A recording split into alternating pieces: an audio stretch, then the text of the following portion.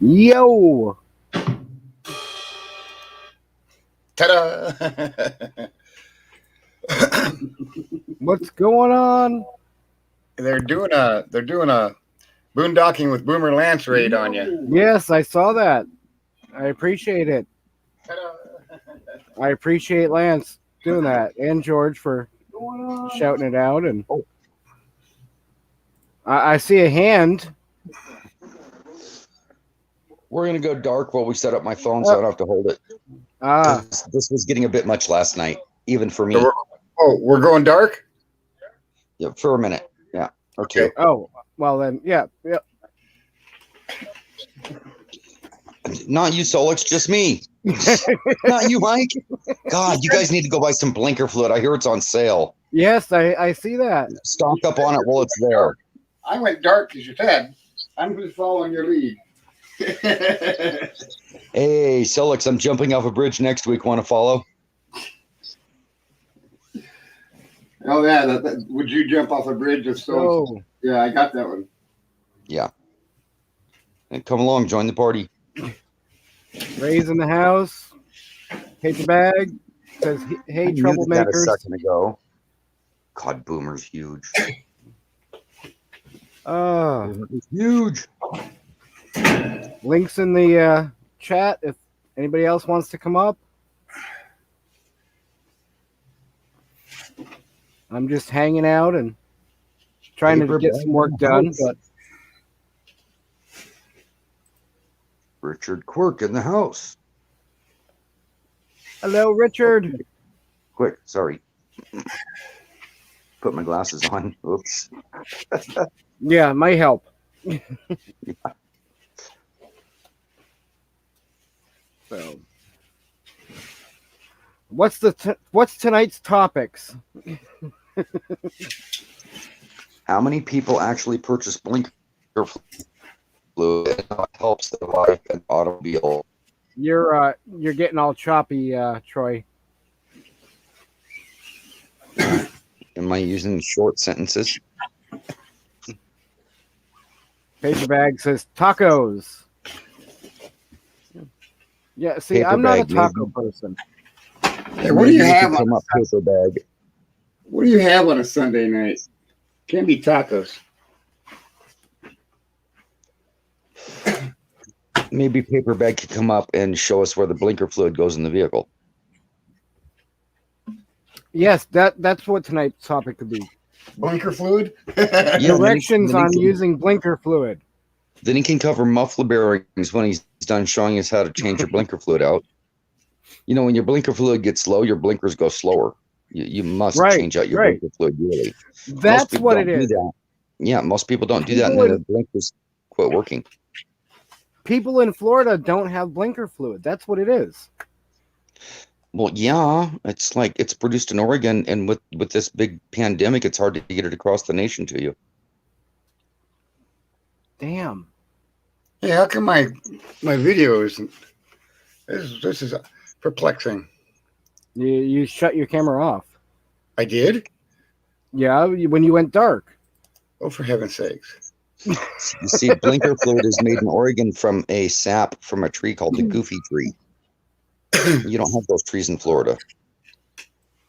Gotcha. All right. So what do we have? 10 in the house.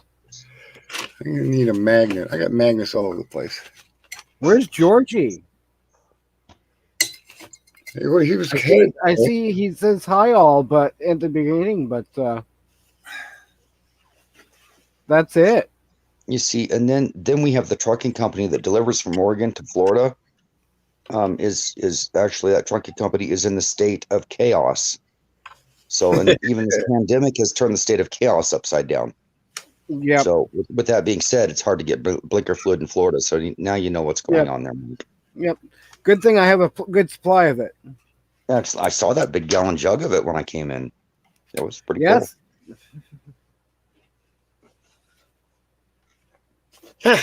All right. You know what they use before blinker fluid? Touching. Okay. Don't touch that. Don't touch that Solux. Solux, do you know what they use before blinker fluid? Uh, Here, white out. I'm not, no, right turn, Clyde.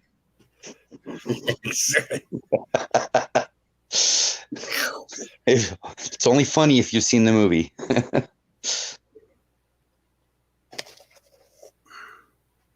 And for those who are wondering, that's the film Every Which Way But Loose, where an orangutan was doing turn signals. Right turn, Say, Clyde. right turn, Clyde. The orangutan and punch somebody out the window. Raymond says urine. Well, you could fill the blinker fluid with that, but Now, if you actually go on YouTube and look up blinker fluid, there is a channel that actually showed how to replace blinker fluid. He took, I believe it was a Mustang he had, and he filled up the clear blinker with water, and it was like half full. And he goes, see, the blinker fluid reservoir is all dirty and it's only half full, and then it causes the blinkers to slow down and they don't work right. And here's what you have to do. And he pulls his plug and drains it out, and he comes back a second later, and the clear lens is full of water now. And he goes, see, that's how you properly change your blinker fluid. And I'm just like, oh wow. He even has thank a you muffler bag. real quick, thank you paper bag for that. I know where Georgie, Dan, and Lance are. Yes. Yeah, I know. They're back behind stage. Yep. Yeah, okay, that's fine, Christine. Welcome. I haven't listened to your message yet. There we go. I did the thumbs up. Sorry, Lance, I have my secret people tell me that one, so I just had to mention it.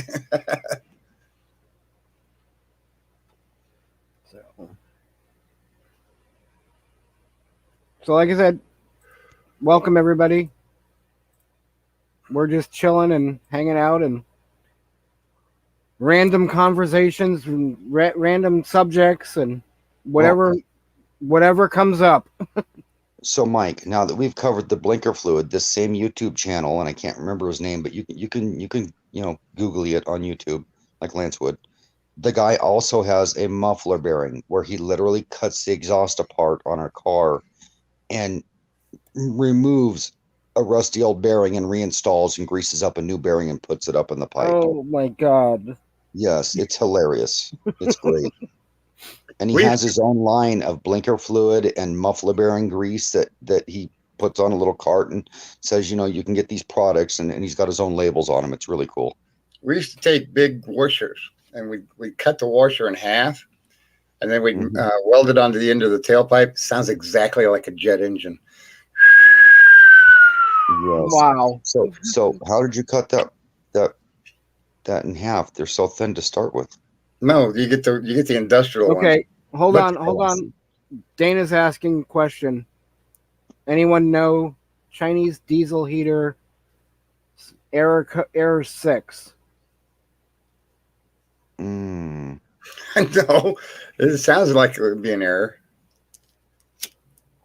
No, I haven't heard of it. Let's YouTube it. Maybe Google it. You Google it real quick, and yes. Ray says, nap time, be right back in a few. Solex Chinese is nominated to represent the Baghead province of Paper Bag Kingdom. Make us proud, Solex. Oh, Sue's in the house real quick. Hi, Mike. Headed off to bed. Wanted to stop in and show my support and give you a thumbs up. Have fun, everyone. Good night, Sue. Thanks for stopping in. We may see you in the morning. You never know. I saw that somebody did a miniature representation of paper bag. I got it. The other day, I walked into a Chinese restaurant and they had it all stacked up on the corner on a table. It was the coolest paper bag community I ever saw. Oh no, Dana. So here's what it is. It's an error code on the Chinese diesel heater. And if you type in your YouTube search, type in Chinese diesel heater error code fix. and it'll show you how to fix it. Chinese diesel heater error code 6. My YouTube just scrambled me. It did. Hey, Sue. Christine. Dana. Of course, Dana. Paper bag. I won't let you down. That's some big shoes to fill, Solix. My internet's being mean. I haven't even decorated mine yet. It's stuck in a vicious loop of not like me. Paper bag says, yeah, there's a video. Tommy's van life has a 1-minute video on it. Maybe paper bag, before you take off, you can drop that link in chat for Dana, maybe. Hey, I'm getting a bend in my hat there. What's going up with that? Fairy dust is in the house. There we go. No problem, no problem. Hey, you made it. So if you have to go to sleep, I'll probably still be here in the morning when you wake.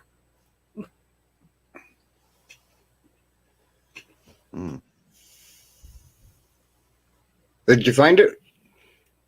They're showing the fan catching up and hanging up on things. Like they're showing one was catching up on the casing, one was catching up on an arm. You literally take it apart and and it shows him prying the fan forward a little bit on the shaft until it spins freely again. I hope that helps. He literally went in with a couple tools, pried the fan forward a little bit, and it spun freely again. Check the fan. So that's the solution. Error code 6 should be clear. He literally, the fan is like moved on the shaft from all the heat and what have you, and the blowing of the air out. It has pushed the fan back on the shaft because it's blowing all that hot air past it, and it's moved on it. And if you pull the fan forward again, it might fix it. That's the first thing I would try. Does that help, Dana?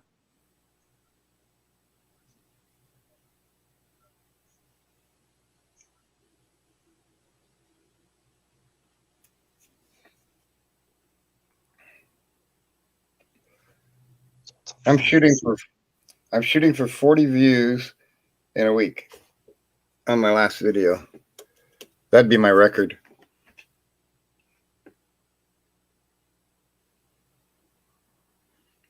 That's what I do. If I can't figure it out, emergency repair procedure number 1. Kick it. Bigger hammer. Bigger hammer. Oh, that's number 3. Kick it, then small hammer, then bigger hammer. Sorry, I'm jumping. Emergency repair procedure number 10. Kick it out the door. Buy a new one. That's right. Okay, I'm thinking about setting up something to hold the phone finally. I pulled my wagon in here last night. It actually... I want to do a video of that. Of what? The 10 emergency repair procedures. Okay, what am I looking for here? Something that will be stable enough to hold that little thing. Nope, not the vacuum cleaner, not a gun case. Oh, I got something. But it's clear across the room over there. A piece of stovepipe, brand new in the package.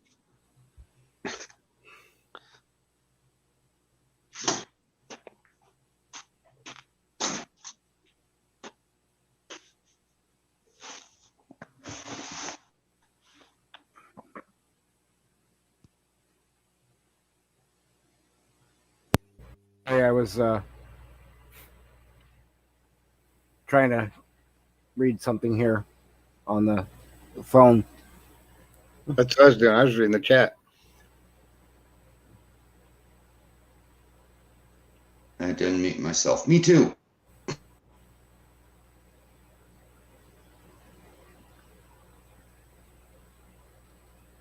Okay, I'm getting. Let me see if I got that right, Fairy Dust. My day roaming may not let me allow to stay up. Did I? I'm reading between the lines on that one. I think I got that one.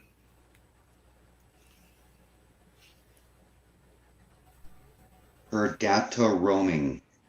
Hurt. Dat. I thought you said day. Maybe it is data. Yes. Yeah. Her day roaming. She's gallivanting around during the day.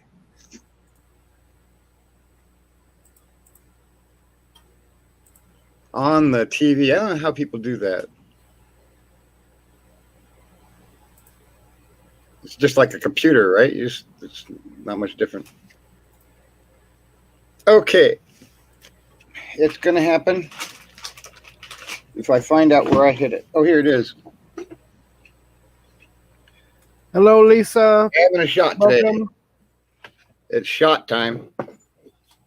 All right. Christine took these pictures, and I want to share. Amaretto. I had a dust in there.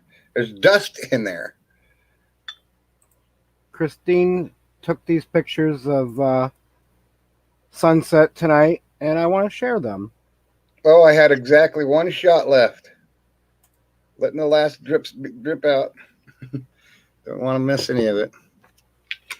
Let's see. Oh, that's beautiful, Christine. I missed the garbage can. Very nice. Oop, wrong way.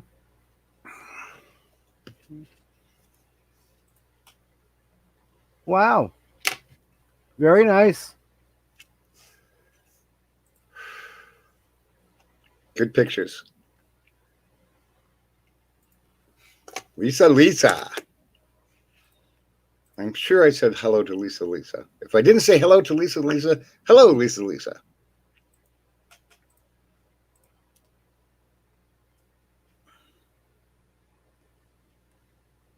All right, no problem. Thanks for watching anyways. So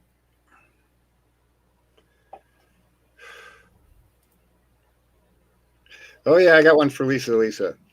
My next purchase is going to be for that I forgot the name. Roto trailer for my e-bike. And I need you to put it together for me because you're the expert.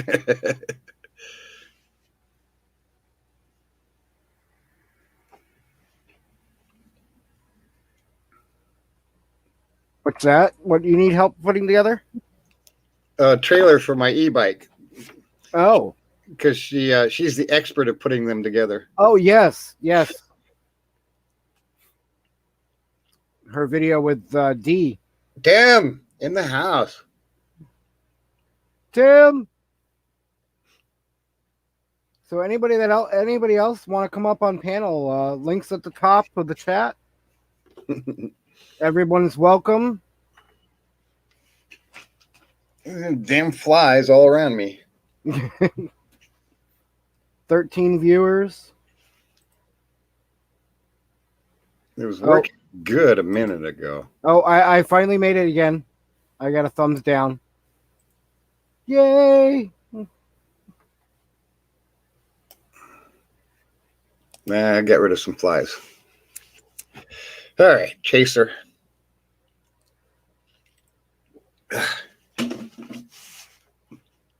See, everyone is like always about thumbs up and needing subs and blah, blah, blah. And I'm like, you know what? I hit my 100 mark plus. I was able to create my custom URL. And I'm in this for fun.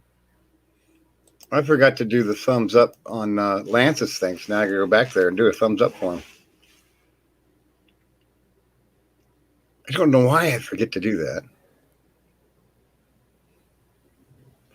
I know. We don't know why. It's just people. I think it's just people being fun. Oh, I missed this. All right. I got my thumbs up for Lance's live last there. I forgot to do it. That's right. I'm only operating on one brain cell here. Well, that's good, Tim. Chaser. Ta-da! Back to the bed. Yeah, well, Christine, it'll get there. Uh-oh, you said that you can't do the SUB word or Google will shut you down. So say, I have 111 followers. They can't ban you for saying followers. I have 111 people rubbing my channel. Rubbing your channel. Yes, Christine, custom URL. You probably have to access it from your laptop, under your channel, under your settings. I can walk you through it. If it's there, it took me a while to get it to show up, and you've been above 100.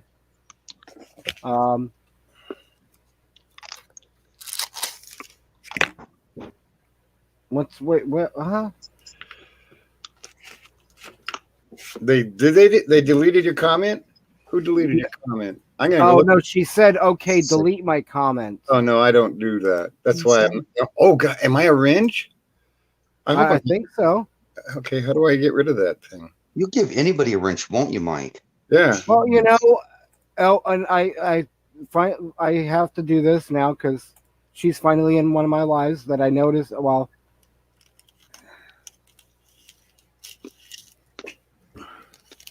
there. I didn't want anybody feeling out. I can't have a wrench. Why? Principle. Why? My What? principles. Because of my principles. Well, you know what? And here's why. Why? It would place me into a position of passing judgment upon my fellow man, and I can't do that. Oh, So, I do have to say, Mike, I read your blinker fluid label, and it says Yep. it's good for up to 8,000 blinks. yes. I did notice that with that brand that it does do almost 8,000 blinks, but they are not good quality blinks. Even though it says super strength, when it gets past about 4,000 blinks, it starts getting dim. Check again, Lisa. So I just wanted to inform you that blinker fluid is not the best brand on the market. It is a bargain brand, and it's great to put in a vehicle you're selling, but I wouldn't put it in my own. Off with my head. So Tim's over there with an axe. Look what I can do. Oh. Pojet. Okay, I can't pronounce this one. But hi, welcome. Projects. Oh, okay. Just Projects? I don't know. Tell Is that you or no? Funky. I can't see it from here. I must make it closer. He says, "Guess who?" Or they say, "Guess who?" Pojotex. Pojotex. Okay. I have no clue. I found an answer finally. Okay, so when Tim and Mo Bang for Your Buck comes up, also Tim. So the first Tim is going to be Timmy. So TIM, time for exploring, Timmy. So that's how we can separate the names. All right, we got this. We got this, Tim. E.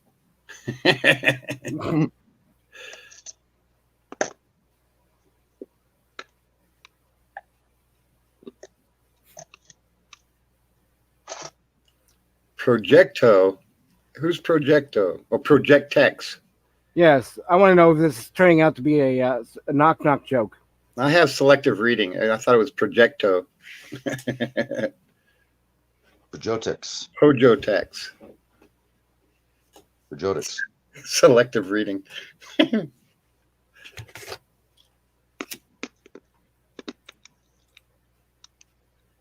I hope I'm not stepping on anybody's toes. Mike knows me. So I got my GoPro on my electric bike. I'm ready to go. As soon as it stops raining and the sun comes out. Oh, I have to go visit my friend here real quick. She's doing a live. Soft rock is awesome.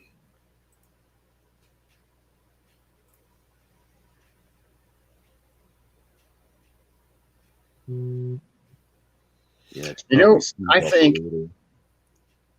you see that's interesting because you see pictures and videos of beautiful landscapes and nature, and the real truth of the matter is nature is a violent criminal. And if you have a violent criminal, or not criminal, nature is a violent element. And if you have a violent element, use rock and roll.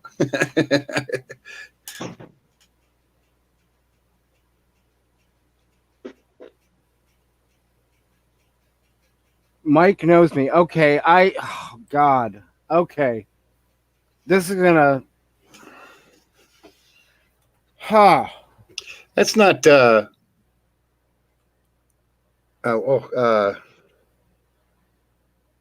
Van Life Rocks van, is it? It looks like Van Life Rocks van. It does, but But there's so many of them out there. there's yeah, exactly. There's so many vans out there now, and yeah, this has me stumped. How The do I first know thing you? You've made it. There'll be many more things like this. Say in chat. How is it that I know you? Because I'm gonna kick myself when I find out. I'm sure, but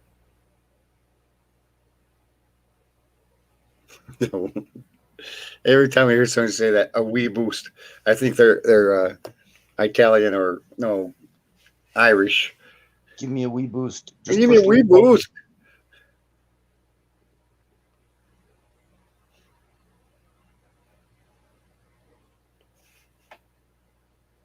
is it no? No, because it's not paper bag. Because he's got his Jeep, and his Jeep's dark colored. I'm trying to make some sort of pun out of the word, and I'm struggling. I'm reaching at straws here.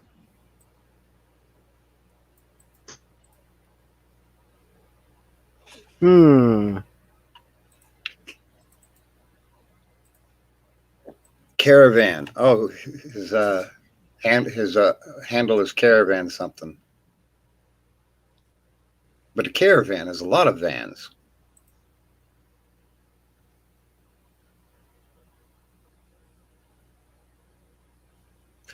Nope, my brain is mush. I already had a sip of this stuff, so I can't figure it out. I haven't had enough coffee yet.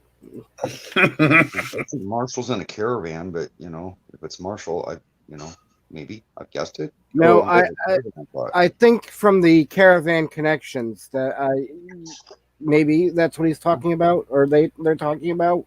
V, it's a man because Mike doesn't know women. What? I'm just saying. He snaps a couple pictures. They're all, honey, he was taking pictures of me. Let's get out of here. He won't stop. Three-quarters of my friends are female. It's just how I've always been like that. I don't mean to make you defensive. It was No. And I was only having fun. No, yeah, you're defending yourself. Womanless man. Yeah, I don't know, Christine. Richard Quick is here. I have not made the men's meetup caravan yet, so that's not it. Oh, RC. Thank you. Ron. Okay, now I know. So that's Ron? No. Do you mind if I say RC? I'll let you tell me if you want me to say. Oh, it's yeah, we got it, Tim. It's Timmy. That's what I used to call him. No, it's not Ron RC. Ron C. That's it. That's what I thought. That's exactly what I thought, Tim. Nope. Now I know.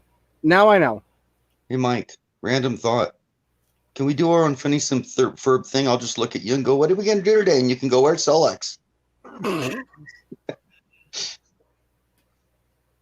I'll wait for him to respond to that to have me let all you know who it is or not. Yes, okay. That, people, is Paperbag's father. Aha! So Uh-huh. Yeah, we got to watch you eat a. What are those And things? What are Dinty those Moore, things you like? COVID. Those indestructible cakes. A Twinkie. Twinkie, yeah. We saw Yep. RC eat a Twinkie. Excuse me. thank you for stopping in, by the way, RC. I have not been able to get over to the caravan connections yet lately, so. But I have to turn this heat down. I'll be right back. Turn the heat down. I see. That's the benefit of a small enclosed place and those heater buddies. It doesn't take a whole lot of energy to heat that small space up. Yeah, it's not a heater buddy right now, but A buddy heater. it's just a small electric heater.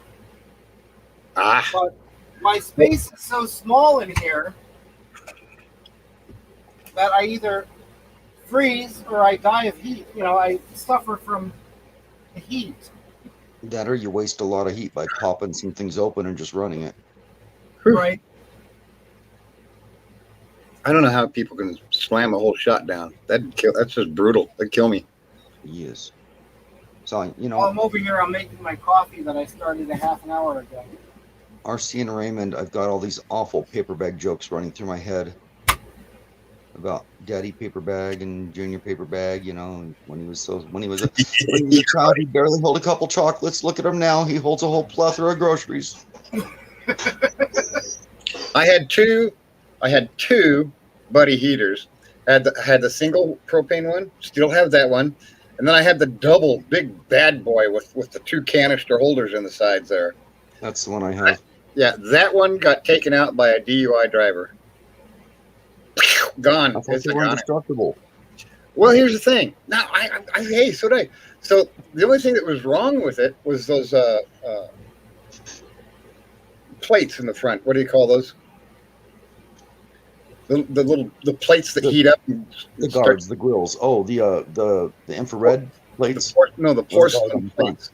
Right, the little clay plates that are in the front. Yeah. Okay, they cracked them. Both of those are cracked. So I looked it up. You can't get replacement plates. No. Not cheaper to buy another. I know. Christian. I'm going to mute this. Okay. Oh, Laura, that's all right. Nobody else really saw it either. Come up for a notification that I was going live. I had scheduled it like 20 minutes out, and so I have to figure out what I'm doing wrong with that. But welcome. Thanks for stopping in. I've heard of the name Quick, but I don't know what Quick does. I use Handbrake to get my things in the proper format. Handbrake's fast. What are we talking about? I went off to make coffee and. Well, Lisa and Christina are talking about intros to their channels and things like that. Oh, And I finally got somebody's attention and brought him to the door so he can say, Hi, Dana, and what's her name? Bernay, Bernay. Fairy Dust. Yes. hi, Christian. Hey, That's Mike. hey, Mike. Waiting for Solix to chime in. I said howdy. Oh, Oh, hey. said howdy, I didn't hear him. Sorry, sorry about that. I'm Rude, you're Christian, and Solix and Mike. RC, there is a link pinned to the top of the chat, and that's how. And if you're not seeing it, I can drop it again. Handbrake. Oh, I can't even get my handbrake up because it's stupid.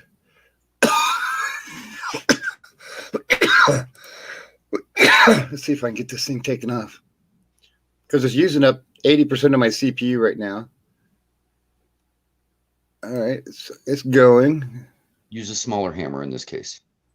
Yeah, it's a game called Galaxy Quest or something like that. It's back in the day before internet. All right, I just dropped it again. Oh, Galaxy Civilization is what it's called. You don't have to have the internet to play it. I love that kind of a PC games. Lisa. I want to get Battle Chess. They used to have Battle Chess before the internet. Yeah, called Handbrake, one word. Picture of a margarita with a pineapple next to it is their icon. And it's free. Handbrake's free.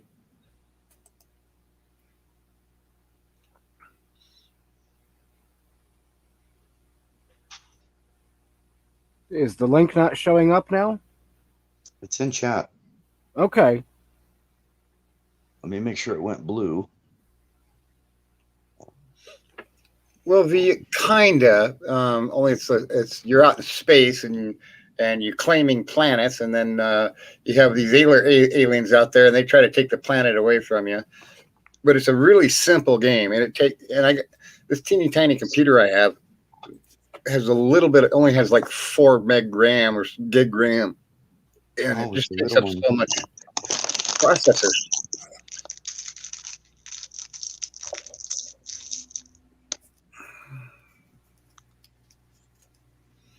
Solex, is that like Game of Risk? Yeah, that's what I just explained. Okay, I'm trying to catch up to chat. Sorry. Galaxy Risk.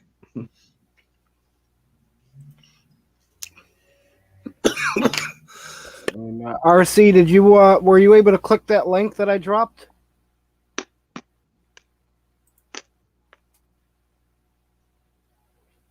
So, hey Dana, do you have a second and good enough internet to come up? Because I wanted to see your diesel heater if I could look at it, and because they showed like splitting the case on it and opening it up, and then literally prying the heater fan forward on the shaft, causing it to not rub something so it would turn correctly. Is what they showed. It'd be best if she saw that video. That's instructive. Yeah. Wow, instructive videos on YouTube. Yeah, I don't think I'm wondering the same thing. Solex, did you get to ride your bike today? No, raining.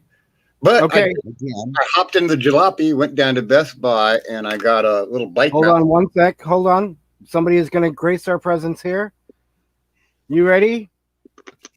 We are. Alrighty. Hello, RC. There he is. Get your bag on. Get your bag on, Papa. Yeah. Well, I don't have a bag. You don't roll like That's all right. Junior, huh? You're beautiful without one. I got rid of my own bag. That's all right. You're beautiful without one. So you're saying if I put up bag lady in the contest with your son, I probably won't win? He doesn't want a bag lady? So how's it been going for you, RC? It's all right. Yeah. Did you get everything Yeah. straightened out yet, or Huh? did you get stuff straightened out, or slowly getting there, or? Yeah. Okay. Well, it's been a while since I've talked with you, so Yeah, we're gonna hit the road in about 8 more days. nice. Yeah, I don't know. I'm looking for another place to hang out. The caravan thing is just, Yeah. I get, I put my hand up and they call me and somebody else jumps in on top of me. And I don't give a chance to say what I want to say. Right. And then, it's like tonight I was talking to Robert and we got to talk about barbecue, and I told him that my barbecued ribs would knock the socks off of his barbecued ribs, and he didn't like that, so he muted me. Wow. So I So just childish. left. Huh? So childish. Yeah, really. Hell, I was ready to have a cook-off with him. But he, Defensive. The rib argument yeah, only works when you're talking Adam and Eve, and the male looks at the woman and goes, "My ribs are better than yours. Your ribs were made with mine."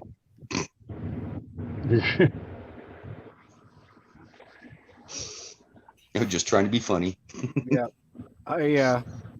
I think a lot well, of you know what? what's that? You know how a woman came about? The word woman? Yeah, I do. Whoa, man. Yeah, that's when God made woman, Adam stepped back and said, "Whoa, man." I think a lot of us are starting to feel. I can't speak for everyone in that community over there, that side, but there's a few of us that are feeling like when people try, like Christine just said, people try to ask a question, and chat is so saturated you get skipped, and yeah, and I was starting to feel it as well, and It's just different. Everybody has their own personality, and you have to go with that. I mean, you're not going to change anybody. I'm not going to change anybody. right, And you just need to accept them for what they are. right. And Personalities are people, huh? personalities are sometimes like opinions. Everyone has one, and Yeah, I know what you mean. Opinions are like assholes. To it. Everybody's got well, one. Yep, that too. Some stink, Yep. some more than others, but I get cut off a lot of times. A lot of times I get cut off by people because I'm not bragging or anything, but I do know a lot. I'm 70 years old, and I've been around, and I get to talking to these guys, and they, I don't know, a lot of them think I'm lying, when I tell them about things. But I Hey, have the proof, Is that the shirt your son got you? Yeah. Yeah. All right. Yeah, I saw him get that shirt for you. Nice. I think it's Nope, not here. backwards or something now, isn't it? Oh, I see it right. I see it Sure. right. Well, unless I'm backwards. It looks right to me. Huh? NOPES. Yep, Are you it's seeing it coming out right. Yep. Okay. Yeah, RC, we were having a discussion last night of how a lot of the smaller chats are, people can get more involved in them. There's a lot more information that's useful going on around in them. They're not just entertainment, and we enjoy them a lot for that. Yeah. I mean, last night, this morning, we covered, the past few lives I've done, and George as well. It's a wide variety of topics, and small chat.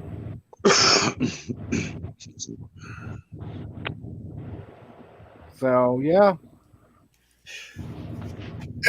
So, got something to tell you. Yeah, I've been up here and listened to you guys before. I Well, was on thank your you. 6-hour show the other night. I was just sitting there listening. Oh, well, thank you. So So sorry, Solix, you had something to say? Sorry. Yeah, RVing with G is in the house. Yeah, and he's not coming up. He's avoiding me. Actually, it was his information on Lance's live that you were going live.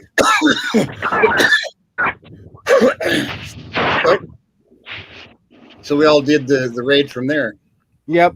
Yeah, I saw that, and I appreciated. yeah. There he forgot. is. I forgot really quick. This is a raid from Lance for me. Boondocking Boomer raid. Sorry. No, not a problem. Hey, we're raiding you. This is Lance's raid coming in. Now you were back in the green room for how long? Well, there was a questionable individual I wanted to have a little chat with. Ah. Long time no see. So, for those that don't know, RC here is Paper Bag's father. Paper bag nomad dad's father. Yeah. Well, hello, big guest star here. Wow, I thought he looked familiar. I only ever saw him eating a Twinkie. That's all I ever saw. Yeah. Hey, So that's my comment there. Yeah, my neighbors, I didn't know. So the one's 89, he's turning 90 on Saturday, and the other one's 91. He'll turn 92 in September though. And he says, "Yeah, slow down so I can catch up to you, you know." They're a year and a half apart, you know. But 90 years old, folks. Man. Do they still get out right? Oh yeah, that guy, dude. I look over and it's 7 a.m. and he's gone. He has a trailer. He went in the mountains last 2 weeks ago, got snowed in and got stuck. He had to call 911. Going, No. dude, you're 92 years old. He says, no, I'm 91. I said, still, you're out here doing this shit. He's That got is an 18. Yeah, he's a baller. He's a baller. that is a I goal. would put him up against any two of us, maybe three. He has yeah. set the goal line there, Georgie. Yeah, goal line. Nice elbow. Yeah. No, I hoped, one, to get to be 70. Okay. Two, anything beyond that's free living, because my parents too. My dad was 67. My brother was 67. My mother was 57. Yeah. My parents died early. They died in their 90s. Yeah. I hope to. Dude. Well, you're 100 and what now, My right? dad. I'm not sure. I was trying to work on that with Lance. Lance found some information about me and says we live in all times simultaneously. We people from the planet Tralfamador. Yeah. So I haven't got a clue. Right. Thank you, George. You reminded me it's time to call my grandmother again. She's in her 90s, and I talk to her Wow. every month, once a month. Wow. so RC, what are we drinking tonight? I see you sipping on something. My That's the wrong vape. way. Oh, okay. Taking some bong hits, dude. Yeah. Dana says, Take I it wanna easy be on able- that stuff. He's drinking the bong water. Oh no. Look at that. Smoky dog. So did your boy figure out what kind of collaborations you guys are gonna do? Oh, I think we lost you there for a sec. Richard Quick needs to get to 91 Richard. so he can get the age of both his parents. 94. Yeah. 94, right? Yeah. So mom and dad was 42 and 52. Wow. See? Wow. Golden, baby. Golden. Way to go, Richard. Way to go, buddy. Early 50, 60. Yep. Yeah. Well, I was 55 when my dad gave me life. Keep Did I say that right? He was 55 when I was born. All the above. RC, tired. you're muted. Oh, there you go. I was just gonna say you muted for some reason, but Anyway, I was going to tell you, my dad, 96. Wow. My mom was 92. My Yeah. aunt was 92. Oh. We all, the ones of us that lived right, lived long. Yeah. My father's pushing 80. The dementia has gotten so bad that we can put the same movie on for him every day. And he says, "Oh, I've been meaning to watch that one. Thank you." Oh, dang. Sorry, man. Luckily, my sister's taking the load on this one. He's with her right now. Wow. I've done my share for the family of people that get old. It's my turn to relax. My dad was born in 1918, so he went through the Depression, and his dad died when he was 9, and he had 7 sisters. So he grew up real fast. So one of my aunts was 98, and last I saw her, I said, "Oh, you're gonna hang on to 100." She goes, "Why the hell would I do that?" Yeah, and she passed at 98, almost 99 years old. That's a long time. People that are old, they've seen it all, man. They have seen it all. That's My true. goal is to never die. Honestly, Love it. Love it. V and fairy dust. It's the dementia's not that bad I'm with on- my dad. It's just all the drooling we can't handle. there's your beautiful face. Yeah. Mike, move me over. That way. Let's put her in the middle. I'll share. There I we love go. the air tonight. There we go. Yeah, Just being in the middle. share. Now just stand up and be part of Solex's. You know, No, not tonight. Maybe last night. Not tonight, dear. Do you feel something scratching your head? But if she stood up, Solex's hair would be another foot longer. Right? Right. That's oh my crazy. God, I got 4 years into my hair so far. I think about Holy! What? Grandmother was 103, 104. Wow. My Oh, mom great grandmother. Yeah. Dad was 50. Mom was 62, but Oh, Wow. my brother was 40. So it goes. Wow. Yeah. well, Laura, I hope it starts going back up. Please. Yes, please. Solex. You had long hair for a minute. Yeah. Okay, real quick. Tim's taking off, I think. He's on the couch. Bye, If we don't Timmy. hear- If we don't hear from you, Tim, thanks for stopping in. Night. Take care, Tim. We understand it's all the stress from the key thing last night. Oh, gosh. Breaking and entering. Yes, in your own home. Henry.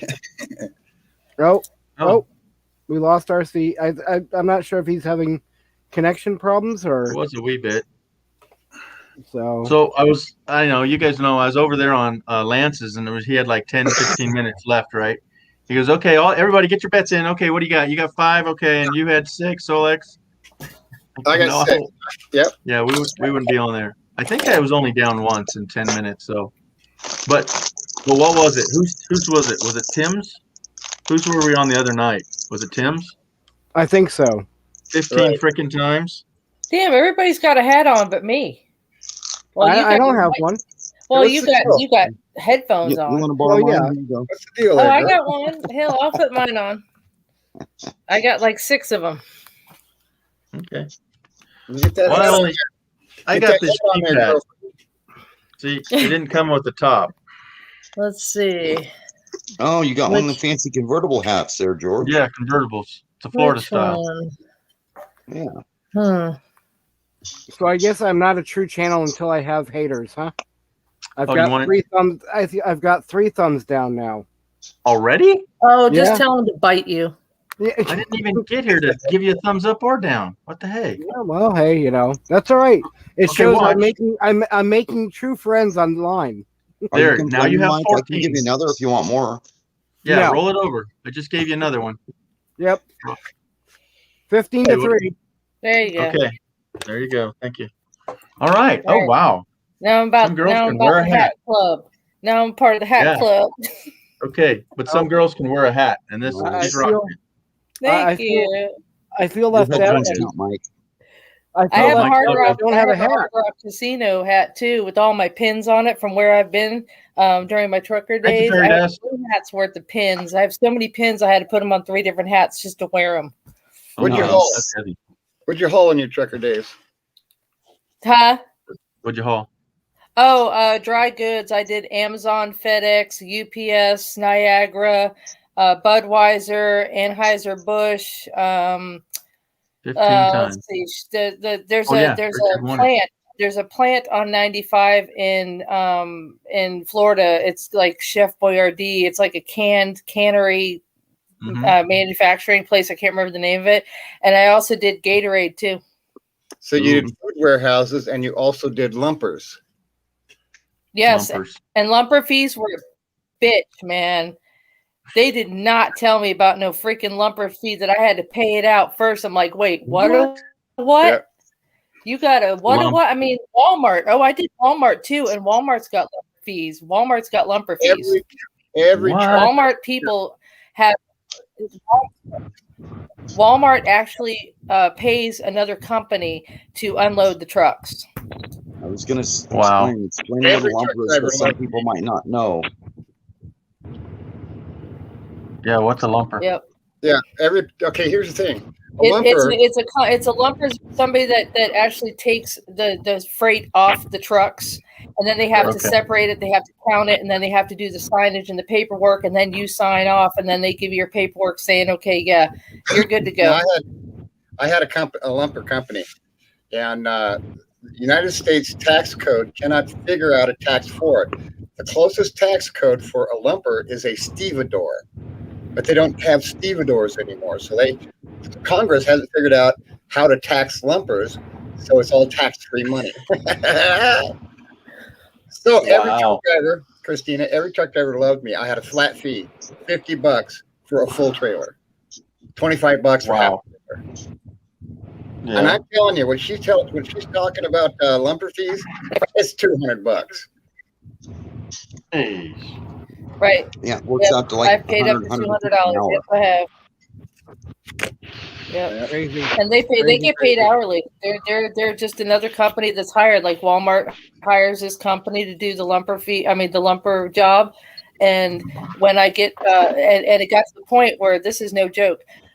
In some Walmarts that I have delivered to up north, like Indiana, Illinois, somewhere in there, what they do is when you get to the gate, the guard shack, they tell you, okay, I want you to go park over here and then detach. And then our people are going to come get it and park it and dock it.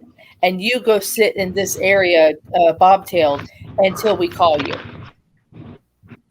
Hey, Yeah. Chris. And It's some like- companies won't allow the driver to be the lumper either. You have to hire them no matter what. Right.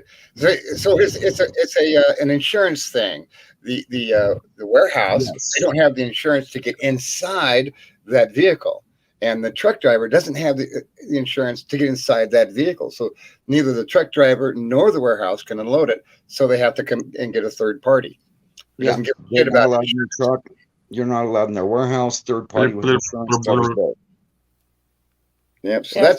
that's how it came about. Now some lumper companies, they pay their employees below minimum wage. And because I wasn't paying taxes, I had this extra money, and so I raised my lumpers fees more than all the other competitors, and it really kicked them off because my competitors' lumpers were leaving them and coming over and working for me. Yes, that's how to do it. That's how you Christine. do it. Just Christine. keep your dirty little secret to I yourself. didn't hear any of so that. people don't get in of it. Yes.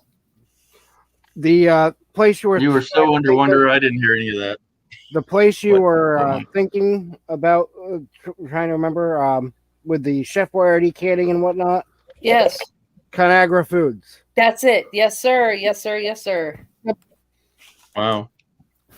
Tyson. It's I right wrote- down there. I sent them an email a few years back when they changed the sauce for the cheese ravioli. Man, what are you thinking Disgusting of? now. It's disgusting now, and they've responded back and they apologized, and sent me all kinds of coupons, and Oh yeah. so. Coupons for what? Their new sauce? Well, no, other products that they put out. Oh, Because okay. it's not just Chef Boyardee, it's all kinds of. So Yeah. it was an apology with an upsell. Yeah, Yeah, and a thank you, but we don't. Here's something you won't like either. Yeah, try more of our junky food, right? They, Yeah. they recently We did had that this- with Pizza we had Bites. Sometimes the warehouse will refuse a load if the load isn't proper. I'm getting Yep. feedback. Anyway, so we had this Swift driver, and he had a bunch of Pillsbury popping Oh, fresh God. dough, those little tubes, and they Exactly. refused to load. Feel you, girl. So he drove his trailer over to the truck stop, dropped the trailer, and left. A week later, his trailer was in a balloon of oozing goo. Yep, What was in it? Oh my god! Pillsbury popping fresh dough. Oh my goodness. You be popping, yo. Oh, He be he popping. dropped his trailer. It popped and went, and it was like like that movie, the Blob. There was little Oh, blobs my coming out of God. little corners everywhere. Oh my No God. way. Yeah, That's wow. his- That'd be so cool. Well, that's a Swift driver for you. well, if they refuse to load, they have to get rid of it. And what are they going to do? What do? You You know, throw it there has been a time where I went to a Publix down in Miami, a Publix, and it was the warehouse, and it was the weirdest setup. And what they had me do was I signed in at the guard shack, but they wanted me to drive all the way around to the back of the building and sit parallel to the back of their building and on a dirt road of some kind. And then they took my cell phone number and they said, "We'll call you when your dock is ready." I said, "No, bitch, I had an appointment at 3:45 and it's 3:30. I'm not going to sit back there until you call me. So either you put me in a dock or I'm going to drop this shit right the hell here." How's that? Now that's the thing. The reason why I like hearing about this, and I've engaged Christine on her truck driving, is this: truck drivers have some of the most interesting stories. Oh, yeah, I could write a Yes. book. I know. You should. And some But of the them got thing on is- with the But sailor the blood. thing is, there's so I did 3 years, I did 550,000 miles, and there's so much content that it just flows out of me. But yet, when I have to put it into a format, it just I can't get it into a put my ducks in a row to this happened first, this happened second, this happened. I still have 3 books of all my drops and loads, all of them, every single one of them. I've got Did you 3 drive big a- books of them. Did you drive a Kenworth or a Peterbilt? No, Freightliner. A Freightliner. Yeah. I have one thing to say about that, Christine, is I know some people that find it helpful if while they're spewing everything out, just take a little voice recorder or something or your phone and just record it all and then go back and listen to it and then try and write it that way maybe. Yeah, I could probably do that. And then the other thing I wanted to add to that too was because of course everybody that's civilianized and really doesn't have this kind of job or know anything about this industry, the only thing I can tell them is, look, I got paid to see the world, but I didn't see it from the way I wanted to see it, but at least I Right. got introduced to it. So when I have time off, I can actually go see, and I have a bucket list like 10 miles to this day still. So Yeah. I've got over 6,000 pictures. I had to get a 2 terabyte SD card and put all the pictures on that, take it out of my phone, and then put a new one in just to have a regular phone. Yeah, I'm doing that now. Are you really? My phone was so full the other day that I could have swore that I saw the guy that stole my trailer tire had another trailer on it, and I couldn't take the picture because my phone was so full. And they said, "Oh yeah, just manage your photos, delete some." I'm doing 70 miles an hour. I couldn't delete any. I deleted like 6 or 8, but it didn't matter. He has one, and it didn't matter. I Oh, still couldn't see take a that. picture. Yep. I see 2 terabytes. that. Yep. So this is And the 500. thing is, I put them in on my SD card. I don't have them on my internal memory or whatever, you know what I mean? The phone memory. Right. I have it on the Right. SD card. So the SD card was so freaking full. It was like, sorry, dude, I don't know what to tell you. You're going to have to do something about it. So I had to go into a T-Mobile store, tell him my little story. And he goes, okay, I can hook you up right now, but it's going to cost you $100. So it'll be $10 a month for about, 12 months. I go, hey, no problem. Just set me up, man. So it took over 4 hours for him to transfer everything that I have, having to put the phone side by side. Oh my God, it was awful. It was. I was like, I kept calling because I was with my friend. I kept calling from her phone, going, "Is my phone ready yet? Is my phone ready yet? Is my phone ready yet?" I love that, V. I love that. That's Mike. Is that like the real deal right there? See you in 6 hours. Oh, yep. See, Georgie, that was a 500 megabyte. good night. That little dinky thing. Yeah. Did you see that? I saw that. I didn't How did believe you you. see that? That little dinky thing's Mwah. 500. Holy Thank you for coming guac! in. What'd that set you back? 400. 17 bucks. Oh, for God's What sake! is that? And it plugs What is into my phone. $400 for 2 terabytes, and I could have had 4 of those for less than a quarter of this. Yeah. And that's Damn. why we keep telling you to take that hard drive back. Hold on. Everybody Yes, say sir. night to V. I know. Good night, V. Dee. Miss you, V. Love you a long time. Right back. So, real quick, RC, do you have anything to you want to say? Contribute. Is he just chilling? I think he's Unless you're sleeping. just chilling, that's fine. Yeah. Oh, I didn't even get. Oh. Hey, this is what I get for you, Georgie. Yeah. Every time you go out. Yeah. Hang on, I'm just getting her set up here for you. He's So gonna share. when you're about ready to go, I do this. And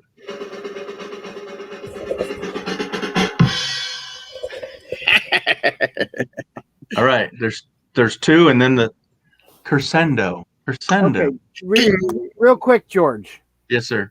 Okay, so RC is still showing in the basement here, but it says it's got a little grayed out triangle, Yeah.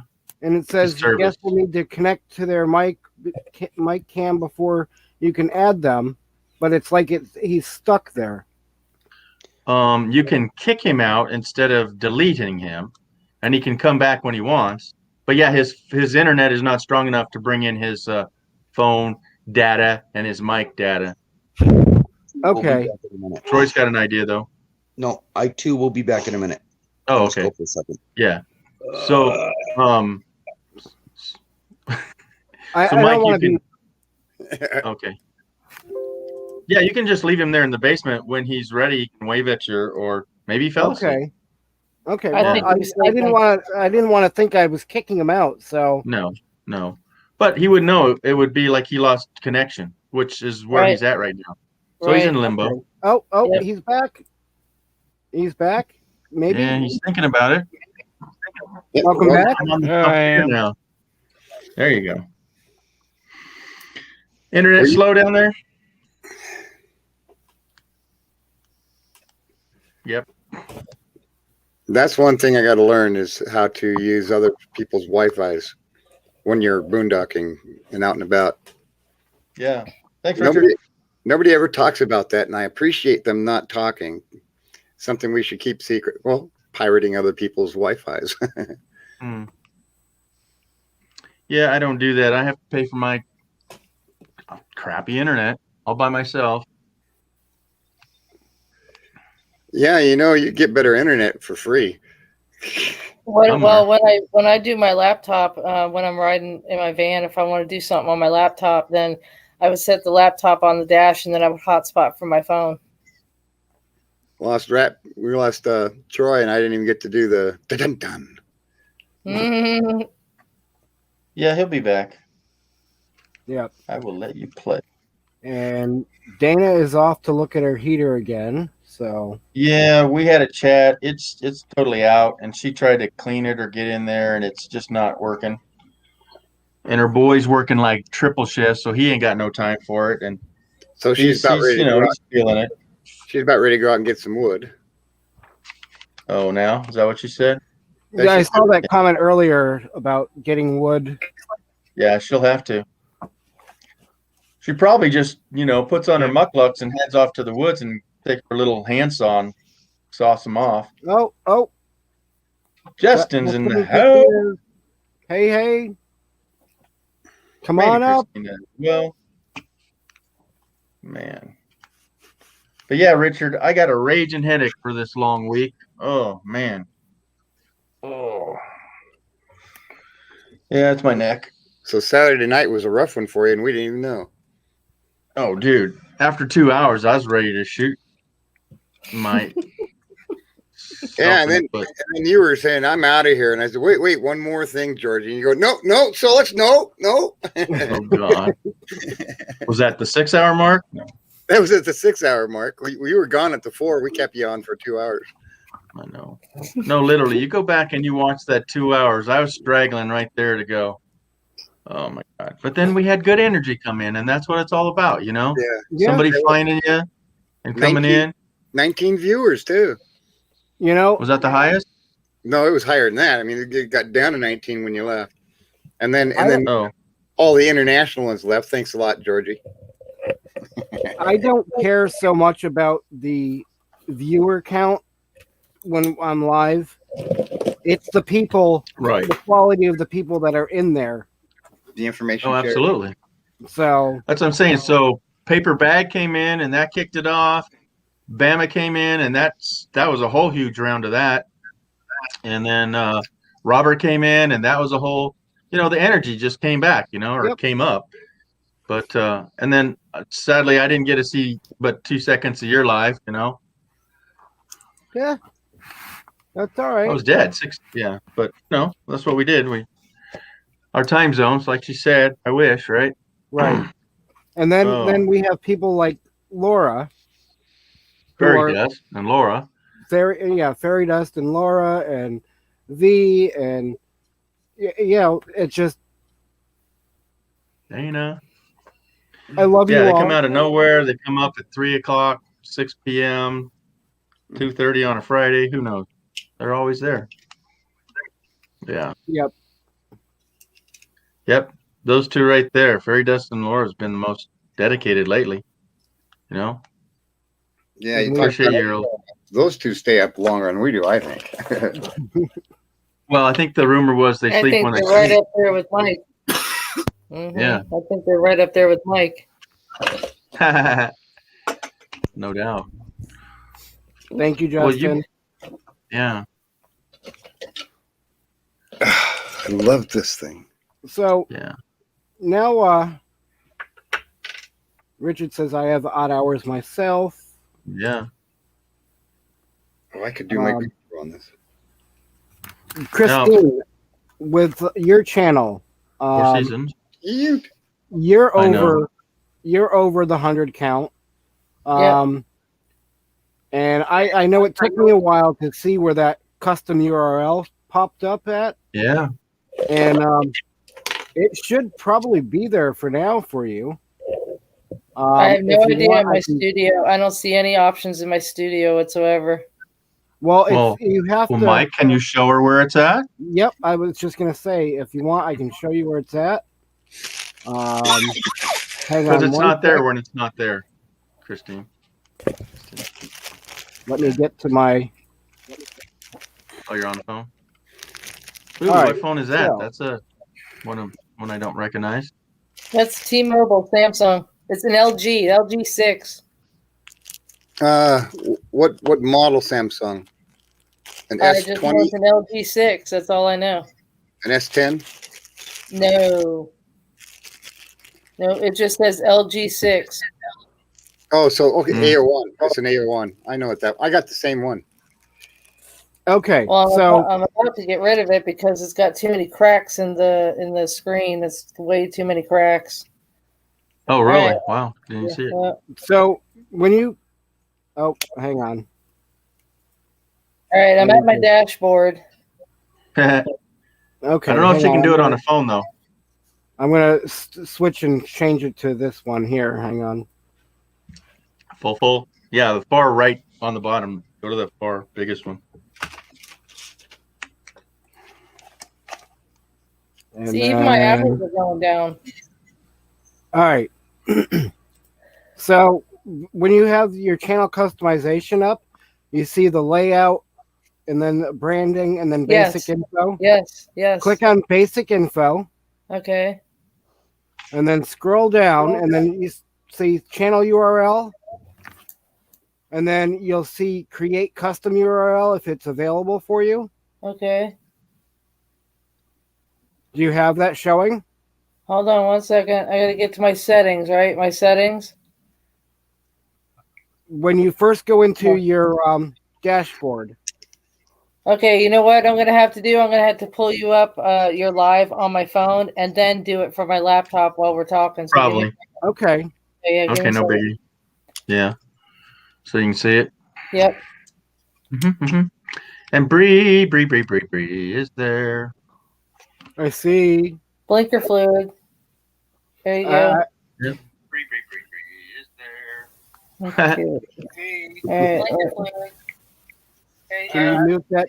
Can you mute that Someone tab please though? remind me who the gentleman is on the bottom left. That is Paper Bag Nomads Papa. Papa Paper. That's Papa a good one. bag. Papa bag. Don't Papa. call me Papa. It's in the chat, buddy. He doesn't. That- Busted. He doesn't like that. Ah, He doesn't like us calling you that, or he doesn't like Papa. He doesn't The like word. the Papa part. I think Oh. it's because all my grandkids call me Papa. Oh, Yeah. they stole you away from him. No, Gotcha. Oh, we threw all of them away. well, that was later. We did. We blocked everybody. All right. So, what? Give us something that might work with this paper bag. RC Sir? is what I know him by. RC baggy. Well, just RC. All right. So, RC, I but you're just- going by something I else on the screen. Right. Yeah. Well, on my phone it comes up as Pojo Text. When I'm Okay. on Zoom or Facebook or something, it comes up as RC Miller. Okay. There we go. Okay.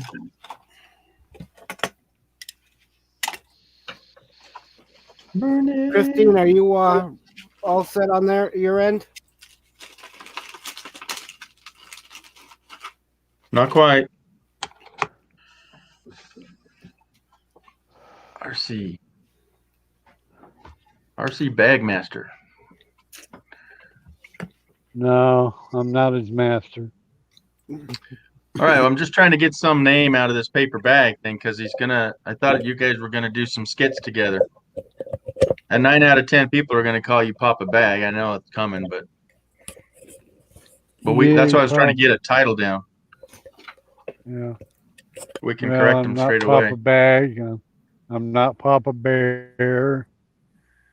So, Yeah. Yeah. So I'm glad you shared that because we want to be done with the Papa part. So if you can, what have you guys come up with a name for your, or you're not wanting to do it? He was saying you might guys do something together, like you do show up, visit him. It could happen. Okay. Don't Well, know. we'll worry about it then. Yeah. It's all a Right. surprise. All right. Good. It'll Okay. be a surprise. Okay. Good. Yeah. So her phone dropped her, huh? I think so. What are you doing there, Soli? More flies? Yeah, I know. Bree, I agree with you. I hate surprises, but Oh my God. sometimes they're the best. What do you mean? Like with What do you Marshall. mean you hate surprises? You better get used to me then. Yeah. Somebody else I'm has full us of in surprises. suspense.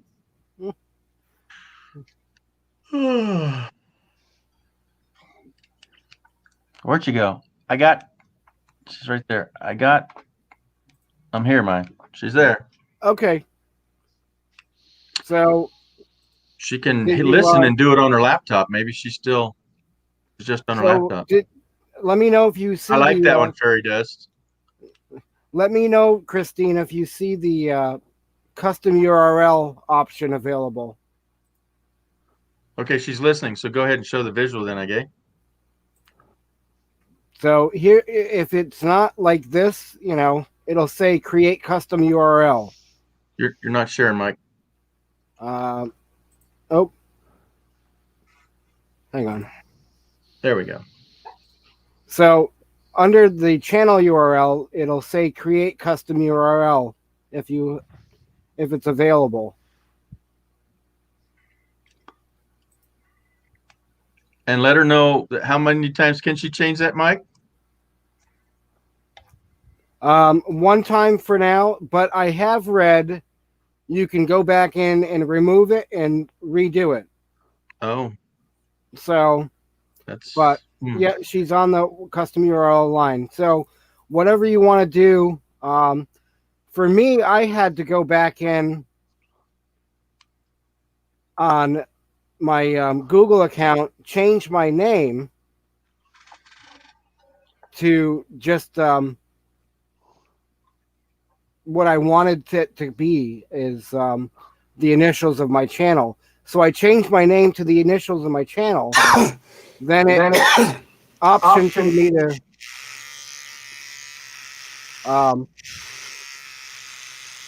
showed me the options for either the name with my initials or my initials plus adding characters. But with you, I would think with the Christine's Four Seasons, that should be good. All right.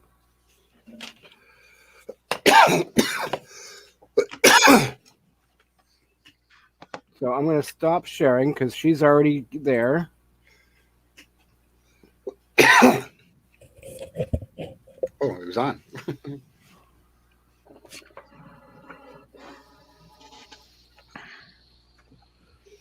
Troy lost internet? All right. What do we got? What do we see here? It's just completely mental.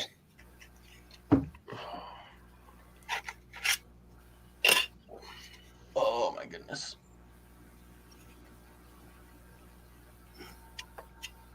Yeah, Christine, if you're happy with that top option, with just the Christine's Four Seasons, then yeah, go back to the top of the page and there's an option publish or save or something like that.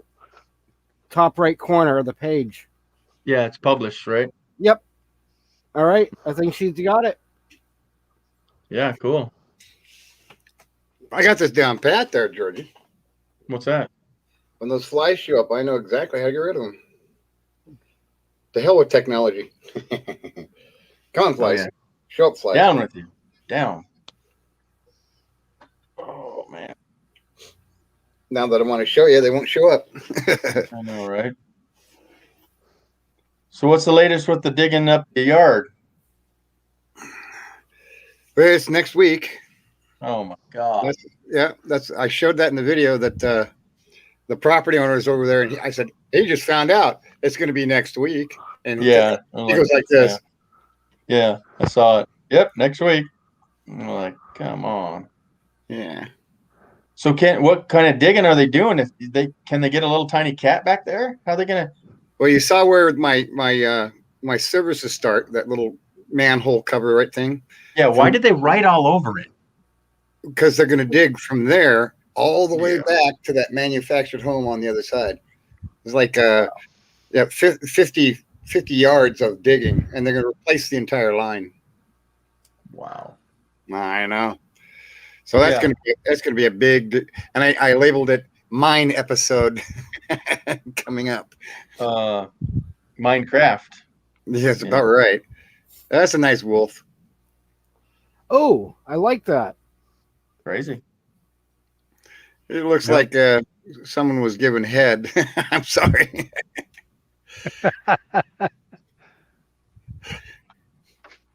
So, are they going to replace your cherry tree or whatever, or was it an apple tree?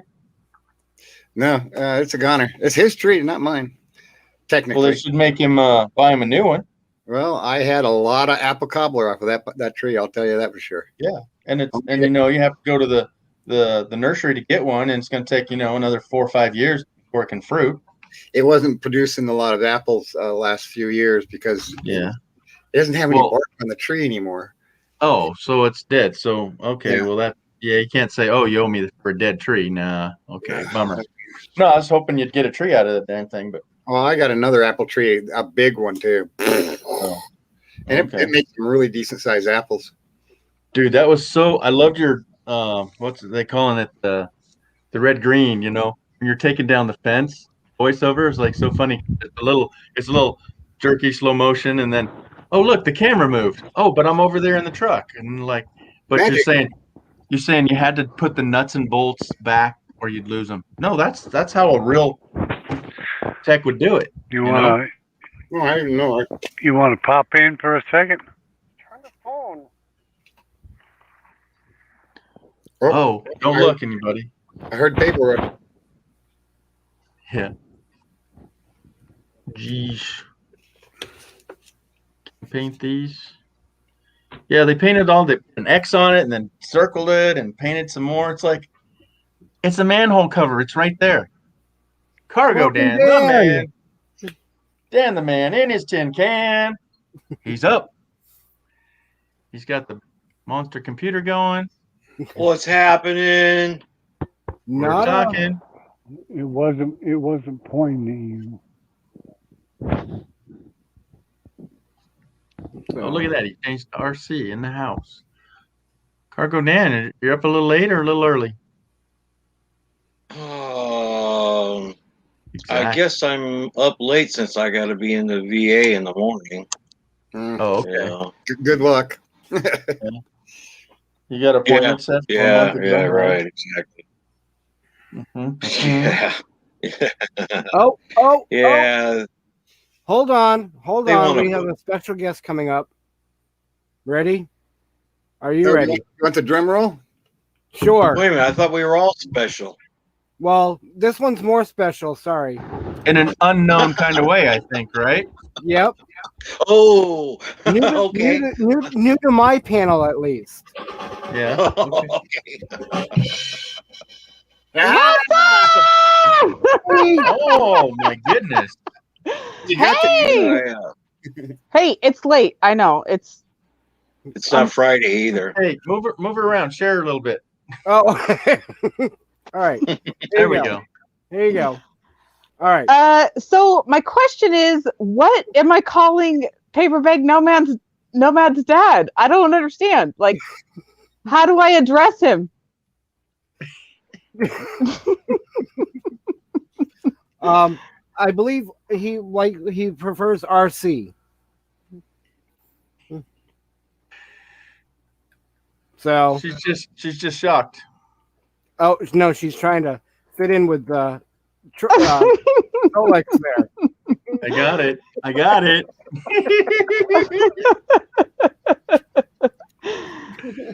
Oh yeah. Wow. So, like, sit down. Oh, look at your hair. Look at your hair, Solik. I know it was perfect. It was like going down there. Yes, we match. So how long is your hair, Bree? How long Hey, is your hair? Solix, I think I like So it was her longer? better as the head. Probably Solix is longer. Yeah. Me too. Yeah, make yours longer though. Ah! There it is. Down in front. I'm gross. It's late. Okay. No, Bye. no, you're not. Whatever. Oof, No, that- let me know. What? Oh, come on. Get back up here. Come on back up. Come on. You ruined the rotation, man. Gee.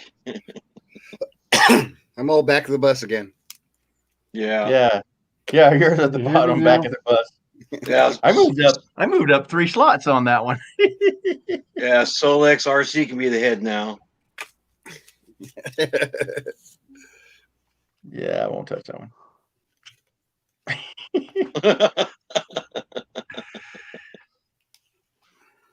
Dan, tell us what you did today. Tried to make repairs to the pontoon from yesterday, and Got rid of the flies. yeah, Pontoon.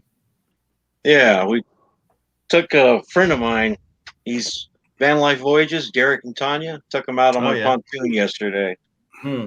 And took the captain's seat out so that I made room for his wheelchair Oh, nice. Hmm. and let him drive it. It's been several years since he's been on a boat, so yeah. Cool. And we had a great time. You need to go over and check out his channel. Did you have to put a lift on that so I can get easier to the? No, we actually, I found him over at Crazy Horse Ranch on the dock over there and did a wheelie into the boat, tied up the boat real good.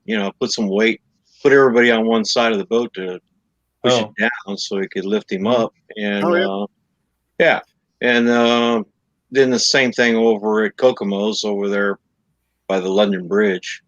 And I asked people that were walking by, "Hey, give me a hand."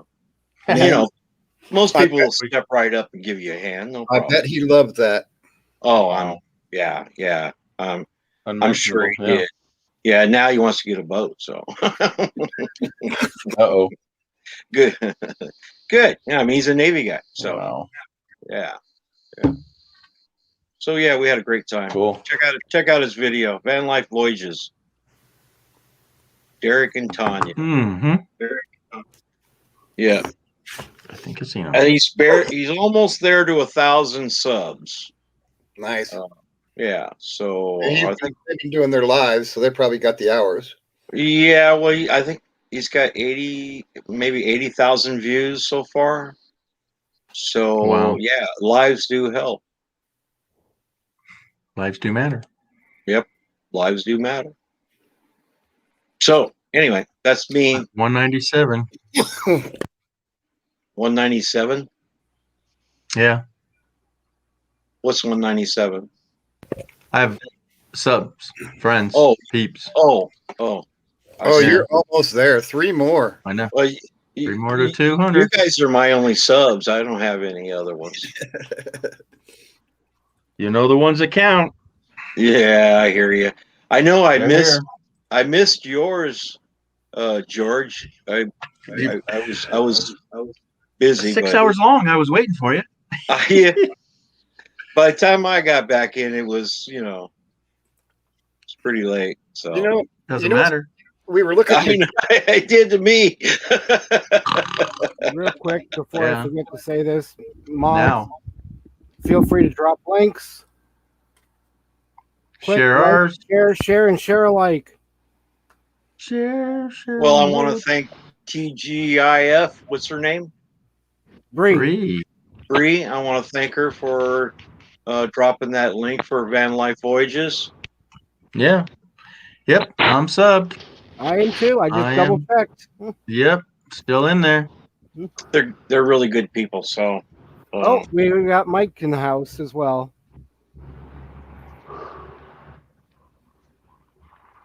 Mike Cox. Bree has the record for the shortest appearance of the live stream. I think so too. Yeah. I can't even remember if she came up on my live because she's so short visual, right? George, she's not special. And- Mike's the Am only I- one that has that. Am Yeah. I privileged then? No, you're just cuter than we are.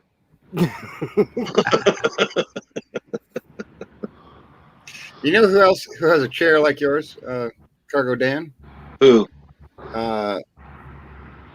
Nate Dogg. Traveling Nate Dog. Traveling Nate Dog. Yeah, he's got the same chair. Only We his. got oh, Gina yeah? in the house. Yep. Yeah. Oh, yeah. Gina. Traveling Nate Dog. Van life. I'll have to check I it love out. it. How you doing, Gina? Gina Yep, should we're come the up. crew. We're Gina the motley should of come up. cruise Come on. crews. Where's Dana? She's Dealing off with her trying to heater. fix her- Yeah, she's dealing with a heater right now. Oh, I think where's she's Tim? chopping wood. Where's Tim the Tim? is relaxing on the Tim? couch. Oh, Yeah, yeah. One of the There's Tims a- is relaxing on the couch. But I can't. Hey, did you guys hear where Moore Bang? Did he actually get on the road? no. I know I've seen it. I saw something earlier. I don't think he did because Time for exploring is about 4 hours north, maybe 6. But he's going to go there and meet up. If not, because he lives in Sacramento. What Tim is doing, Moorbang, is traveling to the capital cities of the states. Oh, Yes, wow. And Sacramento. Okay. Well, then he's going to go over the hill to Carson City, which is the capital of Nevada. Right. And you see, and where am I at? Reno. You have to go through Reno to get to Carson. So I'm going, buddy, let me know. Yeah, I will right. meet him there. Yeah. Well, the same So if thing he's for doing any of you. If you ever come through Lake Havasu, you got to let me Mhm. know. At least I could, Oh, heavens, know, yeah. uh, Go down and have a. barbecue, go out in the cheeseburger. water or whatever, you know. Oh, okay. Okay. Well, Pandemonium and her crew was down there recently. Yeah. Now, Craigie under Wash. the wire. Yeah. Go ahead, George. I think she might even I heard then head somebody back say up the Havasu. Oh, I-5 and go see more Bang. Right here. Right Okay, here. tomorrow. So where's he at now then? I guess he's not going to see Tim. Gina, do you want to come up for a second? You'd be on the YouTube at 1 p.m. or be there physically, Gina? I think be there Yes. physically. And is that Yeah. Filipino time or Canadian time? Ouch! Well, Oh. if it's tomorrow, then we got something to look forward to if they're on tonight. Right. Yeah, I hope they do a live. Gina, please do a live. Gina, please do a live. I'm wondering if she's gonna grace me with her presence on panel. No, Oh no, she's laying no, down. she doesn't like doing late nights. Well, she could turn Yeah. off the camera and just talk. Yeah, she could pull a Troy. Yeah. Troy lays down on my live, Yeah. blacked out for 6 Oh. hours. Where is Yeah. Troy? He more said be right yelling back, out. and then Yeah. Well, he might have fallen asleep too. He needs some sleep. Look at that. Showed up and I heard then somebody say Havasu a while ago. Havasu, yes. I know. right down here. Darko the man. We- We are just You gonna wanna have be in lunch Havasu? on his way through. Oh, okay. I thought it was a bigger meetup than that. And wow, so he's in Sacramento now though, Gina?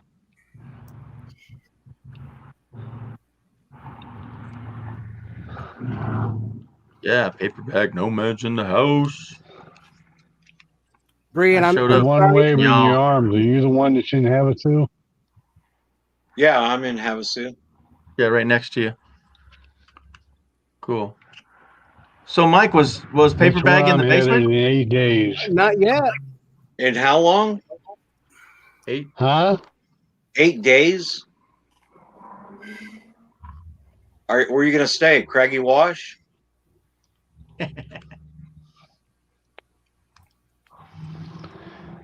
This sound is all breaking up and everything.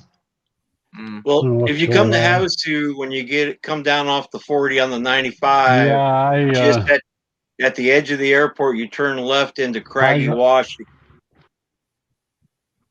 and you can stay there. I know where Craigie Wash is at. I've been there 100 times.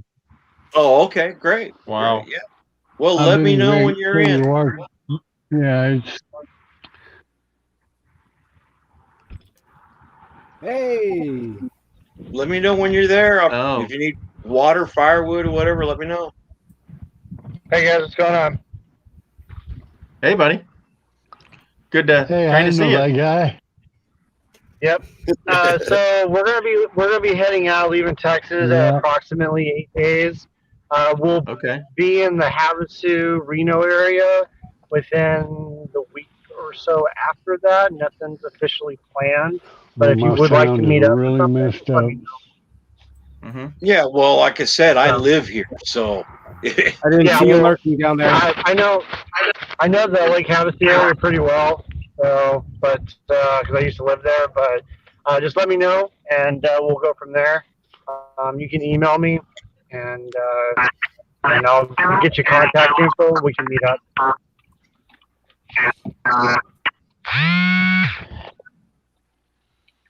Good night, Richard. Hang on. Good night, Richard. Thanks for stopping in. Hey, everybody. hello. RC and Ron C, both in the house. And Paperback Hey, C. what's going on? And Hey, Ron. looks Hey, like what's going on? Dana got some heat back. But You're it's, funny. still-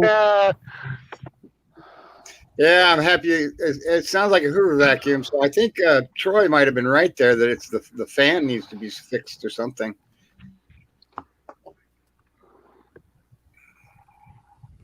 Hey, Dana. Yeah, well, it was, what was it? Last night it was one above free or one above I zero. bet, Dana. Welcome back, I Dana. bet. And Bree, I'm sorry if I upset you when I blew you up on like that. I Well, thought that was funny. you know, I was in my car earlier when somebody talked about throwing little paper bags in the trash, and I busted up. I just took a long swig off the soda I just got, and I was like, choking like. That was funny, and I was like, I would have been up here about it before Bree was, but I had to eat. Mm-hmm. But it was pretty funny. Well, dang, dang, dang. So, some more bang for the buck was in Carson City today, and it was probably actually yesterday if he's doing, putting up the video. But anyway, if he can leave from Sacramento or from here, he's probably going over to Sacramento and then up to see Gina. But somebody said he's driving at night. So, and Gina's leaving. Gina's going to 90 Betty Bye All Land. right, kids. All right. Good night, missed- Gina. All right. Good night, Gina. Good night, Gina. You really missed too much And we driving lost at night, Ron? though. No, we got Ron. We got. I Who know. did we lose? Besides all the hazards that you can run We into rotated. out there. Oh, Raymond. He's going to work. Yeah. Be back And soon. we rotated. Yep. In the house. But you No, got Mike, me you now. can stand up and be RC. So we got two kind of RCs in the house. We got the Ron C. And we got the RC.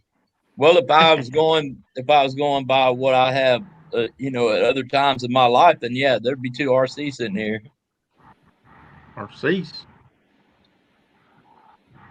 Missed you on the live, buddy, last night. Me? Yeah. Oh, well, there's a story about that, and Who changed me to RC? mainly there was I did. So people don't. If that was all right. You told us you wanted to go by RC. Oh no! I'm fine for. No. Oh, okay. All right, I right. got you. All right, Ron, Mike, what's your did story? you change me to RC? Well, Yeah. when we finished, what was it, Gina's stream last night? Right. We went to, or then Well, put me Bambi. back I as mean, Pojo Tex. I met Paula's stream, and then we went to her brother's to DJ stream. And when DJ stream was over, we raided another channel after that. Blind raided it, and then we Who? spent. I'll have to get that for you. There I you don't know it go. all. Right. It was a. Excuse me. No, his lagging so bad. He doesn't hear you for like 5 minutes later. So Oh, okay. I go by Um, RC on some, Pojo Tex on others, and then I go by Moonwolf on other he's pages. incognito. I have my leather page. He's yeah, all but the we above. blind on my raided another leather channel. Ended up site. sitting there for a couple hours. Yeah. Yeah. I won't say anything. So Lex. Yeah. Anyhow, how's the weather? You guys are just breaking all up on me. Yeah, and you're Can't not hearing hear us you. It's all forever. chopped up. Yep, we're a crack up. Oh man. Wow. Ah, Anywho, well, yeah. So I go on Saturday nights at 9, and I decided to go 9:05 so I can let them close out over there and come on over. And I'm on the calendar, so feel free. I'll be there. yep. You know, share the I wealth. I Oh, watched man. your video today, Solex. That was pretty cool. Yeah. Well, he you was. know, the situation last night, it was just going to be, pop in there, say hello, do the do the blind raid, pop in there, say hello, and then go, Mhm. stay or go and do something else. But Mhm. and I don't want to get too much into it because I'm pretty sure it's going to break into this to our community pretty quick, with some new with an interview or whatever, and I don't want to get ahead of anybody that might want to be doing that. So we'll this Doing what? person You lost me. excuse me. You lost me. Get ahead of doing what? What do you? Well, this is a pretty cool story that we ran into, and Oh, okay. yeah, and I believe it's going to be set up for someone, and that hasn't been had discussion hasn't taken place yet, but we want to, we don't want to get ahead of anybody that might want to bring this channel into our community, because it's Okay. pretty cool. It's So- a pretty cool story. So Okay. So that was kind of like Mike Coxmall. So that was pretty big deal with him. And so now there's a new mystery person. yeah, and it's and once Okay. again, I believe if I'm following that right, which I'm a little behind on that whole thing. I saw I saw the one live stream, but I didn't watch it all that night because I don't know how long, and I fell asleep. And but yeah, it's sort of like that. And if that was a DJ thing, right? I don't know where it came from. So Yeah. are you? Yeah. Yeah. So you're saying. So let me just follow you along. So DJ brought in Mike Coxmall, and now he's doing somebody else. Well, I don't know if it was DJ. I was asking Right. with Yeah. the Mike Coxmall thing, or Yeah, was it? I just know that the first time I saw that was on I believe Paula's channel, so maybe it was Paula.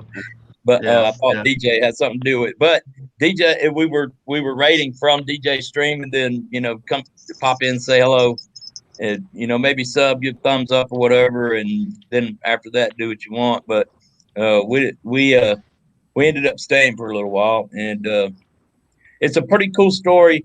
And it's Okay. really not for me to get ahead of, because I'm Oh. a community supporter, and Right.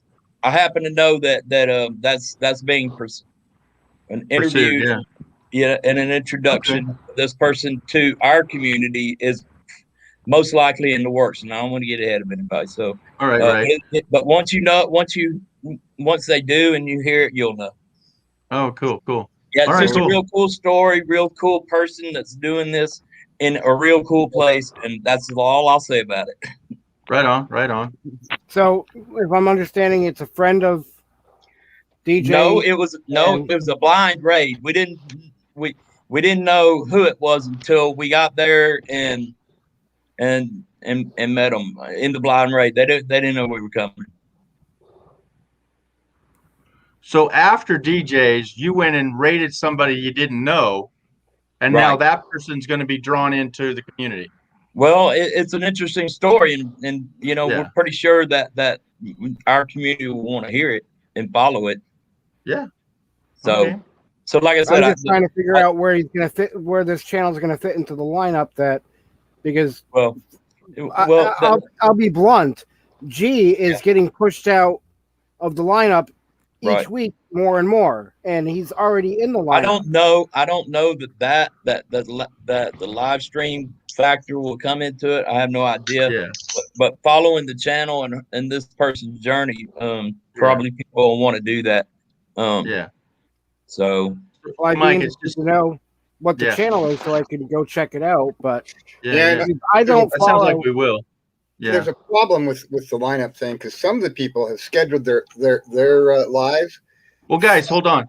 I know what you're saying. I don't think it's about a lineup. They're just bringing in like another guest that will be Yes. part of the community. Yes. And eventually they may be in a lineup, but I don't think it's about what we're thinking. That's yeah, not but what- this person does their own live Right. streams, and you'll understand when it comes. But Sure. the only reason I told you as much as I have because I wasn't in your stream, and that's where we went. Right. So Right. So Okay. is it at the end of DJ's stream?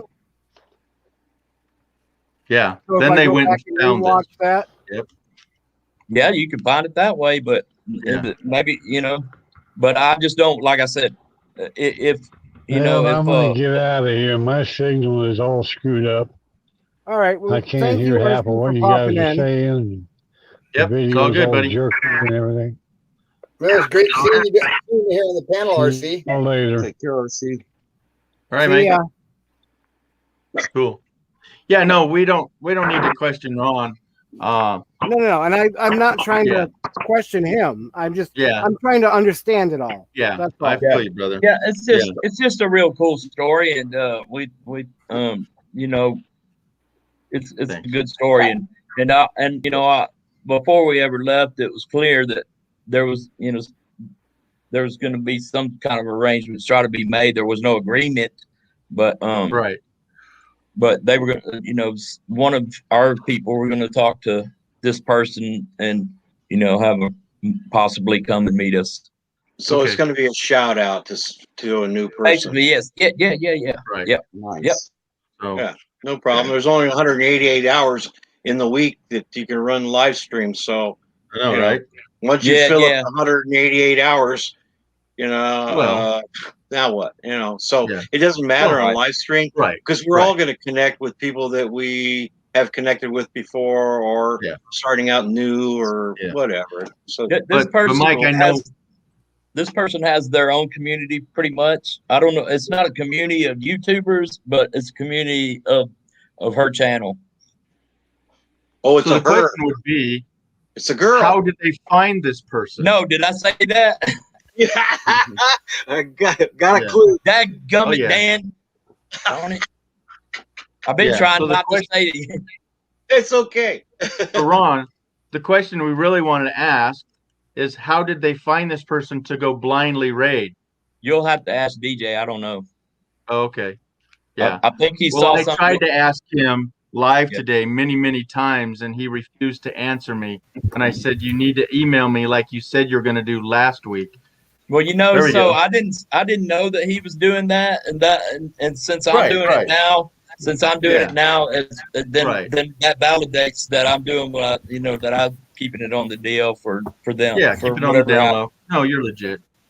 All right. Cool. There Yeah, I she just don't want is. to. I don't want to get ahead of anybody that might want to. Right on. No, I hear what you're saying. But yeah, I don't know. And I don't want to say more than what we want to say either. Because Yeah, that's Yeah, why I'm you're just telling Solex to I'm just a content supporter and community supporter, Thank channel dip supporter. it, Solex. yeah. But Mike can ask. Yeah. So, Cool. in answer to your question a half hour ago, Dan. Yeah. so I thought, oh, I'm going to get a lot of minutes following these surveyors around. Well, Mhm. I know, but I want to tell you something. You clean up really nice. When I got water. The I got G 4 man, minutes. I got you 4 can't minutes. be the G man because he's already next door to you. So I got 4 minutes of finding, and I asked, "Oh, you got to be in the video," and she said, "No, I don't want to be in your video." And I'm going, "Well, this is boring."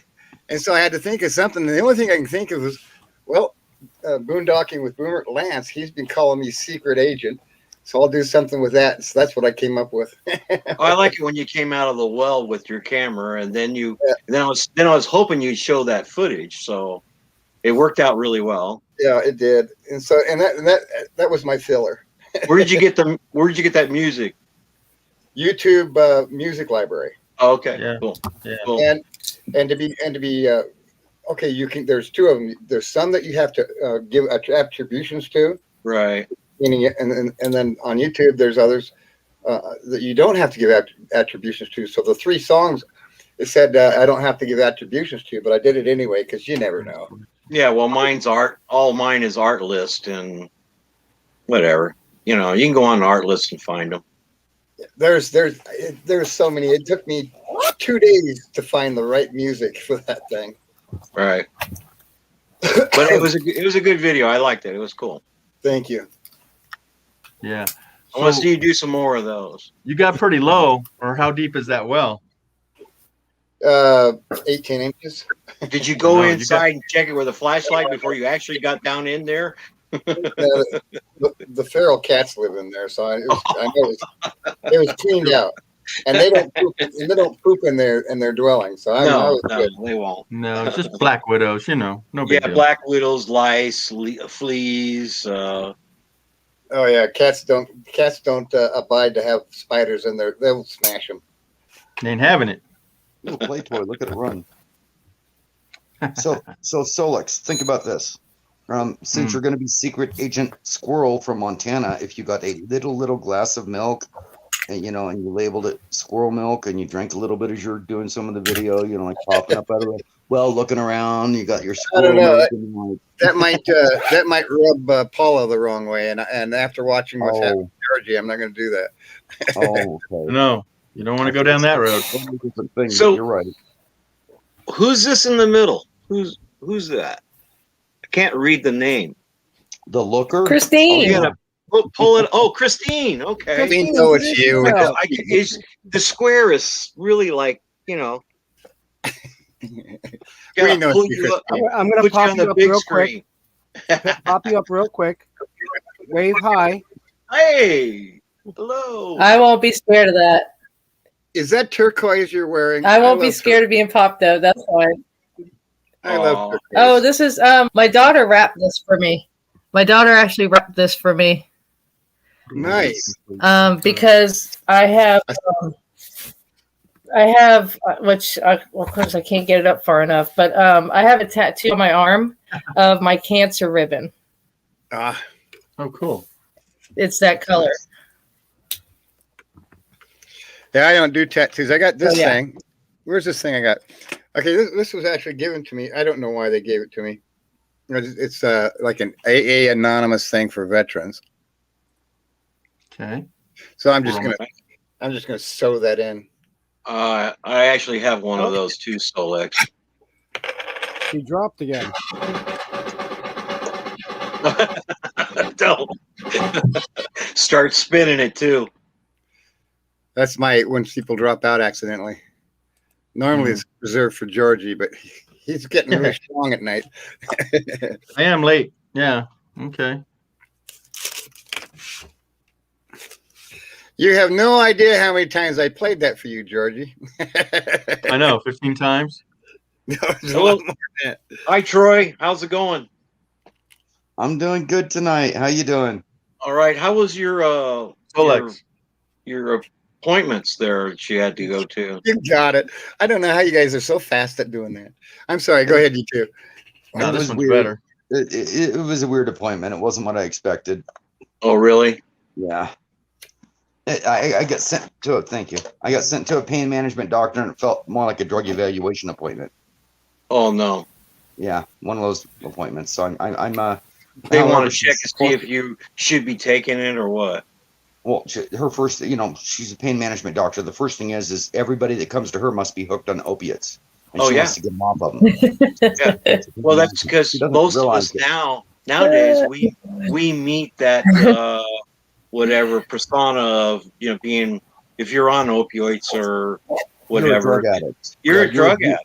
Yeah. You're abusing them. Oh, yeah. No, I do not abuse them. I eat them exactly as prescribed by my doctor, whether I'm in pain or not. There's never seems to be enough on certain days. And yes, I'm addicted to them, no question. But then again, I'm addicted to not being in pain, and I do not abuse them ever. I mean, she was counting my pills, going, "Do you have enough to get you to this date when I refill?" And I'm like, "I have enough to get to that date plus 4 extra because I've saved about 4 extra days worth throughout the last year or so." And she's like, "Oh," and then, "Why are you wearing your sunglasses indoors?" And I'm like, "Because it was bright outside and I walked in here and I pulled them down and she lurched at my eyes like a dog to a piece of meat to evaluate my eyes without saying a word to me." And I'm just like, I'm extremely uncomfortable with this woman. Jeez. Very uncomfortable. Oh my God. Let me And she pull wants up to your put me on sleeve so I can see your arms. Yeah, would you like to look underneath my toenails too? Yeah. Yeah, exactly. It's like, okay, so I don't have an issue with being on opiates. But apparently she has an issue with anybody that walks in her office being on opiates like they're all drug addicts, and treated me as such in the meeting, and I was very, very uncomfortable. Yeah, I imagine. Yes. These are the one thing that kept me from putting a bullet in my head multiple times is having these drugs. And because I do get paralyzed, I do get to the point where I can't move. I do get to the point where I'm bedridden. And these drugs keep me from putting a bullet in my head on those days. And unless she's been there, she'll never understand. I don't think she's done more than got a hangnail in her entire life. So she doesn't understand what real pinched nerves and pains are and why these drugs are so important to me. I'm sorry, Nate. I wasn't laughing at you. So, Mike, anyway. Mike was asking me if that's my van behind me. No, Mike, it's not. Come on, why not? Yeah, why David, not? that's the old one. Don't think I wouldn't be fixing that one up if it really was sitting back there behind me. It looks like a milk truck used to deliver milk at my house. So Dan, the one thing she did inform me of is that the insurance company in Oregon has changed their rules, and with proper wording, I can probably get my neck injections that I need for an unoperable neck that is just hamburger. I could see you trying wrist. that, but I don't think that would be good for a regular deal. Well, they worked in my back. They did wonders when I could get them, but they didn't Yeah, last long okay. enough. So they refused to give them to me in the future because they Yeah, only right. lasted half as long as they wanted. So they just cut me off of them. And I'm like, that's not fair. But she said they could probably get me the neck injection. So I'm going to at least go that far with her, which is pleasing. That's why I didn't just jump up in the middle of the appointment and go, "You're an asshole, I'm leaving," because they're probably going to get me my neck injections. So anyway, that was my appointment. I And wish spent you 2 luck days in on the that woods. one, buddy. And then I spent 2.5 days in the woods in so much pain I couldn't stand up off of a rock most of the time. So That sucks too. yeah. Well, it was. I spent all day Tuesday getting ready for the appointment, getting the stuff in the trailer, taking breaks, then driving almost 100 miles to get there. Well, and you I put couldn't your sleep body through a lot of activity. That to get there, and then the next day I'm walking, and then the day after, when I finally got out to the woods and started to set up camp and put a chair out, I was just so beaten. I beat myself up so badly. It was time to have a couple down days to where Absolutely. the pain kicked in. Do you take any like hydrocortisone or anything like that? I've just got topical nerve creams that don't do much of anything. They're good for I got you. arthritis. All That's right. about it. Yeah. Huh. Well, there's nothing. I mean, I understand the pain, but for me, I rather if I do any of the meds that the VA wants me to keep taking, because I was along the same lines as you. I fell 35 feet on a metal deck, and I was in an Okno Naval Hospital for a lot of time. Yeah, and it broke my back, my hips, and whatever. So, so you probably know what severe pain is like. Yeah, falling I on can move wrong, and I get that. That's different than falling on steel. Yeah, falling Where's my on bubble? steel is I did not bounce Mm. when I hit the deck. That was it. There was Yeah, no you- bounce. Pancake. That's Bouncing it. is nice. I got a Where's my flat. bubble, Mike? I show you the back of my head because I got a flat spot back there from hitting the steel deck. You know, so yeah, Wow. it was the whole body plane that caught the fall. So It's- yeah, It's not that I wish anything like what you've gone through upon anybody. I don't No, want anybody to go through what I've No. gone through. But And people exactly. like you can understand when I talk of how this affects your life. You really understand what we're talking about because you've been there. Well, the painkillers and pain management, Jeez, whatever, all of us. what it does, it stop you from doing anything. I'd rather deal with a little bit of the pain than to be laying on the couch or in a convalescent bed watching Leave It to Beaver reruns and hoping hope the mailman don't drop any bills. You know, Oh, geez, yeah. yeah, and this, you know, you fighting with VA for disability and that. Well, I didn't want to do that, so I started a contracting business, and I employed 28 people, and my revenue was $3 million a year. So, Nice. and I did that for 35 years, and now I'm retired. You know, so see, but without I these dealt with meds- the pain all the time, just like I do now. and I did So I that can before understand my what you're meds. going through. It got- You know, I did that before the meds, but it got so bad running my construction company as a sole proprietorship that I would literally sneeze wrong and I'd paralyze myself for 2 weeks and have to exactly. That's quit doing why jobs. That's why I started. I got my contracting license and took over the family business, and I hired people to do the climbing and all the heavy see, lifting. I was so and bad I whatever. couldn't even go out and bid jobs. You know, Oh, I could have done that's that, but I couldn't even go out and do the basics of running the company. You Oh, can't see other people out to bid your jobs for you. They'll mess it Right. up and you won't make money. You'll eat money. My right. nephew It got was so hurt in bad the I couldn't even military. get in the car and leave the house. And when my nephew got hurt in the military, he didn't understand. I said, "You're in the military," and he said, "Well, I didn't get hurt when I was on active." I said, "Yes, you did." See, he had a metal plate put in his head, but he got hit with a hardball playing baseball, and they had to replace part of his skull there. And I said, "You don't understand. You are paid for a 24-hour day. You're the least paid person on the planet. You are employed 24 hours a day, 7 days a week, 365 days out of the year. I don't care if you're hang gliding. That's active duty, and on active duty, you are entitled to your VA benefits." Yeah, they're still going to take care of you outpatient, inpatient. You know, Yeah, he didn't So- know that. So he went down to the VA, and they said, "Well, where have you been?" And so he got full everything he ever wanted. And Oh, baby. but did he get full disability money for and being medical discharged? right, medical discharge.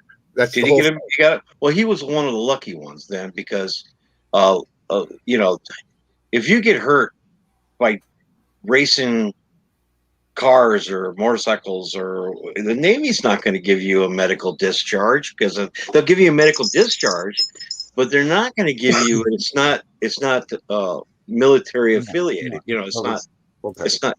You're not eligible. That's been argued. That he was on base. You know, Oh, he was on base. and he was playing baseball, and That's he a different story. You're on base. Yeah. Right. So Dan, real quick with that doctor, when I was wearing the sunglasses, I could understand why she'd ask why I'm wearing them inside. What she didn't realize is they have readers built into the bottom, and you can see the readers as I'm wearing them. They handed me 4 pages of paperwork to fill out when I got there and whisked me right into the office and started bringing people in and out before I could get a half a page filled out. So in between all these people coming in and out, I'm picking up the paperwork and trying to finish it. And I need the sunglasses aren't that dark, 1. And 2, I need the readers in them to do the paperwork because everything's I can't see a thing without them. So there I am wearing the sunglasses, and she thinks I'm wearing them indoors trying to hide something from her when I'm utilizing them to fill the paperwork out. And, you know, she didn't even take that into consideration. The way she So looked at me what's was something that came off my What's the face. prognosis from that? Her and I'm going to let her do my neck injections, and then her and I are going to have it out. We probably won't see eye to eye, and I won't see her again. Oh, Because I'm going to tell her how she made me. After she does the injections, I'll keep my mouth shut to get them. well, just And then all you after have to that- do is just tell her you embarrassed me. I'm going to tell her it was very embarrassing, very degrading to be treated like I'm a drug addict that needs to be off opiates when I told you I use them correctly. Just Around for wearing every corner, sunglasses. you second guess me and judge me, and I am not comfortable with you treating me that way. Yeah. You know, I mean, everything in there was a test. She came in, she's all, you know, well, if you're going to be on these other drugs, because she wants to put me on some other drug to get me off the opiates, which is what they do to the drug addicts that are on the opiates but might not need them. And wants me to read this form on it. And she goes, do you want to pee for me now, or do you want to wait and pee next time after you read the paperwork? And I go, I don't care. You either want my urine or you don't. You make up your mind. Don't make up Yeah, mine. just ask her if she wants to hold the cup, you know? Come on. Yeah. And I go, and she's all, well, do you want to pee for me or not? And I go, I don't give a shit if I pee for you. You want my urine or you don't. You tell me. So she says, okay, well, we'll have you pee. And then she comes back in, not but 4 minutes later, and goes, you know, I changed my mind. You don't have to pee this time. We'll just have you pee when you come back. Then about 2 minutes later, a nurse comes in, hands me a cup, and I go, she just told me not to pee. She goes, well, she changed her mind again. And I'm like, what is going on here? She wants me to pee. She doesn't want me to pee now. She wants to pee again, but she sends somebody else to tell me this. And then they don't tell me where to put the urine or anything. It's almost like a test when you come back in. You have to look around and see that there's an area they want you to put it in. There's a little note there. No. It's called the floor. It's called the floor. I hope you got but a I went mop. to put it in a room, and it says bring urine, your cup. samples do not belong in this room.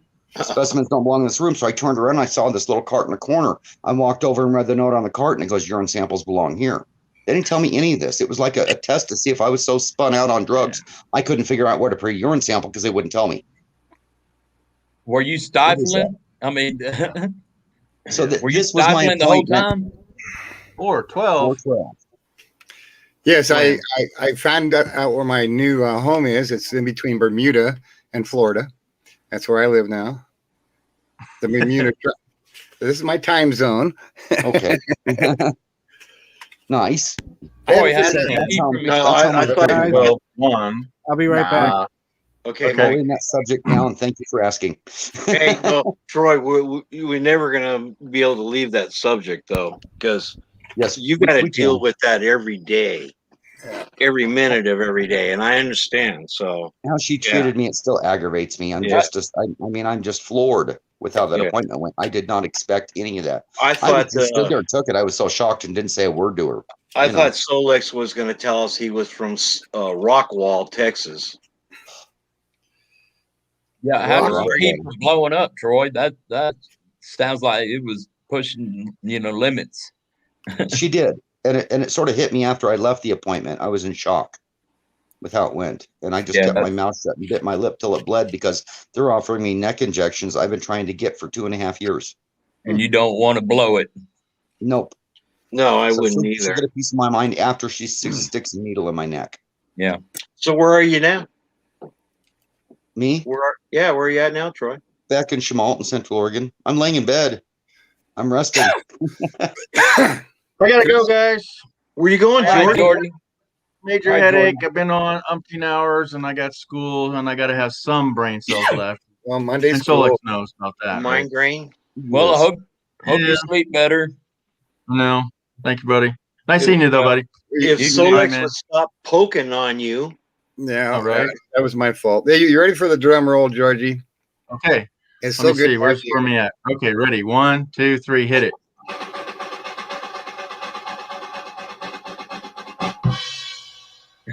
Nice. Timing. Good time, Nip. So- you've been practicing that a lot, Solex.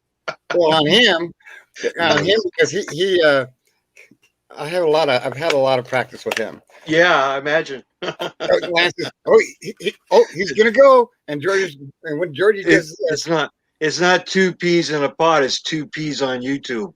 all right. So, have you ever heard of a drug called duloxetine or duloxetine? Sounds familiar. Okay, I've been on it before, and it created these head zips that were so bad, I couldn't function on them. And a doctor put me on it again, a different doctor, and I did not want to be on it. And I reluctantly said, "Okay, I'll try it again." The head zips have gotten so bad, I couldn't function. I couldn't drive a car, and I went cold turkey on it last week, and I'm still laying in bed dealing with these head zips. I can't get up and walk to the bathroom without stumbling into a wall. and they come and go randomly. You know, I'll get head zips for. Well, if it puts you that far off balance, I don't think I'd be taking it either. I don't want. Yeah, I just quit it. I'm just like, I'm done. I can't do. I told her I didn't want to be on it. What happened before? She insisted I do it. Well, where'd George and go? I went with it. You know, and this is the doctor that tells me, well, you know, You kicked him out, Mike. You took his spot. Yes. You pushed the wrong button. So that's my explanation of why I'm laying in No, bed talking seriously. with you guys. It's no Hold problem. up. It doesn't look like you're laying in bed. Yeah, I've been in Seriously. bed for 2 days Where'd straight. he just go? laying here. He got the drum roll. He's got school tomorrow, and he's milking a decent migraine. Did he Ouch. say that or? Yeah, apparently pretty much. Okay, I had to go out for a second. So Well, he took that opportunity to leave. And bless Joe's heart, or George's heart. He actually called He Dana. didn't want to do it while you were there. wow, George's thanks heart. guys. Oh, called Mike, Dana. we're just kidding you. You know that. George actually called Dana and made the same suggestion to her I did over the heater. It's only 4 months old. Call Amazon, see if they'll replace it. And that's her next step, is just to deal with Amazon, because I told her that I've had problems with their products and they just ship me out a new one, don't even make me ship the old one back. And So that happened to me one time. Hmm? I had this. It wasn't vertigo. I could see myself. I'm in my place, my spot. That the entire world was all wonky. I couldn't figure it out. And so I went down to the VA, and they sent me after doctor after doctor after doctor. Hours. One time, 8-hour test. Real quick, And they I think Christine is leaving as well. Oh, Hi, Christine. Bye, Christine. Good night, Christine. So They couldn't figure out what was going on. It wasn't a traumatic head injury or anything like that. And No pinched nerve.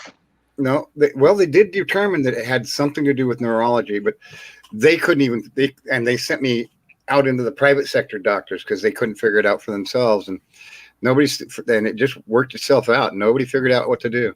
They didn't even have a drug to give me for it. wow. I know. That's pretty amazing when the VA doesn't give you a drug because they don't know what drug to give you. Yeah, yeah. Pill pushers. That's about right. You know that if this pill don't solve it, come back. We'll give you something else. Eventually, something's gonna stick. Well, Might cause other problems, but whatever. You know, Sudden death. yeah. My, Nausea, sickness. You lose your appetite. that's my favorite. This pill's sort of working, but you got these side effects, so take this other pill. This Exactly. These side effects, so take this other pill. Yeah. And when you take it, you can't blurred vision. You can't drive. You know, with the government, when you get government pills, they give you this. It's almost a book, man. And the thing just falls down to the floor, accordions out like Santa Claus's list. Mhm. And I'm reading the whole thing of the pills they're giving me, and I'm reading all there's a plethora of side effects on this thing. I'm reading and the last thing on the side effect, it says sudden death. Always says sudden death or something like that Always. on any pills that they give you. And they And put so that last. Oh yeah, they do. Yeah. And I was explaining that to the VA doctor. Oh yeah, and you can die from taking this. Yeah. Oh yeah. And one It covers time- everything. Here's his response when I was quizzing him on all the side effects, and especially Covers the sudden death everything. thing. And he goes, "You're not supposed to read that."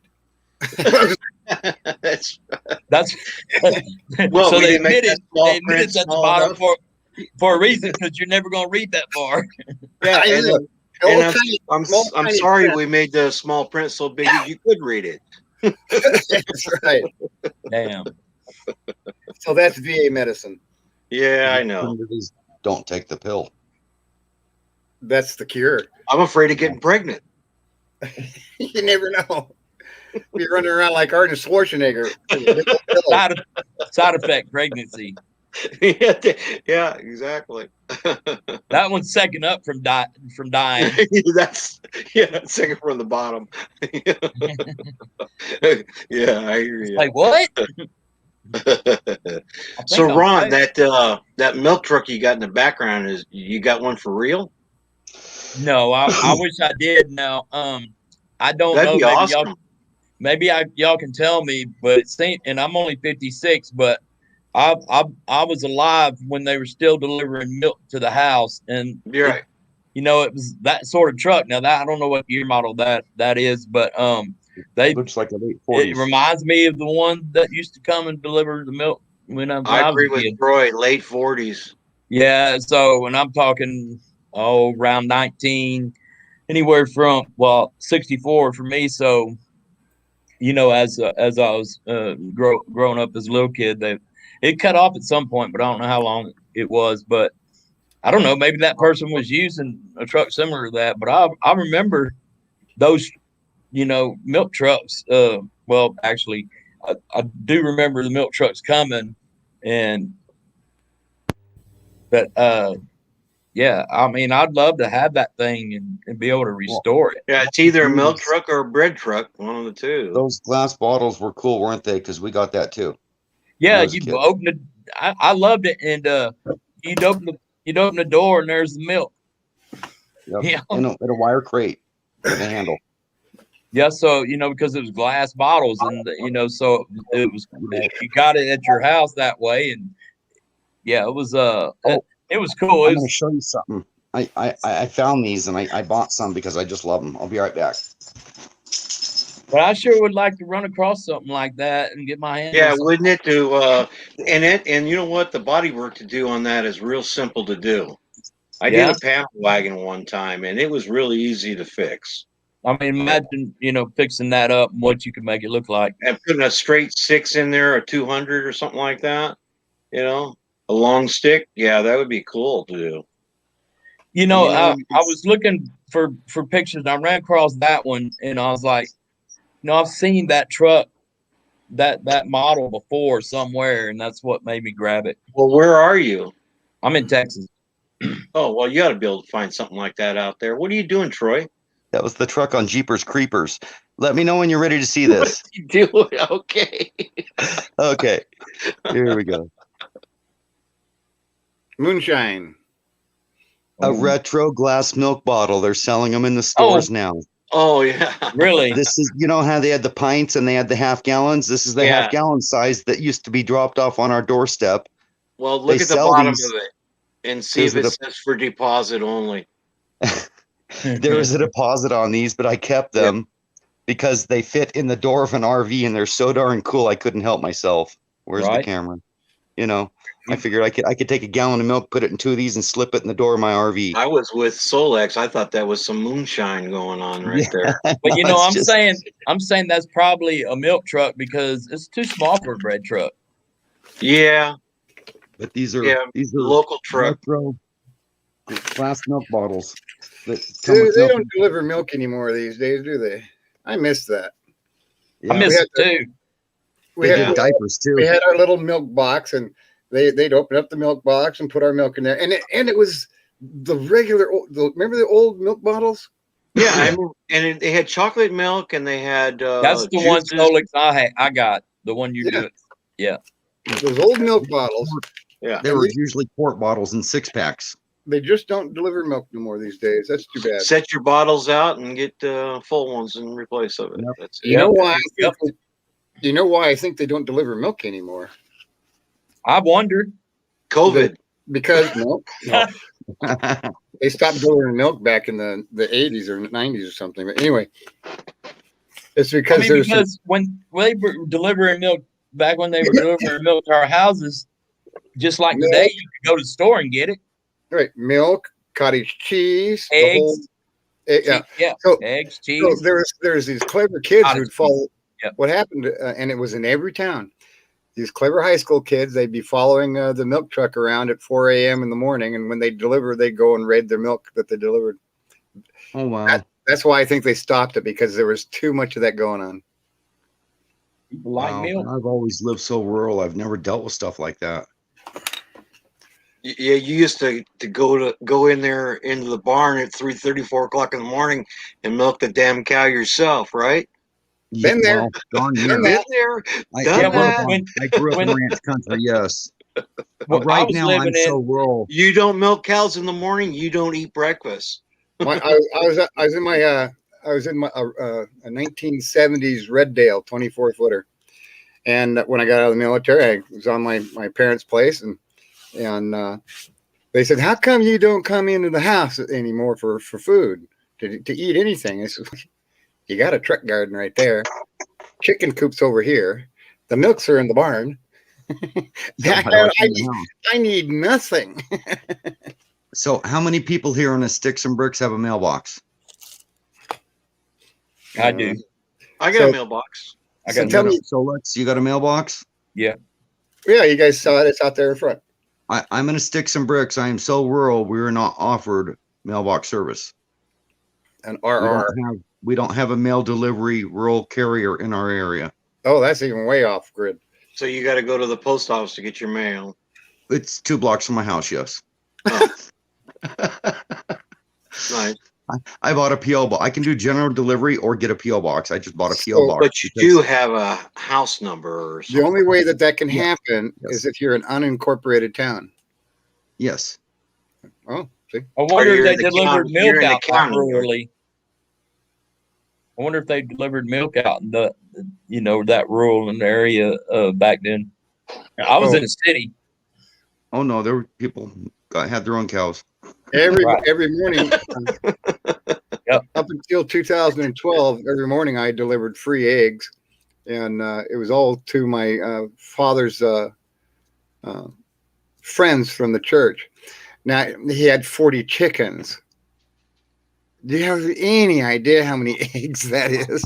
Well, I don't know if you know where Watts, California is. An entire refrigerator was filled with eggs, and so he had to find some way to get rid of those eggs. And he said, "I need to get egg cartons." So I went online. You can buy egg cartons really cheap, like 100 of them for $5. And so I went online. I bought a couple thousand egg cartons, and I said, "Here you go, Dad."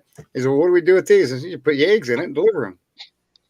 In 1962, I sold flats of eggs. That's 24, 2 dozen, and they were $1 for a flat. And every flat that I sold, I got 10 cents.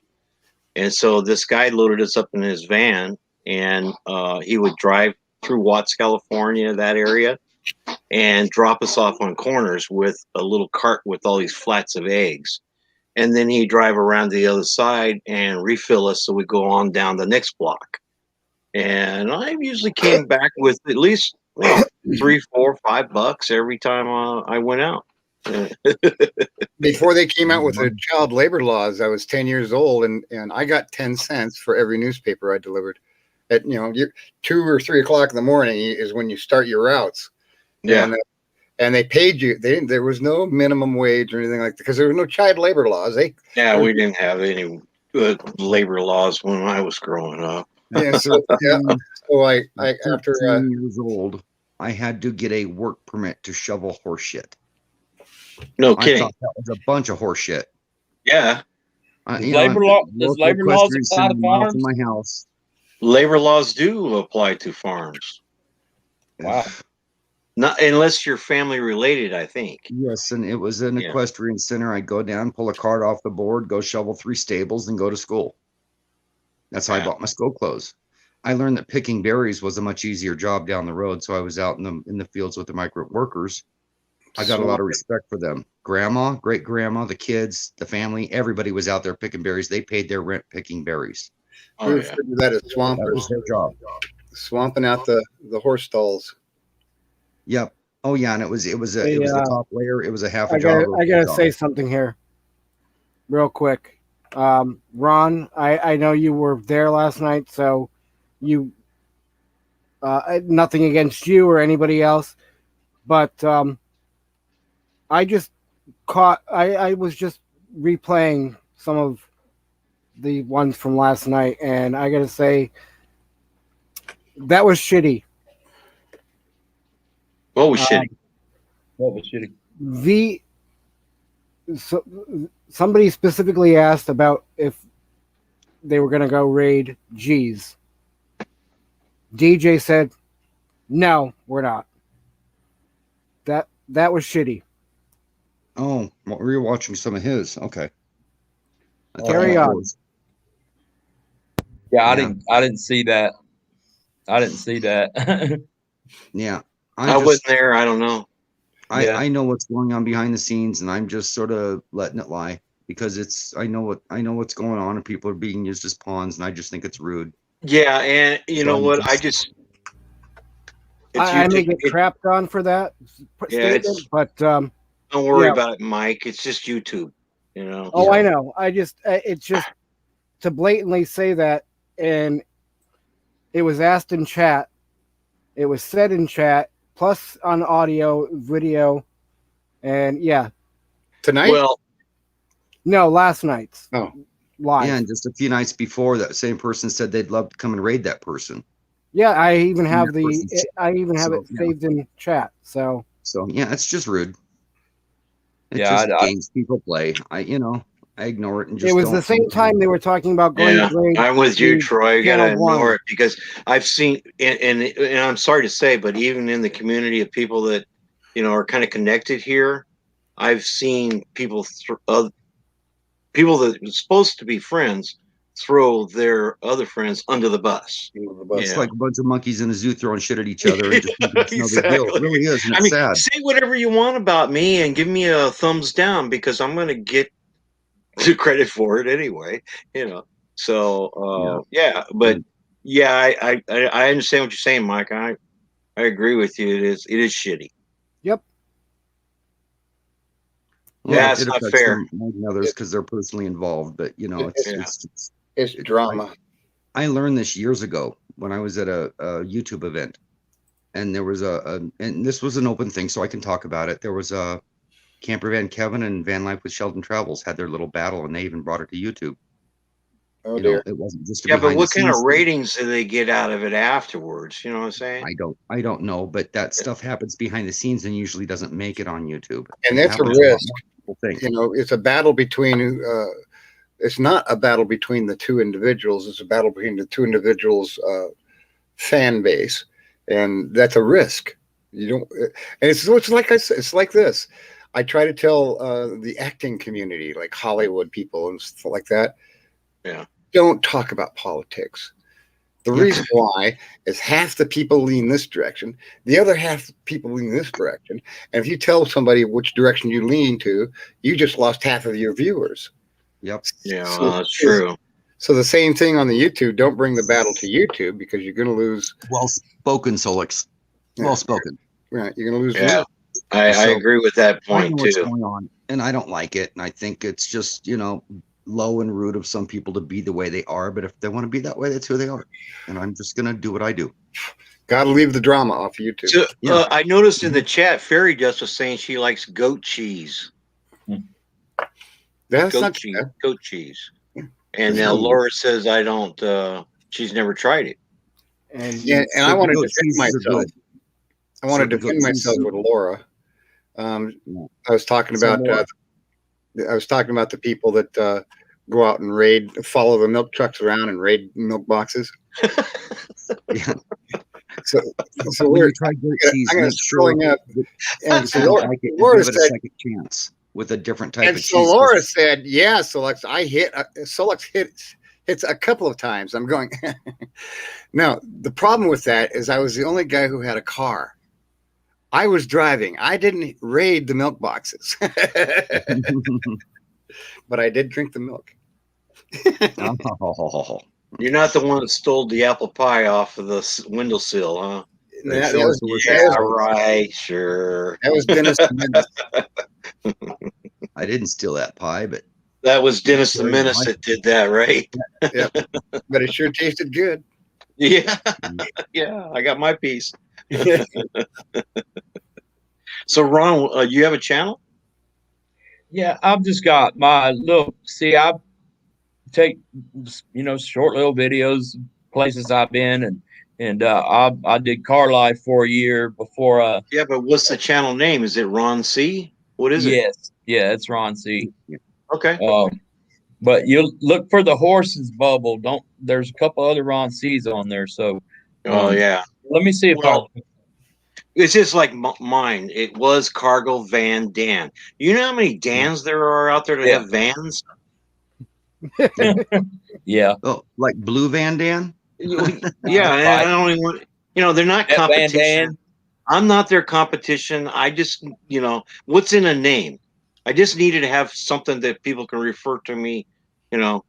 My name's Dan, so call me Dan if you want. We But picked a very if you want to unique look name. for YouTube channel, and don't say just Dan, because there'll be 1,000 of them out Right. there. Yeah, So I'm not I'm a the only cargo YouTuber. Dan that I know of. I'm not a So when you- YouTuber. I just took the little short videos I've taken in my travels and posted them up there. And yeah. So and then like, I just try to you're without a support hat. everybody. So I want to Ron, you're one of the best YouTubers. You're there for the party and having fun. You're not there to build a channel and have a baby to No. protect and all that good stuff.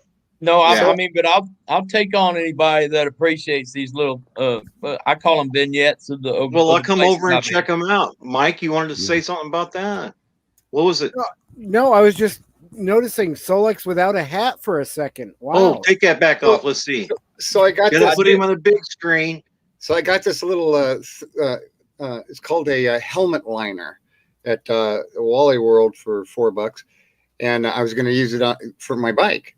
And when I go biking, and I just wanted to see what it looked like. Oh, good. Take your hat off. Yeah, let's do that. Hang on a second. Let me get this thing on. I want to see how bald you are on the top. Hang on a second. I'm here. I'm still here. Yeah, sure. Let's gotta see what this thing looks like when it's on me. So let's see. Now he's all embarrassed. Oh no. You gotta change your name now. Secret. Although this is my ninja outfit. Who's the real Solex? Ex ninja. We're all gonna get some. Wow. You're ex ninja now, man. That's my ninja bike back there. So I'm gonna. Hey, did you get your Man. e-bike?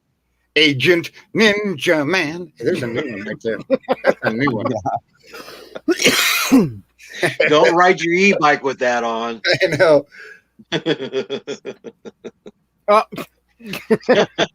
So funny. if I post, since I don't have a wrench, if I post the link in there, can they just copy it and then repost it so it'll link? I think you have privileges to paste it in chat yourself, Ron. Let me try. Yeah, you just No, copy not and yet. paste your link in chat. It shows up blue, and we can grab it and go right there and subscribe. Oh, hang No, on. And Hang I'm just gonna go in there and look for Ron C with a horse. All right, now you should be able to run. Ow! What are you Yeah. doing? Okay, fine. Feel free to post it. Fine, good. Jeez, dog. There it is. Thank you. Quad. Oh, okay, there we go. Well, Here we go, dogs. I was gonna break out the guitar, but Go, Chihuahuas, go. Lay I down, got the Bucky. guitar. I don't know where the guitar is. Oh yeah. So I lived in my car for a year, and these are videos from that time. And like I said, I shot them. They were just for memories. That they weren't for YouTube. And then I was talked into going ahead and posting them anyway. So Well, if you Those go are to the my best times. channel, you don't see how many subscribers I got either, because I don't really care. well, it's not. I'm not really building the channel, but if people appreciate it, that's I'm thankful for that because I think right now there's I only have like 14 videos on the channel. Yeah, that's Some about things what that I I've have. done or whatever, but I had over 60 on that one channel. Ooh. Yeah. Ron, real quick, you may So- have to try it again because I don't see it coming up. What happened to them? I took them down. They were mostly DIYs. I put them on the on another channel because I don't even fool with that anymore either. So, So Cargo Dan, we quit doing videos about a year and a half ago. We're going to start up again this summer because it's fun. I enjoy Sure. doing it. We got Well, it's heavily told. We had it's a distinct connection. issue I with mean, another channel. and like And, Ron, he's just starting out putting some videos Yeah. on there. Well, what it does is it gives some background for us to get to know him better of what Yeah. he's into and places he goes, and That's you what know, you were doing. it's more of an interaction doing it that way. So Now, we had about 14 videos of it, and we quit. small disclaimer, I am, and when I had to really come back off the road because I had a lot of things I needed to do, but what I also needed to do is stop some personal loose ends and save for a van because I'm going to be moving into a van at some point too, and then maybe I'll start, making these videos with YouTube in mind. But for now, it's just what I've done so far, and it's just raw videos. I don't think I have a clip longer than 10 minutes, maybe. Well, it doesn't matter how long it is. Keeping it down to 3 to 4 or 5 minutes is probably the best thing. Yeah. Less than 8 Honestly. minutes, because you hold your subscribers and the viewers. You hold them there if it's 5 to 8 minutes. Well, so I've learned a lot in the last year and a half from other YouTubers. Yeah. But it's amazing. We're at almost 600 subscribers. We only did 14 videos, and we haven't done one for almost a year and a half. But I'm such a YouTube slut. People just keep coming and subscribing to us. There you go. So, Yeah, I mean, we've I built mean, a huge channel, if and we're you not can even doing make videos. the 1,000 subscribers, 4,000 watch hours, keep a little content going, you're going to get a little bit of extra money to help you pay for fuel. You know? Yeah. Well, yeah. Now, just to help you get to know me a little bit more, I've been in and out of the Nomad community for about 5 years, and that entire 5 years, of course, I've been following people, and I've been to a couple of RTRs meetups. I've been out there, I built were you at the RTR in 2019? Yes. I built that stage. Cool. I didn't go to. I personally built that stage for Bob Wells in December of 2018. Put it in storage, and then brought it back out January first week, and put it together with a crew. And then when it was all done, we took it apart and put it back in the storage. Because before that, he didn't have a stage, right? No, he didn't have a stage. Yeah, I was there. Yeah, I was there. But I didn't go to 2020. I didn't go to 2020 because well, you wouldn't want it to anyway. Yeah, that was the stage Robin got up on, wasn't it? Robin, Creativity RV. Yeah, that was the was red really cool. the red You stage invited was her up there, and she did that. Yeah, there was. I've there been was. following her for a couple of years, and her channel blew up at that time. Yeah, it was really 4. Channel blossom. 8 sections, 4x8 plywood with 4x4 legs underneath and diagonal bracing, and so I built it in modules so that it could go together and bolt together and get him 2 feet up off the ground, just so he could be higher than everybody else. I've bought stages like that, and I'm pretty sure not only did I see it, but I think I was on. I was on it whenever, but there was a gathering after the initial orientation, and where I was standing on it. I see. Yeah. Then one of the other things that you could probably see. I don't know if do you guys all know Box Van D? Who doesn't know Box Van D? Okay. Well, if you go into her videos, I've done some things for her too. I built the little trailer that she's pulling. Yep. She's got a couple of videos on that. Yeah. And so what I'm saying is that's what I do. So if you need help and you're out in my area, whatever, I travel up and down this river, Colorado River, all the time. And if you're in Colorado? No, I'm in Arizona on the Colorado. I'm sorry, Arizona. Yeah, on the Colorado River. I was thinking Arkansas because that's my favorite go-to place. Craggy Wash is just a mile from me. I go out there all the time. I was thinking Arkansas River in Colorado. Sorry. Good to know, Dan. Yeah. So if you're in the area and you need gas, water, food, whatever, I help veterans all the time. I started a group called. Oh no! Wait a minute! Wait! Hold on right there. I'm not a veteran. No, you don't have to be a veteran. I'm just saying. I just want to make that clear. I do. I help veterans too because I am a veteran. But, and that's I support that 100%. Hold it. But thank you for your service. Yeah, thank you. So but Dan, I'm not here. I'm not here to make any money off YouTube, guys. Right. Yeah, me either. How would you feel about coming to Oregon and working on something for about a month if you were paid? What is it you're gonna do? I have a Class A that caught on fire, and I'm about a third of the way through the fixing it up. Oh, I have the materials, I have the tools. My back is not cooperating. Oh man, I wish I could make that commitment, but that's just a little too far for me to go with what my lifestyle and where I'm at and what I'm doing here. You know, because I honestly, I get, asked all the time to do different builds and that, because I am a tradesman, and I can't commit myself to that time. You just never know. I can't do it anymore. You know how bad that hurts my psyche. Oh, I know. It hurts me to do it, and that's why I like when somebody's in need or whatever. High It's like, quality work, and I can't even do my own projects. I can't. I'm selling my home because I can't maintain it. well, 10 it years takes without me maintenance. it takes me a while to do something because I'm kind of meticulous about. I don't Yeah, me too. like just throwing stuff together. And I don't I'm mind not that. gonna do that. I love You know. quality in gingerbread, and you know what I'm talking about. Yeah, it's not nails; it's screws, and it's glued dowel joints, and Taking that extra time to cut that corner or that radius. yeah, a miter is tight. Yes. So yeah, I And hope it understand. don't swell. If you could bring it down here, tongue and groove in the ceiling. if you could bring it down here to Craggy Wash, I can give you some time on it down here. But It drives. I just it'd be nice there to you be go. at a house with power.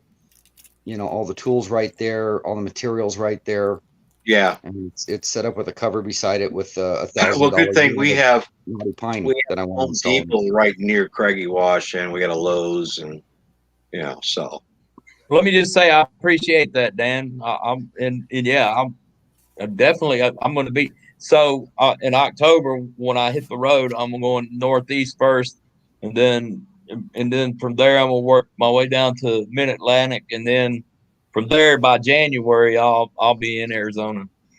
well, then you'll go and check out my channel. My email's on there and everything, and you guys, any of you guys can go send me an email, or whatever, so we can connect up, and you'd be kind of like my eyes and my ears out there. Like I was saying, I did start a group called Homeless Veteran Guardian Angels, and what we're looking for is if you're going down the road and you see somebody in distress, that looks in distress. I'm not talking about the guy that has a Jaguar sitting in the lot behind him. He's standing on the corner with a sign that says, hungry, need money, whatever. I'm not talking about that guy.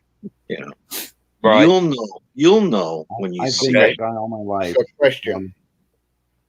And I'll be glad to do that, because I'll be encountering that person and not being really in any big hurry. I just might be, going from point A to point B, and there's no rush, so I can stop and offer help. Well, my grandfather used to say, "A pat on the back is only a foot higher than a kick in the ass." And I'm not after the pat on the back. All I want to know is that what I can do to pay it forward to help somebody else.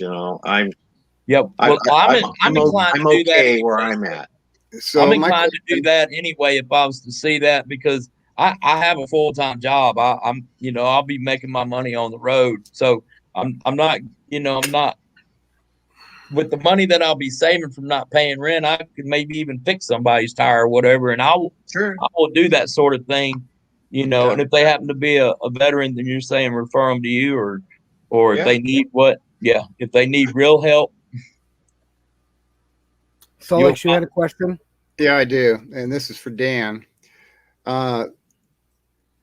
After the war in Europe was over during World War I, some well-off veterans got together, and they found a rundown, pretty much abandoned hospital in Northern California.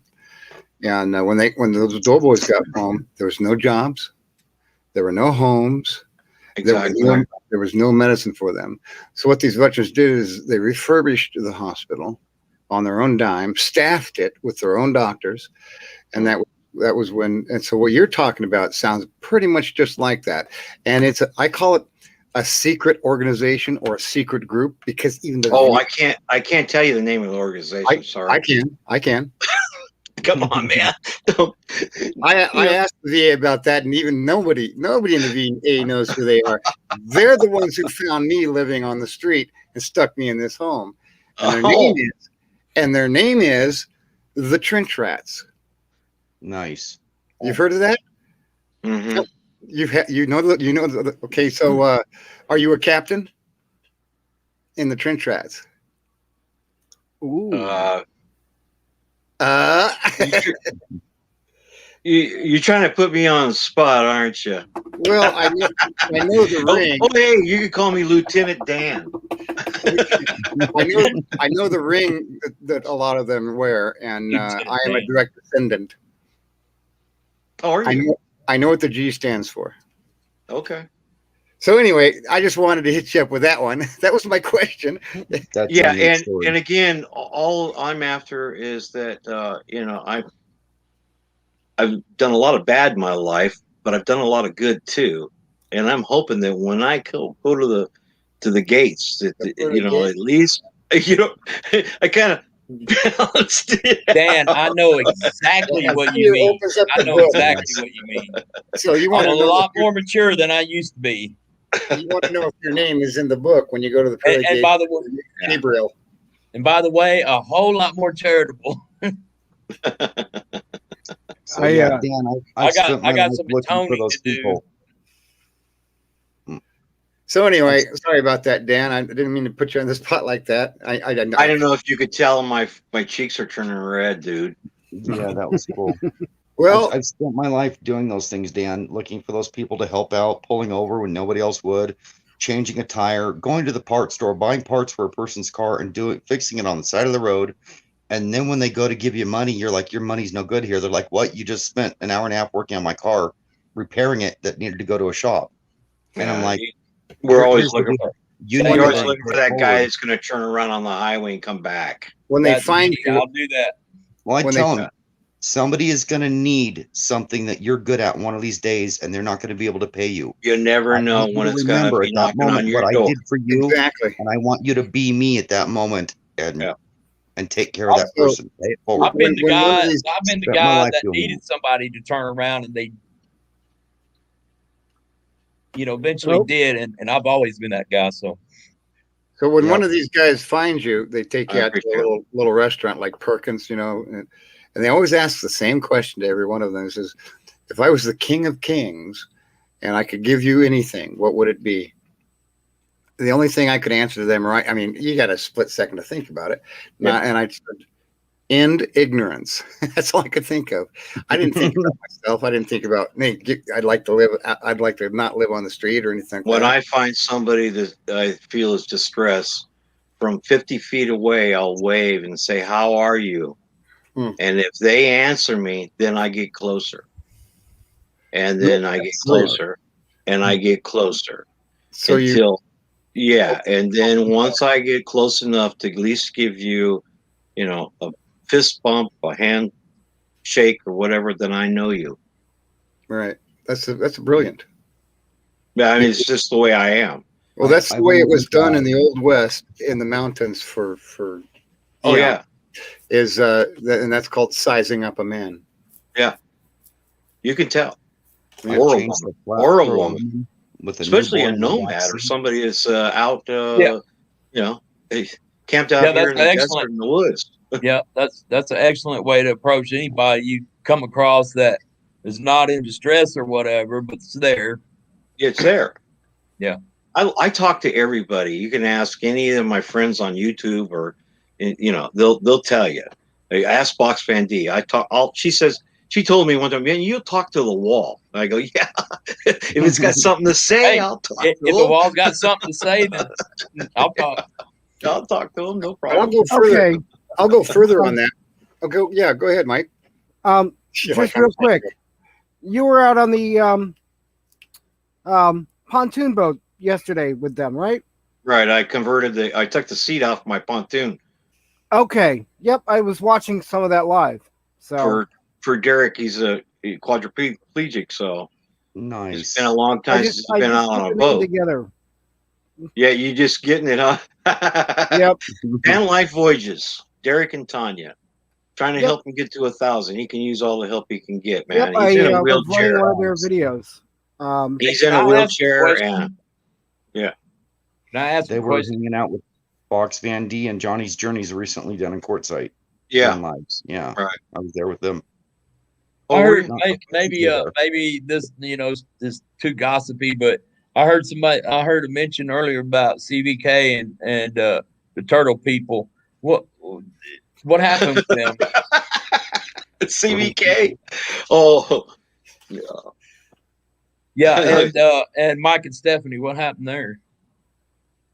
Was there It some just conflict? they or had something? their words and it went away slowly. Everybody just sort of backed away and it just went away. Yeah. Okay, but are they good now? As far as I know, I mean, Yeah. they're each doing their own Well, thing. to me, it's like a written script. Okay, you get together in the basement and let's talk about doing this. Yeah. Okay, that'll help me with my channel and you or your channel or whatever. I mean, if you got 60,000 subscribers and you got 10 million views and you got ads and you got merchandise and you got all that stuff, how much money do you think you're going to get in every month? I don't have any idea. Well, Enough look to at buy enough to Bob buy a Wells. How much money do you think he makes every month? No, let's No, better. really, you better need- example. The better example would be Traveling Robert. I know him. Unstoppable Morgan. Oh my Traveling Robert. God. Oh, I know he she's in a different category. Yes, Yeah. yes. Here we yes. go. Who's No in a two different- pieces. I don't fit in a two piece. So Every time Traveling Yeah. Robert does a live, I know he makes between $1,000 and $2,000 on super chats. That's just super chats. He's also got his Amazon connections and his own little shops and so yeah, he's doing well for himself. So well, There's not Will only that, Prowse. is you think about it. Let's say we're all in the United States, Canada. Well, what about the rest of the world? There's people all over this world that are watching YouTube. Yep. And if they like you, you got something that interests them, or they can get close to you because they see you on public TV or whatever. This is public TV. They think that they can get close to you, or whatever. They're willing to give you $10 or $20 or $50 or whatever to make the chances better. So yeah. I know Morgan. I've been, I've caught a few of her lives and whatnot, and yeah, people are just throwing money like it was nothing. Yeah. Yeah. Will Prowse started out. Kudos to her. I mean, whatever. Will Prowse started as a kid in an RV playing with some solar panels. Started a channel. Wrote a book about his planner's whatever it is he had in his disease he had, and how he cured it through natural resources instead of utilizing the doctors. Wrote a book on it. He wrote a book on solar power for dummies, basically. And he's become so big, he now owns, what are the electric cars? I can't remember the name. Teslas. He owns two homes in Arizona. He's got, he's got, he's got a garage and a workshop full of solar power stuff he tests and runs through, and he's just making money hand over fist. Troy, Will Prowse, because he did what I wanted to do with the solar thing. Yeah, a lot of respect for him. By the time I thought I want to do this, when I go to see if it's already done, Will Prowse is already rich from it. I'm like, now what am I going to do? Well, I can actually, I have enough solar knowledge. I can go into his live chats, and where people are being ignored, I can answer the questions for those people and be a part of his chat. Yeah. He doesn't even know who I am, but I'm in there supporting him because I like what he does. I think I just I do too. I'm sorry. I just need to get a rundown beatered vehicle and drive around in that and break down all the time. There's cost. Your bag is e-bagging. Nice. Go for it, Mike. Why not? When you're living in a site-built home, you know what? Somebody said the other night. Somebody said, "Why don't you just buy a new Bronco?" I'll be in that Bronco till I die. That's right. For Morgan, that's her thing. That's her. Yeah, it's a money maker. She gonna If you keep get that a new until it vehicle, you burns. can't break down. So all these guys throw money at you. Yeah, right. What- You just gotta keep with it. Hey, listen, Why guys, you? I gotta say goodnight because I gotta go and take meds Yeah. 9 hours before or whatever. They VA. Jeez. Yeah. You got to So think. I don't know how's George Dad? He goes, "Does he sign off?" Yeah. Yeah, Yeah. they got you fasting. Do they got you fasting right now? Yeah. Oh boy, I Thank hate that word. Well, Yeah. hang on. Thank you for- Let me get this. No Bye, beer Dan. tonight. Thank you for coming up, by the way. And tell Hey, me when Mike. you want. Tell me when you're ready for the drum roll. Good night, Dan. It's a pleasure meeting you, Ron. Take care, Troy. Mike, you take care. Yep. Okay, and I'll come back and see you when you do another live. Solex, matey, Navy guy. Are you a boatswain or what? Aviation storekeeper. Search and rescue. Aviation Yeah, I was search and rescue. E5, E4, or what? They had a problem with that. I didn't care about taking the test to go up in rate or to go up in rank. I couldn't care. I could care less. I was an E3. They gave me $4 million every quarter to spend however I see fit. Oh yeah, wow. And if you didn't knock on my door, whether you were the captain of the boat or not, or the skipper of the boat, you're not going to get that brand new flight jacket for Christmas. Oh, I know how that is. So yeah, as far as I I was a warrant officer. I was the youngest enlisted petty officer to ever qualify as an 061. So I know, right? with that, I'll see you all later. You Ready? can start the drum roll. Yeah. Good night. Good night. Oops. I go. It didn't go. Yeah. I'm still here. What happened? We're gonna keep. There we go. Work the second time. He got Dan's two drum great. rolls. We work it that way. Dan's a great guy, a big part of the community that make the people realize, what it is. Well, the work that he's Oh. doing, and I understand. There he is, back in. And I understand I understand his concept of why he's Not doing it. much. Whether that's his concept or not, I think it's a beautiful thing that he's doing what he's doing. Mm-hmm. What are you guys talking about? This and that. We're talking about how that it's good that you're putting a bag on your head. Thank you for sparing us all. Couldn't agree. Yeah, we see you, Dad. Couldn't agree with you more. uh, I was you doing, trying to collate and put together the bone structure of your father so that I knew what you look like, and I think I'm close. No, you're not. Nope.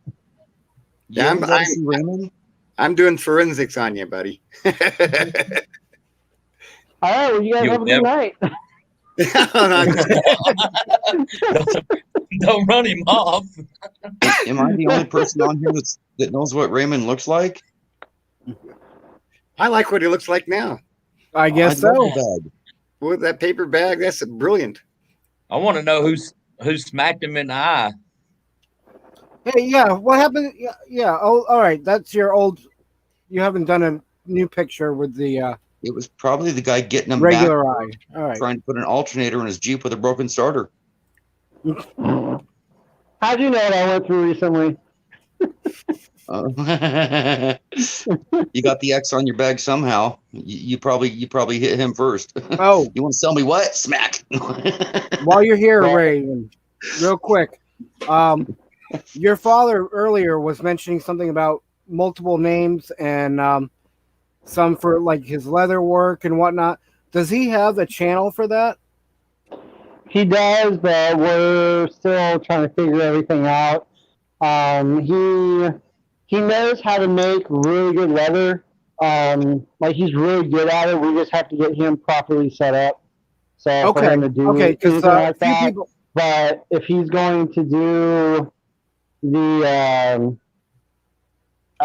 if he's going to do like what we're talking about doing, then he probably won't have. He'll have he might have a weather channel, but I mean, you won't see his face. Like I'm trying to like get the concept to him, like how it's going to work, but it's not really a big deal for him as it is for me.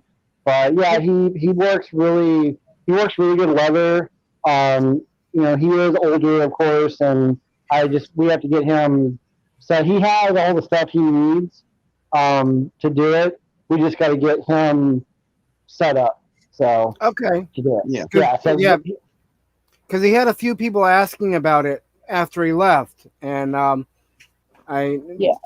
So yeah, like he has like I have he made the gun holster for my 6 hour that I have, and it has a really crafted eagle on it, and it has SIG on it, and it's really heat, and it fits like a glove, like probably even tighter than a glove, and it's just it's lasted years.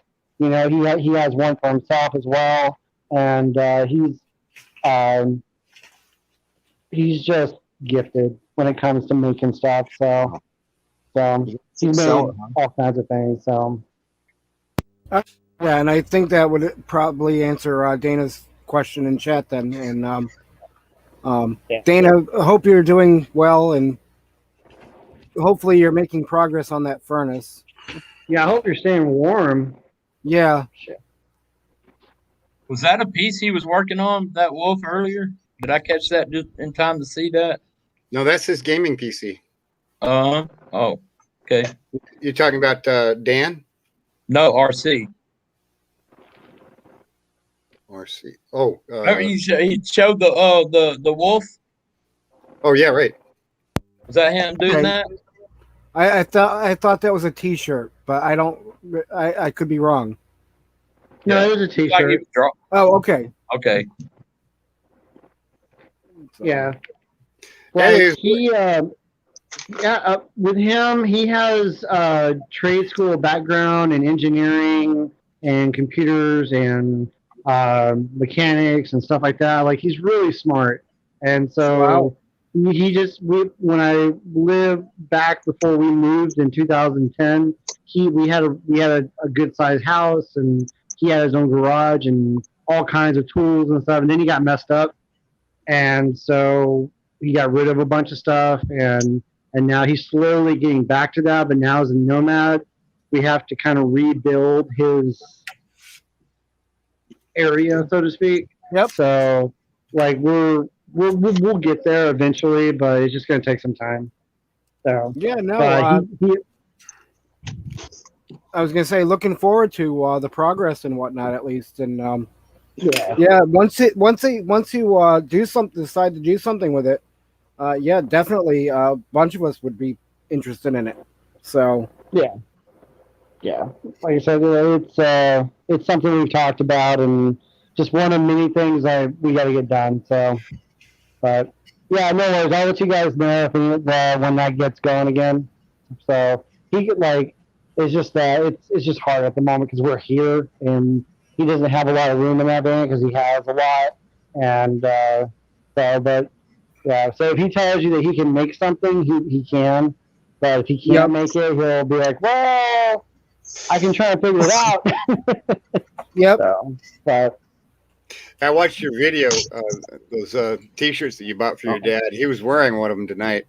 Yep. yeah. No, your dad seems like a good person, and like I said, He is. knowledgeable. The times I was on the caravan connections with him, and very knowledgeable. So Yeah. Cracked That's me good. up with them throwing them grandbabies out earlier, threw them away.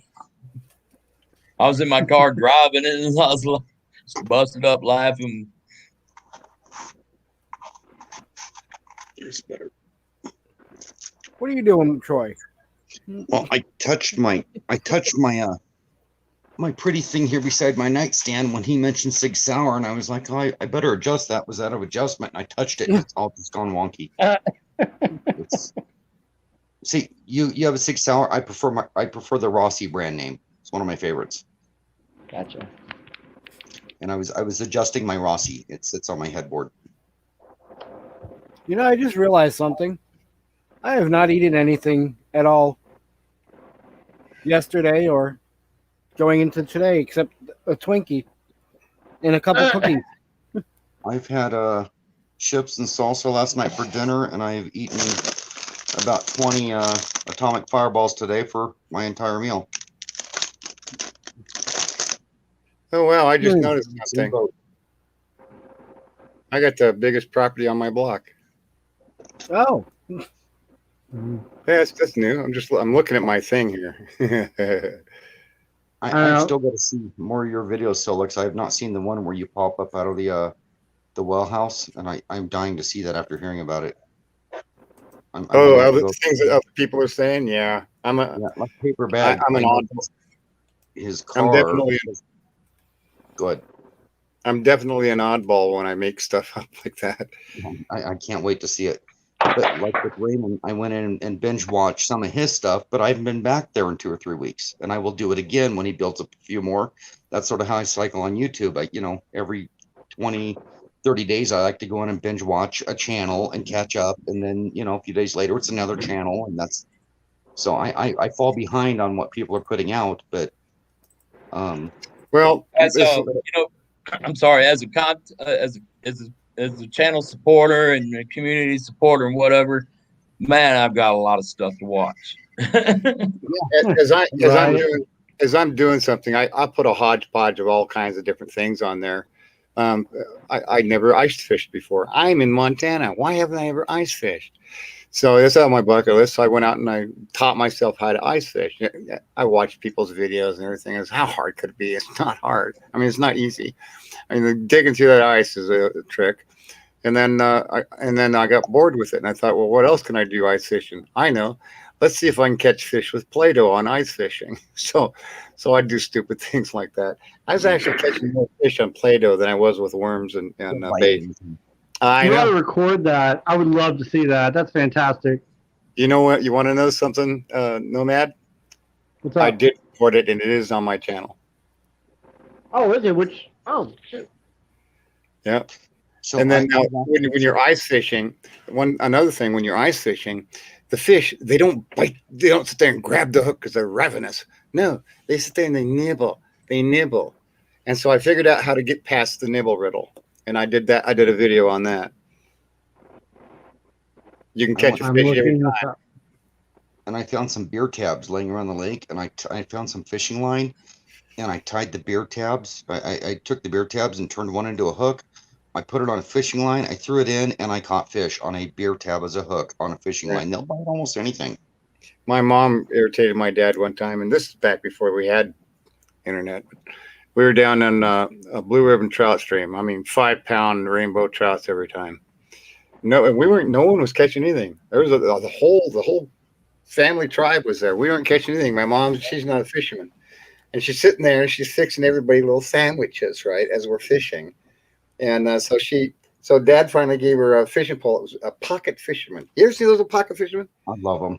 Yeah. So it was just, I thought they were a joke. But she's got this little pocket fisherman. She got a hook and sinker on there. And so she puts a piece of a cracker on there, an old Cheetos cracker. And then she puts a piece of cheese on there. She made a sandwich, a miniature sandwich, threw it in there. She caught the biggest rainbow trout I ever saw in my life. All right on. That's great. I love things that taking happen, newbies out to spots. Crazy things that happen. I love taking newbies, kids, and people who have not been fishing out to some of my little honey holes. I'll take them to a spot and I'll walk them down a trail and I'll stop. And I'll be this is where we're fishing. And I know it's right in between the branches over here and the branches over here. And I know if they cast out, they won't get snagged. And the fish right and left of the branches. They'll cast out twice and they got a huge ass fish on. And I like taking people's grandkids in the boat out to the honey hole. They can't hit the bottom. They've got fish on. I spent 45 minutes taking fish off hooks with 3 kids in a boat before I could even get my own pole in the water. All I had to do is reach over and put a worm in my hook and drop it. There was no time to do that. I had up to 3 fish in my face at any given time, 1 to 3 fish, pulling them off the hook for these grandkids because I took them to a honey hole where I would bite anything. back in those It's days, a lot of fun. It's a lot of fun seeing other people fish. we were raising goats, and there's one thing we've learned about goats is you have to be careful what you put in the goat pen because they will eat anything. They're like a shark. They'll eat anything. Little land sharks. And so on that fishing expedition with my mom, that's what I also learned. We're using every known bait that attracts these things, and she's catching on that. So I determined that a trout or any fish will they'll eat anything, and so that what brought me to that Play-Doh day. Dana, I hope everything's okay.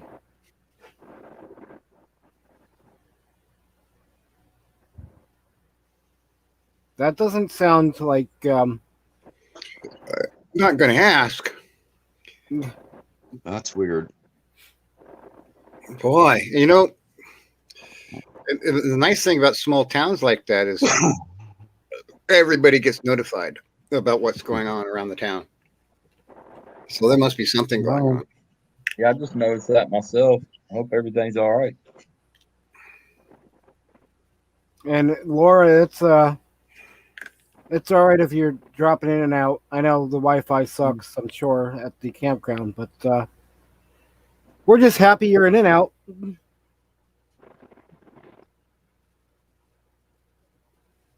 Sorry you're having such a hard day and hard time with that heater, Dana. That's Yeah. it's not fun. Yeah, be safe out there. Jeez. Definitely. Sorry to interrupt you guys. No, I just noticed that in the chat, and I'm like, wow. We care about Dana and her well-being, so that was worth it. Absolutely. I could see something as simple as some jerk walked into work. The guy was having a bad day. He pissed her son off. He's just like, get out of here. And the guy's all, I know where you live. So he's like calling her up, unlock the stuff up, Mom. I think Dana just got a message from her son again. Yeah, I saw that as well. Okay, doors are locked, but good. Did you oh, we lost Ray. Oh. I didn't get the drum roll out. He may have had to get going for work. I don't know. Yeah, I like that van behind you, Ron. That is really cool. I can't. I don't know how to take me out of the way so you can see it better, but there we go. I should just get a van like that and drive it around. And although I wouldn't look good in a two-piece, so that looks in rougher shape than that movie, and that guy went up to Alaska and lived in that school bus. That one's that's in worse shape. That was a sad movie. Oh, you know what? I just went looking for a cool van to put in the back and but I didn't really look at where I was getting that picture from. But as it turns out, when I go to find out, a dilapidated van used by rock legends Aerosmith has been found during the filming of the U.S. Antiques program, American Pickers. Nice. Yep. Nice. Awesome. I remember that episode. I thought it looked familiar. Maybe that's where it was stuck in the back of my head at that I thought I'd seen a milk truck type thing like that before. But was it a milk? Now I wonder if that says that whether it's a milk truck or not. Let me check it. Yep. You see Dana's comment? It was just some bullshit thing at work. We can see your chat, Laura. So you're good. You're connected.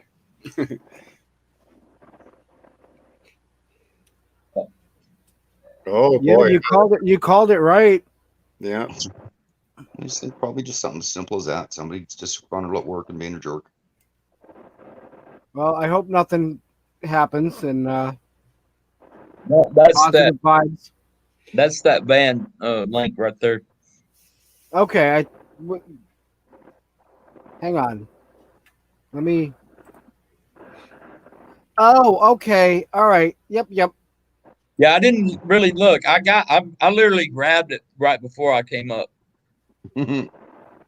She can't see us. Laura can't see us, but can she hear us?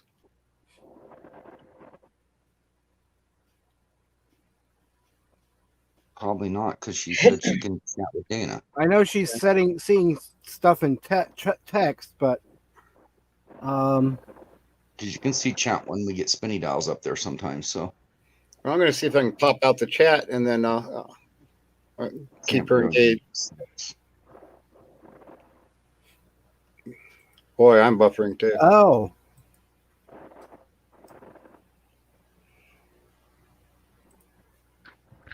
unfortunately, it's a friend of his. He used to actually rent a room from us. We were going to let him move on to the property with us too. Wow. Be careful, Dana. And Laura, well,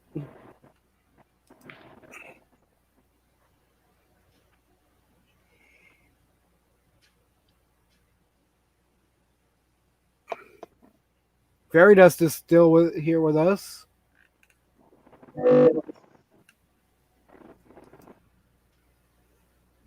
Hi, Fairy Dust. Well, oh, Dan is still in the room, I guess.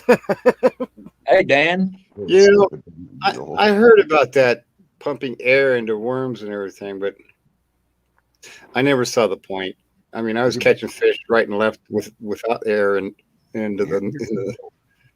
There's a specific purpose for that. You will actually one of my honey holes is in a weed bed, and you have to put a 3-foot leader on it and a slide weight, and you drop to the bottom, you come up about 2 cranks, and you sit there and you got a fish on in seconds.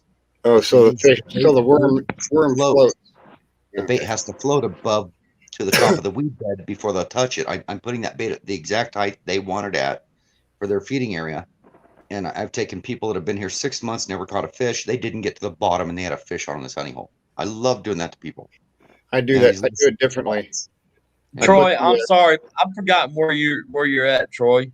Central Oregon. Awesome. Yeah, I put awesome. Take the me weight. fishing when I get there. Will you take me fishing when I get to Oregon? Absolutely. You know it. We got some beautiful high mountain lakes right at the campgrounds. Yeah. I know a lot of great boondocking sites on the water. So it'll be summertime by the time I get there. I'm gonna be in Arizona in January, and then from Arizona I'm doing SoCal, Nevada, and northern Arizona, and then from there Utah, and then from Utah up to Yellowstone, and then Montana, and then work way back towards Washington and Oregon. Okay, water and set you up at free boondocking sites that are incredible if you want. Awesome. So yeah, I'll go fishing with you. Yeah, I've got my whole, pretty much from my date's not really until October 1st, but my cousin's birthday is on September 30th in Virginia, so it might start a little bit early, but October 1st is really what I'm looking at.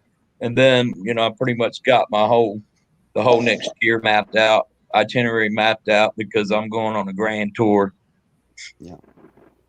Well, it took me years to figure out that each body of water needs fished a different way. You can't just go commonly throw a pole in. So you try different things in different areas. I mean, I've never fished with the. Yeah, I do, not often with a worm on the bottom. There's no point, because you analyze what fish that are available in the area that you're in. Generally, catfish, suckers, those things, or bluegills, those things are going to be bottom sucking. They're just they don't get things in midair. So if you're in an area like that and you want trout and you don't want to get stuck with pulling in right after left of suckers and carp, then this is what I do: is I take the weight.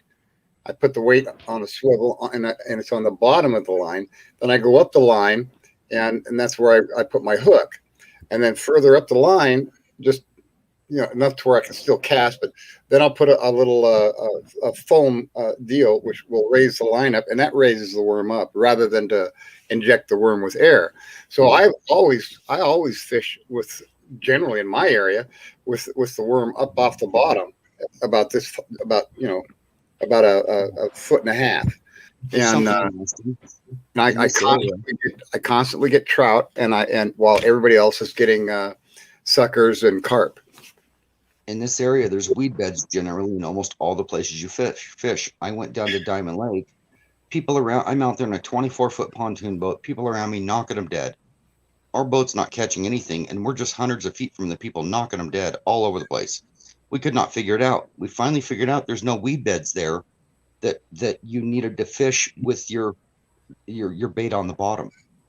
You needed your bait not to float. You needed it to be on the bottom, because we were all used to fishing up in the area 100 miles north where there's weed beds everywhere, and you have to float your bait up a little bit out of the weed bed to catch the fish. And down at Diamond Lake, it's strictly a drop it on the bottom. Don't crank it up. Don't show your weight. Don't put air in your worms. Let them sink, and you'll catch fish. You'll knock them dead. But I had to learn how to fish that lake, because it's completely different than the lake 50 miles from it. And that's something I had to learn. It took me years to learn that each body of water is a little different. So Paperback Nomad, water, you never get skunked. Do you like fishing, Paperback Nomad? I don't really do a lot of it. I'm just listening to you guys talk. So I don't know. I really don't have anything to say on the subject. I don't really do a lot of fishing. I think I've caught maybe one fish my whole life. So I just don't really get out there and do that a whole lot. But I'm interested. It sounds like I'm just listening to you guys talk. You have to go out with somebody that knows what they're doing to get hooked on it. I've gotten so many people hooked on fishing that just weren't interested in it until they went with me.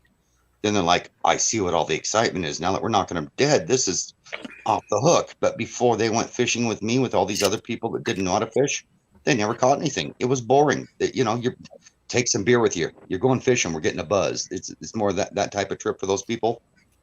And I'll take people out fishing, and they don't have time to drink. That's my friend. I take my friend out, and he'd never been fishing. He's not big on fishing, but when I take him out, he pulls out a bowl, and he didn't give a shit if he's catching fish or not. I had a big pontoon boat until last year, a 24-footer with a Honda outboard, really nice boat. I'd take people out on it, and there were 3 rules on the boat. You had to catch. Oh God, well, how did I say this? I can't remember what the third one was. There were 3 rules on this boat. You have to catch fish, catch a buzz, or catch something else. I tell everybody that right before they get on the boat. There's rules on this boat. You have to catch fish, or catch a buzz, or catch a sunburn, something like that. You got to catch something. 5 trout. That's nice. That's decent. Wow. So you're the little guy. He's the provider of the family now. Yep. Little man is the provider. So Paperbag, you about to launch your Jeep, right? You're about to get on the road in your Jeep. What are you gonna do? Probably drive and sleep in it. Well, I mean, are you gonna go? I already know that much. I'm gonna go visit the third rock from the sun. That's what I'm gonna do. I've been thinking about getting a van so I could tow my cargo trailer behind it, because my toys in there. And there's some problems with towing a fifth wheel or pulling a fifth wheel, towing a cargo van behind it. And so I've been thinking about getting a van. And what I'm finding out is a van is more expensive than my stupid fifth wheel. Yes. Yeah, I was just thinking, you're gonna take the Jeep and do overland stuff, or what? No, I'm gonna work, save, and travel and meet people and shoot videos and whatever. I'm not gonna. I'll go off road, so to speak, but I'm not gonna be an off roader, because I'm not going to destroy my Jeep. I love it. But I'm just gonna. I used to have a when I got into Nomad Life, it was because of my dad back in 2018, and I had a high top van that I bought, and the van was a beast. It was fantastic, but it was just too big for just me. Like, I don't have kids or anything, so it's just me, and I wanted something smaller, so I got the Jeep. And I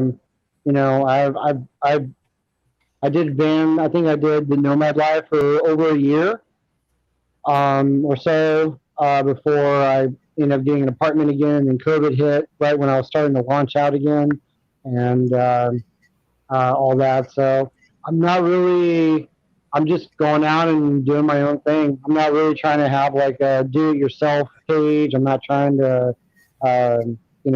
do anything. I'm just going to go off and do my own thing and make fun videos like I'm doing, and just meet people and go see things and work and whatever happens.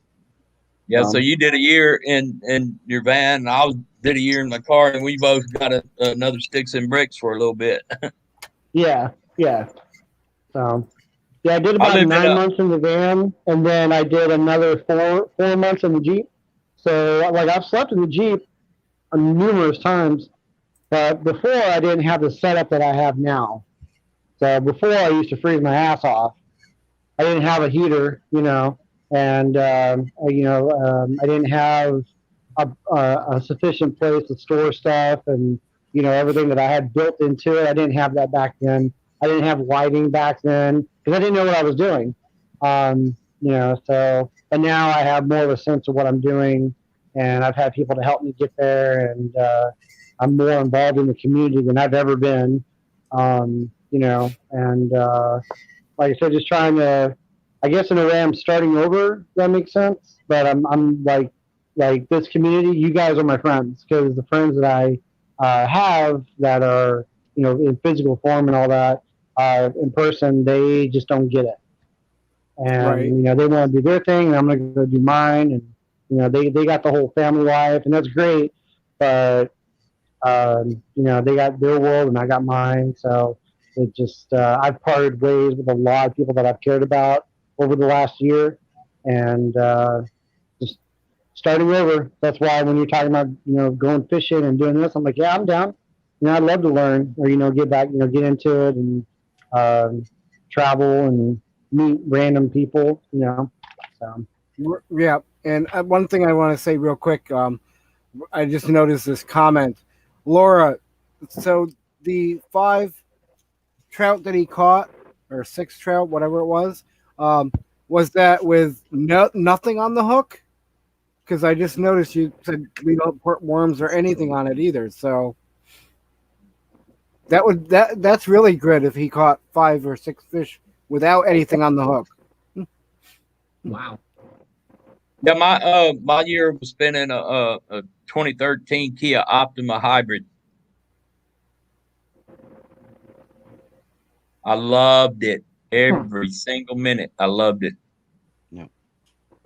And for you guys, really quick, I'm usually catch and release too. When I do keep them, it's usually trout or salmon. I like catch and release. Wow, that is awesome, Laura. Sorry, Troy. Okay, it's okay. I actually forced the people when I would set their pole. I had all the poles on the boat. I bent the barbs on the hooks to make it more fair for the fish. That way, when you do the catch and release, you don't rip them up putting them back. So I literally would turn my hooks into barbless hooks for the being in care of the fish on my boat, and I let really good fishermen bring their own poles, but most people were using my equipment because I had like 20 poles on the boat. And so yeah, it was catch and release, and I went out of my way to make sure I didn't hurt the fish if possible too. That is so sweet, Laura. I thought that was really cool. She was doing catch and release, and I thought I'd mention that. Yeah, that's all the fishing I've done. And as far as getting back out and relearning stuff and making new acquaintances into friends and whatnot, good for you. Raven. And that's what I think. Some of my friends back home, back where I'm from, understand my lifestyle, and others are like, "Well, I don't know how you can do it. I could," and I'm like, "That's you. This is me." You know? Yeah. Some of my best memories have been in the woods, camping in an RV. And if I can't maintain my home anymore, why even own it? Get in the RV and go experience some of the best times of my life and make it a lifestyle. That's where I'm at. Right. I like when I'm out backpacking, I take rice and beans and flavoring with me, and that's all the food that I take with me. And bears just not really interested in that kind of stuff. Nope. So I've never had a problem with bears, but I also take my fishing pole, and I always I'll catch at least 1 pound's worth of fish to ingest a couple of days before I hike out, because I want that protein for the hike. Mm-hmm. So there's reasons why eating meat is necessary. Yeah, and not all trout are created equal. Some are delicious and some are just mush. I know, right? Like, take the Uh-huh. salmon. But Cannot stomach pink salmon, but if it's a red salmon or a silver salmon, count me in. I do like king salmon, but second from the bottom is dog salmon, and then comes pink salmon. It's just like mush. It's like mush. There's no body and no. Smoke it. Yeah, that'll work that way. Firms it up, and it becomes just delicious. But I do it like if you've ever heard of sour candy, I caramelize and make like a sweet teriyaki salmon out of it. And pink salmon also makes good salmon patties too. Oh yes, that's right. Yeah. But most of the salmon that's sold in the stores is pink salmon in the can. Once in a while, you'll see red salmon, but not often. And it's all East Coast salmon. I don't like East Coast salmon. No, neither. It's a totally different taste. Atlantic salmon's totally different. What is Copper River Reds?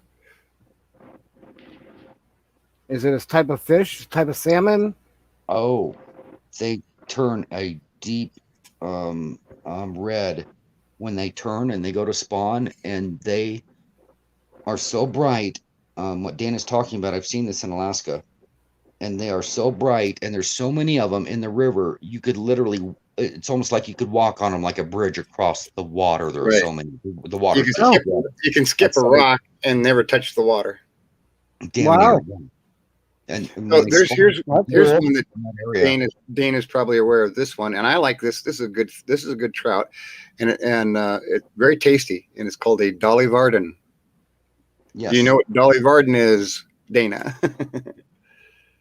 So we have a landlocked salmon up here called kokanee, and you can pan fry them like a trout. You can smoke them. You can do whatever you want with these fish. And there's very little salmon flavor to them because they're a landlocked salmon, and they don't get really big like a regular salmon does because they're landlocked, and they are just delicious, pan fried, smoked, any way you want to make them. That's one of my favorites is the kokanee. I've heard of kokanee. Yeah, they're everywhere up here. And I actually caught an Atlantic salmon that somehow got accidentally released into one of our lakes from our local hatchery.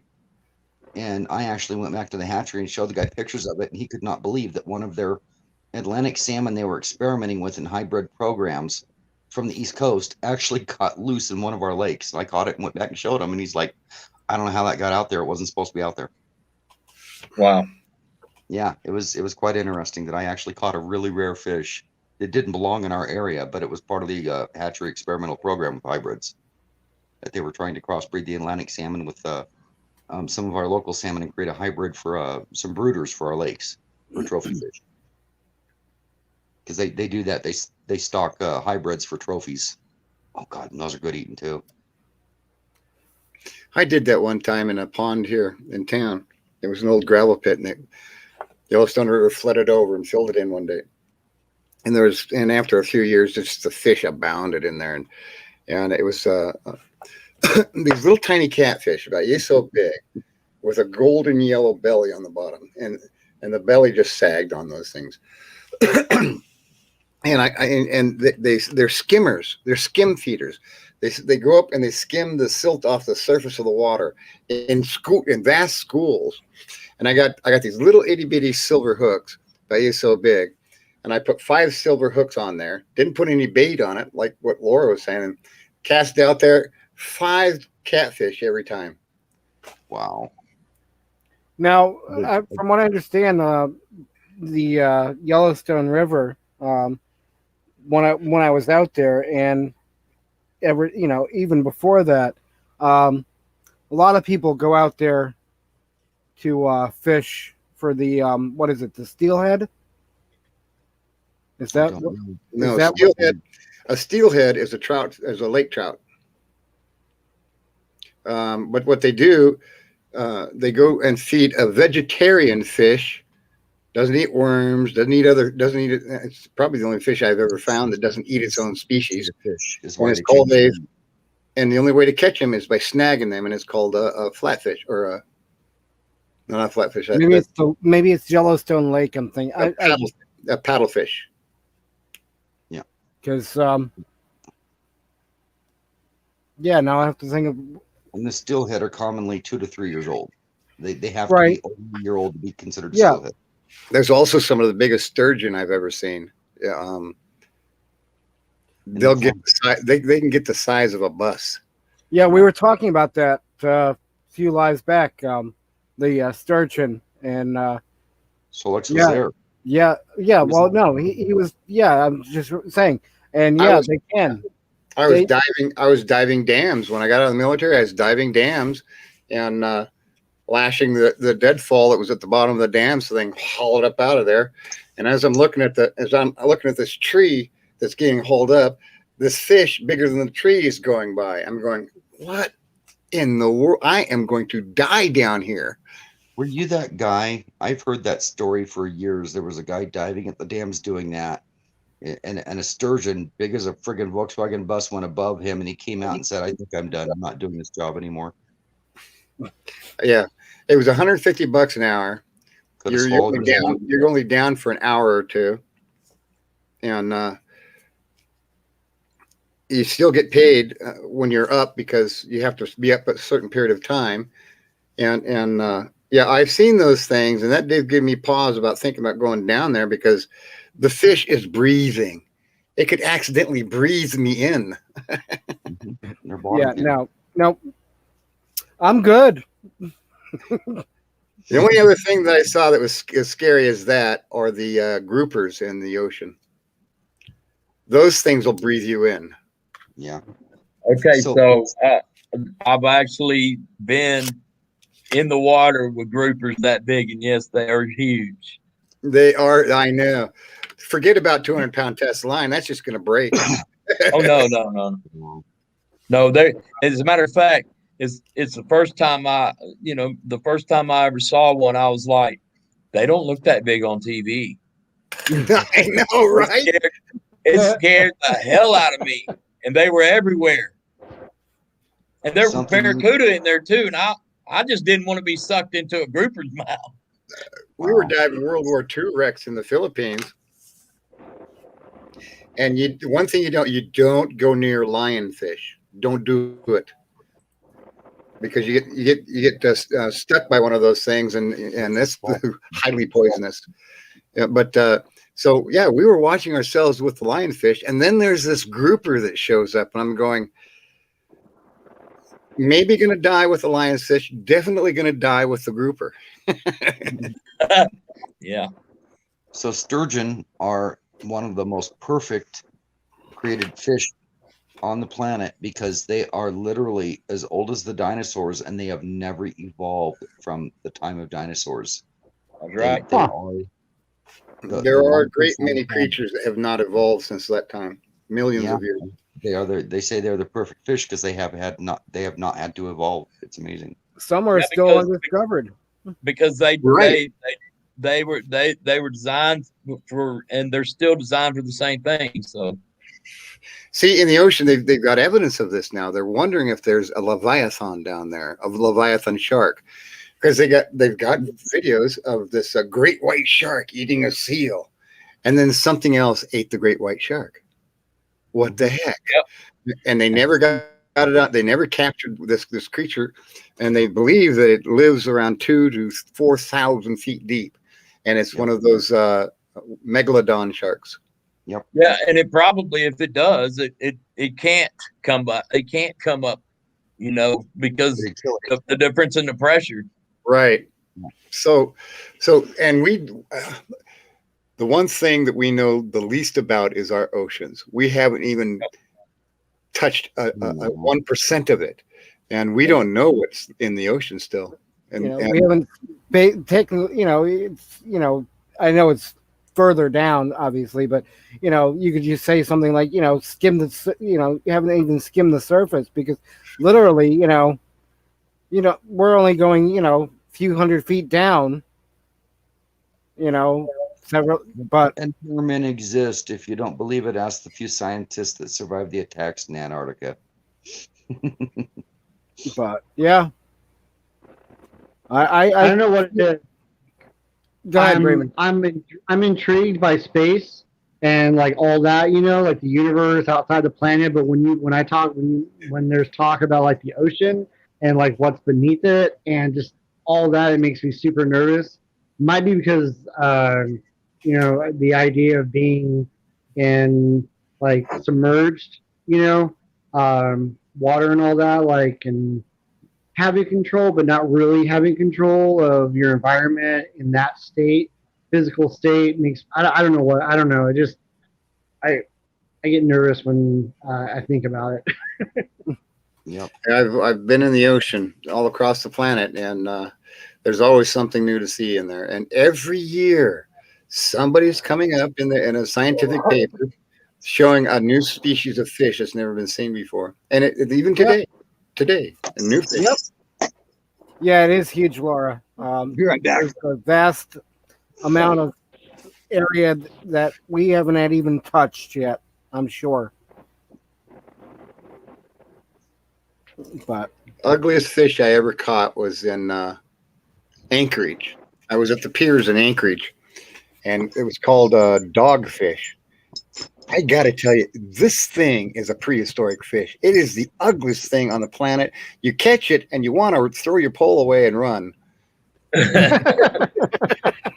they're only this, That's great. Yeah, they're only. That's this why big. Raymond won't go in the ocean. They have a head, then they got a little body, and they're nothing but a big mouth with teeth. Little body and then the head. And boy, I tell you, I didn't know what the heck is this. Pass. Yeah. Body this big, yeah. There's a lot of meat in there. It doesn't have to worry about getting eaten. Just a leg. Then there's some of the fish that the fishermen bring up in their seining nets comes across my dock, and I'm the fish buyer. Another scary looking one is called the wolf fish. Look that one up on Google. That is a nasty looking fish, and we get a lot of wolf fish from the fishermen in Alaska. Oh, wow! So, let me ask. It sounds like you guys are in the whole upper Nevada, Oregon area, with the exception of Ron. Right.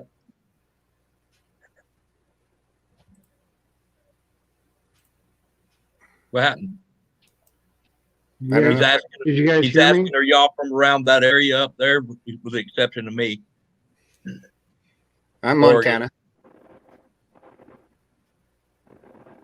And Mike's in, what was it, Ohio?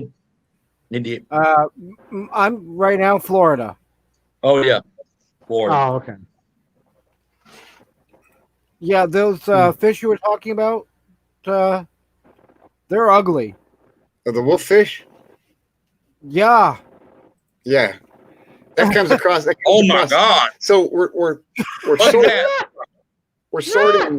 No, Put it I back. know. Put it away. Put it away. And put it they're away. big too. You know, they're bigger. They're bigger than a red salmon. And a red salmon What get do- up I'm to not even 20 going in the pounds on it. shower. Forget that. He's like, stay away. Yep. I'm sticking to swimming pools. I'm not. No, I'm not even going into. I'm not even going to go to the shower at the gym or anything. Screw that. Okay, Nate. If he Now was here's in Baby wipes it is from now on. if he was in the ocean, first of all, he probably don't want to go there because he's a paper bag in the first place. But if he saw that in the ocean, he'd come right down there and just skim across Yeah, the water. someone- Everybody Yeah, talks someone about, offered to take me kayaking or something. I'm like, no. Like, water don't mix well with me. I don't like water. I'm with you. Paper, baby wipes. Yep. Well, that's how I felt when I first time I saw a grouper. But the thing about it is the grouper was probably a good 60 feet away from me, and I could see him clear as day. The water was so clear, and you can see everything. And so I was out there on a dive boat, and it's like, it's cool. I was snorkeling, but yeah, they're like, it's cool. Go out there and check them out. I was asking about the barracuda, and it was like, just swim right on past and it doesn't bother you. Yeah, I'm not swimming past that barracuda. I'm going the other way. Right? Well, see what I like. I love camping near water. Like, I love it, but I just don't want to get in the water. Like, nope, I'm good. Yeah. Like, There you know, really is no good I'll stay reason up to here. get in there. There really is no good reason to get in there. I'm the same way, Raymond. I love water, but I don't want to be in it unless I'm diving. You know, in the Caribbean where I did it, it's pretty cool to get in there because it's just like getting into an aquarium. But it is nerve wracking when you see barracudas and groupers that could swallow you whole. Yeah. Who knows that Groover thought when he saw you, Ron? Remind me not to go to sleep. I did. You can dive when you're snorkeling, and I did come pretty close and face one was looking at me, but it just turned away and went the other direction. We're just not their food group, I guess. For some reason, I would just be more comfortable like standing in front of a bear or a lion than fish that can eat my ass. You know, it's like at least I can run. Like At least the bear will get a mouthful first. He can't eat you whole. That's that. But this fish can. Yeah. Meat So- tacos. Ron, did you see Mike's thumbnail when you came in? Blinker fluid. Yeah, I don't- Blinker fluid. Yeah, I probably did, but I don't remember it. I thought that was great. We started out with the whole conversation about blinker fluid and muffler bearings. That's funny. That's funny. In my Yeah. job, I was a commercial construction worker, and I was building on a terminal out DFW Airport, and in my business, that sort of thing is, hey kid, you say it to the apprentice or whatever, go over there in that box and get me a sky hook. And that boy's over there, just keep looking through there, digging, not wanting to ask because he's made you think he knows. Because you know what a sky hook is? Oh yeah, it's over there in that box. Go get it and bring it to me. Look and look and look.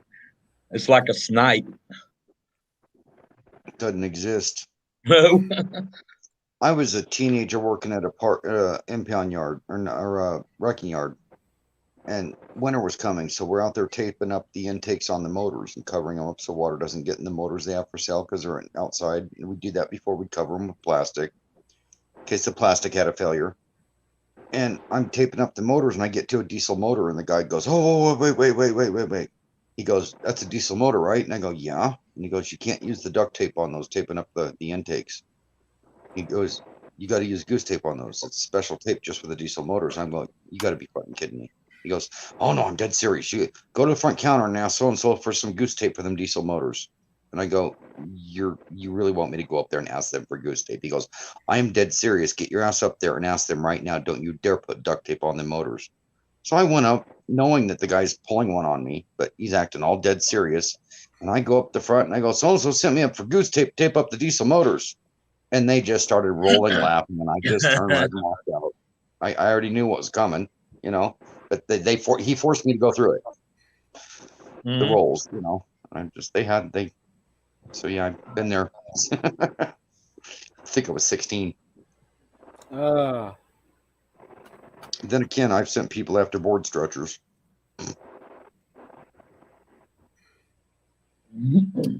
Well, I'd call them up and I'd tell them I need some chains and binders, and you know, and they'd give me the prices on the chains and binders, and I'd be like, well, can I, you know, I get a bunch of these. How much do they weigh? Because you know, this party, we got to bind and chain up a bunch of people, and you know, just go on with it. And I forget how I did it, but I had them laughing their butts off at the counter. These are people I worked with. You know, you disguise your voice and do this, and you'd get them once in a while. See what can happen to a bag.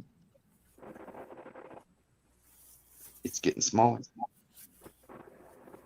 Smashed up.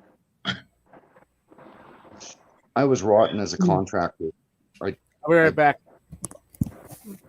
I had an account that was Color Tile, and I knew the manager.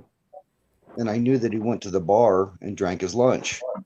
And I knew he hired these high school kids to watch the shop, and he taught them, you know, this is the jobs we're selling, these are the jobs that are sold, and these are the jobs we're installing. There was only 3 spots for folders, you know, and when they're finished, they'd leave and go into a filing cabinet. And I'd wait for him to go drink his lunch, and I'd call up and we'd harass these poor kids. We'd disguise our voice, and we had different characters because there were like 3 locations that we worked for. And it was always these kids, you know, on summer break or fresh out of high school, and we'd mess with them so hard. We had Habib Khulugi that wanted to know why the installers wanted his house, because the carpets needed a clean place to breed, or the flies needed a clean place to breed, and the carpet needs installed on the ceiling. Then we had Wendell, the autistic child that would never cooperate. And I literally I felt really bad because one kid, the manager came back and the kid was crying because he couldn't find the file. That's when I quit doing it to these poor people. But you get on the phone and act totally dead serious. You know, they could not believe this customer's calling in and acting this way, you know, and you're just out of control, won't cooperate with the kids. Could you spell the last name for me? You know, on Habib Hakalugi. And you'd be like, are you mocking me? They were supposed to be at 9 o'clock. Yeah, I never pulled things like that skyhook thing until, you know, I was a foreman, and I already had my hands full with, you know, 33 journeymen, and I had some pre-apprentice trainees, and I had apprentices, and I got my hands full. And right now there's not a whole lot for everybody to do. So go find that, keep yourself busy for a while. And it makes him look like he's doing something, you know, for the higher ups. Oh, yep. Until I can get to him and reassign him something, you know. We'd read our customers. Well, guys, I hate to cut it short, but I gotta get going. Work's starting to pick up a little bit, so but yeah, everybody be safe, and I'll be seeing you guys around for sure. Okay. All right, Raymond. Have a good night. Take care. Stay You too, safe. Raymond. Good night. You too. Be safe, guys. So we had epoxy and glue spill in an action packer one day, and the glue, it always dries clear, but in this case it dried white like it was still wet. We don't know why it dried that way, but it did. And the epoxy was all shiny, and it hardened and dried, and it looked like a fresh spill out of a container. And we'd read our customers, and if we thought they could take a joke while we're installing their floor covering, we'd put a epoxy container on the freshly installed vinyl where we're doing wood flooring right up to it, right behind our feet, like we accidentally knocked it over, and the customer to walk in going, what's that? Oh my, we kicked it over. It's epoxy. It's like, oh, I can clean that up. I got some chemicals out in the trailer, and we'd act like we'd panic. Oh, I can clean it up. I can fix this. I can fix this. And you'd lead the customer on for like 2 minutes while they're freaking out on you. And you'd be like, no, really, I got this. And you walk over and pick it up. Walk over and pick it up. Put it back. I can fix this. And you're not touching it the whole time. And you're getting and they know it's epoxy. They know it's destroyed their vinyl. It needs replaced. Right. And you're acting like, you can fix this. I got this. I got this. And their vinyl, it was just installed the day before, is ruined, and they know it. And and after you panic for a little bit and they can see it in your eyes, you walk over and pick it up and put it back in the box. I go, see, I told you I could fix it. And they're just like, oh, you got us. You son of a bitch. But you'd have to read your customers, because some of the customers you couldn't do that to. And you could tell someone would get mad if you did that to them. Yeah, but if you had a sense of humor, it was anytime fun. You got an easygoing customer that's there, because before I was in commercial construction, I was in residential in the same trade, residential. And, you would know when you have a customer that you can mess around with and joke around with. And yeah, those were always great. Yeah. And we do the same thing with the glue, but we do it on the carpet instead of because glue will clean off vinyl, but boy, it don't clean out a carpet very well, does it? No. We do the same thing, backing up to carpet, installing wood floors, get close to the transition, and we kick this big old bottle of glue over, and there's this like 6-inch by 8-inch glob of wet glue on their carpet. And we tell them, oh, go, I can clean that up. I can clean that up. And they're like, it's going to dry. It's in the carpet. It's down in the padding. How are you going to clean that up? I'll take care of it. I'll pull the carpet if I have to, whatever, and you start, and you panic. You get panic in your eyes, and they see it in you, and then you walk over and pick it up, and they realize you were just leading them on hook, line, and sinker. It was. I had a lot of fun with my customers. I did. Yeah, some customers are great. I did some work out of town. I did some out of town work, and the customer, we were doing additional work to his already established mountain cabin retreat, and this was this wasn't little hunter's shack cabin. This was a nice place. I like that. Good one. Yeah. Yeah. And so we went there to do some work, and we were going to be there for the whole weekend. So we stayed, put us up, cooked for us, and it was awesome. Yep. Customers always were doing some awesome stuff. I was Portland-based, and I was doing jobs clear in Bend, Oregon, because I was asked for by name because of the quality of my work. That's how we ended up doing that out of town work. Yep. They'd want the best. Yeah. They'd pay whatever you wanted. That job, as a matter of fact, allowed my boss at the time to try to enter the NASCAR arena what was then the Busch Cup. Pretty cool when you show up Busch at a Series, house. And their old home is where they're putting you up, where they're building the new home on the west side of town, up on the mountain by Mount Bachelor. And you show up, and the refrigerator's stocked full of fried chicken and beer and anything you could want, chicken wings and steaks in there, and the barbecue's out back, and there's whiskey over in this cabinet over here for you guys, and I treat you like you're royalty when you show up at this customer's house. And I didn't touch a beer. I tried not to eat their food. I tried. It was hard because some of the food was good. But, I was respectful. The hot tub's out back. We've got it warmed up for you guys. The towels are right here. Those type of customers, And you show up and you're treated like royalty, and you're supposed to be working on a job. It's like, where am I going to find time to enjoy all these amenities?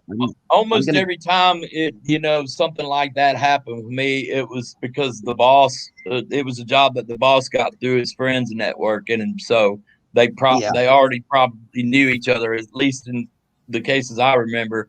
They knew each other already, and or they had a mutual friend that arranged it, and then they made a whole big thing out of it. These were big business owners in Portland doing their vacation home in Bend, and they wanted the dream team to do their home. So they went around and handpicked contractors that were the best of the best, and then treated us like we show up expecting to do a job, you know, at an extra $100 a day for traveling out of town and being put up in a home, and we show up and it's like, what just happened here? This isn't how this is supposed to work.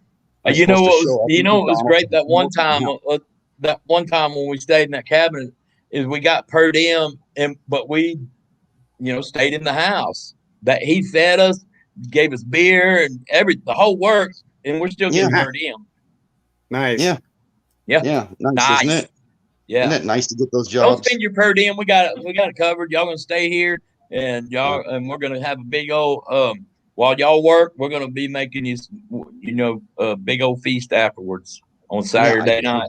For people that have helped me out, it's like or a friend will come up to camp out, and it's their kid's birthday that weekend, and they're taking them to a lake, and then they take a few extra days off of work, you know, so they can do like a 4 or 5 day thing. And I got to go to town. I'll be right back. And I head over to my house, and I go to a store, and I buy like $100 worth of ribs and fixings, you know, $150 worth of food. And I'm gone for like 4 hours, and I pre-cooked all this food at my house. And I show back up out there with container, you know, with big tray after big tray of barbecued ribs and chicken. And I show up in the Jeep, and I open the back of it, and I'm all, come on, guys, help me get this on the table. And they're like, what the? I go, it's your kid's birthday. We got to, you know, this is my gift to you guys. You know, you're my best friends.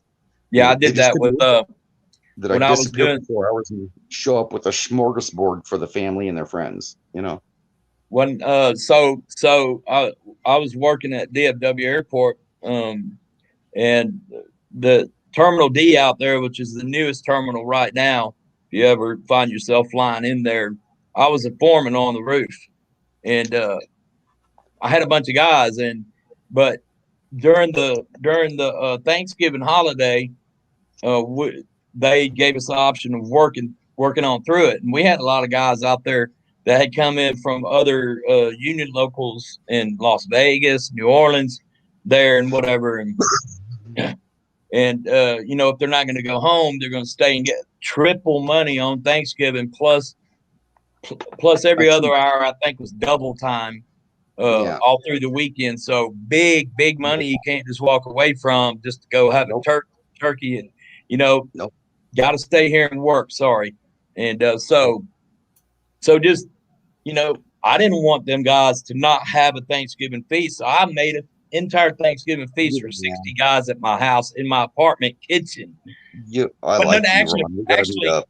Actually, my ex's brother lived in the same apartment complex, and we were using both his oven and mine to get that job, and then you know, hauled it all down there, got it all hauled up. There's a hotel that's coming out of that roof, and we hauled it up to the hotel level that's level with the access that we get onto the roof. And then there we just piled this piece of Thanksgiving dinner up on the piles of sheetrock were already in there, just still in stacks, and for when they get it framed, those were our tables, and we laid a feast out. Yeah, I do that every Thanksgiving for the American Legion, because they put on the free meal for the community, and they'd have 500 people show up in the community. I only had 60, but there was 60 very surprised and very thankful and hungry guys to feed. Yeah. Well, it was commonly like 350 would show up, and they would do about 10 turkeys for all those people, because there was so many other fixings. You know, you get a little piece of turkey, you know, there's 20 hams, there's 10 turkeys. And the first year I offered to help, besides doing the pies, which I love doing my cheesecake pies, because I would put them on the table, and they were the first thing to disappear off the table. People loved them. Every year I had to make more. My first year was 4, next year was 6, next year was 10. They were always the first pies to be gone. And I'm just like, I got to help out more. The American Legion does so much for the community, and I'm not even a veteran. You know, I'm a son of a veteran. The pies were the only part of that meal I did not make. I made all the sides homemade and the whole works. Yeah. Well, but I went in one year, and I asked them if I could smoke some of their turkeys, and they were a little reluctant. And I said, no, I'm good at what I do. Trust me. And the first year I did 4 turkeys. The next year I was asked if I could do 6, because it was the first thing to go in the meats. Smoked turkey was a big hit. Yeah, I They was loved it. I was starting to get scared that I hadn't made enough, but it ended up being plenty. I had 'Cause I other didn't know how friends much. that wanted. I Yeah. didn't know how many turkeys and stuff and how much for Oh, yeah. 60 guys, you know. And I was like, I hope this is enough, and it turned out to be plenty. I'd love to meet you as a friend because there's a great sense of pride in doing things like that. There is. And I it just speaks a lot to your character. look. Well, let me just see. I have a different philosophy, a leadership philosophy, and you know, and I applied it as a foreman because you track more, you know, you track better help if you treat people good.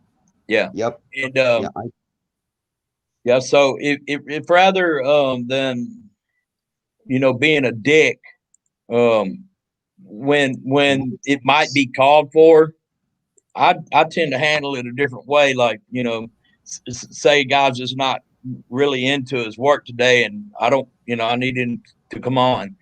Hey man, come over here. Is anything going on? Is anything troubling you? You know, is there a problem? Yeah. And whatever it is, you know, do give him you? an attaboy. It's all gonna be all right. Yeah. Yeah. Do you need to go home? You know, do you need to leave?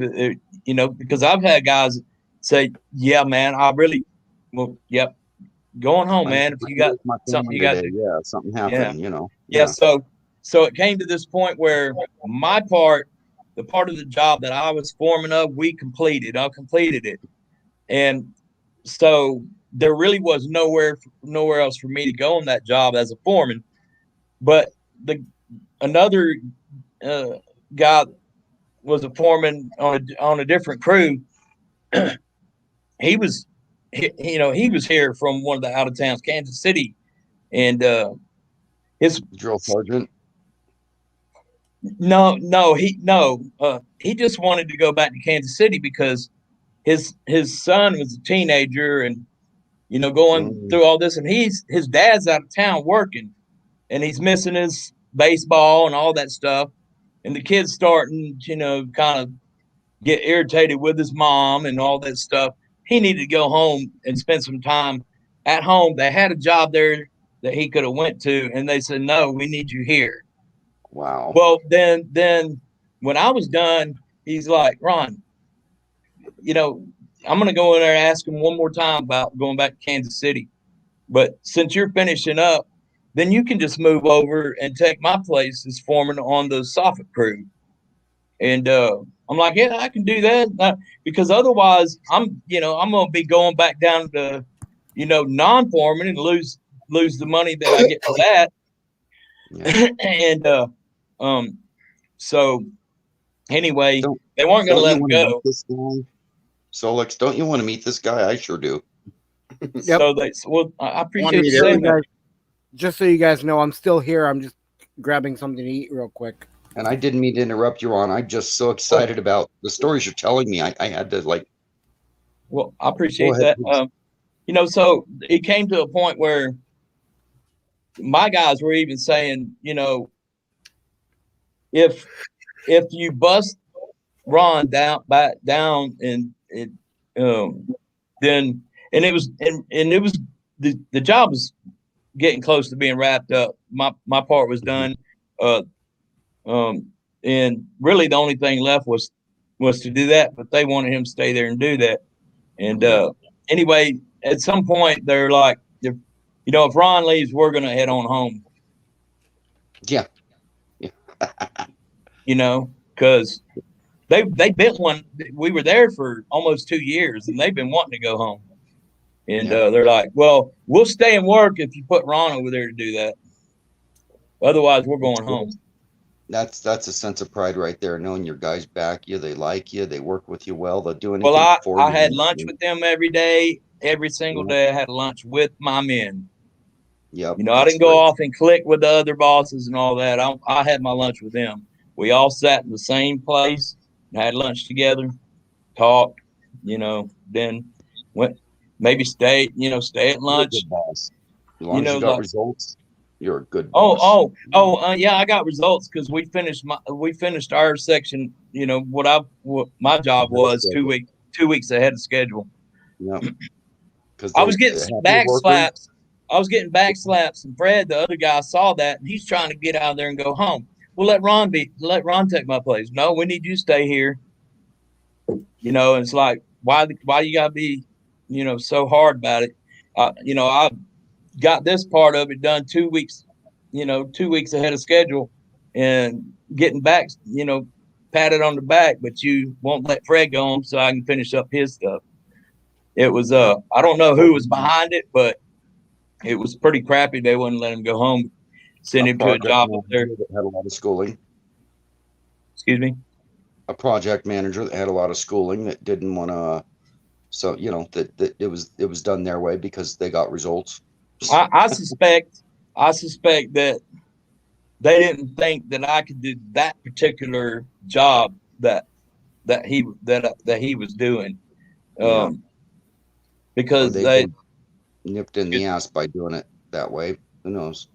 Well, I was still new at the architectural aspect of my trade, but I hadn't had any experience in what that I could do it. I mean, all the pieces come, coded, and you pretty much just go from that where they go. But I don't know. They had this thing that they didn't want him to go. Yeah, I get it. That was his thing. That was your thing. You guys were good at what you did. Yeah, so I think they just don't think that I had enough architectural experience to do that part of the job. I just need a fairly skilled craftsman, even with a half a back, to help me finish that RV. And I'm willing to pay them, put them up, give them a plug-in, Yeah. Give water, feed them, whatever it takes to help me. I can't carry the whole load. I know what I want done. It's simple. I've done the framework on the slide out. I tried to glue the fiberglass on the exterior. There's no way that it got too cold, and middle of winter, the piece I glued on and clamped on and screwed and clamped and did everything. This fiberglass fell off in the middle of winter. I'm like, well, I got to wait till it's 80 degrees out to do the gluing. Yeah. And that's where I covered it up and stopped a year and a half ago. So but I love being in the leadership position because, I think I have a leadership style that works, and is includes a mutual respect for men who have equal or even more experience than I do, and you don't get the most out of your men if you're right, if you're managing them the wrong way. No, in fact, you get injuries and slow work and bad attitudes, and yeah. Keep them happy. I've seen guys home before they could get busted because they had alcohol on their breath from last night. You need to go home. I used to plan a job 5 days. We'd be there at like 4:00, and I know if we worked till 11, the job would be done. But we normally wrap it up at 6, and I 5 or 6, send the guys home, and I'd be like, hey guys, tell you what, if we bust our butts, finish this job, you get tomorrow off. You get full pay for tomorrow for finishing up for 3 hours of work today. You get a full 8 hours for tomorrow. And on Saturday, I'm taking out the Chris Craft. There'll be all the beer and fried chicken and a sober driver on the boat for an entire cruise up and down the Willamette for you. Bring your family, bring your friends. If you'll just work this extra 3 hours so I can have tomorrow off as the owner of the company and bust your butts for me, you'll get full pay and And on Saturday, I want you there at 10, but I'm leaving the dock at 11. I even had to turn around and come back and pick people up that were down at the dock 10 minutes later, screaming and yelling at me. My cell phone's ringing. Can you come back and get me? Yeah, no problem. I had my family there, their families, their kids, all on this huge 30-foot cabin cruiser with twin V8s, and we went out and enjoyed all day Saturday. And that's how I ran my cruise. It's like, hey, you guys take care of me, I'll take care of you. Yeah. For 3 hours extra work, you get a full 8 hours pay, and you get you get something to do this weekend that's all paid for. Yeah. Yeah. I mean,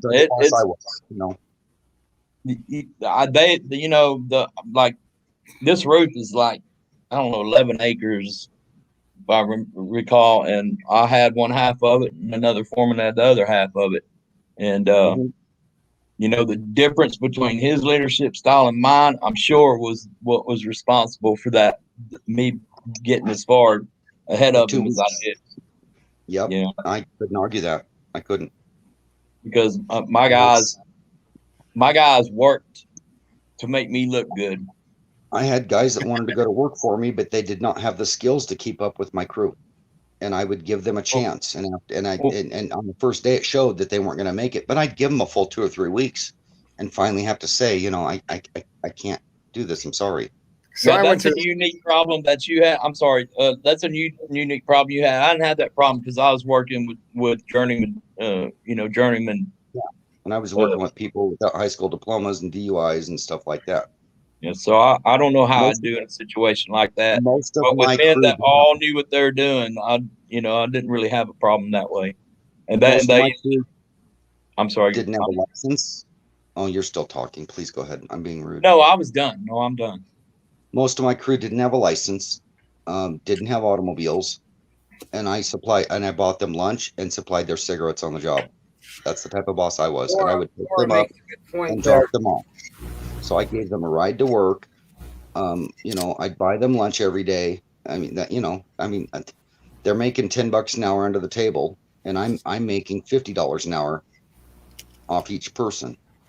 Why wouldn't I want to buy them lunch? Even on the bad jobs where I was only making 20 or 30 a person working, and they're still making their $10 or more, because I'd give them performance bonuses too. If they completed a job early, they'd get a bonus. They'd get their full. If I scheduled a job for 5 days, they almost always got their full pay. Yeah, Laura. In my situation, it wasn't that the guy was coming in drunk every day and all that. It was just that he was drinking last night, and you could smell it. If I could smell it left over from last night, then I would like you need to go home, because if they smell that on that big a job site, he's going to get sent home anyway. No. And I'd rather send him home in peace than have him sent home being written up and all that stuff. I drank heavy one night, went to work the next day. I performed, I did my job, but apparently the people could smell alcohol on me. Yeah, this guy was doing just fine, but I'm like, I don't want you to lose your job. And I had the account pull one on me. This is where they pulled a prank on me. The owner of the account called me into the office later that evening when I was off the job, and he told me that you are working for the Grand Poobah of the AAA program. He goes, you're screwed up really bad. They could smell alcohol in your breath. Because we were doing White Russians, we drank in a hot tub till late at night, got up early, went to work the next day. We lost Solix. We lost Solix. He told me, he told me that I was, screwing up really bad, that this guy was the Grand Poobah of the AA thing. And at the end of the job, or like the next evening, the guy's cracking a beer and drinking it as I'm getting off work. And I went back to the account and I'm all, you got me good. He goes, I just don't want my guys showing up with customers being able to smell alcohol in their breath. He goes, that's not cool. And I go, I agree. I'm totally sorry. I screwed up. Yeah. He hired me because of my quality work. I don't know. He said he'd be right back, and then it dropped. Yeah, I mean, when he pops up in the basement, I'll pull him back up. I'm gonna go use the restroom if y'all excuse me for just a minute. Yeah, no problem. Yeah. So Mike, with this crowd of people, I'll eventually find somebody that would love to come up and help me finish that RV. And it's not like I'm asking them to work on a rot box. It's a 2004 35-foot bounder with 3 slide outs. It's worth fixing. Mm-hmm. It's got 18,000 miles on it. It just had a kitchen fire. So it's well worth fixing. It's a $30,000-$40,000 rig. What now? I was going to say, I would come help you if I could. Yeah, it's finding somebody that has a good enough back to be able to hold boards up while they get screwed to the ceiling. I've got tongue and groove 1x4 knotty pine. I want to shave it down in my planer. So we got to run, 16-foot boards through the planer. We got to make them thinner, so I take some weight off, probably half the thickness of the boards on both sides. And then we need to go in and cut them. And I want my whole ceiling front to rear knotty pine, because I had to tear out, a good chunk of my ceiling and reframe it from the fire. Yeah. I've already installed half-inch plywood on the rig over the existing roof that had very little damage on the outside, front to rear. And I need to lay a new rubber roof on it. I've already removed all the ACs, the vents, everything. I'm down to cutting the holes and creating my bibs, which, when you install a vent, the water runs right up to the vent. I want to install a half-inch bib, or a curb, they're called, around all the holes. So when the water runs up to it, it runs around the vent instead of on it, so I never end up with a leak in the future. Little quality things like that I want to do to it. But that's where I'm at, is the wood's on the roof. I've got all this material sitting out there. I've got my framework done on the slide out. I just need to get, the fiberglass siding on it, get the windows installed, because I had to take a window out. Plus, I framed in a new window and I reframed the slide out for an extra window in the slide out. And, just get it done. I mean, when I'm done with that, it's going to need floor covering. I think I pretty much got that one covered with some local friends up here that do it for a living, floor covering. But getting all that knotty pine in there is going to be hard. Right. I can't stand there with my neck and back injury and hold up wood and screw it in place. I can't run all those boards to the planer, the up and down, running the boards back and forth through it. And, I just need somebody that has a good enough back to, I can point, direct, tell them exactly what to do, provide the tools, provide a place to sleep, even cook some meals for them. But I can't do the work I used to do. I just need a person with half a brain and a little bit of skill that can work on it with me for a month or two and have it done. And where in Oregon are you in? Central Oregon, right in the middle. Bend. I'm close to Bend, Oregon. I know. I'm trying to think, because I know Jared Tachi is out there in Bend. Yeah. That's I can't remember his nickname. Is it Ghost? Yeah. So I know he does really high quality work on van builds. Yeah, and he's got several friends out that way. Thank you, Laura. You're a sweetheart. I would. Getting that rig done will be a big deal, because then I can get rid of my RV that I'm building the solar system in and go on to building my next one, which is going to be not with cheap components, not an experiment. It'll be the off-grid RV, big time. It's going to have 3K in solar on the roof or more. I'll make my living with solar. I could easily do that. I just can't do the labor, but I could set people up and show them what to do. That's pretty simple with the knowledge I have. Ron, we're chuckling. We were chuckling at your picture there. Yeah. Yes. Yeah. I was having a pretty good day that day, and I needed a selfie to send back to friends in Texas to show them what they're missing, because I was in Nags Head, North Carolina, a couple summers ago, and I was showing them, look at all the fun you're missing because you have a job that you go to every day that you hate. Yeah. Looks like fun, man. Because a lot of people, they don't get it because not because they don't get it, but because they can't do it and don't want to admit it and want to do it. Yep. I've run into that a lot. They won't admit that it's cool because they want to do it and you're doing it, and they can't. Yep. So they're like, oh, that's that's crazy. Yeah. Blah blah blah. Yeah, I got plenty of that. I've got, and I was telling my cousin, what my plan was, and tell her, my biggest problem when I was out on the road before was that feeling of just wanting to go home. And that was part of the decision making process of rationalizing getting back into a sticks and bricks. You know, it was part of the rationality. You know, I had a lot of work to do, and I had a lot of it was going to take a lot of data, and you know, it's much easier to get work done when you have, you know, a static desk, workstation, the whole thing, because when you're traveling, you know, when you're car lifing for me or whatever, you're moving, and you don't just have a workstation that you can go to every day. And also the data was a factor that I was going to need for some of the work I needed to get done before I go permanent. And so, you know, that was the whole wanting to go home. So I was telling my cousin, you know, that would be the only thing I would struggle with, I think, is just, you know, wanting to go home for a little bit. And she says, well, sweetie, you have a home right here anytime you want it for as long as you want it.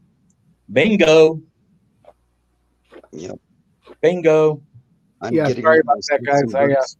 Because I can't maintain it. I needed something to eat real quick because I was starting to get a little lightheaded and whatnot. Yeah, I was eating. I ate a little bit ago.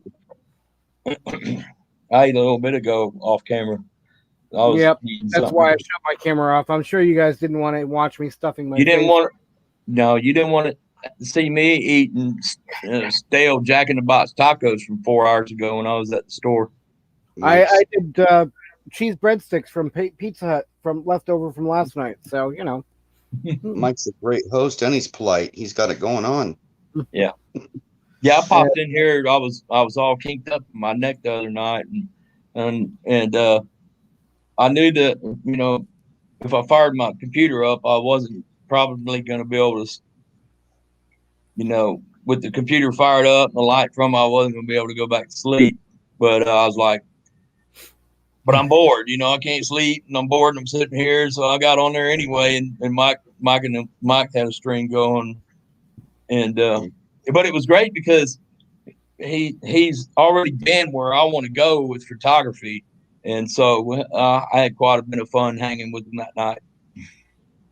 Yeah, I welcome everyone, you know. Yeah. And according to this, we have 8 people in the house, and wow, us 3 and Laura are the only ones chatting.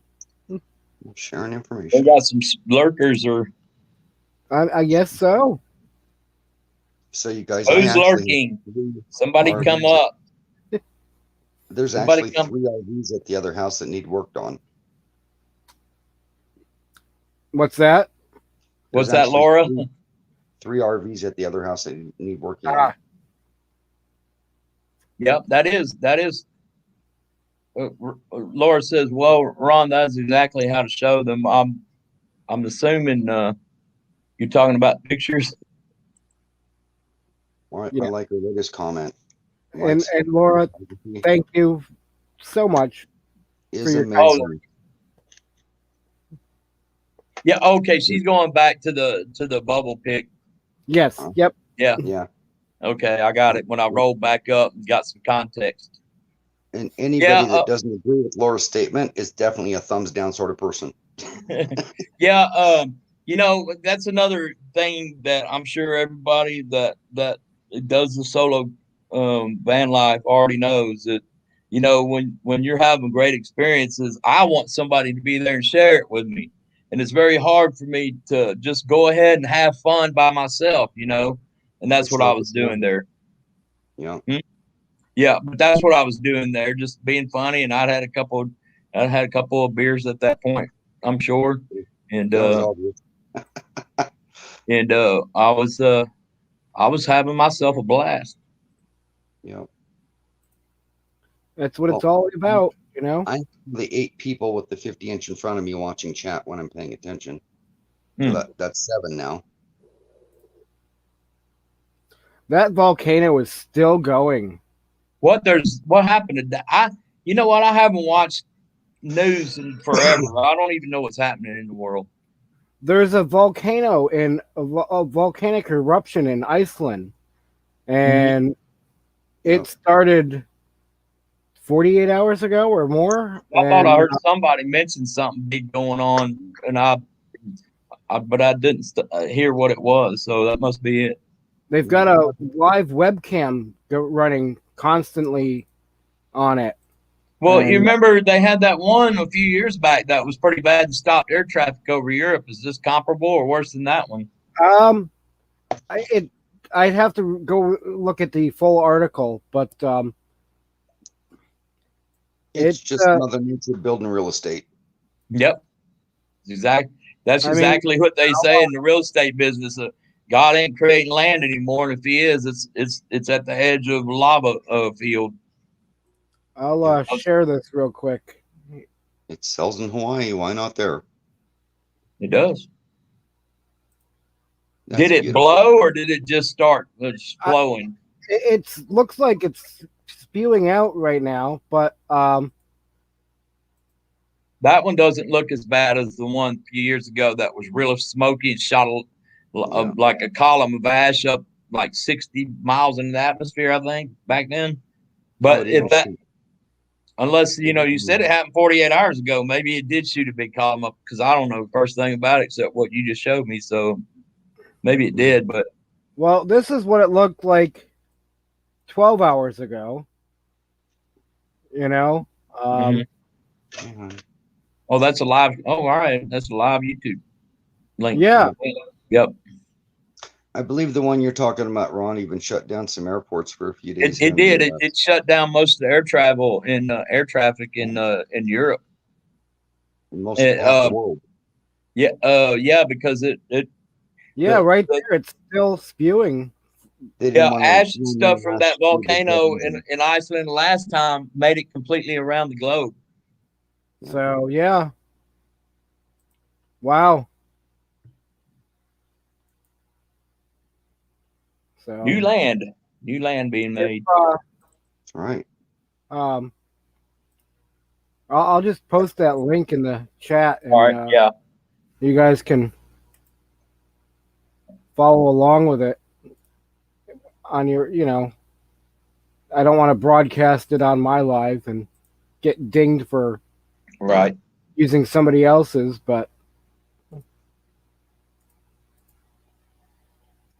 yeah, I'll throw it up on my big screen for whenever I'm not paying attention to it. And right now it looks like it's like clouded over, but yeah, because I was talking about that yesterday morning.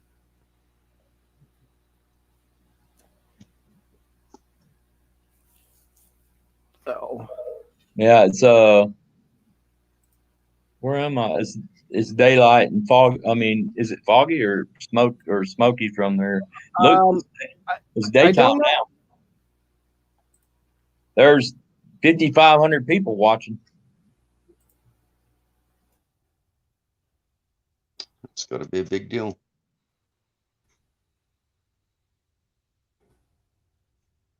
Yeah, earlier you guys were talking about. Oh, this is snow, not this. It's Mighty Muffins. Oh, they're saying that's snow over there in that live stream chat. okay, so 2 days ago, Iceland volcano erupted in Iceland after weeks of earthquakes. So, one of these days, one of those is going to go off. That's really going to screw stuff up. What you doing? Like Krakatoa did. Yeah, a volcano which erupted on Friday night near Iceland's capital. Oh, it seems to be subsiding. Okay. But yeah. That Krakatoa, when it exploded, they said it literally, you could hear it, the sound from on the other side of the earth. Come here, baby. Yeah, that's a lot of people watching, Laura. Here's the baby. Oh, yeah. Yeah, that's a lot of people for at least well, I guess because it's in the news and everything, it's pretty much going to maintain a high one until it fizzles out. But Yep. we're probably waiting to see if it's going to explode or whatever. Try to catch it on camera. Not the subject change on you, but one of the biggest things in my life just came out from underneath the covers. Mm-hmm. This is my fur baby. Yep. Yeah, I've seen you bring her or him. 2 boys.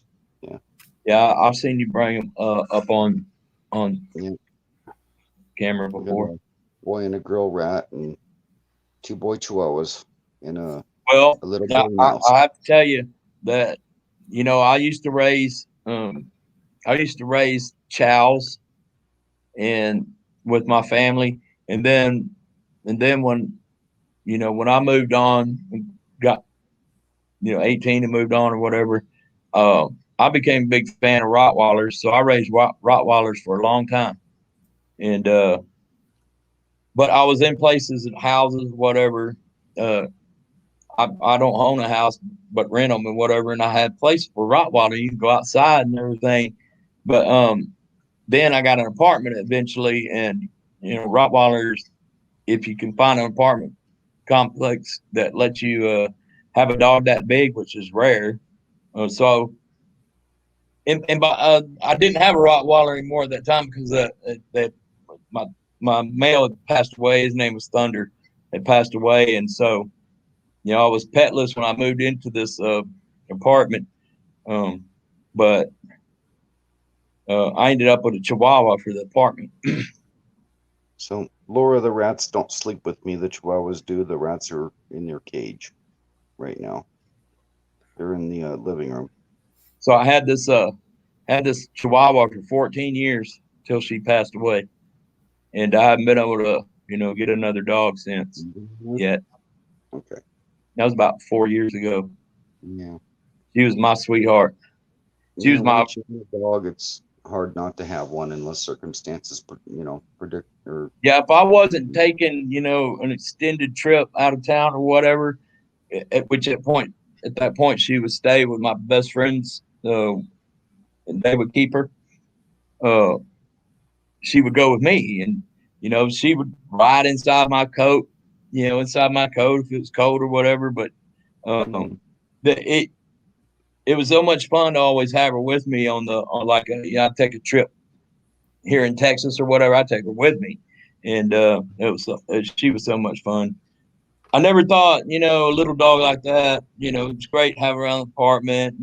I lived alone, companionship, all that stuff. But I never knew I'd be a Chihuahua owner until I got her.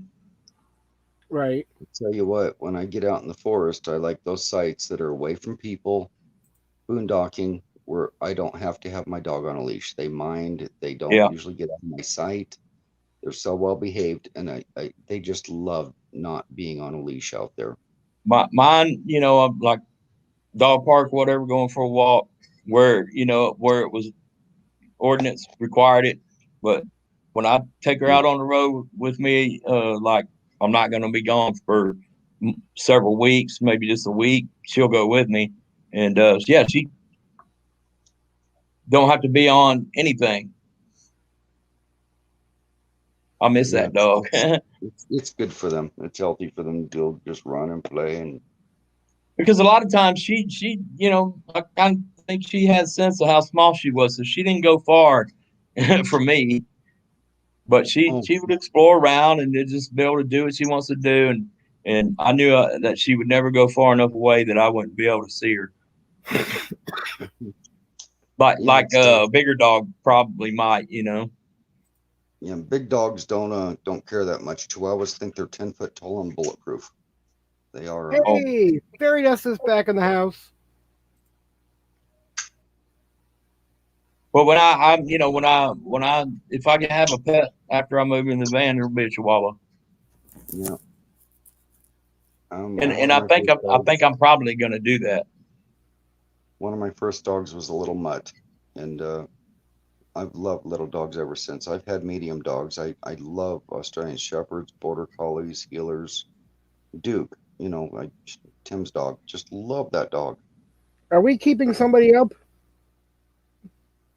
I see movement over on the other side, Troy. Oh, he just came in and laid down.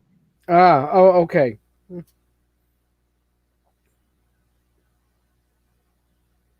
It is almost 1 a.m. here.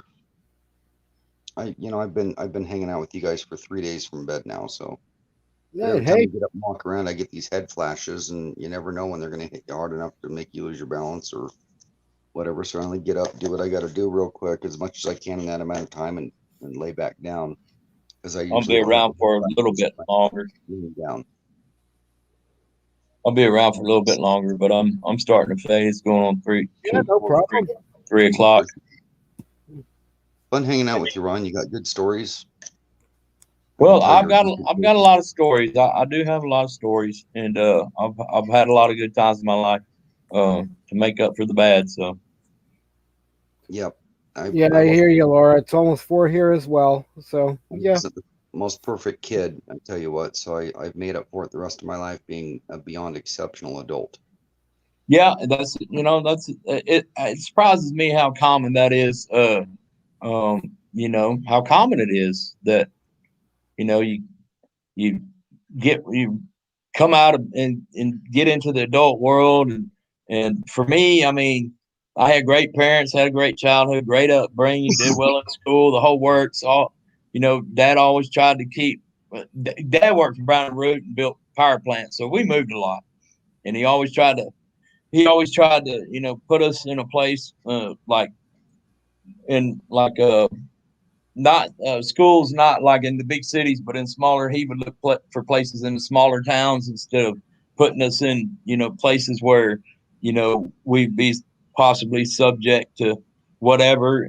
But in a smaller town, it's just more peaceful and all that. And he was thinking a lot about gangs and stuff like that, not wanting to,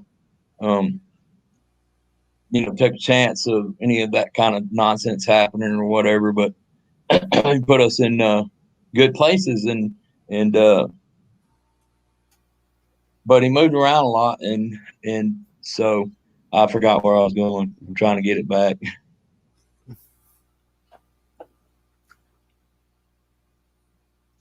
okay. This crowd making coffee. Oh, Fairy Dust is making coffee. Now we got to stay. Bring enough for all of us. Yeah, well, it's 12:51. She's making coffee. Yep.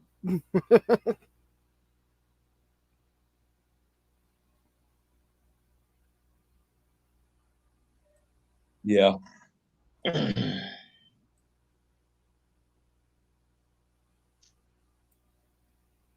Oh. I was just looking at this, looking back at this volcano thing. It looks like it's all fogged out. I thought it was snow on the mountain peaks. Yeah, it's snow, but I'm not seeing anything but that, and so guess I'm gonna shut that down for now. So when do you think you're going to be up around Oregon? Because you were talking about Montana and East Coast and yeah. I'm the best. I want to be. I'm gonna be in Utah. Pretty much in April. I want to try to stay in Utah for a while because there's a lot to see there that I've never seen before. I've only seen one very little piece of Utah, and that's driving from Jackson Hole, Wyoming, down to Salt Lake City, and that's the Bear Lake area, which is pretty cool. But I've never been down to the south, like in the Moab area and the Arches and all that stuff. I've never seen any of that, and so I'll be doing most of Utah. Well, Utah for maybe most of April. Give it a chance in Wyoming and Yellowstone to warm up a little bit more because it's still snowing occasionally in April in Wyoming. So I used to live up there, and I want to go up there and possibly drop in on some old friends that I used to know when I lived there, and then of course Yellowstone, and then Montana. So I'm thinking probably but I'm talking next year though, not this year. Okay. Yeah, I may because not even be living in Oregon by then. I'm hoping to be mobile at that point. well, With the home base of maybe some some acreage in Arizona and northwest Arizona for the winters, and when you can't really travel around a lot, and the rest of the year pick up and go. But I know in Oregon we have July, August, and September is about the only time you can get out and do any fishing at our high mountain lakes because we are at 4 to 7,000 foot up in this area where we're yeah. Now that recreate. you mention it, that would be on the on the closer end of that time period you just said would be probably when I'll be there. You said I think June, Excellent. maybe even soon. I don't know what it's like in Montana in May, so it really depends on. I would think it's probably still kind of wintry.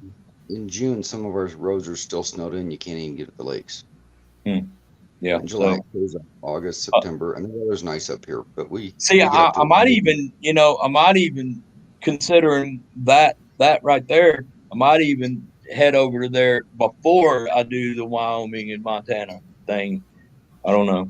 It just depends because I've just got a rough idea in my head, but that's just based on where I want to be and the months I want to be there, all based on the weather. But pinning it down for me is learning and experience it and getting that experience. So I'm just generalizing because I really do want to get to Northern California too, and I'm afraid it's probably going to be burning that time of year. So yeah. Oh, it was awful up here. yeah, so I got to take that into consideration for Northern California, which will be part of the Oregon leg of my trip, whether it's on fire or not. In our area, and brought it to the attention of the officials before it took off and did anything. I was driving down the freeway and I saw a flicker of light on a mountain 5 miles off into the forest, and turned around and went back to make sure I wasn't seeing things. Reported it and had people out there that night putting it out. They got it out before it really got bad. It was one of the arson fires they were trying to do it through Oregon and California. Well, so that's why I thought to swing. That's why I was thinking at that time of year why I was going to, swing over to Utah, Wyoming, and Montana because I'm figuring, that's actually before really the fire season went in Northern California. Probably what, July, August. Yeah. Before it really gets bad in California. Well, this particular area would have taken off and made a huge forest fire because it was bad roads, bad road, hardly accessible, and just surrounded with forest everywhere out there that they would not have been able to have gotten to and actually addressed without air support. So good evening. Good morning, Stan. Hey, Stan. It was incredible. Well, what I was asking is what time, when does the California wildfires usually start up? Is it as late as August, or do they start catching before that? And then now I know we're talking about natural fires versus arsonists. That changes, but I'm talking about really natural because they have a lot of natural wildfires there. Their infrastructure is so bad in California with the power lines, they actually shut down part of the system from high winds to prevent fires. Mm-hmm. So what about August or even before that? It's the summertime, right up into winter. Summer, yeah. That's what I thought. So all that'll play into the dynamics of when, because I'm going to do the Pacific Northwest. I've never been up there, so I just don't know when. This elevation, we can be 110 during the day and we can be 45 at night.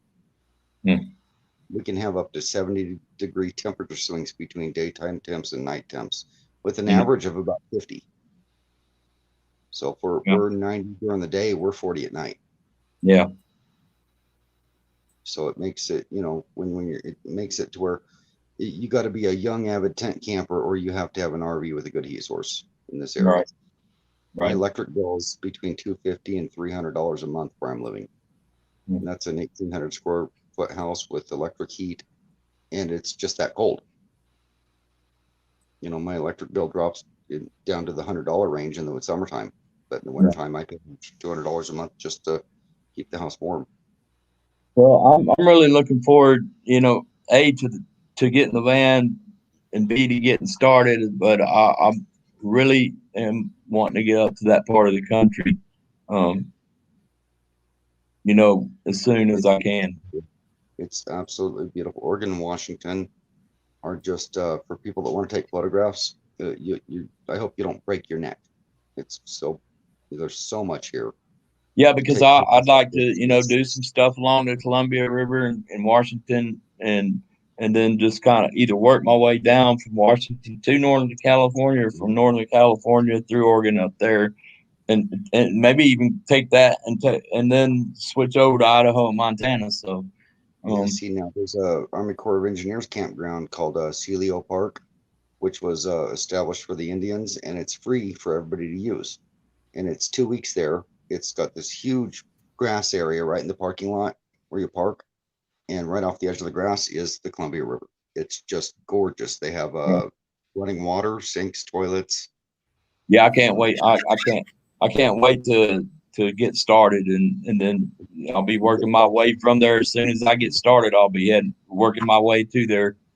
Hey, welcome back, Dana. That is rolling. Nicotine. Hopefully I can pay attention and chat again. It's always good with you, Dana. And hi, Stan. Yeah, when you get into one of these places like that, or say there's a horse camp in Madras that's free for 2 weeks free, you get to some of these areas like that and you just don't want to leave. So hey, and you know what's great? I've been a channel supporter, and I found my way into this because I discovered Gino a while back and got a sub to her, and then it was like grabbing hold of freight train hopping and going 40 miles an hour. It's just brought me to where I am with you, hanging with you guys tonight. Yeah, and I didn't used to participate. I just used to watch because. But since the pandemic, I've been in this apartment. It's like I need somebody to talk to, so I jumped in, and my hair's been blowing in the wind ever since. And rarely see you on panel, but I've seen you in the for the last couple of years rolling around in chat. Yeah. I've been, but a lot more so since the pandemic because nobody to talk to really here. I live by myself, so it's great to have jumped in and had everybody just bring me along with them, and it's been great. And so what's already happening is as I'm discussing and I'm participating on everybody's channels, and I'm in the chats, and I guess I'm pretty funny or whatever, but I'm already getting offers. Yeah, when you're working through your van life plan, and if you're ever, like for instance in Utah, come and hang with us. It's like, wow, that's cool. Yeah, the people in this community are very open, warm, welcoming.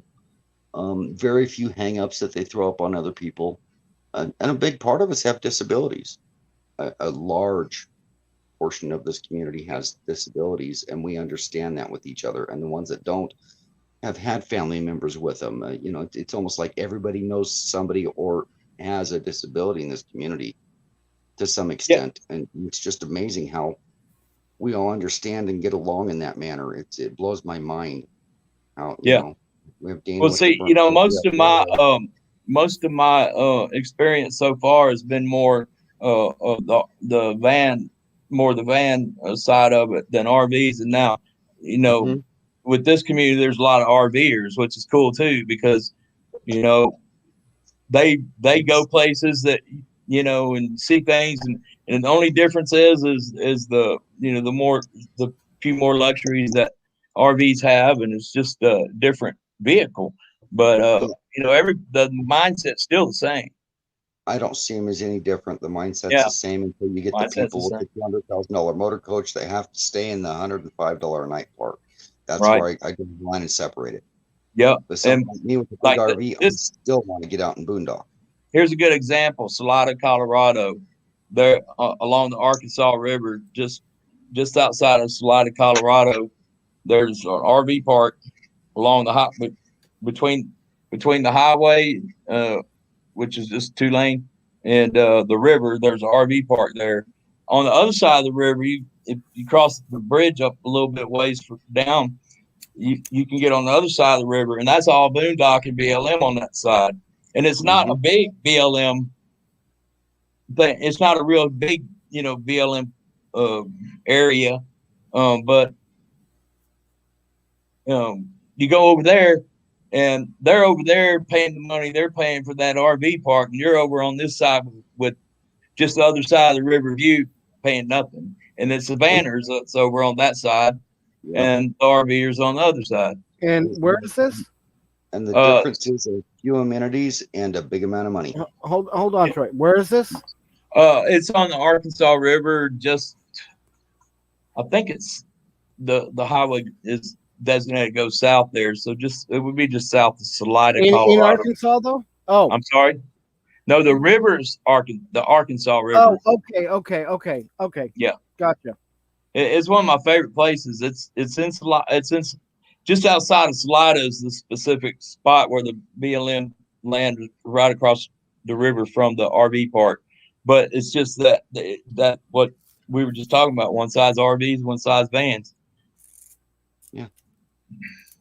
Yeah. Or other boondockers.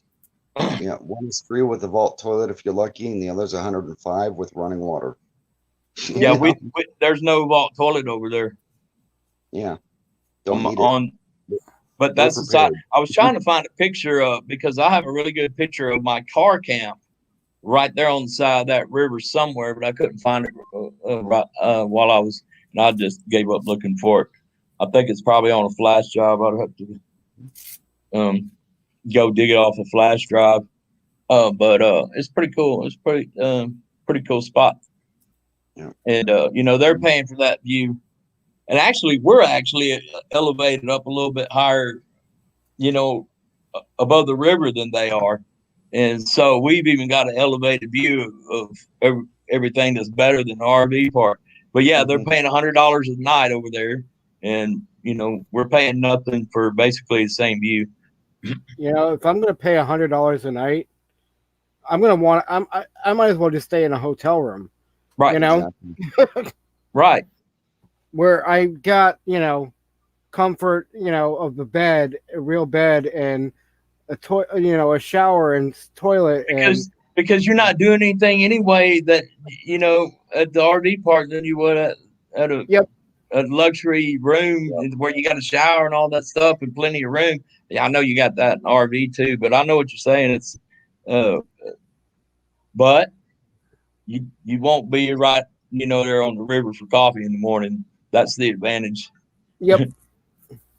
I'm watching chat, and I want to get back to Alaska one more time. I've been there twice. It was two week long trips both times.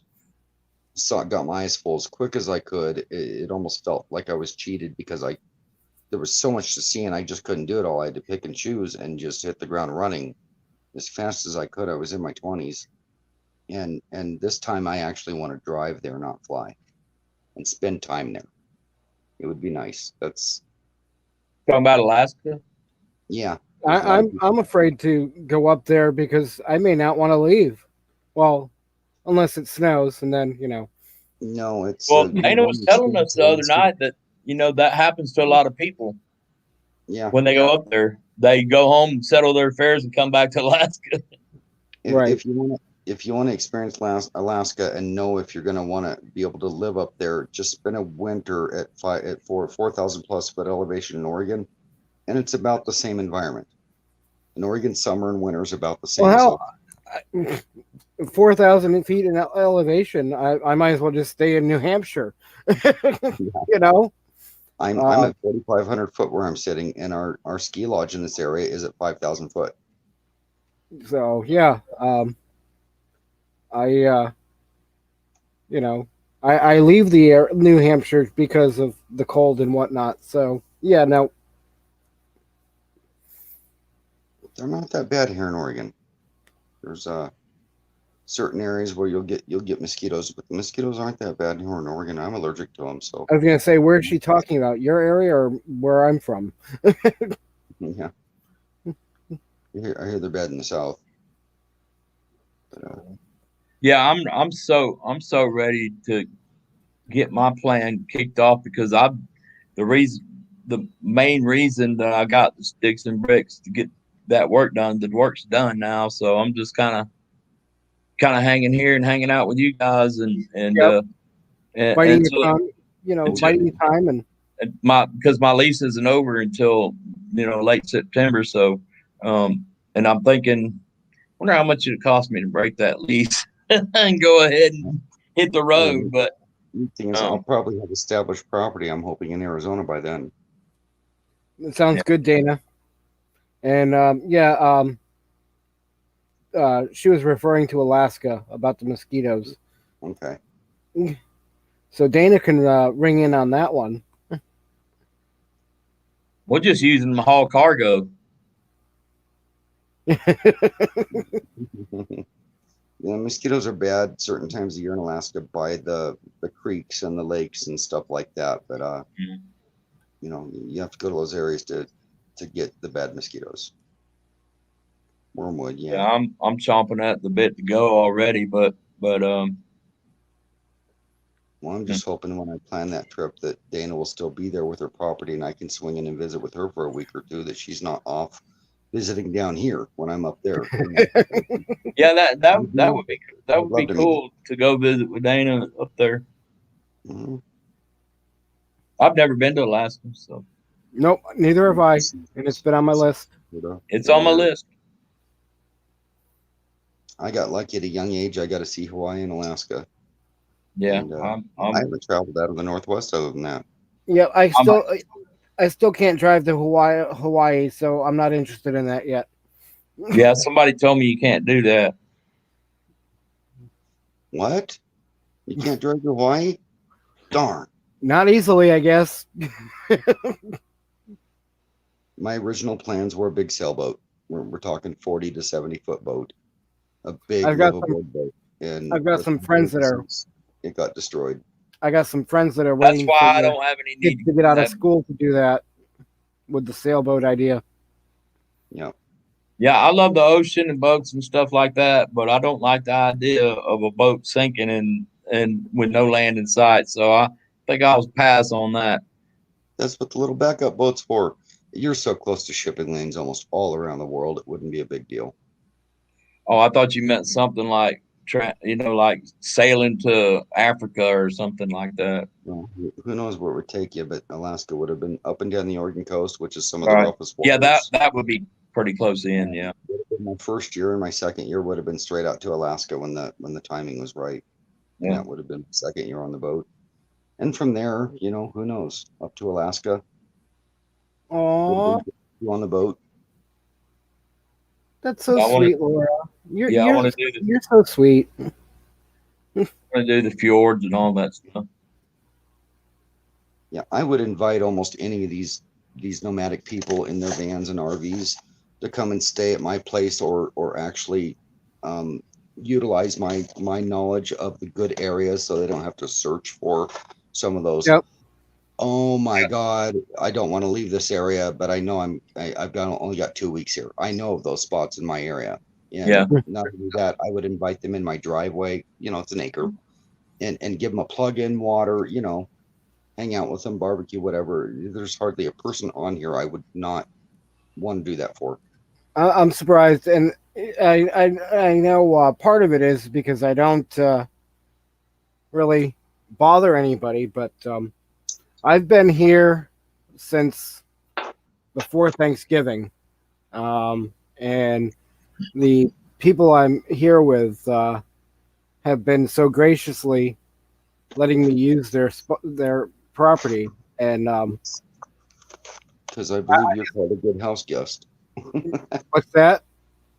I believe that's because you're probably called a good house guest. So yeah, and I don't only go inside to basically use the shower, use the bathroom. That's about it. and sometimes they'll knock inside the trailer or something, doing a dinner at 6 o'clock, you're welcome to come in. And so, Yep. and then I've also done takeout for them. And so, but yeah. We did takeout last week. I sort of went nuts. I came home with $100 worth of takeout food.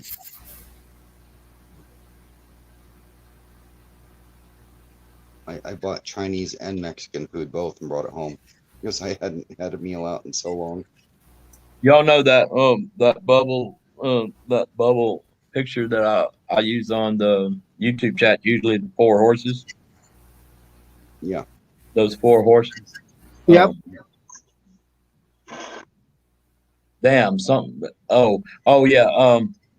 So somebody mentioned that picture and how much they liked it. Well, I got that picture.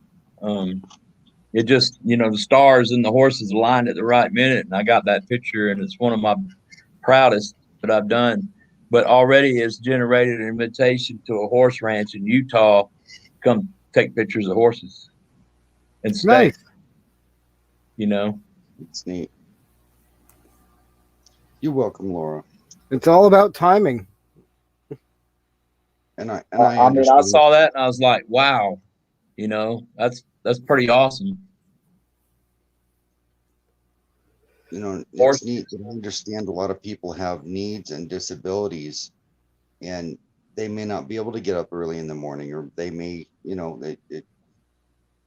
when you have these disabilities that people have, it changes your life. You have to live your life around the disability. You can't do what you want anymore. So, if somebody was staying here, I'd understand if they didn't no big deal. You give them their space, and you hang out with them when you can. And that's really nice, Brene. It's good to at least know areas to stay in. So it's not always about, having property to put somebody, but if you just know the area and know good spots to camp, that's very helpful as well. Brene, where are you? I saw you on the dating game thing. But I forget where you're at. If she don't answer you, I can, but I'm gonna wait and let her do it. Yeah. Oh, okay. Yeah. Give her a chance. Yeah, I'll start to answer for somebody because I happen to know the answer to a question they're asking somebody on the panel, and like, no, hold on, give them a chance to answer it themselves. Let them interact. Yep. Yeah.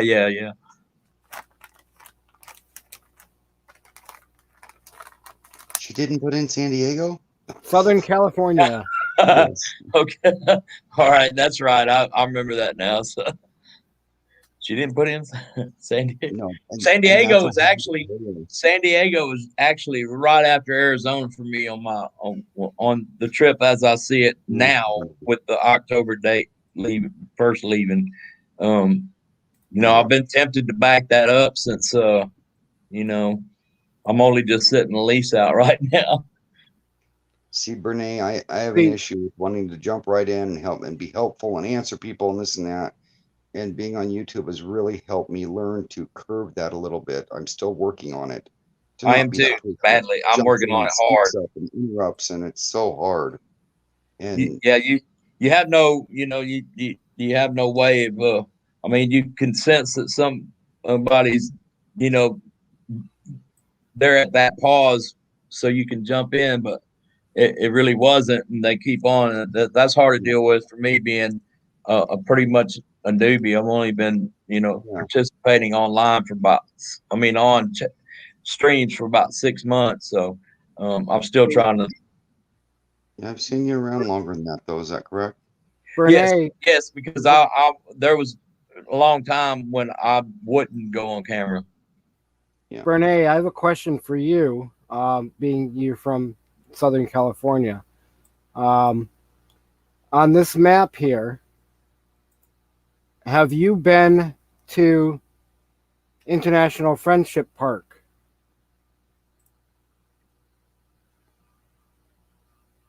That's one of the spots I want to hit. And having a friend like Brene in Southern California would be great if she knows the area, because that is an area with the population that is going to be very hard to find those places that we want to find, because they have a 40 million population compared to Oregon at 5 million. So with all those people there and sharing those lands, it's going to be hard to find those out of the way places that only a local would know about. So we've got an inside with a good friend that would assist us on that, and that's worth its weight in gold. And that's just one example. Mm-hmm. You know, when I jumped in here, it's just because, you know, I already had this 5-year long interest and you know, quite a bit of participation in the real world with it. But I didn't realize, you know, that just telling my story about what my plan is would lead to such hospitality and love and, you know, support. It's awesome. Because I didn't have that when I was doing the car thing for a year. I did meet several people and you know, hung out with them, you know, at the meetups and stuff like that. That's why I asked about Sheldon's van life earlier, because they were really, really gracious to me, and I hung out and, you know, became pretty, you know, not friends. I mean, but we're pretty good acquaintances. And, you know, I did that with a lot of people on the road, but kind of being part of a community is a really different thing. I wasn't part of it then, you know. Now, Stan, there was a parts store down in Long Beach, California, and in my 20s, early 20s, I was laying in their parking lot underneath a 69 Chevy pickup, replacing a carrier bearing and the fuel line that leaked, that squirted fuel on it, that ruined it. I felt so out of place in this town working on a truck in a parking lot. Being a mountain redneck kid from Oregon, when I was visiting down there, it was just surreal to be laying on the ground in a parking lot where they don't normally let you work on cars, and doing my redneck thing in Long Beach, California. Just weird. Dana, I love this community too, Dana. You know, 6 months ago, there's no way I would have known anybody in Alaska that I could come and visit, and you're that first person. Yep. Yeah, I love this community also, and for all the same reasons Dana does. Yep. You'll be that person if I get there. Come visit. If you'll have me. And I believe we already talked about that. I'm going to step away for a couple minutes. I'll be right back.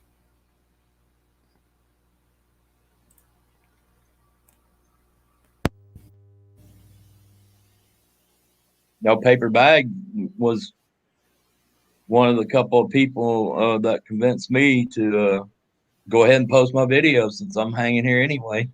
Right on. You know, and as I was being encouraged by Wayne, Nomadic Bama and Wayne, to do that, Paper Bag's like, yeah, man, you should do it. Backing him up. And I was like, okay, I'll do it.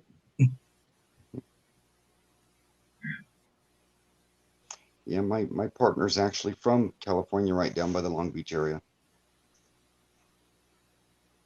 Been up in Oregon now 3 years.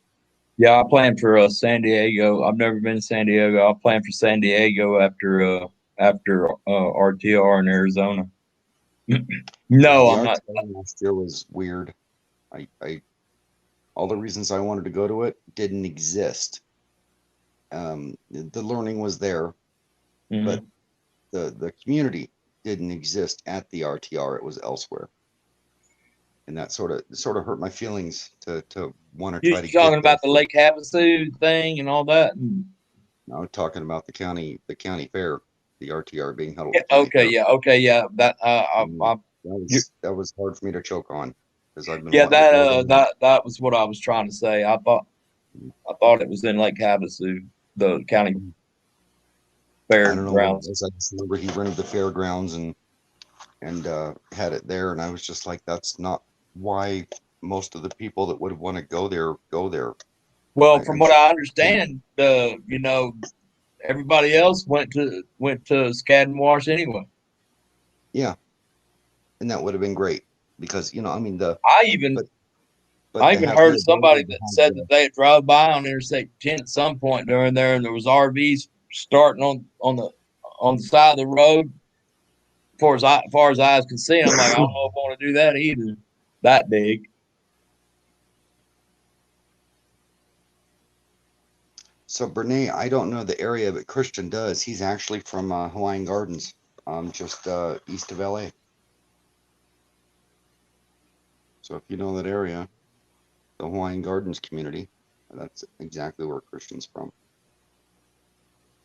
I think, and don't hold me to this. It's just what I'm surmising from the, and we still have COVID to factor into the whole van gatherings. Uh, you know, It of makes it course, hard. last year we weren't to that point yet during the RTR period of the RTR. But I We think what just started. happened is this is just my opinion. I have nothing to go on, but except for what I see is when at some point when a big part of RTR broke off and became ParTR, then perhaps Bob's like looking back towards more of the roots and having a smaller event, and because the reason why that ParTR started in the first place is because Bob had to come over there and shut the party down. Yep. At the year before. The loud music, the generators. Oh yeah, I was there in the middle of it. I was there.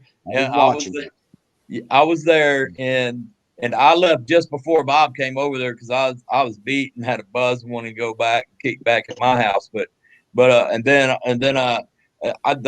soon after I got back to my place, the music stopped and stuff, and that must have been right then when Bob came over there, and he was pissed.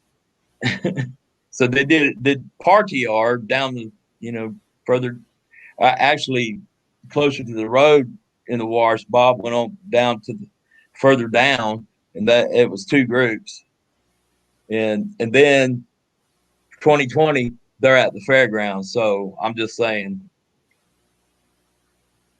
And the COVID stuff hadn't even been put in place yet last year when he did it at the campgrounds. I mean, the fairgrounds. I was listening to you. I was just nudging Christian because he just started to fall asleep going, Renee's on here saying that she's actually been to a taco place you've probably been to, and that her brother and sister-in-law are from that area by Hawaiian Gardens over there, and she used to do bingo there. Wow. Yeah. Yeah, his parents and his sister still live in that area. Yeah, I mean, I know Ray for sure, but I wouldn't mind meeting Brene for a lunch or whatever she could.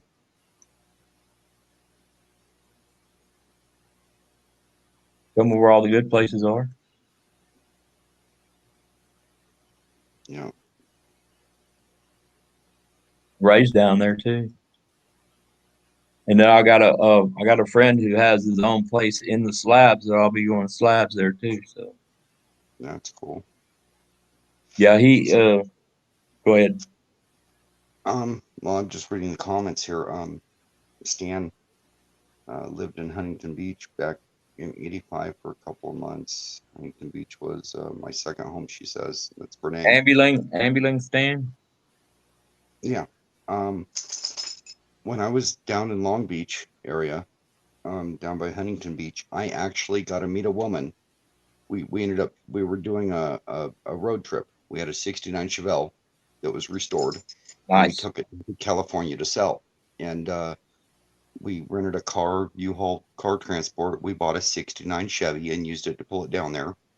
Bought the truck just for pulling it down there. When we got there, we put an ad up to sell the truck, and we were going to buy the Oh, Connie and drive back because we were I'm leaving. sorry, Troy. Thank you Chevelle, so much, Bernae. You're sweet. Isn't she? Anyway, the lady that answered the ad that really badly wanted the old farm truck, you know, it was an old white Chevy with a blue door farm truck, and she wanted it really bad, and she was willing to trade us her 1972 Mercedes that had a mechanical issue. Well, it turned out to be a bad diaphragm of the distributor. No big deal. But No big her deal. mechanic couldn't fix it. She was just done with it. She was dating the mechanic that was a Hispanic at the corner garage, and he couldn't seem to figure out what was wrong with her Mercedes. So we Ooh, I agreed to hate trade. that. We agreed to trade with her, and it turned out to be a really rare Mercedes with a 6-cylinder, twin 4 barrels, and a 6-speed transmission for driving the hills in Oh, San wow. Francisco. It had super low gears. It So was a made for, collector's item. yeah, it was made for doing the gears there, or the hills in San Francisco with the really low gears and the 2 4 barrels on a 6-cylinder. I've never seen a Mercedes like that ever. The only one I've ever seen. So we traded her, and as we're talking with the lady, come to find out, if you've ever seen Star Wars, Yep. and the opening verbiage they put in there, how it actually starts out at nothing and winds off like that on the screen. Yep. She was the woman that did that. Uh-uh. I got to meet the lady that actually did that in Star Wars. Wow. Wow. Yeah, and she was the one that bought our truck. So that was a really, you know, So did it's she the journey. do all of them, or Mhm. just the first one? That was her part in the first one, was Huh. establishing. That was her idea. She established it. She set it up. She did the, you know, the videography on it, or whatever it's Yeah. called when you do all that. She was the one that had that idea and did that in the movie. And I got to meet this woman. Is And that she that was the just original Star Wars, and then there was another. The next one did the same thing. did it. Well, she was the one that came up with that idea and That's originally cool. did it. That's I cool. don't know what she did past that. It's amazing how you know you randomly run into somebody and they tell you that's what they did. It's like, are I you was kidding 21 me? years old on this trip Wow. to California. A friend of mine, I'd convinced him to get rid of his BMW and trade it for a Chevelle. Yeah. And take it down to California and sell it. He'd make more money, and he'd make selling the BMW, get a free road trip out of it. He thought Well, it was that a was great still pretty idea. close to that movie actually having did its theater runs. Yeah. Yeah. It was the first movie I ever went to. Well, I mean, actual movie. I went Yeah. to the kiddie movies and stuff as a kid, but What, first 76 movie my or dad took something me like to. that? 76, 9, 9. 7, 8 or 9. Yeah. Yeah, and it was anyway, so Yeah, I was young. I think I Yeah, was like things 9 years old, something like that back then, 10. yeah, things at random sometimes, you know.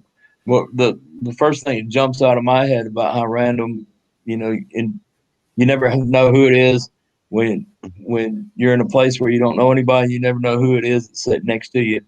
So you know, that same year, 2018, I went to Dad's, and I was at Dad's just before, in Charlotte, North Carolina, just before Thanksgiving. And ever since my mom passed away, Dad's not been into the holiday thing. Rather, you know, be Yeah. alone and do his whatever it is he wants to do. And Same so with my family when Mom passed away. Yeah. yeah. So rather than there was no discussion about it. I knew he wasn't into the holidays no more with her gone. So I made my way out of there before Thanksgiving. Just 2 days before Thanksgiving, and I went to you know, I was like, now what am I going to do?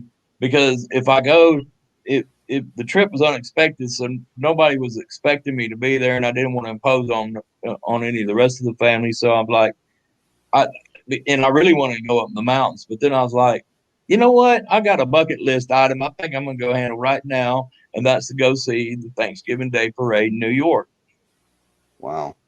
So I went up there and I did that. And so after the parade, though, I go to this little bar. I wanted to watch the game, and I also wanted to have a beer in an Irish pub. And so I went over to this place called Mulligan's in the Irish part of town, and to watch a football game. And I'm sitting there watching a football game, and me and this guy next to me were having a good time talking about the game and everything. And I'm talking about wanting to go see the 9/11 memorial. And, you know, I didn't think I could get down there and you know, really get the fullness of it because I didn't really have a whole lot of time. I was going on somewhere and to meet somebody, a couple of days later further north from there, and I didn't feel like I had time to stick around there, and I'd already seen the parade. And why can't I just come back and see that another time? Well, the bartender was Irish. He had this Irish accent, and but he was telling me, yeah, you can go down there. And I'm trying to listen because I'm not used to that, that accent. And sometimes they're speaking English, but you're not sure exactly what they're saying.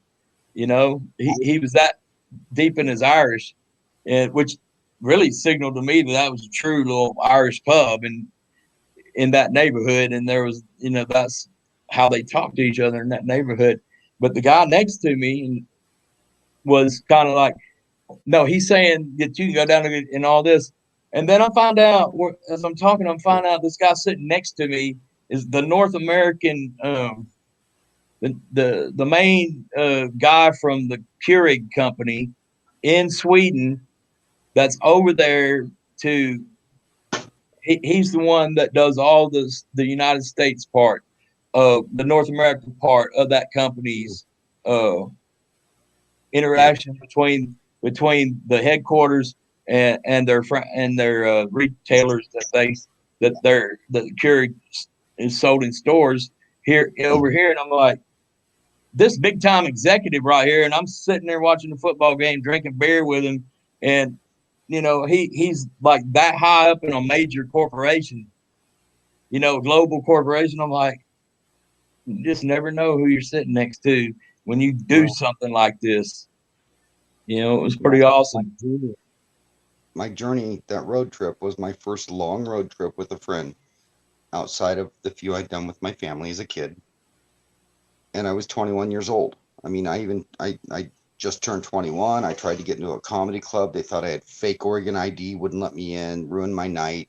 All kinds of weird stuff happened. But I learned on that trip that it's not the destination, it's the journey getting there. So when they say gas prices are going to go through the roof and I'm driving an RV that's going to get 4 or 5 miles to the gallon, I don't care. I will travel as much as I can when I can, and I will enjoy the living shit out of that journey getting there, because there is no final destination once I hit the road. It's the journey. I'm going to live with. I've got a point. I just wanted to finish the New York story right quick. They talked me into going to the 9/11 memorial, and I did not regret it. Yep. I was glad I went. So anyway, I'm coming, I'm hitting the road from Texas. We got some of the cheapest gas in the country, and at the point, I think it was under $2 here. The last time I took a road trip, it was under $2 a gallon. And that would have been last year on a trip to California through Colorado. It was a road trip. And I went from paying under $2 a gallon here to paying like almost $4 a gallon in California. I didn't care. Yeah. I knew it was going to be that price when I got there, but just like you, it's not going to stop me from doing what I got to do. Yep. A lot of people learn it's the journey, and they may have never figured that out because we're hustle and bustle. We get a week or two off from our job. We get to that destination. We'll even speed to get there to stop and enjoy ourselves. Yeah. But some of us have learned that maybe taking an extra week getting there and stopping here and there would be much more enjoyable than the week that we're losing at the destination. I've got this job that I had for probably 10 years, bragging about, I've got a job, I can go do anything I want. And I took my vacations, and I could really just go anytime as long as I wanted. I didn't have like a 1 week or 2 week vacation. I could go as long as I wanted. But I was still in that frame of mind where vacations are about 2 weeks, And so so I go see family for 2 weeks and come back, and come back to my house, to my desk, and feel like I'm back at work, But the whole time I was bragging about I could take my job on the road and go anywhere I want for a long time before I finally did it.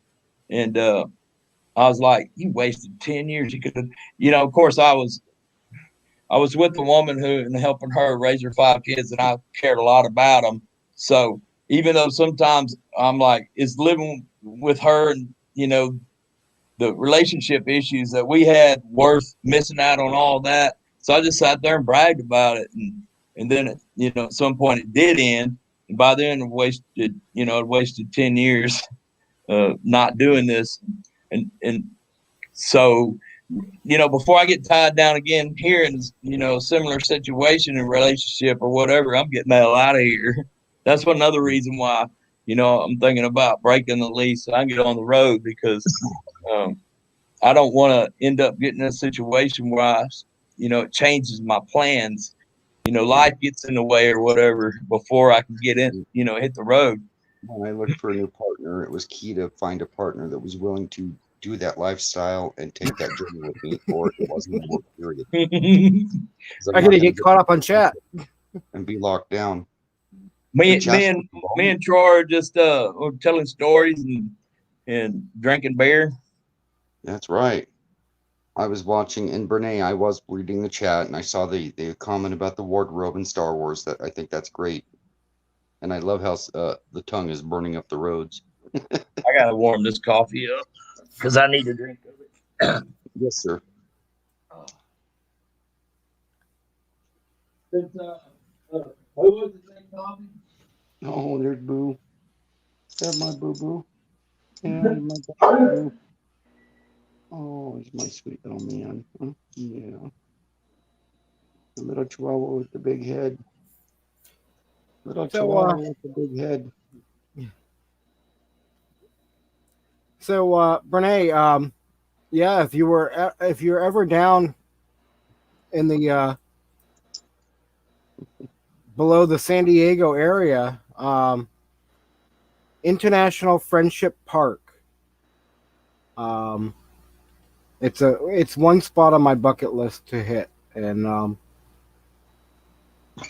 I would just think, because it's a lot of the people go there to see families on the through a fence in Mexico, and I would love to do some photography down there, street photography, because some of those moments that you could capture would be awesome.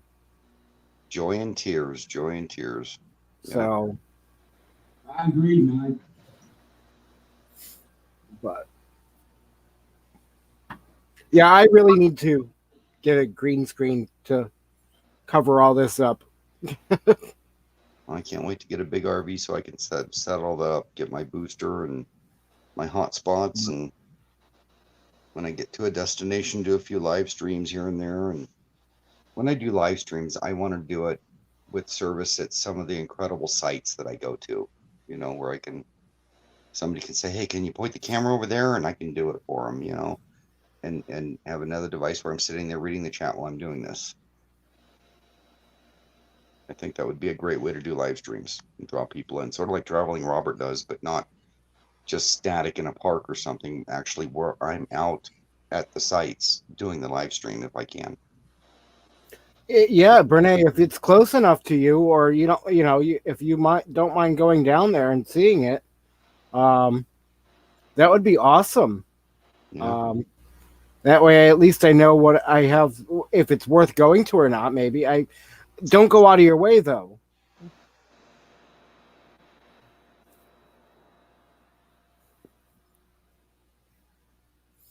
That sounds like a great place, Mike. And actually, Brene, that'd be perfect, because I know you have disabilities and whatnot, and I'm the same way, sort of. So you could let me know if it's handicap friendly, sort of say.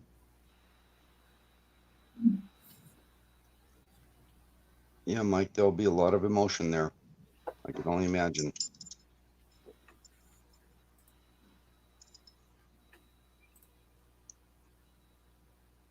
So, both of y'all are disabled, or is it to the point where if you were trying to, do something like, some sort of adventure that you would need help doing that? Because I would be willing to help somebody do that. Yeah, I mean, I can't speak for her, but for me, I need to be basically on level ground. I can't get out walking on rocky areas, beach, cliff sides, whatever. Any uneven surface, I have a problem. I manage to do it on my own, but I take it easy and have to watch where I step and keep my balance because, like I've told other people, my left leg is just a kickstand. So. Well, hold on, because I want to get back to that. But Laura's going to leave, so good night, Laura. Oh, I didn't even see that. Yeah, I was going to point it out. And beat me to it. Sorry. see, no, I need it's to. okay. Okay. Trying not to interrupt you to let you get your comment in, and then I was going to say something, but that's what you were addressing. So I was like, yeah, I love this community. Thank you so much for hanging out with us, Laura, tonight. Yeah, Laura. Yeah, she's a great person in chat. I'm sure we'll see you a little later in some chat somewhere. So she's been carrying in the chat for ever since I've been here. Her and Bernae. Oh, and Dana too. Sorry, Dana. Those three have been with us the whole time. Yep. Stan's been for a while too. Yep. Now.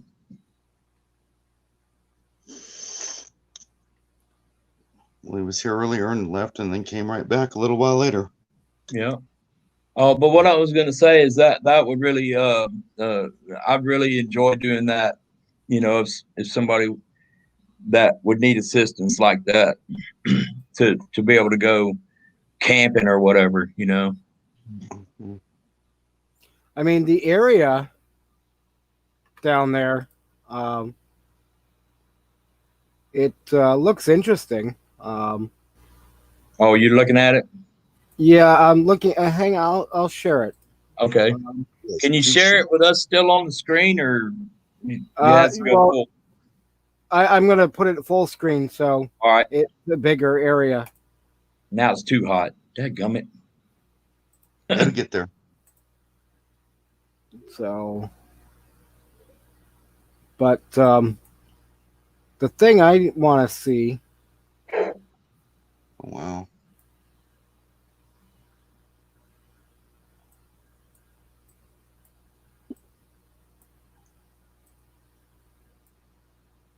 In Street View, neat.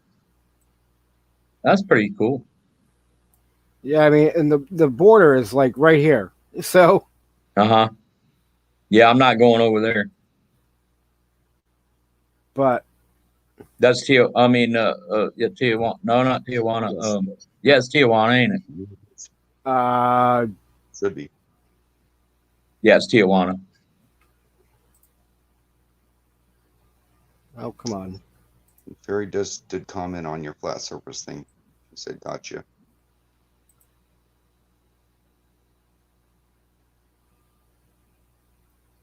Hey, yeah, I mean, some inclines, but not steep inclines I can do as well. But I was looking at the pictures, some pictures from people, and I'm guessing this side is the Mexican side, and this side is the U.S. side. Look at that.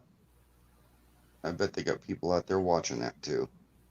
Oh, I'm sure.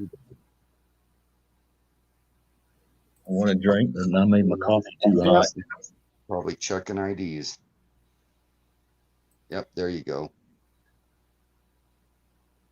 I'm wondering if the dolphin statue is on. I'm sure that's on the.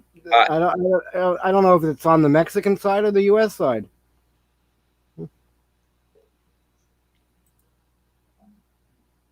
But You know, when I was talking about that sailboat thing, Ron and Mike. Yeah. I have two friends that wanted to give me their dive gear and keep it on the boat if I bought a big boat. Uh-huh. And they were offering, between the two of them, they were offering me close to $40,000 or $50,000 worth of diving equipment. Wow. Just take it, it's yours to have on the boat. And I know the dive gear is not cheap because I have $5,000 in one dive setup. Yeah. Hey, you know who might be able to set me up with, somebody who might be looking to help them, do something like some sort of adventure? That would be Cargo Dan. Yep. Once I get out there and I'm out there, I would, it'd be a blast to do something like that.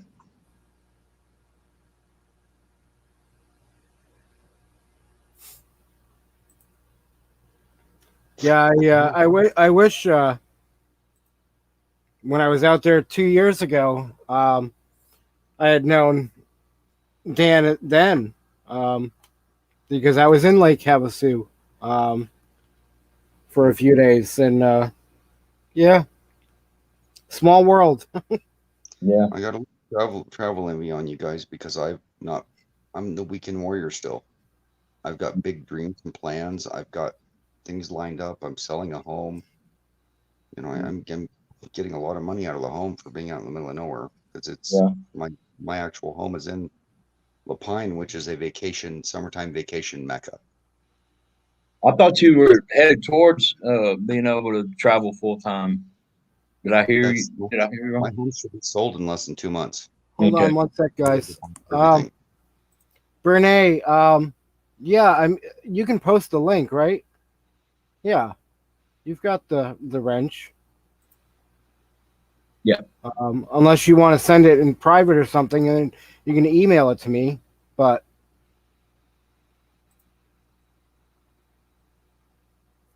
no problem, Dana.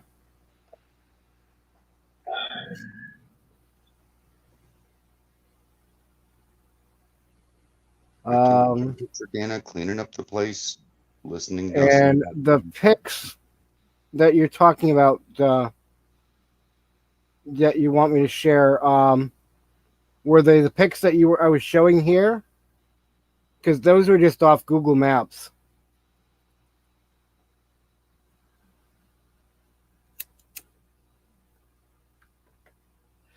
Oh. So do you have a deal? You have a deal for the house, Troy? I have a buyer. We've already worked out a deal on it. Yeah. Cool. I didn't even put it on the market. I'm not having to pay realtor's fees or anything. It's just, and I'm selling it probably below market value, but it's an as-is sale. It needs work. Besides the obvious, actually moving stuff or whatever, what else you got to do to get it ready to leave? What else? What other things that do I need to get rid of? No, to get the house ready to turn over. Oh, just move the stuff off of it and let them have it. They'll even give me time this spring till it warms up to actually come and collect the rest of the stuff. Yeah. There's 2 huge shops. There's tools in it and what have you. And I wish I was out there close to you. I can help you out with that stuff. So I was a mechanic and then a remodel contractor. So I've got room that's both live sitting around. Troy, that seems like your issue is the people that want to help you are too far away. Oh yeah, I would help out if I was there, I'd definitely help. I'll just throw a little bit of green down and there'll be plenty of people lining up to help at that point. Yeah, but true friends shouldn't have to, expect anything. You know what I mean? You wouldn't be able to give me your money if I did it. But if you're able to, you should give. It's just how it should work. Buy me a steak dinner. My whole life. I was going to say, like I told Laura earlier, I would be very happy with a couple hot dogs or a burger on the grill. But if money's not a problem or whatever, I'm still not going to take it. I mean, you need help because you're in pain and you have to stop and ease your pain for a little while. And no, I will cripple myself doing this, and I will be bedridden for weeks, if not a month. And I know I will. yeah, I don't care if you're a millionaire. I'm not going to take your money for doing that work. Way. And I'm that guy that pushed people out of the way to get things done and help them all my life. So it's hard for me not to, if I can. But then I pinch a nerve, or I'll pay the price later and be down and pinching nerves then. You know, I don't necessarily hurt myself immediately. Sometimes there's a downward curve and a spiral into, I shouldn't have done that 2 days ago, and I knew it then. Yeah, I would tear into a big old ribeye though. Oh yeah, I'm taking my barbecue with me. It's for them to get that. And like Mike said, I'll take hot dogs and burgers. I don't care, but I won't take your money. I'm a foodie. When I make a meal, it's one of those. I wish a restaurant served this near me. I'd go there all the time. That's my cooking. Yeah. No matter what I cook, it's got to be that way, or I won't serve it.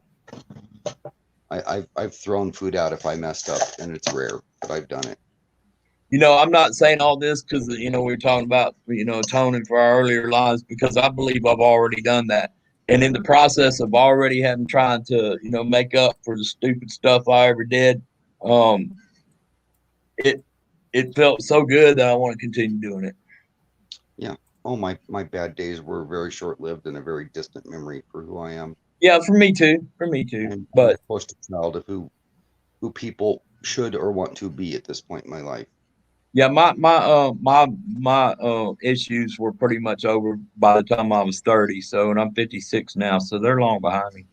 Mid-20s, 26, I was done. I actually did a thing about cleaning up karma in my life, and it's amazing when you decide to make those changes and never do bad things ever again. It took about 1 year for all the bad things you ever did to come back and bite you in some way, shape, or form you could easily recognize just something bad you had done. Mm-hmm. Then it took 5 more years for those little stragglers to come along and bite you. And after that 6 years was up, when something bad happens to me, it's like, I guess I'm paying the price for other people now because I didn't earn these. Yeah, my problem was more along the lines of not following through with the dreams that I had, you know, at the point when I became an adult and was off on my own. And from that point right then all the way up until on my 30th birthday, I walk into this bar I've been hanging out in 4 or 5 nights a week for the last 8 years.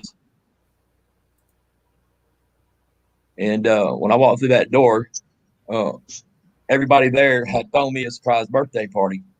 And on that day, my biggest thought in my head, I was really honored that they would do that for me. It totally blew my mind. But what was really more on my mind that day is that I didn't really remember my 20s. And I used all that youth up on nothing that I couldn't remember really anything, you know, not because I was blacked out the whole time, but because I just, you know, my number one thing, I said 4 or 5 nights a week, you know, my number one thing was that. And you know, partying and, you know, doing things that weren't at a time in your life when you really need to be building up your, you know, your security, you know, financial security.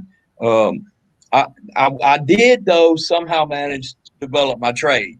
That's the only thing I did right. The rest of it, I was like, man, it felt like that night my mind was on, you know, I'm 30, and all that day I was like, man, my 20s, you know, really, there's nothing really memorable from them. And at that point is when it was that was the Rubicon for me.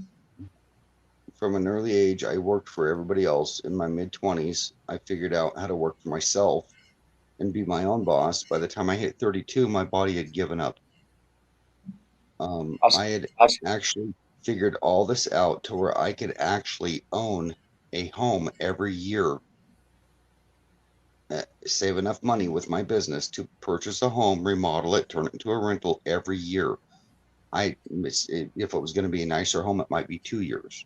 Yeah. But I had a game plan to become a landlord and own a lot of homes and retire early at 50. And I had all this figured out by the time I was 32. I had already started putting money in the bank for the first home.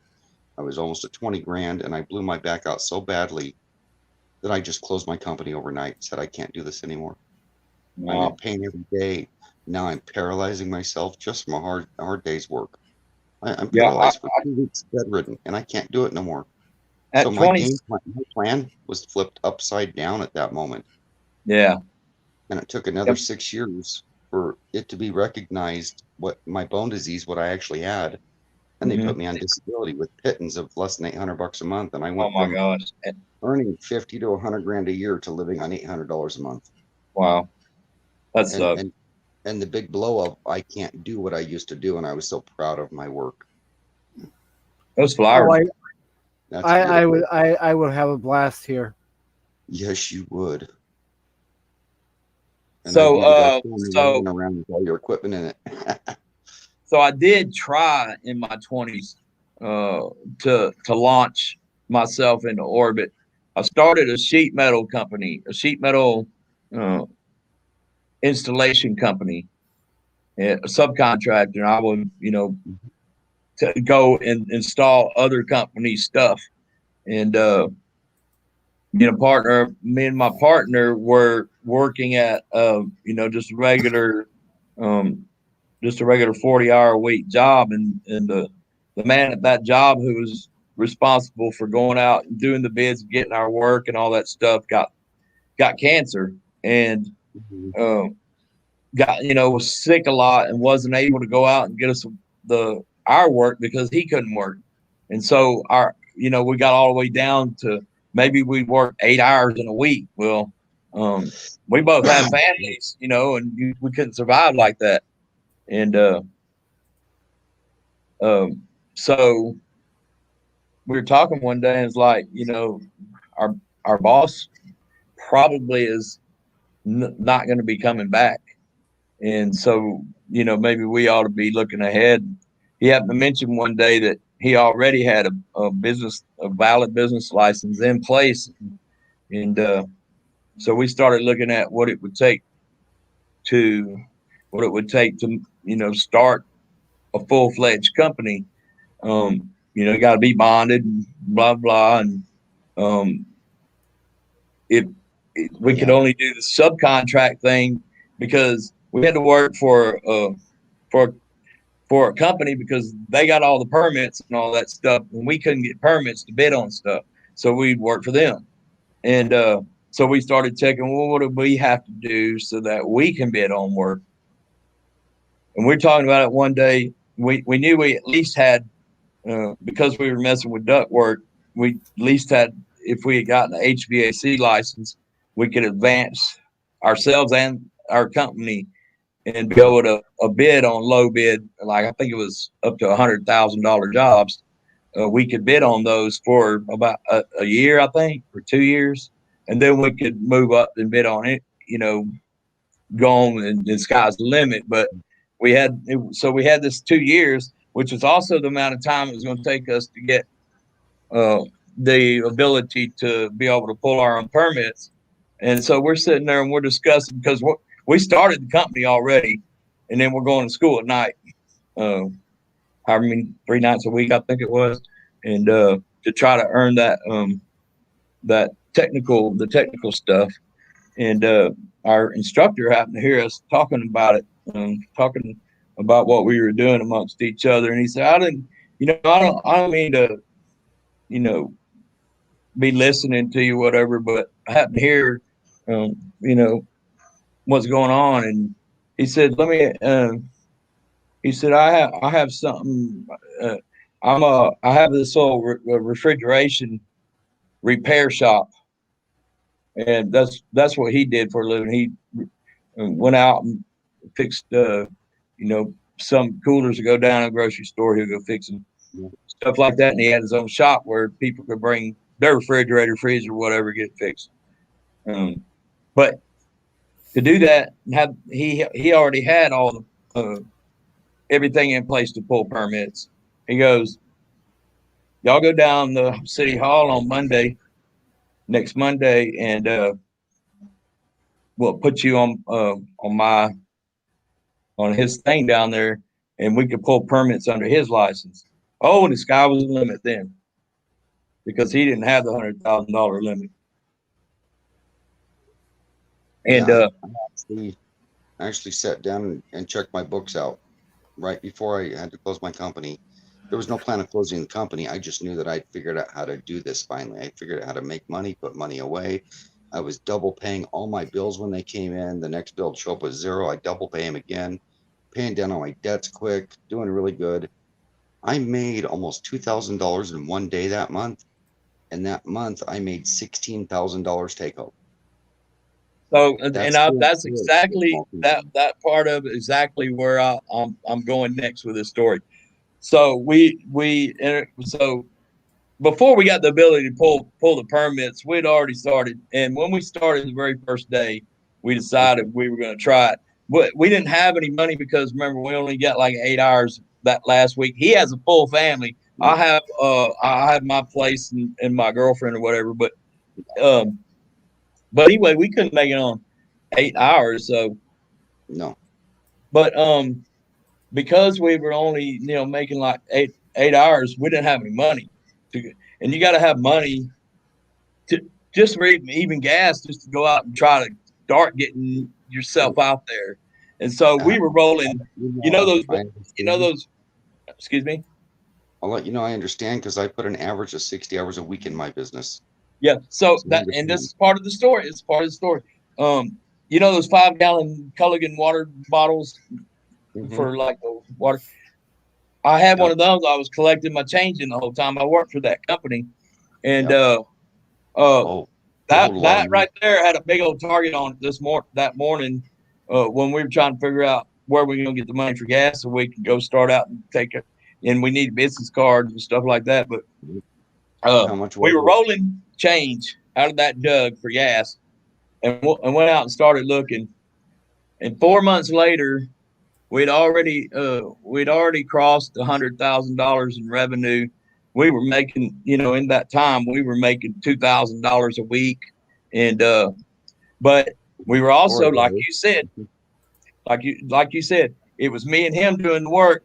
And we were sitting at his kitchen table drinking coffee before the sun come up. The first light, we're hitting the job site. And then we would, you got these milestones you meet and then you get a check. So we're rolling pennies that first day. This is the first day, mind you. We're rolling pennies to get gas. And by that afternoon, we had an advance check for $2,500 for 11 fast food chain restaurants in the area I lived. Huh? $12,500 for each of those, less the actual it's called a heat pump. It's actually the air conditioning unit that sits on the roof. That was $6,500. The rest was pure profit for us because it was because the whole job took $6,500 to do it, all materials included, and the rest was all labor. But $6,000 for each one of them profit. Well, actually, I guess it's not profit because it's also got our weight, our money tied up in it. But it was going from rolling change that morning to that first job at 25. The morning of the first job we got was $2,500 check, and then we went on to hit the $100,000 mark in revenue. And we, at that point, were looking at shop to open, to have our own shop, because during the time to lead up to that point, that 4 months, we basically had built a homemade sheet metal bench and was making all our sheet metal stuff in his front yard. And so we're at that point, and we're doing the 60 hours you're talking about, probably even longer. It was sun up. That was average. It was sun up all the way, and we would work under the lights at night if we could get paid the next day. Yeah, you get 6 hours sleep, and if you're in the pain I was, you're eating handfuls of Advil, Tylenol, whatever you can get in yourself without completely pickling your insides, and then adding up to a 6-pack of beer on it in the last 2 or 3 hours of the night just to knock yourself out so you can wake up the next morning, shake the cobwebs off with 2 or 3 quad shot lattes, get in your car and go do it again. And you don't touch alcohol the entire time till you get home because your back's so swollen out. It's the only way you're going to sleep. Yeah. And so we were doing these long days. You know, my girlfriend at the time, she's busy trying to keep his wife occupied while he's working during the day. They got 4 young kids that she was, you know, with all day, every day. And so when she started giving him hell about being gone all day, every day, she needs some help, this and that. You know, my girlfriend was trying to help her, to take the pressure off of us so we could work. And, you know, then she was wanting to, you know, come because she was like, I don't think you're working at 10 p.m. Well, you know, she tried to bring her out to the job site, said, yeah, here they are working. They walk in, we're on ladders and they're, you know, working up in the ceiling. And, you know, come to find out they were there because, you know, she thought we were at, you know, down there tossing dollar bills and because you know, how could they possibly be working that many hours a day? And she just kept riding him until one day he says, man, he says, I can't do this no more. And that's the point, you know, the whole thing fell apart. You quickly learn there are 26 hours in a day and there are 32 days in a month. Yeah. I literally worked 26 hours straight. I started one morning. We worked 3 jobs that day and we worked 26 hours straight. That family had never made so much money, and she just was all about her, you know. Hold on one sec. Hold on. Yes, Hello, sir. loves. Glad you can come in, pop in, say hi, join us. I caught some of your live earlier when you were doing the bubbles and whatnot. So welcome. Love you is She here. wouldn't even let us wait long enough to get it to a point where we could sell it, you know, the company. Yeah, she put his stuff when we come home from work about 10:30 one night. His stuff was all out on the sidewalk. Wow. You're not here. You're too busy making money. Well, you're spending it. Yeah, well, that's the thing. She wanted to go spend it, but she still had to take care of the kids, and she wasn't fully behind what her husband was trying to do, and it ruined our company. Yeah. Because it worked with me and him together, and he had, you know, we had certain things that we were doing, and once it was over, once, you know, he kind of was feeling forced out of the picture, it kind of just we finished up what we had, and that was that. I'm still listening, but I'm going to darken my camera for a second. That's the end. That's the end of it. But it's the same thing you were talking about, 60-hour weeks. Yeah, we worked 26 hours straight. Our last job was in Vancouver Mall. I had an hour to an hour 20 minutes to drive home back to Beaverton that morning. And my buddy wanted to stop at Sherry's and get a beer before we parted ways. And he went to his place and I went to mine. And I'm like, if I drink one beer, I am so tired, I will not make it home. I might pass out behind the wheel. I cannot add alcohol to this mix. I got to get home and get some rest. Yeah, so in my 20s, I had 4 months of sense, and the rest of it, it was nonsense. Yep, and we worked 31 days that month. It was July, and we did not get one day off. Oh, and owning your own company sucks because you enjoyed your 2 weeks off. I would plan 4 vacations a year. You know, in the beginning, I'd plan 1 vacation for a week. Yeah. And I wouldn't get it. Next year, I planned 2 vacations. I got 2 days.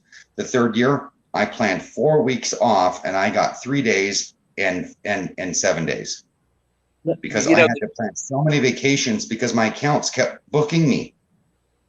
And you got to do the work. I'm sorry I didn't see your vacation, but you got to do the work. Everything's scheduled. There's people around you. We got to have it done. We got to have it done. They didn't care. They didn't care if you needed a week off. Yeah. So I learned, being the owner of the company, I would book 4 vacations a year in the summertime, and I was lucky to get 1 week. Yeah. And that's what you do when you own a company. When the work is there, you don't tell people no. I was fortunate enough that I didn't have to deal with the Hang on. pain that Hold you on were. one sec. Hold that thought. Welcome, Maggie. Thanks for stopping in. Go ahead. Oh, okay, Maggie. Hi, Maggie. Loves you. Yep. Hello. She's from the Philippines, I believe it is. Hi, and Philippines. She's been in on the chats a few times. That's one of the things I love about this technology is being able to sit here and say hello to somebody in the Philippines. Hello. In real time, no less. Yeah. Hardly any delay. Hello, loves you. Hello, Michael Donovan. Yes, that's me. I'm just seeing. I'm just Michael seeing Donovan here. He's a rock star. Here. Wow. I'm just seeing what it looks like on the mobile phone for the first time. I've never used my mobile app. I'm gonna mute the mic. I'm picking up soda cans from sitting at the couch and drinking them. It's gonna make a bunch of noise. Put them in the bag. I was the one that actually, did all the negotiating, the talking, the bidding, and all that as part of our partnership, and that was so much fun for me. And like I said, I didn't have the physical problems that happened to you in your 20s early. I hadn't, started breaking down at that point. I was having so much fun that I didn't want to do anything else but work. But before that, okay, here's the before. The rabbit and the turtle race. Well, the before for me was the turtle, and the after was a high speed top fuel dragster. Oh, I went through all that stuff too with real cars. Working for other people, turtle. Working for myself, dragster. Yep. I loved it. I was the rabbit for the people, and I figured I could do that if I could do that for myself instead of them, and make 2 to 4 times the same wage, I'd have it made, and I was right. Yeah, I didn't say rabbit because it was so much more than the rabbit. It was like so much more faster for me, and I loved it. I go out and buy a play toy every year. I mean, I could go out and buy a $30,000 '67 Firebird that would pull 8s in the quarter mile, and it was just a play toy I could never use because I was too busy working.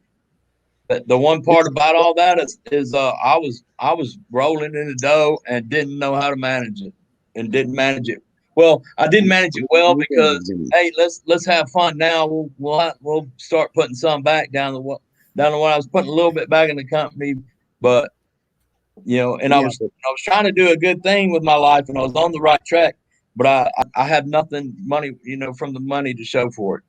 It took me 2 or 3 years of letting my hair down with this money I'd never had to figure out I'm being an idiot, start putting it away, act like I can't even afford McDonald's, watch all my employees blow their money at the bar every weekend, and I'll sit there and make my coffees at home. I won't even buy fast food unless it's feeding my crew. I would feed them, and I would go without. I'd go home and eat.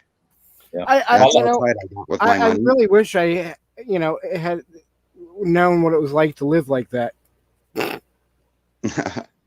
What? Have all that money to play with for a couple of years and just be stupid?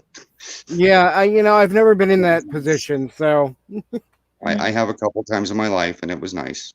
I wasn't not 100,000 a year, but yeah, I'd build up 10 grand, and I'd be like, you know what? I saw that 4-wheel drive truck down there, and I want to go on a wheeling trip this summer, so I'd go out and buy some truck I could take out in the woods and trash, and then turn around and sell it for half what I would just borrow a friend's. Yeah. So my last paycheck from the job before I started that business was $9.50 an hour times 8 hours. What's that? $70 something dollars. 72. So, something. and a little bit more than 72, less taxes. So, whatever that ends up in. Hey, loves you. And I was at How 12 or you doing? 13 an hour doing manual labor. And then I went from that little bitty check on at that company to the next week. I had, I don't know, something like the very next, not the next week, but the very next time that I got a paycheck. I don't remember. It's probably a couple of weeks later. It was like $2,500. Well, Mike, picture going from even in the winter time, if things got dead in the beginning, I made $2,000 a month, and that was only working 5 or 7 days a month when it got slow in the very first year of my business. And at the height of my company, I was making 14 grand a month take home, before I paid my taxes on it. And when I hurt myself, I went to zero income, and the kindness of friends supporting me for several years until I got on disability because I was just crippling myself. Even mowing the lawn would go on. I'd cripple myself just mowing the lawn and stuff. It got that bad. And I went down to an income of about $700 a month from thousands, and then unable to do the quality work and have the pride and satisfaction in a job well done all at the same time. So you got these mental blows. Your body gave up. You can't do anything, and all of a sudden, your income goes from thousands to pittance. I'll be quite honest with you guys. I'm managing on $1,100 a month. Yeah. I live on $786 a month, and I still own a home. There's no money for maintenance, even if I could do it. I go negative, but I have to hustle because. And figure something out. If I can make $1,000, I'll stretch it out 6 months because my bills are more than my income being a homeowner. Taxes on a home, couple grand a year, electric bill on a home, $300. Oh, I know. I get it. Car insurance, so a year, it exceeds my debt. So the physical damage that comes from, working hard like that, I was fortunate enough that it didn't start affecting me to the point that I'm still listening. I'm going to shut my cam off for a second. Yeah. I guess it was probably 10 years ago now, when I'm a sheet metal workers union journeyman, and I took a leave from the told them to take me off the bench, and when my last union job that I worked on was over, and I told him to take me off the bench because that morning, that last day of that job, I was, when I would get up in the mornings, I would have to go from my bedroom. I'd have to kind of ease myself down on the floor onto all fours, Been there. Crawl to the bathroom and use the toilet and the sink and stuff to finally get myself up straight up, standing up before I could start getting ready to go to work that day on on a commercial construction site. And at that point, I knew if I continued in that work, I was not going to be able to walk by the time I retired. And so I found a way out, a different way, and I retired from that. At that moment, I could go back if I needed to, but now I don't have to get on my hands and knees and crawl to the bathroom in the mornings anymore.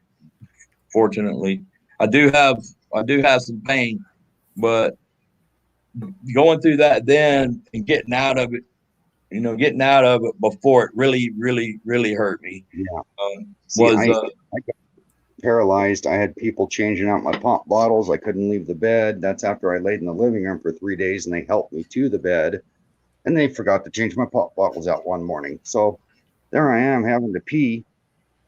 It took me about 20 minutes to get out of the bed on the floor flat. I was able to, because I tried to stand up using the bed and the nightstand, and I couldn't even get upright on my knees. Right. And what do I do now? I just put new carpet in this room 2 months ago. It's got hardwood floors underneath it. I'm about to urinate on the floor in my bedroom. Uh-huh. What do I do? And it's like, wait a minute, the bathroom's just across the hall. I can crawl to the bathroom. Right. And there I am. Every movement I made, screaming at the top of my lungs, grinding nerves, crawling to the bathroom. And then I get there and I can't get up on my knees and to get upright to flip my crap over the bowl and just do my business. And I'm like, it took me half an hour, 40 minutes just to leave the bedroom across from the bathroom and get back. Yep. And then I don't know how I got back in bed. It was just a miracle from God himself to actually get me back in bed, screaming and yelling. And laid there till people came home and said, please don't forget to empty my pee bottles again. Please don't. You know, and I saw, you know, the older guys before I did retire from the heavy construction stuff. The older guys that, you know, were having to work until they were absolutely broken down. And I didn't want it, you know, I didn't want that to happen to me. But now that I, you know, I took a different route.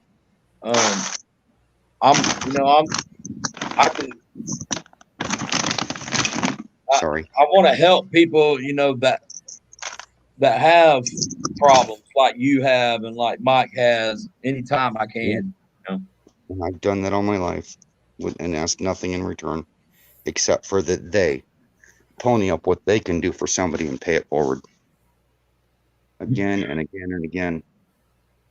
But yeah, it's been a hard journey, and I'm sorry you never had the opportunity to let your hair down at one point in your life, Mike. It sucks. But I was hit with a double dose of you're screwed because I had a bone disease as a kid and didn't know it. And I kept going to the doctors. I mean, this started out clearing grade school and kept going to the doctors. And, oh, you're too young to have these problems. You know, we'll just put a tinge unit on your knees. And, you know, because I had arthritis as a kid, it was weird. And, you know, I think it was 15 years old. I blew my back out the first time. And all I was doing dishes at a truck stop. But when it comes to working, I was taught to be a bust ass. You give 120% or you don't lift a finger when it comes to work. So I'd go to the truck stop and you know, and I'd only work there a week and I blew my back out. So there I am at a friend's house, 3 days in his bed. He gave his bed up for me because I couldn't move. 15 years old and not going home and can't go to work. And I just got the job and the boss thinks I got the brown bottle flu or I'm partying because I, you know, whatever, and lost the job. And my life has been that way ever since. And then I find out at 38 that I've had a crippling bone disease, worked through all of this and bought a home with a crippling bone disease that shortened me 2.5 inches throughout my life so far, you know, mostly in my spine with pinched nerves and stuff, to finally figure out that I should have been on disability as a kid.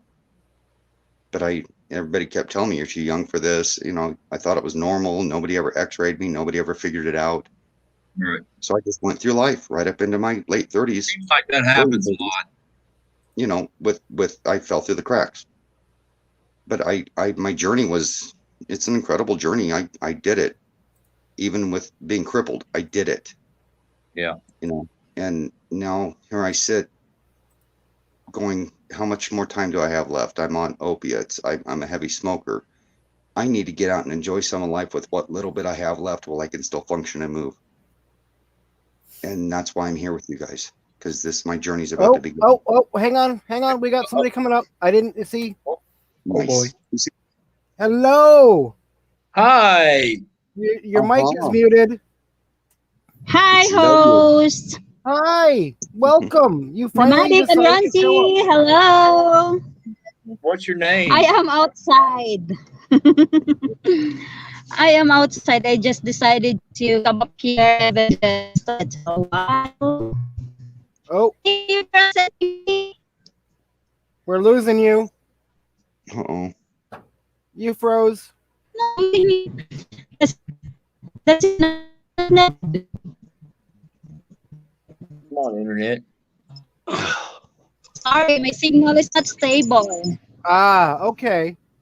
So, what do you want to? What's your name, by the way, if you don't mind me asking? I love you. Okay, so just okay.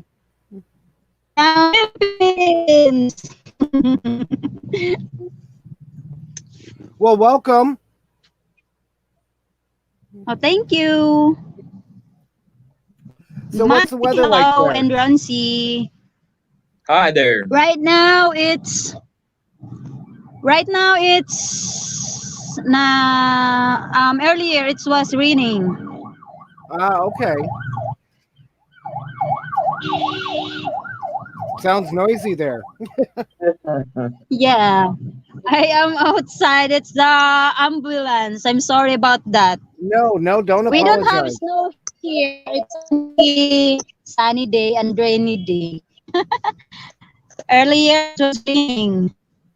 Sounds like Florida. Sunny days, rainy days, then could be a mixture of both. Yeah. Yeah. Well, glad you can make it up. Yeah, I was. I wish your I, internet was better. Yeah. I caught a couple of your lives.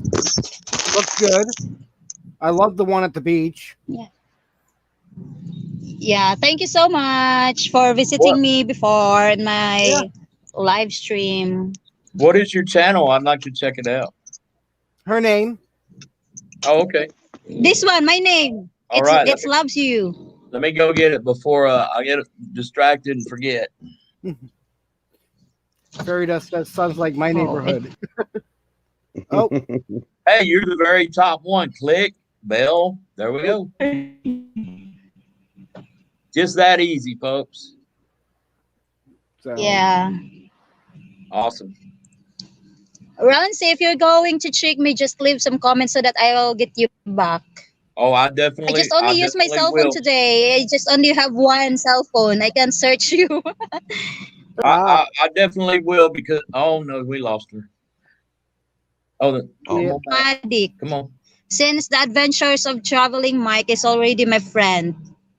So later I'm going to visit you in Madik. Yeah, I have some videos on mine, but I'm not really a YouTuber. But I do support the clearly. I do support channels as much as I can, and the community. So that's pretty much what I'm doing for now is helping you guys out with your channels, doing the thumbs up and the participating in chats and all the algorithm stuff. So the least I could do for for the entertainment. Yep. Okay. It's all about supporting people. Yeah. So I try. I mean, as from my perspective as a viewer, as a content channel supporter, as a community supporter, is I've got a lot of people to help do that with. So yeah, I might not get to everything of yours, but every time I'm on your channel, I will do something. Oh. Yeah, she's popping in and out, so must be a weak signal. Maybe it'll stabilize him. Yeah, Ron, it takes everyone being people like you to make this community flow. Everybody watches a few videos when they can. Makes the world go around. Yeah, and I wouldn't do it if it wasn't so appreciated. Nobody's gonna do something that they're not appreciated for. And you guys, this whole community appreciates it so much. Everybody knows what the goal is. Everybody's trying to help everybody else get their channels to a point where maybe they can get monetized or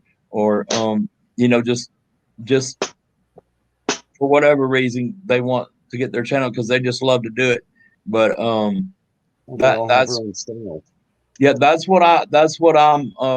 that's why I'm here with y'all is to play that role for y'all. Here's an example. The creators. I do my own thing. I watch my own videos. I do what I want. But when a channel I'm involved in says, hey, we're close to our 2,000 hours, we're almost there, I will literally drop everything. I won't go in and watch them to get them there. That's what everybody else is for. Yeah. I'm that guy at the last minute that will go in and binge watch the snot out of them when they're close. I will push them over the top. with a few other people that do stuff like that, like me. All of a sudden they're just like, we've worked on this for weeks, and all of a sudden in 2 days we hit it. It's like, wow, what happened? We love Right. you guys. I'm one of those people that hold off to the last second when they're almost there, and I just drop everything, and that's all I watch. Yeah, I Give them those did, extra hours. I really didn't do a bit. I've been just putting them on my put a channel up on my one of my desktops. I got 2 desktops. One of them I use that interacts between my laptop and it for work, but the other one's really not established for any purpose except just to be there if I need it. So I'll fire that one up and put somebody's channel up and just let it their playlist up and just let it play all day. And yesterday, like I ran Bill and Nancy's Thin Blue Lane for like 12 hours. For like 12 hours yesterday, I had theirs rolling, and so that's what I'll do. And I'll just different channel every day, and I'll get to yours when I can.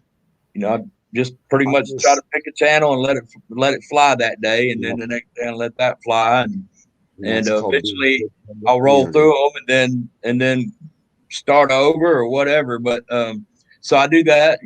I'll do that to help support channel, help build watch hours, and make sure first thing I do when I come in is click that thumbs up.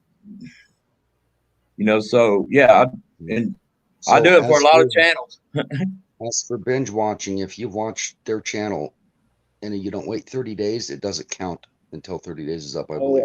There's no way I repeat all one of the channels. I've got too many. I won't repeat within 30 days. Let you know if you're trying to push somebody over the top and you've already done all their the binge watching, it doesn't count for another 30 days. That's why I wait till the last second to push them over the top quickly. Mm-hmm.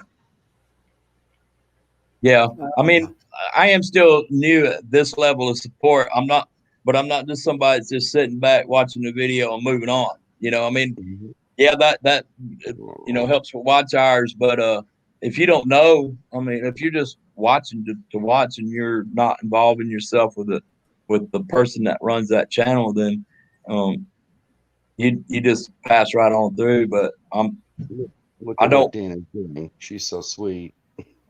Yeah, Sorry.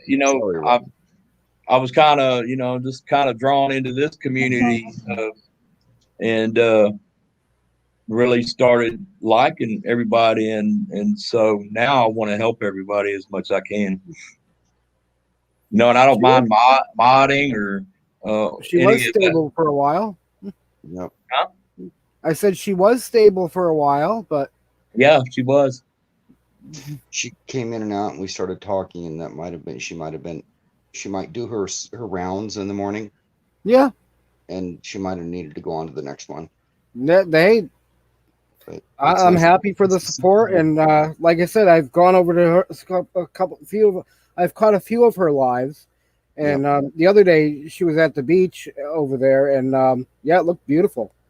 Oh yeah, she does cycle through the smaller channels and support us, so it's really nice of her. Did she take off, or does she? I think so. Drop? I don't know. She hasn't mentioned in chat yet, so I'll give it a few. And I know she was, kind of sitting there listening just before she dropped out. And I'm hope I didn't talk too much.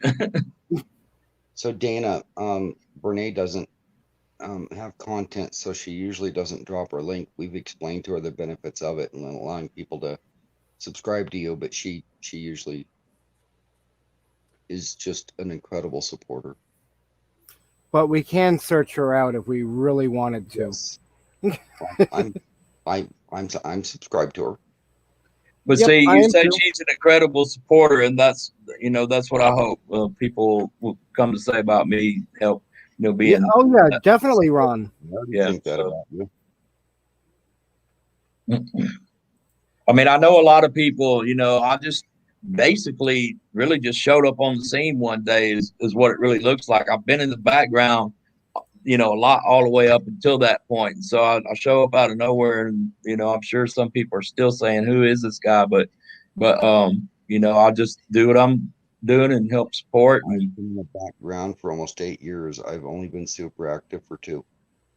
it's COVID that got me. You know, it's the loneliness from COVID that got me to jump in because I was just tired and not having anybody to talk to. You And know, I've watched this. COVID has blown up YouTube. It's Yeah. tenfold what it used to be on here because I used to be involved in these things, and it's just blown up. It's incredible. I think That's it's the blowing way up it van happens in life these too. communities.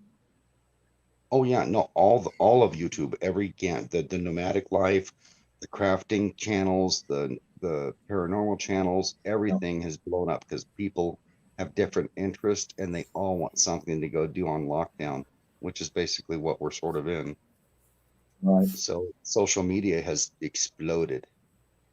Yep. Yep. I need to turn my heat off again. Hang on. I'll be and right as a back. person who watched it grow slow, I've seen it explode. It's literally 8 to 10-fold what it was 2 years ago. Yeah, but I'm modding for Marshall now and Isn't that neat? Wayne Nomadic Van Man. He's kind of coming along slow as far as the live streams. I think he had one today. Yeah, today, Sunday today. I don't know. It's Monday now, but I'm doing a little bit modding now, and it's like I said elsewhere, I don't mind doing it. I'm here, and I want to show my appreciation for the channels that keep me entertained. Yes. And to get a blue wrench is actually an honor in a lot of cases. It is because they don't get handed out very easily some days. Oh, I sure feel honored because it just feels that way when somebody wants to entrust me with that. Not that you can do a whole lot of damage with it, but there is a certain amount of trust you gotta build for yourself for a lot of people before they want to do that. 50 accidents in the last year and not one yet, but I'll look down at my phone and it's like time somebody out and I'm like, no, back out. What? I was holding my phone like I was just moving around the house. Now if I get up, I do a lot of chores real quick because I'm going back to bed. I got to change dog water. I got to make sure all the rodents got water and food, pick up some cans. All I did was leave to get me a glass of water. But since I was up, I have to do all that stuff because I don't plan on getting back out of bed for a while. Yeah. I'll carry the phone with me and I'll look down and I'm like, oh, I almost timed somebody out. Hey, I've got a horror story. And before I was drawn into this particular community, I spent a lot of time on a lot of other nomad channels. And one of them was Paul Barger, Bread Trucker, and me and him, are to a point in our acquaintancy that I can go and just hang with them, if we're at a meetup or whatever. And we hung out in the RTRs and I don't know if you could say we're friends, but we're pretty strong where we don't have any trouble getting together, and we've hung out. We put some time in. But I was modding on his channel. I had been wrenched on his channel, and I accidentally. Excuse me. You've seen me there, then I'm a wrench there too. Yeah, well, I accidentally timed somebody out, and I guess it was the wrong person. And the next time I went in the chat, that blue wrench was gone. I was like, yeah, I know why, because it was a thing in the live stream when it happened. Ron, did you time so and so out? Yeah, I didn't mean to, but it was a little thing where my thumb was on the way down, and that it just moved and everything aligned. Just couldn't stop my thumb. In most chats, I'll warn somebody before I time them out. Yeah, but it was an accident, right? Yeah. I've actually never met Paul and Ellie, but I've been so supportive of their channel. I've thrown a little money at them to get super chats rolling when they were driving for money on their journeys. And I've actually sat up on some of their live chats and matched. Me and you have been on many of their chats. Yeah. and they let about everything fly. There's almost nothing you can't do in their channel. Oh man, oh my gosh, they pushed the limits, I think. I've warned some people to back off, and I was told by Paul, let it go. And I'm Yeah. like, okay, I get it. I understand completely how you run it now, unless it's an absolute wreak havoc troll hater. Let everything fly. Yeah, I I messed up, and I didn't mean to do it, but yeah. Well, it happens. It's a horror story for you. And they're only timed up for 5 minutes. I just keep my hands off of stuff until I see, and usually somebody's already in there it's that could see that stuff faster than me, has already got it gone. But Do you know Hillbilly 1968? I'm sorry, 1968. Do you know Hillbilly 1968? Oh no, I don't recognize that. He ran a Grow channel. I was one of his first moderators in there, helping him run the Grow channel. And that's how I got some of my unnaturally aspirated supporters. That's why I'm at like 600, and I only, put out like 16 videos. But I used to help him run his Grow channel until YouTube started changing all the rules up. But I would literally be running 5 to 7 screens and 3 different chats, moderating 3 chats at once. So I got to be an extremely good moderator really quick in this game. Yeah, so I don't mind being a wrench. Bree and Megan and them, it's amazing what they do. I don't know if I could, ever, I mean, I would, I don't know if I want to get to that level because man, that's a lot of work. But I'd high What a point of trivia before with when on Paul Barger's first appearance in the Nomad community, I was his first fan that he ever encountered. Very first from his YouTube channel. It was almost a year in before I found him. Yeah, well, I had caught him. I was about to go to the first RTR that he was going to, and that was going to be mine too, because I was going out there to check out the van life with my own eyes. And, and I already done plenty of car camping, so I knew I could do it in the car. And so I went out there. And just before, like, I was going to start heading that way on Tuesday. On Saturday night, I ran into his channel. And basically what I ran into was a thumbnail of a video he made on his trip from Florida to Arizona on that first trip he made.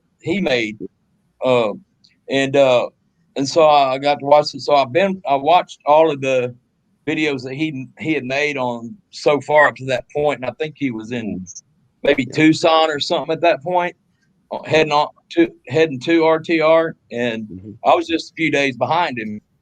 But I binge watched those on Saturday. I left for RTR on Tuesday. And when I pulled in RTR, I was just kind of driving around looking for, other YouTubers that I knew because I was participating on their channels back then. And, and Paul was on the road. So I binge watched this Saturday. So I hadn't participated on his at all. But I'm driving along and there's the bread truck. And I was like, that's the bread trucker right there. And so I whipped it in there, and I was getting out of my car as he came out of it, and I said, "Hey, bread trucker," and he's like, "Hey, hello," and then we introduced. I said, "I binge watched your stuff Saturday, and then I'm driving through RTR, and I'm driving by and there you are." And I was like, I had to stop and say hello because, yeah. Morning, V. All right. Oh, the chat is rolling. Look at that. But that was just a point of trivia. Yeah. Yeah. You Well, probably since you were there, you might have heard the story on his channel at some point. Means Dale might be rolling in shortly too. Oh yeah, Dale usually pops in, and then Bree about an hour behind him. So I found Paul a year after the Descend on Bend, which is literally in my backyard. Because it's Descend actually on Bend, yeah. Descend on Bend is just literally 20 miles from my house. Mm-hmm. And I found him shortly before he went to Spaceport at Slab City. Okay, hold that thought for a second. I need to answer this for Fairy Dust. Okay. What I found with channel names and whatnot is, yeah, keep your name short. Like Grace suggested, you wanted to keep your name short. But in order to do that, I had to use my name, like the Adventures of Traveling Mike, until I hit the point where I can create a custom URL. And then I had to change my name to shorter version, then save that channel name, and then put it back to the Adventures of Traveling Mike. Otherwise, if I wanted to go in and just use the initials of my channel, TAOTM, I could not do that, and it does not allow you to edit that. You have to either go with the Adventures of Traveling Mike or the Adventures of Traveling Mike, and you can follow it with letters and numbers and whatever. So that's what. So in your case, you would want it to make a unique name so people can find you. Once you hit that 100 subs and whatnot, get the custom URL, then you can shorten it to just Fairy Dust or something. But anyways, that's what I found out that I had to do.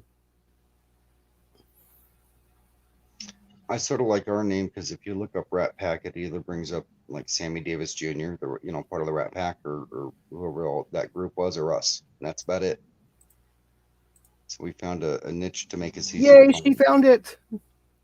There you go. So a bunch of people just popped in here. Maggie, V. Yeah. Was not paying attention. It's morning in points for to the east. Yeah, almost 6. I'm going to take and put her bookmark on my desktop for now so I don't lose it again. Right. So, and of course, we use the word nomadic because it hadn't been being used much at that point. There were only a few channels with the name nomadic in them. But a really big YouTuber had that in the beginning of his name, and I thought that would help us too. Yeah.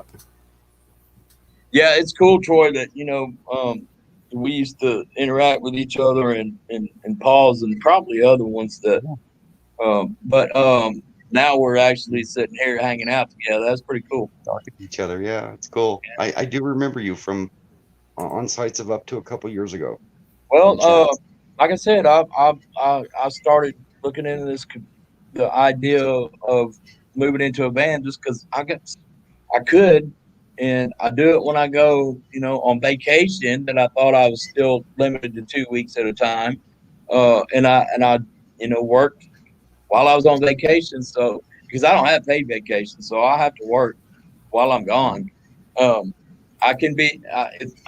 My work is up to me. What I do is up to me. It's all mine. I run a division of the company that where all the online stuff's done. So.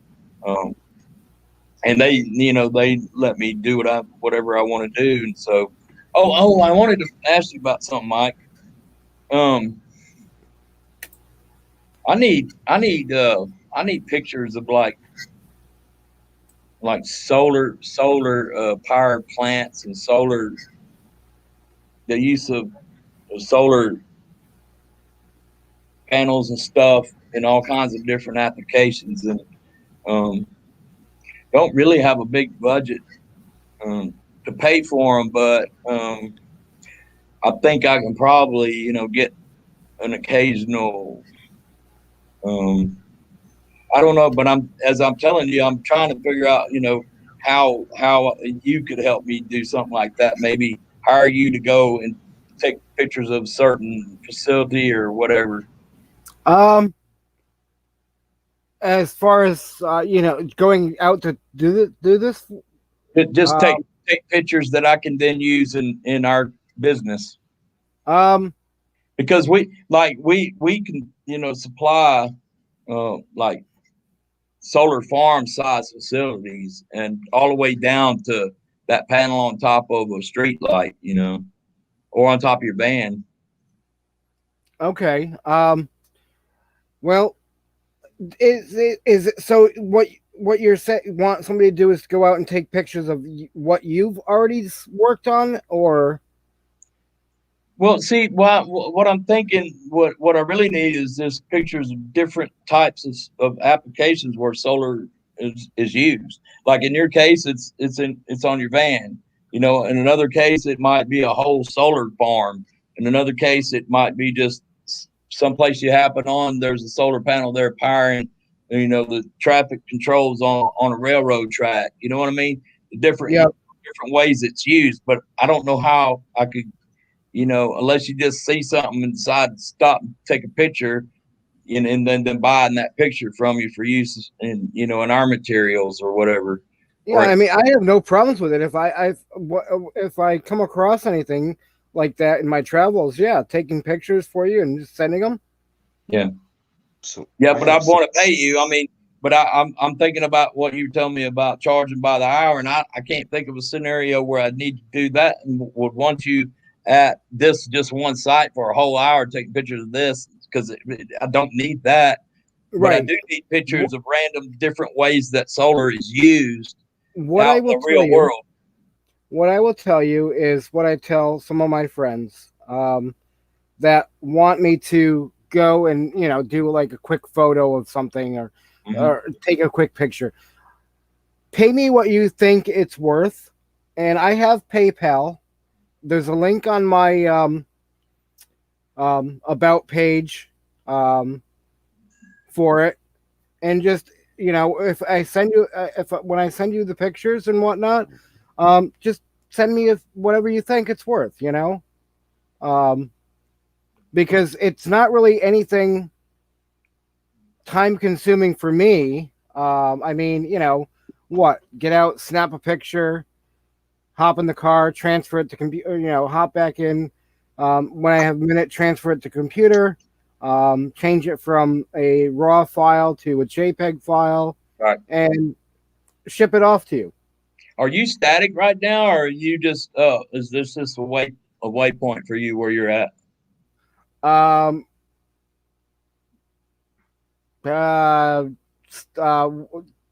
Well, it just started out as a waypoint, but it turned into a static for now. I think that's what you're talking. A semi-permanent right now is what you're referring to. Yeah, because what I'm trying to say is, you're out doing your travels, and then you say, oh, there's a cool solar panel installation of some kind. I'll take a couple of pictures, send it to Ron. But you can still do that just by going out driving, and driving around and just where you're at now. You can do the same thing if you see it. Yep. Because that's what I do. That's what I do. Some days I'll be like, I think I'm going to go out and try to find some solar panels to take pictures of. And that's what I do. Or when I'm out on my travels, I'll take pictures out and around and do that and do it, on my travels. Right. But your pictures would be so much better than my old cell phone pictures. I really haven't gotten out much because, by choice. I just didn't want to deal with public.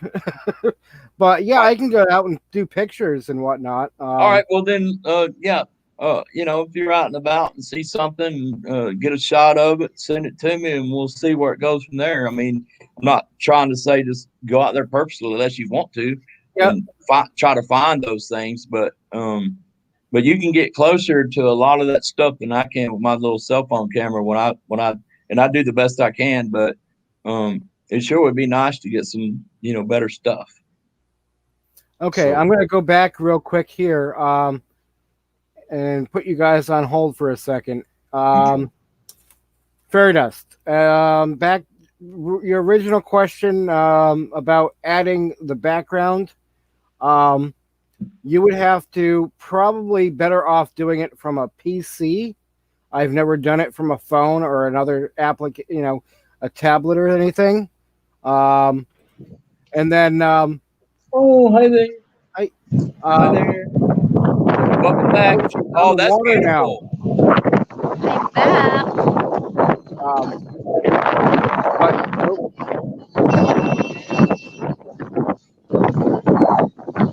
back. But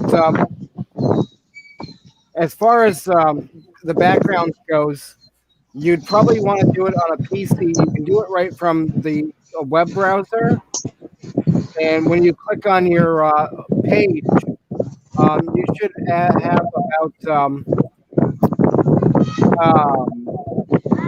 the what am I trying to think here? Hang on, let me bring it up. Customized channel. That's right. And when you get in there, that's where you can do everything that you want to do for your channel. Whether it's a little bio or a background photo. So I hope that helps.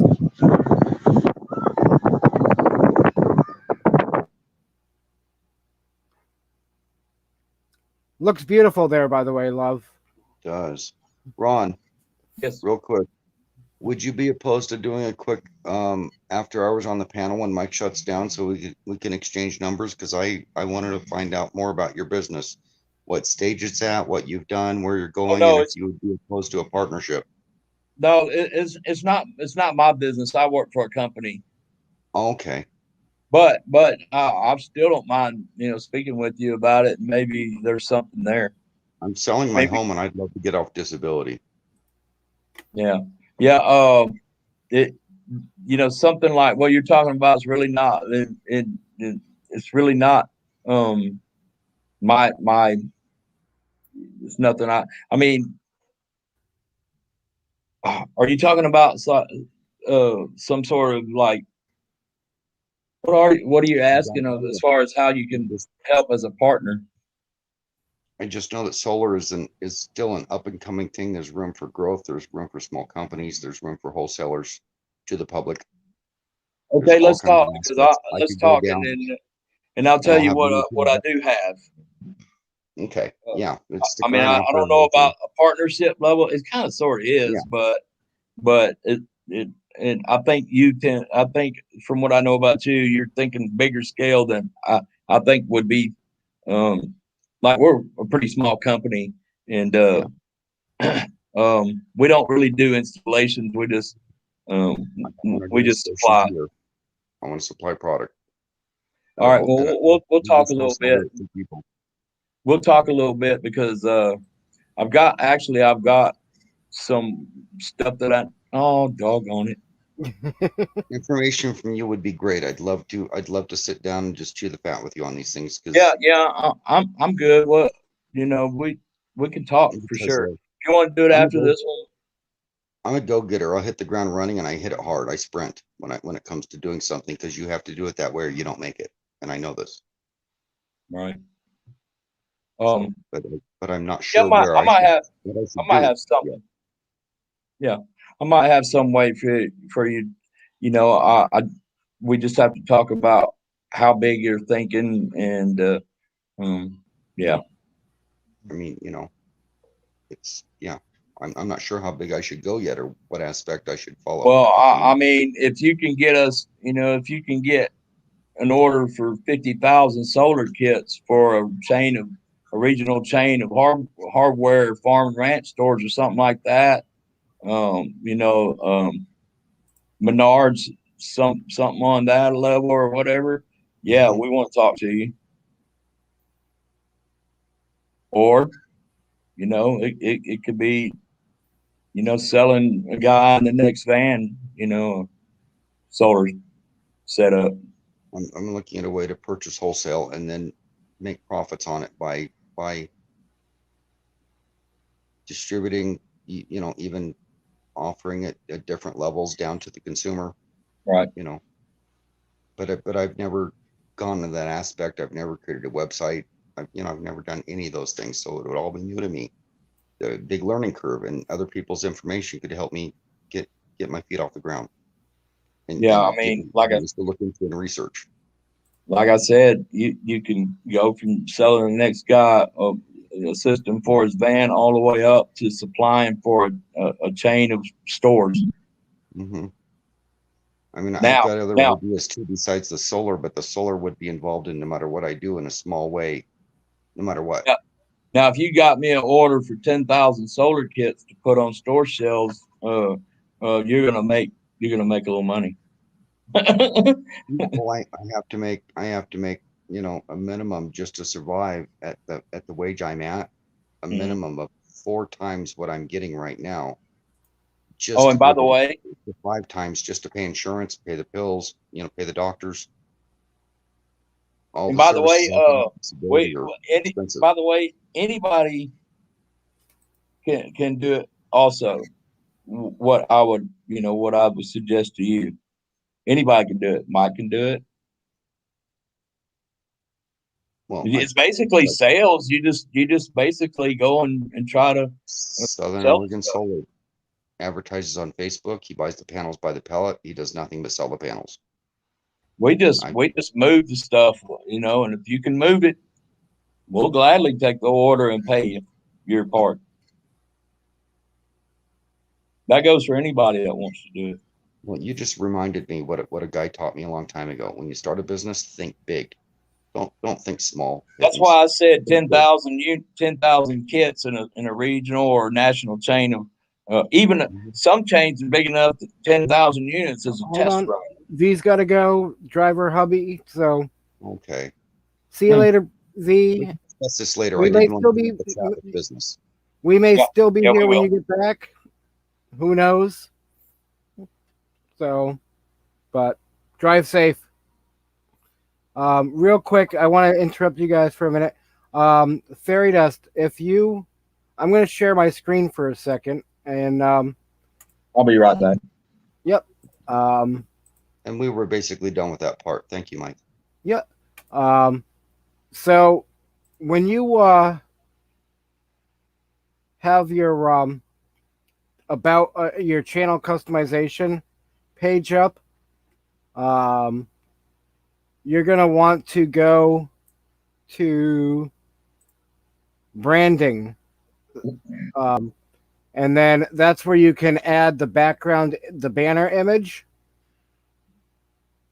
If you can see that. Oh, let me make it bigger.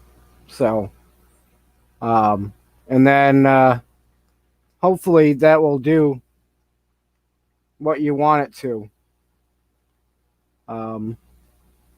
But yeah, email me, and if you have you need any other help, and we can coordinate something to communicate easier than email. So even if I have to start a live, you come in and jump up on panel, not visually, but even, just be in there. I can end it, and then we can be in the private section of it, and then talk one-on-one that way. Yep. Mike, do you publish these publicly after they're done, or you make them private? Yeah, I leave them public. Okay. Why? Unless somebody doesn't want me to at some point because of something they were saying. Yeah.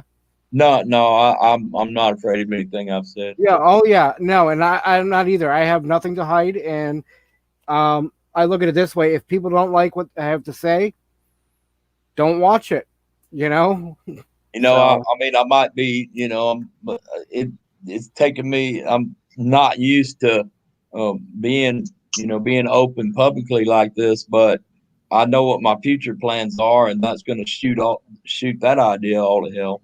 Yep. Trying to be private once I got a YouTube channel going. So I'm not ashamed of anything I put up there. So no, yeah. It's like it's like my Facebook page. It's public. Anybody, even if you're not a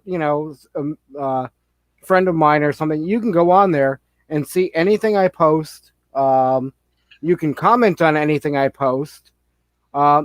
because of the fact that I have my photography business linked with it, I leave it public just for that reason.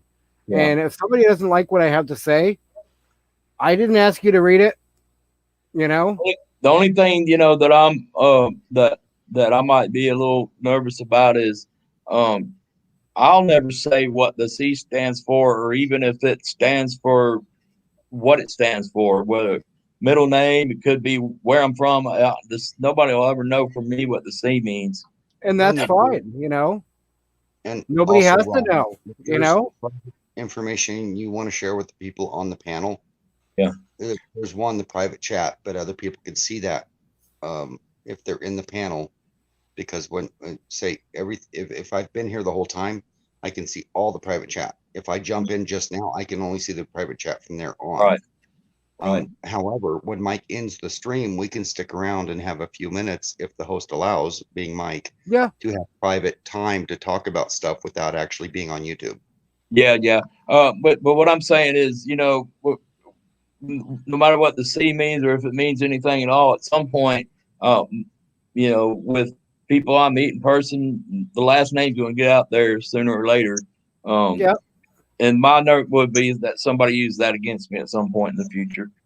But I'm not going to worry myself too much about it, because if they use it against me in the future, they're going to be trolling, or they've got some kind of issue with me that's that trolls have issues. Whether you're guilty of them messing with you or not, I'm going to try not to be to be somebody that tracks them, but I can I know enough after all the time I've been on the internet almost since it started, and so I know, and for most of that time I've stayed out of interacting on the internet, and even to the point of in real life with somebody from the internet, except dating and stuff like that. But even that's come back to bite me in the butt. But at some point, I just have to get used to the whole idea and realizing that I'm not really gonna do anything I'm ashamed of. Yep. Well, it's like on my name right here on the panel, Troy and Christian. I don't publicize that or what it's for or why on my channel when I do videos. I'm not open about it, but I don't care who knows. It's who I am. If they don't like it, it's the door. Exactly. It's like earlier tonight I was saying, it's like earlier tonight I was saying about, I've made YouTube now because I have 3 thumbs down on this video. I don't care. It's, for me, it's not a rating game. Do y'all know Story Chasing Amber? What's that? Story Chasing Amber. Is that for the Amber Alert? No, she's a full-time RDer. Nope. Anyway, okay, but she's the sweetest lady and everything, and she never does anything to deserve any hate. But I'm in her live stream yesterday, Sunday now, but and there's thumbs down. It's like, why do people gotta hate like that? She's just sweet as she can be. Exactly. The thing is the thing I was trying to say earlier is I'm not in it for any ratings. I'm here to have fun and chat with friends. That's it. And if they don't like it, they don't have to watch. You're not there to monetize. You don't care. We're here. No, I've got my custom URL, and that's all that's all I really cared about was getting that 100+ subs to get my custom URL. That's it. Yep. You see where Bernays says she didn't even know she had a channel. Yep. Yep. Yeah. Once you get a login for YouTube, basically that is your channel, whether you publish anything or not on it. So you can get, and I'm sure you guys have seen it. Go to somebody's page, has 0 content and all kinds of subs, and I had to do premium because of all y'all. I didn't want to watch all the ads. Yeah. Ah, see, I have a very good friend, and we renamed his channel Zero Content. That is his channel name now, because he yeah? already has like 50 subscribers, because he would go into preppers channels with me just to Mhm. hang out and talk with the guys like we're doing. And Right. they'd all want to know what his channel was and what his content was, and they'd want to And if you subscribe to him. start, if you start, we'll know. And and so we also, changed his channel name from his real name to Zero Content, just as a joke coming in the door. I don't have content. Oh, okay, here yeah. he is. Dale, welcome. Yeah, but we'll Good sub morning. anyway in case you decide to have content and you already have some people there. And that's what's going on with my channel right now with just my little video, shorts, video shorts from, the things that I've done. And people are just showing me so much love in there. I just can't believe it. But when you And have it's no this community. but when you have no content and people sub, the minute you start posting videos, you've got to jump ahead. Yeah. Yep. And that's So and Wayne was saying that, and also Paperback, because it was those two that got me to doing that. And they said, go ahead and post that stuff, and your participation in the community will result in people going over and checking you out, and they'll sub to you and whatever. And when you get to the point that you start in your van life YouTube channel, you're already going to have people there to watch. I mean, I've been lurking around YouTube since 2013. Yeah, and you hardly had any subscribers, and you jumped in on chat one day because I think it was George. She's like, "Come on up," and you finally did. Yeah. And we're like, "You only have what?" And we're Yeah, all on at the panel. time I was This ain't cool. We're gonna have you at 100 in a week, and it happened. I had 30. Okay, I went on Gina shouted my channel out. I had 9. That shout out led to 33, and I don't know. Let me see how many I've got now. I don't really keep track of it because it'll be whatever it is. When I start the actual van line, I think I'll probably, try to get 63. Ooh. Look at that. Yeah.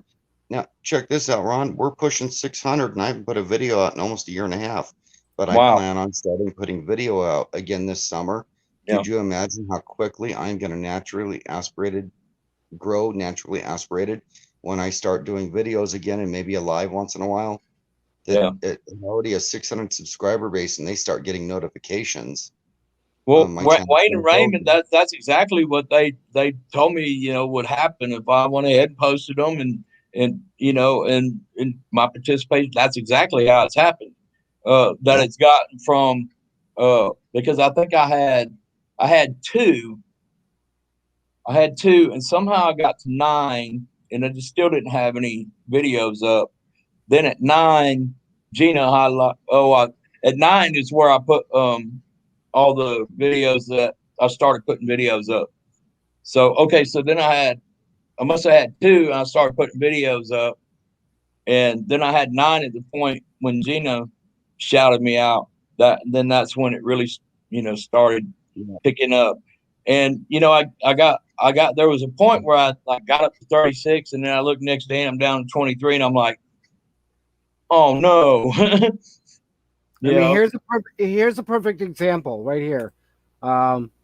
Lucky Dog Productions, like Dale said, started it because he wanted a place to store his videos. Never expected anybody to actually watch them, So, yep. If anything, it's see, that's something I knew that I wanted to do was for that purpose, and I wasn't thinking in terms of being a YouTuber or whatever, and then and for longest time, it's like they're stored on memory cards and stuff, and it's like I'll get to it at some point, but I did not get to it until Wayne and Raymond encouraged me. One day when we were it was when Wayne was trying to learn how to tie together the whole YouTube and StreamYard and all that so he could do streams. I think just probably maybe just a couple of months ago.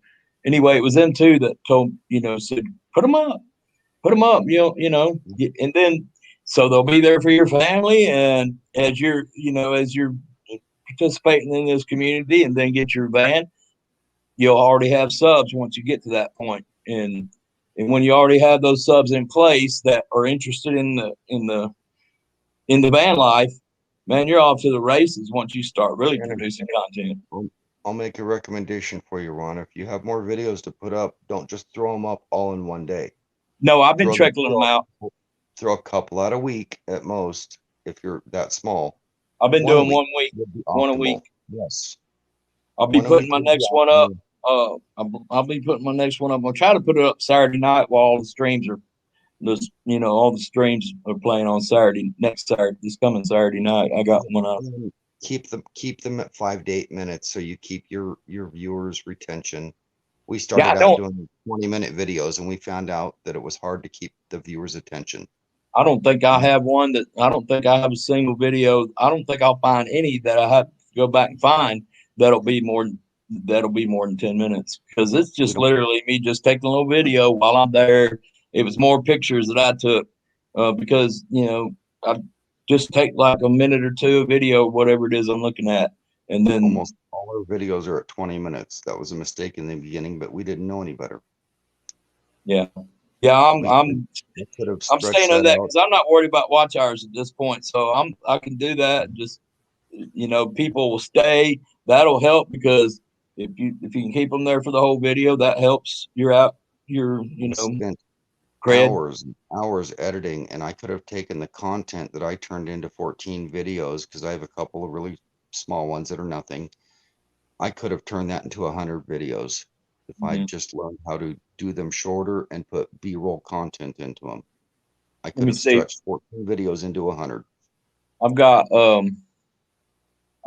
me see, where's my video? I'll be right back. I got to get some more water. How many videos do I got? Where's that number at?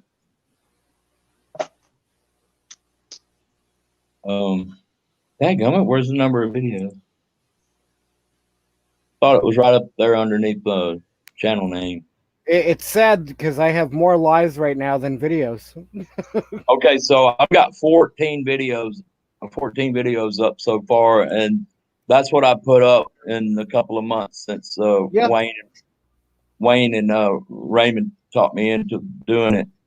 I've got 63 subscribers, and I'm not paying attention to any of that subscribers or watch hours. No, it's way too soon for me to worry about that. But I think my longest one here is, let me see, of those 14 is 3 minutes. Oh, yeah, wow. 3 minutes. 3 minutes. You ought to get them up to 5. Well, yeah. I have learned so much from other YouTubers since I started doing this on my own with no information from anybody else. I hit the ground running. I thought I was doing great. In the last year or so, I've learned so much from other YouTubers that I learned that I was not doing this right, even though I thought I was doing a great job. Right. And when I start doing videos again, it's going to be done differently. I can take a little content and I can make a lot of videos out of it with different subjects instead of cramming 4 different subjects at 5 minutes a pop into one video. What's Brene talking about? What's insane? Oh, I'm guessing maybe about Dale's comment. Oh, okay. No, it was about the 3,700 subscribers with Lucky Dog. Yeah, that's what I just said. Oh wow, Yeah, that's very good. I'm sorry. Hello. Oh, okay, I see. 3,700 there. Dana, welcome. Hi, Dana. Hi. Are you warm? Are you warm?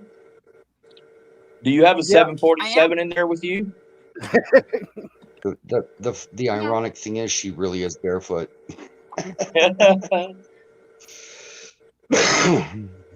No choice. I'm barefoot. Yes, ma'am. Go ahead, Dana. I popped in real quick because you guys were talking about the whole YouTube thing in the lives. One of the things that I noticed, and one of the YouTubers that I watch, or used to watch quite a bit, I haven't so much lately because I've been doing these lives, he had found Now, he's an interviewer, but they also talk news and current events, politics, all of that kind of stuff. And he interviews people, quite a few different people. But what he'll do is he'll put out his whole live feed, and then the next morning he'll put out bits and clips Yes. of the interesting little things that happened throughout the whole 3 to 4 hour live feed. Yep, that's a good idea. Shorts out of the Little shorts, and they're anywhere from 5 to 10 minutes long. Yes. And like Troy was saying, I mean, not very long at all. It keeps the person's attention. Right. Because after so long, I found that after so long, as much as I might like the person, I lose interest. Right, and it's like with this live stream. I've been on 7 hours and 21 minutes now. I don't Oh my expect God. somebody to sit and watch all 7 hours and 21 minutes of it. I wouldn't. I don't want to. I don't even want to watch an hour or so video. If you know, your video's over but 13 minutes, it better interest me. Sorry, Mike. I slept most of the day right up until I'm so sorry. well, I Mike. guess maybe 5 p.m. Because I was up late, and so yeah, I'm good. I was feeling a little drowsy a little while ago, but I've got a second wind now. So yeah, it's I don't expect somebody to watch any of my lives. I mean, if they do, hey, more power to them. But like I was saying, I wouldn't want to. I don't like sitting through an hour of something that only maybe 10 minutes of interests me. but Mike, relevant to what Dana just said, there's been times through the. Yeah, you'd already been running for a while by the time I jumped in, but even since I've been here, where you could cut out clips because there's good information there, like whether it's for YouTube or whatever, and then do what Dana's talking about. And hey, we'll find something we were talking about earlier that had some good information and clip that out. Put it up on a separate video. That's a good idea. Right. Like, I don't know how many times I have been on a live feed and we've gotten into something really good, and I've made a note to myself, go back and rewatch this. And you know what? I still haven't done so. Right. And I love the idea, and I may do that now because there are some things that we've talked about that are really informative. There's some things that were hilarious that happened, and I may make a short clip out of that, whatever. Yep. Right. Oh yeah. Now, the personal stuff, I wouldn't get too much into the personal crap because No, don't cut 10 minutes of me out and post it separate, please. but some of the hilarious things that happen on these lives, heck yeah. I mean, it's like when the other day when it was your legs when we were all dancing. Yeah, I mean, or when it was 3 stacked high on I think George's, of Solex and you and I can't remember who else it was, but Tim. Okay, yeah, all made one person, Mm-hmm. The other day, Ava and her husband were live, and apparently I cut out to go watch something else for a minute. Apparently they played some music on there. It was a big hit, and I missed it, but they could clip that out, post it separately, and whatever. She plays some kick-ass music. Let me tell you. I popped out of there, and apparently, as soon as I did, they played, and then I just started hearing about it later when I come back into other streams. And Ava was over there, and they'd be like, "Ava, that was so great earlier," and I'm like, "What I miss?" Because I cut out of there for a minute to go check something else out. Yep. Mike, go back and look at Maggie's last 5 comments really quick, because she does lives only. I'll let you put them up or read them. Yeah. I was reading it. I buried my chat window, couldn't see what was going on in there.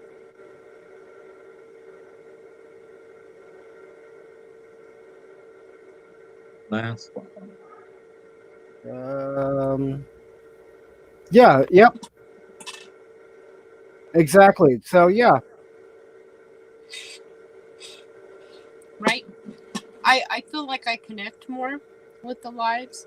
Now, I watch a lot of do-it-yourself videos. I watch a lot of homesteading, prepper. Oh gosh, guys, I gotta tell you this. So when I got into this community, and then all of a sudden I was watching a live feed. I think I was on the live feed. Sorry, I had to read that all of a sudden. Right on. Yep. My first live was Nomadic Van Man Wayne. So I was watching. And nobody was watching but me. Come to find out, I've been watching Backroads Nomad since 2017 or before. Oh, nice. Well, yeah, and see, when I joined the community and I was on a panel with him, I was looking at this guy and I'm like, this guy looks really familiar. Really, really familiar. So then I'm going through my emails and I'm cleaning out all my 120 some odd thousand emails.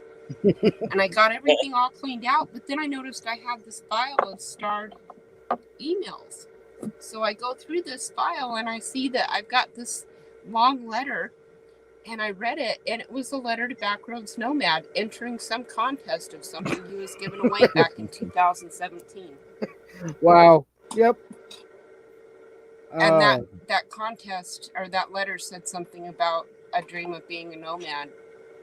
So that tells me that I've had that, yeah. Yeah. Dreams do come true. It doesn't matter how long it takes me. I will accomplish my goals. Yeah. Oh, I know. I'm sure you will. To Alaska. I have faith that you will. I have faith that you will. By damn, I will. Yep. You're already in the van. You might as well put it to use. So,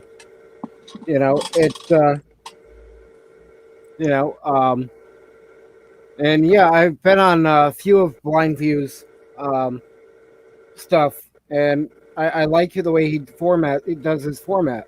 Does his rants and spiels, and then the chat.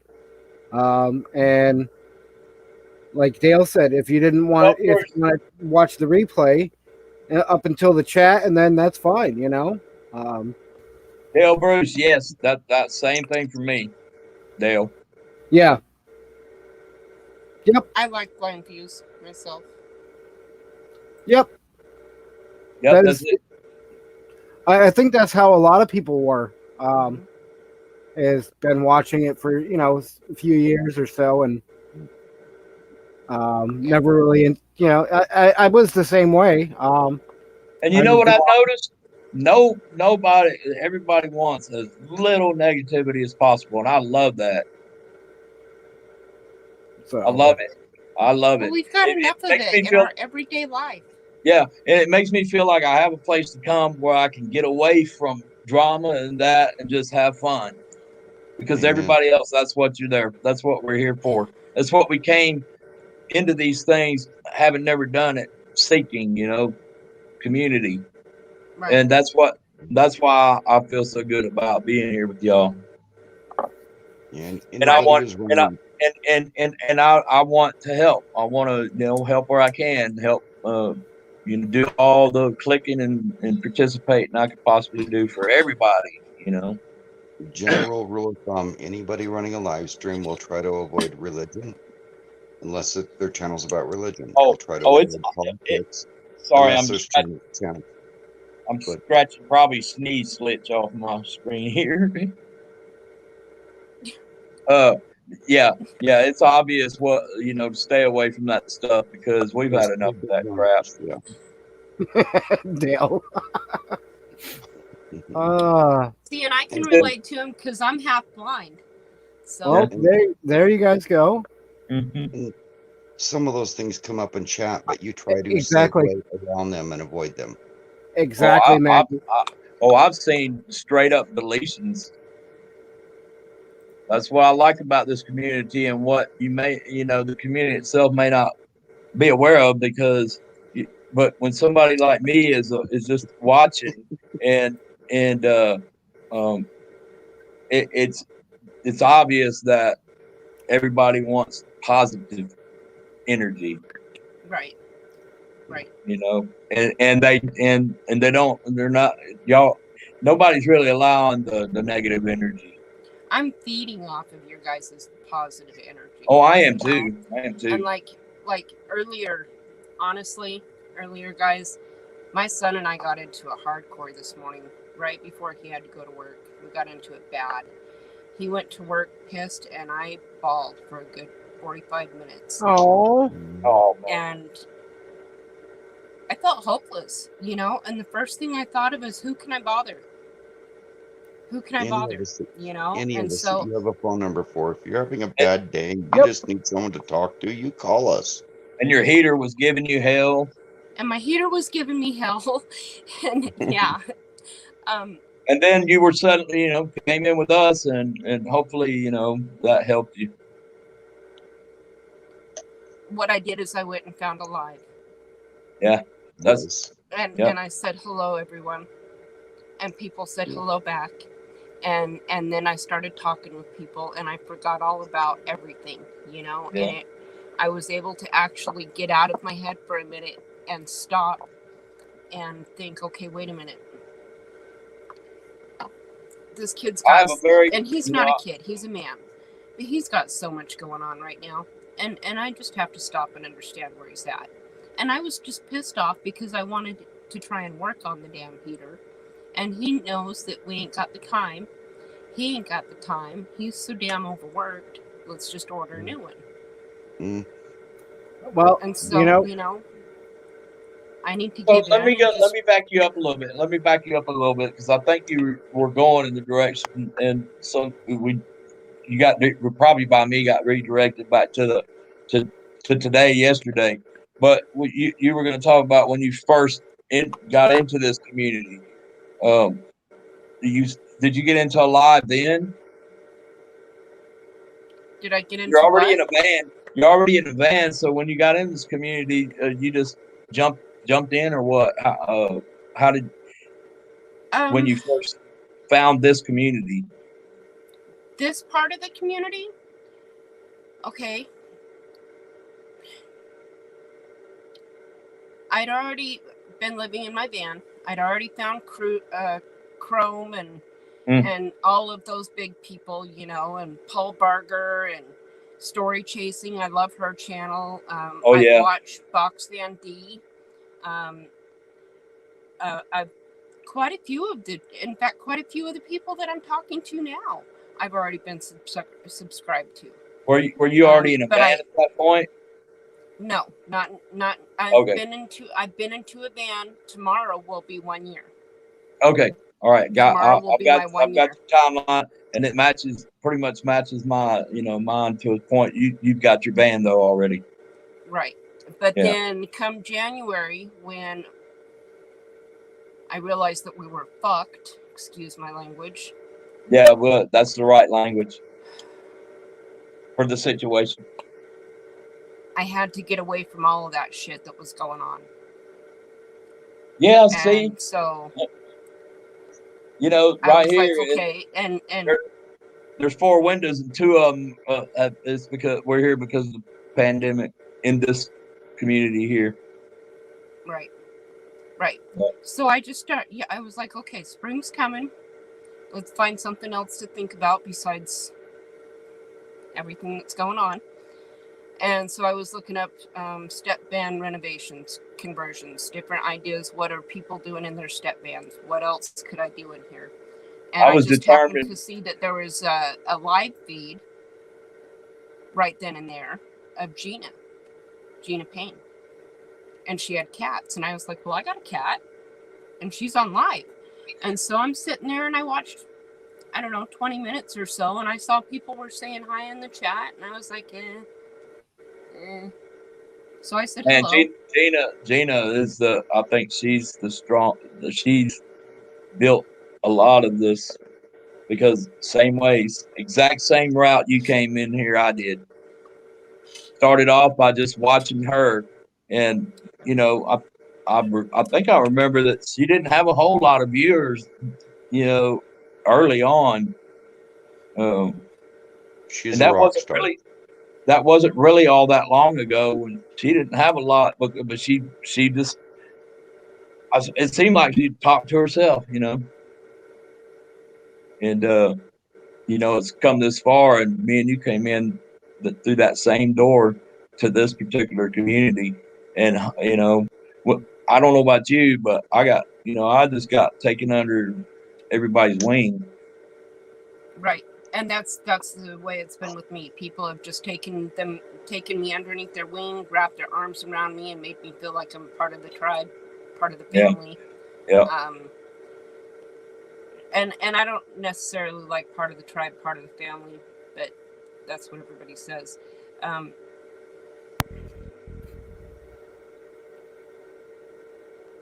I don't mean to make that sound negative either, but people say that so often, but then yet it gets thrown away so easily. Right. You know? So that's why I don't like to use those words. You know, somebody told me, and it makes a lot of sense, and I still go by it to this day. You know, I have I'm looking at my Facebook page. You know, I go on and see it, and I see I have 2,643 friends. Wow. So, but they're not all friends. You know, they're all most of them are acquaintances. In life, you have very few good friends. Oh, that is so true. So, and you know, my father said it best is, you know, you go through life with acquaintances but very few friends. Right. You know. Yeah. And you know, acquaintances can be great. You know, I think things start getting complicated when you do get too close to people. And you know, if you're pretty good acquaintances, you get together anytime you see each other, and then you go on your way. But while you're together, you're having a good time. Everybody loves everybody, and it's great. You know, I agree with that, Dale. You know, once it's over and people start going back out to their own lives, you know, I'm sure they're going to miss a lot of the, you know, this here. And as far as you, Ron, what you said, you know, yeah, I understand that, but you need some close friends. Oh, I've got that. You know, I definitely have that. I've got that. You know, they are longtime friends, and but even them, I can put a little bit of time between seeing them, and it's even better when I do see them. But yeah, I've got that. Probably just, I heard somewhere where you'll probably, you know, you could probably only manage 3 really good friends, because anybody else you don't have enough time to really have a real friendship.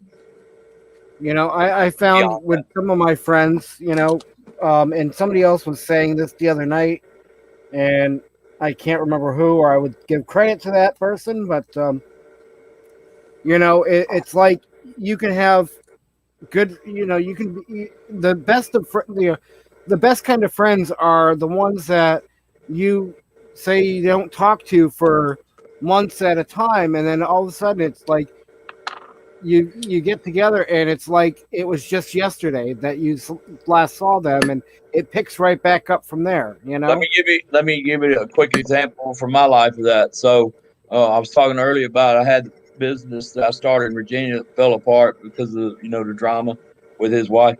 Well, right during that same time period, one of the guys that worked at the company that I quit to start that company, we, you know, became friends. We had some things in common. We drank beer. You know, we we drank beer and we drank more beer. And anyway, we hit it off and we started hanging out. Well, we became pretty good friends when me and my girlfriend at the time got married and had a child. They had to have a child. It was that kind of, they're going to raise children together.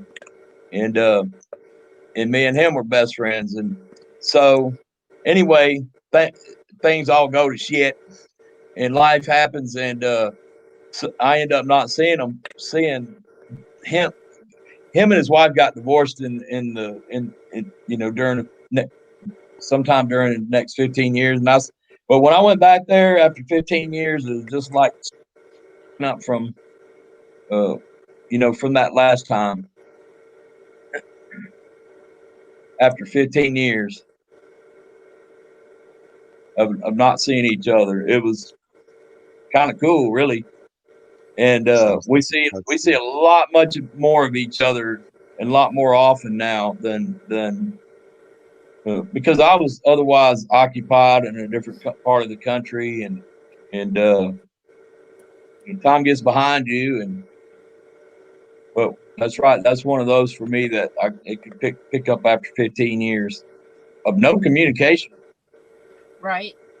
If I may, yeah. I was taught a long time ago. There's acquaintances, there's good friends, there's best friends, and then there's true friends that you have for life. I was taught that you can count your true friends in a lifetime. About the time you die, if you have enough to fill one hand, you are a very, very blessed man. Yeah, that's where the number 3 of those kind of friends is about all you'll get in a whole lifetime if you're lucky. Well, and I'll just use a quick example. I have a friend that's in a fifth wheel in my backyard. He's in a almost late 90s, almost 2000, 36-footer, 3 slide outs.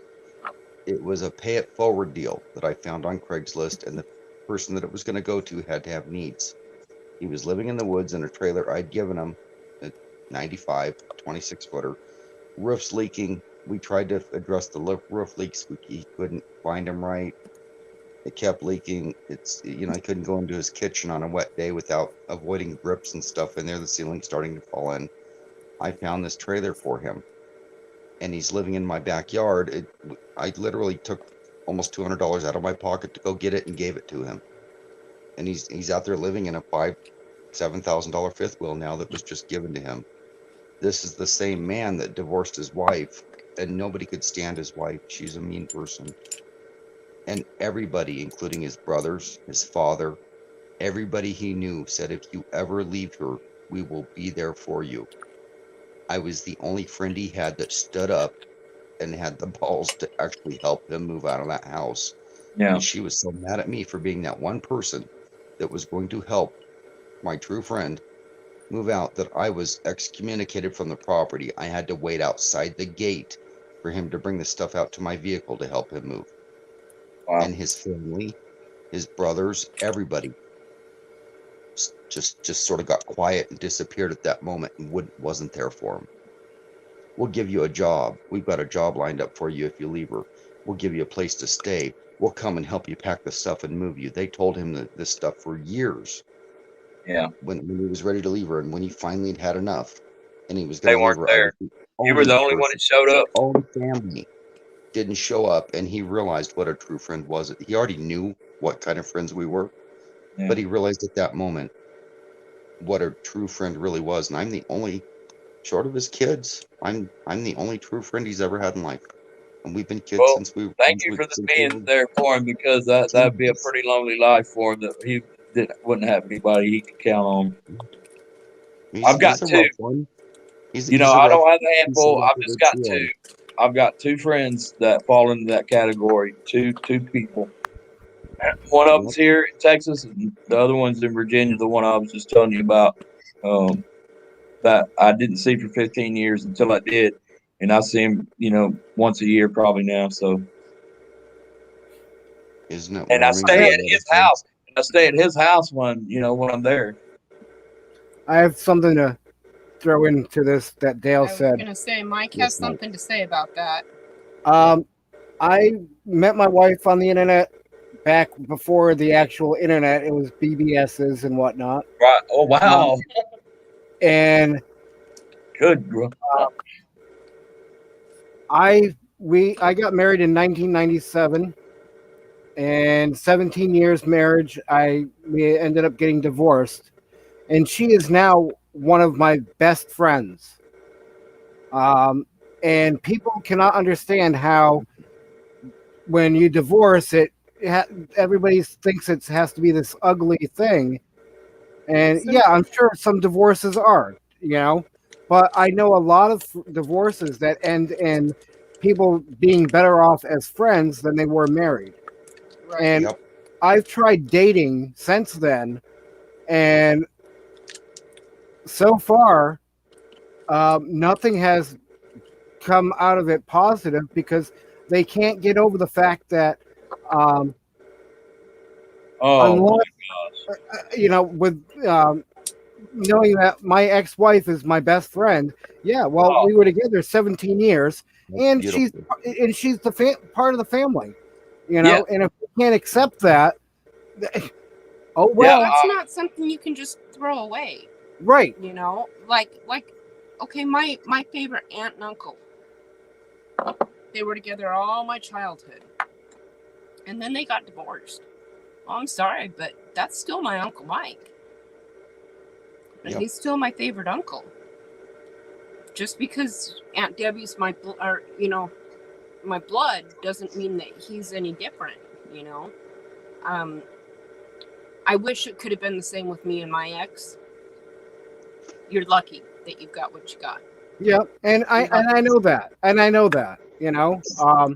but And sometimes that's how you keep a best friend. When you get married, Yep. you're supposed to be marrying your best friend, Yep. And sometimes Yeah. divorce is how you keep that best friend. That woman I spoke of, we are still acquaintances to this date. We can have a conversation. I can show up at her house and talk with her. I can be invited in the home. Her children still call me Uncle Troy. And her kids will say they hate their mother, but that's their mother. They love her too. Dana, And say so, that again. That sounded so good about, that's the best way to keep your best friend is to divorce. That's yeah, actually, pretty true in some cases, and that to try to move on to somebody else who then is not gonna be mature enough and secure enough with their own selves that would because it's all about where they're worried that you're going to get back together. It's comes from their insecurity, and if you don't need that, you don't need that anyway. guys, I'll be right back. First and foremost, nobody needs to take dating or marriage advice from me because I've been single for 20 plus years. Yeah. Okay. Yeah, but that was well said. it was because it's just like a job. When you like it and enjoy it, it's not work. When you love somebody that much and they're your best friend, it doesn't make it. It makes it such a beautiful relationship when you can be with your best friend and love them. I met my last serious relationship. I'm sorry, I did step on you, Troy. That's okay. It was just finishing up with you. If you need to divorce that person to save that friendship, that's a beautiful thing. Yeah, and if you can do that, and each of you not without complications or drama from knowing that both of you will probably move on, that's even better because you're going to be supporting that person in their new relationship. Instead of being all drama about it. But my last serious relationship, it was online dating from Plenty of Fish.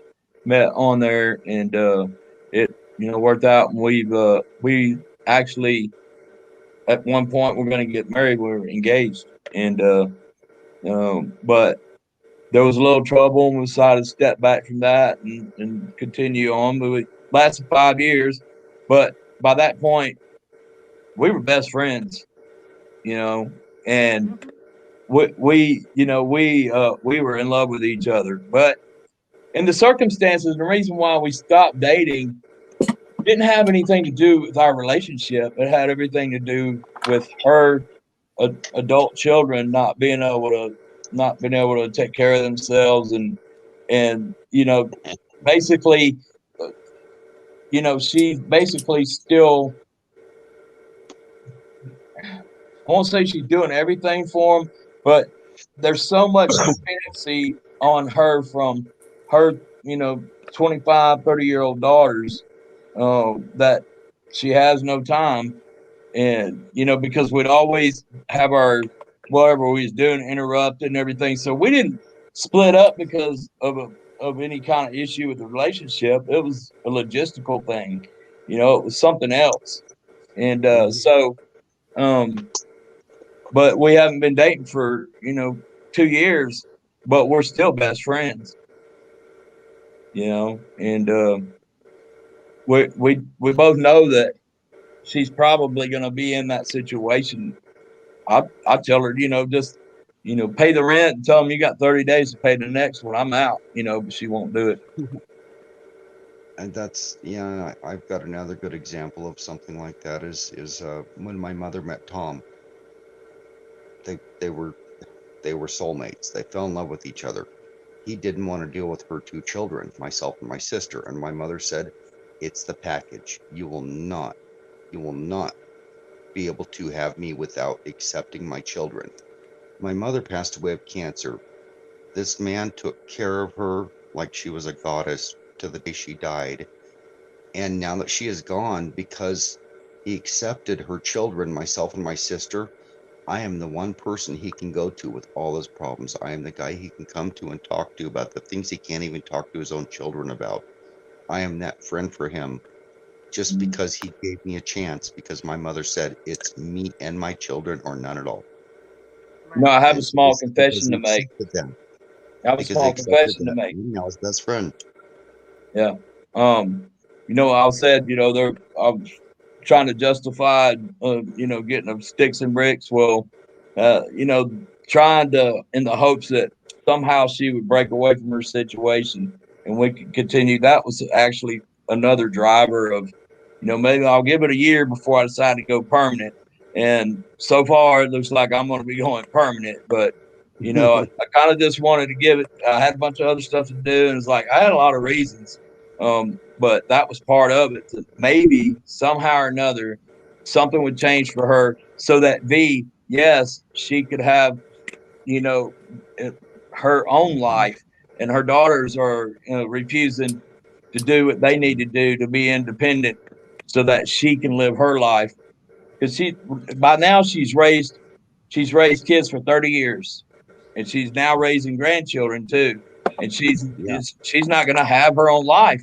And the baggage is too heavy for her to involve somebody else in that relationship without them taking part of her load. Yeah, I mean, because I'm not gonna have grown, her grown children living in the same house with us, me and her.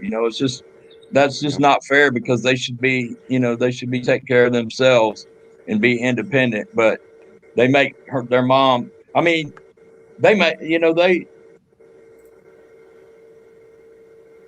I can't get into it because it's too long. But they need to take care of themselves, and that's what. That's why we stopped dating, but we continue to be friends. But I don't think she'll really ever get free of that situation. And she, Can I ask she you needs something? to. Sure. What state are you in? Texas. Okay. You're in a conservative state, correct? Yeah. Okay. Yeah.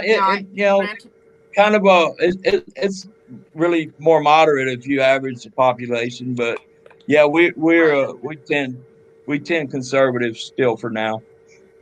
Okay. Now I know nothing about you, and I know nothing about her or the situation. But from my own situation, I can tell you that I raised my kids to stick with family. Okay. Yes, you do have an angle there, and that's a big thing here. And that's what it is. That's all we've got. Because that's all we've got. Okay. And I've always known and I don't know why. Maybe it's just because it's reality, but I've always known that something big is going to happen in our future, in our generation, in our lifetime, which it's quite a few something bigs have happened in my future, in my lifetime, in my generation. And it's going to take families sticking together for everybody to make it work. Yeah. Now, I'll be honest. I'm so grateful that I raised my children that way, because if I hadn't, I'd be stuck living in some low-income apartment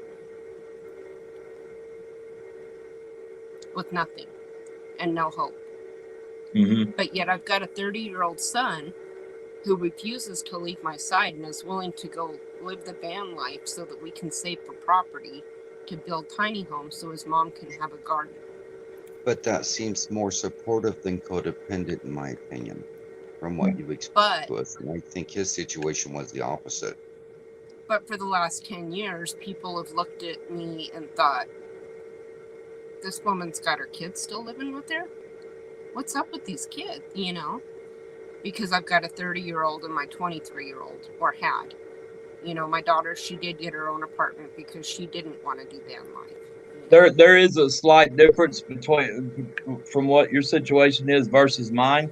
My ex girlfriend, fiance, whatever you want. She's disappointed in her daughters for not being able to handle their lives themselves. She loves them, and she's going to do whatever it takes to make sure they're safe and have a home and all that stuff. Even to where to where she doesn't have a life for herself. But she is disappointed. She does mumble and grumble to me about what they're doing. Like, she has to go out and get supper and because nobody else ever wants to do any of the chores. They don't go to the grocery store. They don't do anything except just be there and trash the house that she has to then clean up. So she is disappointed and she wants them to be independent. But yes, they need, we all went back when me and her were going to get married.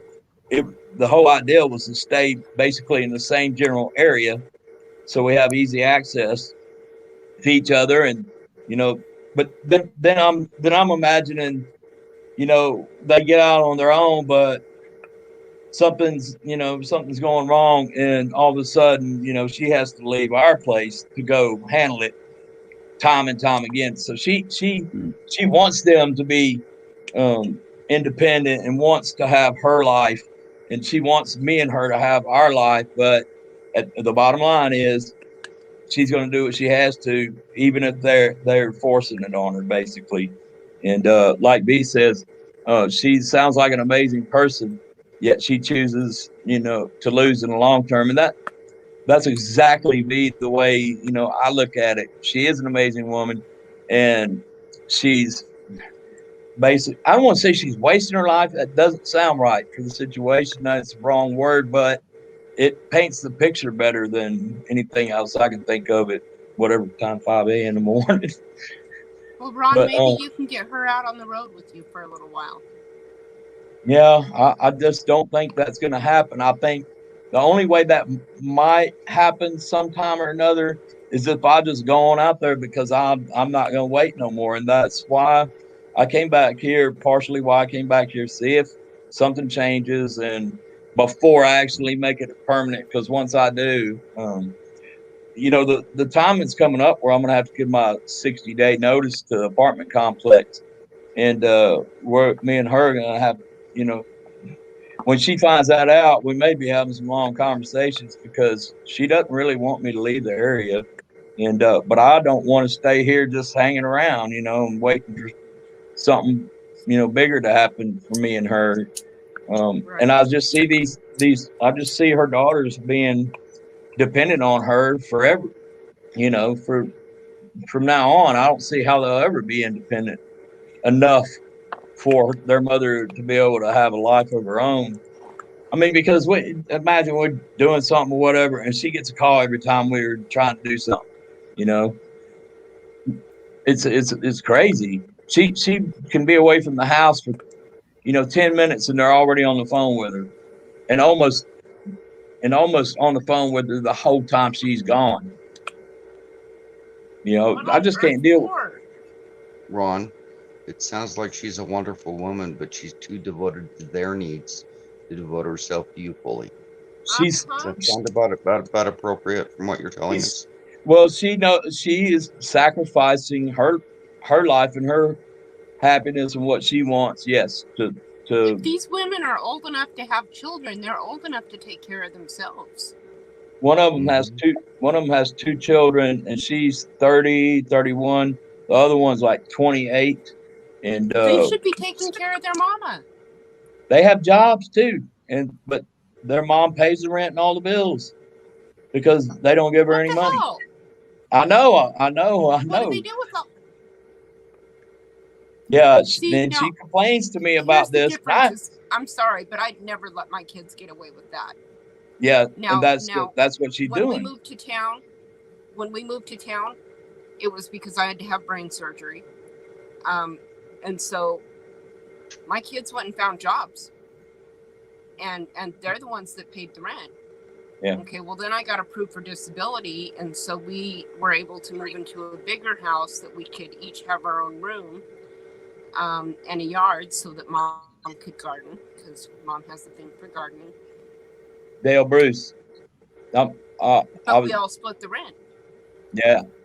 Yeah. I mean, Dale Bruce. good. Yes, that's exactly right, Dale. And it breaks my heart because she, the times that we did get time to ourselves quite a bit during that 5 years. But at some point, I reckon that her girls had just had enough and just started riding her about being gone too long, and we needed you for this or that, and making her feel bad for being gone, and it was just like, okay, well, we got to step back from. Hold that thought. Hold that thought. Good morning, Bree. Good morning, Bree. Good morning, Bree. Good morning, Bree. Thank you, Mike. I was wanting to do that so bad, and I was waiting. Yeah, it's probably a good thing you step back from that. If she can't realize what's going on, then that would be a hell of a relationship for you in the end. My only last hope for that relationship being rekindled, because I'm a bachelor.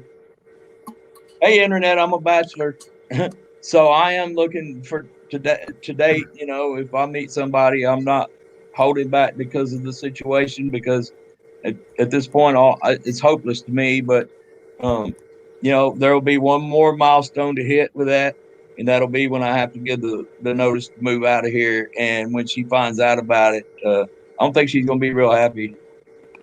Hold on. Come on up, Bree. It's a small group. Come on, Bree. Very small group this morning. Bree. Come on. He won't blow you. He won't blast your face all over the screen again. We could get Bree and V, and then we could get Fairy Dust up here too. Oh, come on up, all y'all. Y'all come on up. Ladies. So, Dana, I think that's very, I'm tired of listening to myself talk. good of your kids to do what they did, to help you out, get the jobs, to support Oh, the yeah, mother awesome. and be there for you. And I'm See, not your bragging, kids are, but yeah, when your my kids mother are had helping you. cancer- Hers are taking advantage of hers.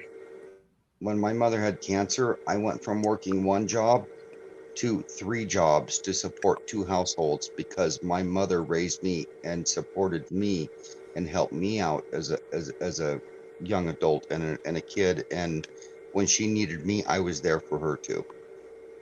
Mm-hmm. Yeah. So I think it's great to see family do those things. It's how it should be. When I first started having my seizures, we lived 13 miles away from the kids' job. And Josh had a shift where he didn't have a ride to work, and I couldn't drive, and they weren't going to have me driving. And we honestly couldn't afford for him to take a cab. So that kid, at first, he walked for the first 2 weeks. Yep. 13 miles into town. And then he found a ride home from work, of course, from one of his work buddies. For the first 2 That's weeks, that kid incredible. walked to work every day.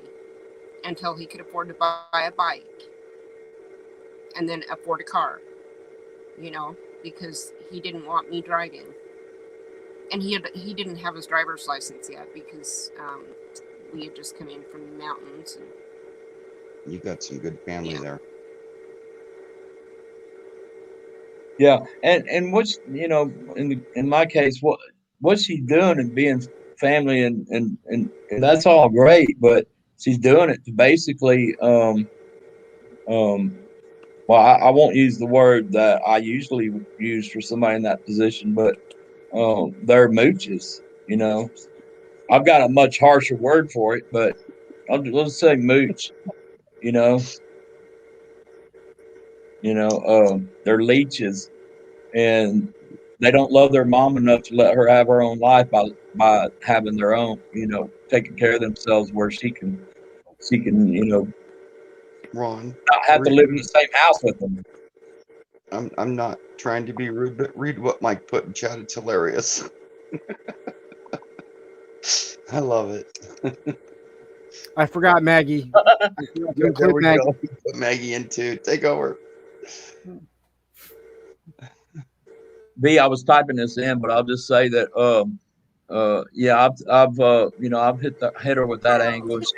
come on, I didn't really need to, because she feels that she feels that that pressure to have her own life, but in the end she's still there. So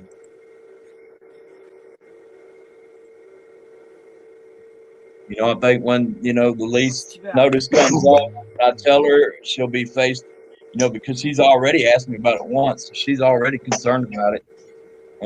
Because she, you know, she knows I'm dabbling in this lifestyle, and that the clock's ticking. right? Because I've hung around here too long trying, and we'll still be friends. I just won't be around here anymore. Yeah. Right. I'll be through, and I got people here and You stuff. never know, though. You might get that call, and she might be saying, "Come and pick me up. I'm done." Well, if she does, I hope I'm not already into something else. Because, you know, when that 60 days comes, I'm telling her I'm checking out, and you know, I'm opening my world up to all kinds of possibilities at that point, and clock really ticking now, you know. But the biggest part of the problem is that her daughters aren't working with us at all. Yeah. I will always be in her corner, no matter what hell happens. Me and her will always have you know, we'll always be friends. We'll never lose contact or become estranged, and I'll be in the same situation Mike described earlier if I get in a relationship and the new person can't handle it. Because I'm gonna say hello. I'm gonna, you know, if she wants to call and talk, that's not gonna be a problem for whoever I end up with. Right. It deeply hurts me as a YouTube friend to hear you tell us what you're telling us, Ron, when I know, with what we discussed earlier, what a good foreman you are working with people on the job, and how you can deal with all these things, and you're so good at it. But when it comes to something like this, it's beyond your control, and you can't fix it like you could dealing with guys on the job, just being that kind person. Yeah. I mean, because we both want to be together, but she just can't bring herself to. She feel like she's abandoning her daughter, so they're the ones that are trapping her and us into the situation. But she has to be the one to break free of it in order that we can continue on with our lives together. And you know, she'll be there for them, but I'm not going to wait around no more. I've been waiting for 2 years now. And by the time I'm out of here, we'll be working on, you know, close to 3 years by that point. I just can't wait. I can't waste my life around, you know, just hanging around waiting to see if something happens there. So, yes, I will continue to just be her friend. And you know, if she happens to meet somebody, I'm I'm not going to like it, but she's not going to feel anything negative from me about it. Yeah. I mean, if that guy wants to go live in a house with her and a couple of what they call the daughters that never leave home and never get married, and what do they call that? Well, Cinderella's sisters were that forget what the word for it is. Old maids, yeah, old maids. Yeah, and I don't think any guy is really going to decide to do that. I wish I could type But in if she, chat right now. what if she has some fun? And I appreciate you saying that, Troy. Man, I really do appreciate that. You're giving us the words, and that's what I see. It just hurts me to see that you can walk in and fix everything on a job site with a bunch of guys. You can recognize the guy that's not doing well and talk with them, and and give him that opportunity to feel he's cared about. But with something like this, it's got to be aggravating and it is, because I upsetting, can't fix and it. a big I struggle can't for you fix to it. not be able to have those skills and not be able to fix it at this Yeah. level. It's not Yeah. a job. It's much deeper. And Oh yeah, I mean, there's times when I'm, you guys have helped me, kind of divert myself from dwelling on all that. I dwell on it, and when I do, I get pretty sad. But at some point, I got to get, I got to just, I got to it attempt helps to move on, and maybe attempting to move on will jar something loose. Who knows? and it helps just to talk about it. I've been in your shoes, and it helps just to talk to somebody about it and go back and forth with it. It's Yeah. I know it. Well, I appreciate that. It really, and V and everybody in the chat talking Great with group me of on it. people. I appreciate it. Great group of people. Oh yeah, To bring us What together. is this? I'm checking back in on the volcanic activity over in Iceland. It's brighter, so you can't see the orange as much. Yeah, Wow. but it's still going. My goodness, there for a minute, I thought there was a dusting of snow on it. 'Cause it's You got can that still white. see it. You can still see it's blowing. It is. Oh my goodness. This is live, isn't it? Yeah. It's been going on since the 19th. Oh my goodness. So 3 days. Yep. Wow. So yeah. But yep. I'll post the link again to that live. Man, y'all's love is addictive. You know it? It's part of the community. It just happens, man. It's like a slap in the face. It just happens. Yeah. I mean, everything V has said has been so helpful, and because she's not a bad person. She just stuck in the middle. I've been watching Dale when he was here, V, Maggie, everybody. I've been watching all the comments, and I haven't been saying much about it because it's. I'd just take the chat over if I was just talking about all the comments I see, and you guys are just so wonderful. Ron's right about that. Yeah, I gave V a couple of her own green hearts. Yeah. And Thank you, V. And Carrie Dustin and Dana and anybody else I missed here in chat. V's one of my favorite people in this community. She's welcomed me right from the start. And, yeah. She's a doll too. If you don't mind me saying that. I think I said it when she was on stream last night, so I'm covered.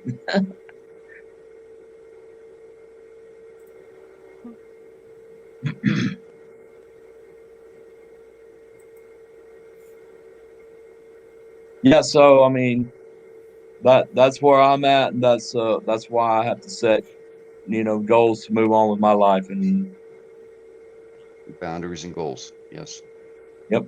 And she didn't like it when I was dabbling in this before for a year, and but I'm done. I just go back around in circles, but I find it hard when there are kids involved. And not that I don't like kids. I love kids. Me too. But I find it hard, and I have had now 2 relationships that ended rather rough, and it's the kids that get hurt out of it because they, especially little kids. I have had now both were about the age of 3. They get attached. And yes, exactly. And all of a sudden, you're not there anymore, and it's like, yep. Yeah. So like in my whole adult life, I've had 3 long-term relationships that ended after several years, and I've helped raise 11 kids. I love kids. I'm still close to most of them, and a couple even call me stepdad or dad, and a lot of littler kids are calling me pawpaw, and I'm not even related to, but I help raise the kids that then had kids, and now their kids call me pawpaw Ron, and that warms my heart. But this situation's completely different, and by the time I met her, I was looking for a woman whose kids had already were 18 and had moved out, but I didn't want to. At that point, I didn't want to help raise any more children, even though I still love kids. And that's why cuddling with a dog is just so much easier. Yeah. And I've still got some great quote unquote grandkids in my life. They fill me up every chance they get. I just freaked out and got up and we had to go look out my window because I could hear an engine revving close to my step van. And it's 3:18 in the morning. There should be nobody by my step van. Oh. It's the plow guy out cleaning up the parking lot. Ah. Oh, So you still have your doors locked? Good He knows morning, it's gonna Daryl. snow. Daryl. 3. Morning, Daryl. Not 1, not 2, but 3. I've got to pour it out, y'all. I'll be right back. Yeah, it's amazing. I've got about 10 kids that call me dad, and I'm not their dad, and I've got about 20 that call me uncle, and I'm not their uncle. But I accept that label proudly. So, yeah, no, that's right, Daryl. That's fine. No. So this is the last one, real quick. That's the last one that got attached, and it was hard. But, yeah, it's usually the kids that get hurt the most, and because they're still at that age that they don't understand what's going on,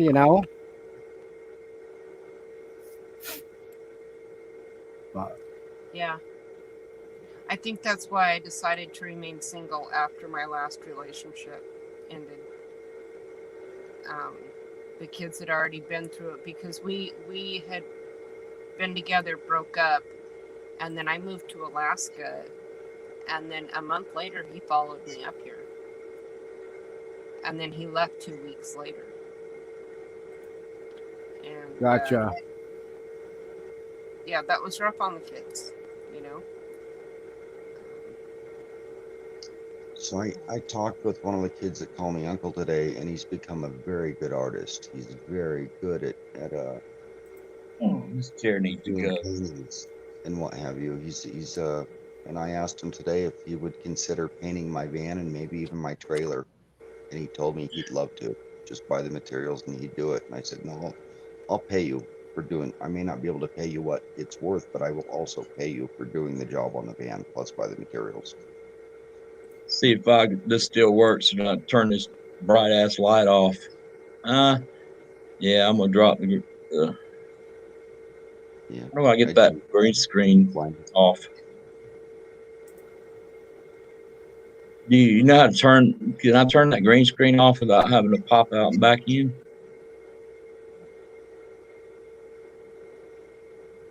What? I have Anybody? no idea. What's that? I didn't. I wanted to turn this this studio light out I have for the green screen off. Yeah. So off, but I'm bleeding. You know, I'm invisible man. You're a cyborg. Yeah, Yeah, it's yeah, blinding you like I'm cyborg.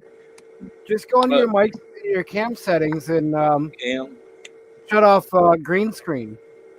Well, how do I get to them without popping myself out of here? Oh, you on a phone or a computer? A laptop. Just click on cam mic setting. Cam, mic. Every time I try this, I end up clicking the wrong thing, and all of a sudden I'm gone. And then a little. None. Yep. Cool. All right. Yeah. Yeah, I want to turn that bright light off. I had it on so that screen would work pretty good, but I'm over it now. It's been bright lighting me all this time. Yeah, I was going blind from my light in my face. That's why it went dark a bit ago, because I was getting blurry vision from the light being in my face too long. You know, this. I even took my hat off. That light. And this is the other one that I was with for almost a year and a half to 2 years. And where'd my chat box go? I made a strong connection with. Oh, there you are. And B's so laughing at me. that's the other one. Yeah. Just tears your heart out too. It does. Kids are so special. I wish I knew how to share pictures on here. I wanted to show you the roof that I helped build at the airport, and I want to show you my car in the wilderness and my camp. If you go and open up a picture, and then you come back like into in photos or what? Yeah, and any, you know, and then you come. If you go and opens a picture, like in photos or something, Yeah, I'm pulling and then photos you up. click on back in StreamYard and click on share, share screen. Yeah, I don't have a picture yet, but go ahead. I'm listening. Yeah, and then it'll come up entire screen application window or tab in Chrome or whatever browser you're using. You go to application. You go to click on application window, and then you find it in there. Click share. It'll come up showing you want to share something. I click on it, and it'll come up on the screen for everyone. Okay, well let me see if I can locate these pictures, just so you can get an idea. I want to show you my car count for when I was out for a year. I'm gonna go get me some more water. I'm gonna leave for a second. I'll be right back. Hurry back. I'm gonna share something real quick here. This is a great picture of him and I. Of that last one I showed you. Yes, this is the same little boy, but this was before he had all his hair chopped. Move my thing out of the way here. Wow. Wow. My hair used to be that long, or my hair used to be all the way down to my butt. That was it. I was 30 years old. Yep. So my one of my quote unquote stepkids, I'd been complaining a lot about it because I just hated dealing with long hair like that every day and having to, spend time on it, every night before I went out. I mean, it really was it really was a hit with the girls, but I just got tired of it. And so I fell asleep on the living room sofa one day, and when I did, one of the girls, there was 2 girls and 3 boys, and one of the girls, she was 13 at the time. Snapped my I had it in a French braid. She snapped that thing off above the rubber band while I was asleep, chopped it right off. And when I woke up and said, "What did you do?" She said, "You said that you wanted me to cut it off, and so I did." And I said, "Yeah, but I fell asleep. I didn't know, She said, "You didn't tell me you didn't want it done. I cut it off. I'm tired of listening to you complain about it."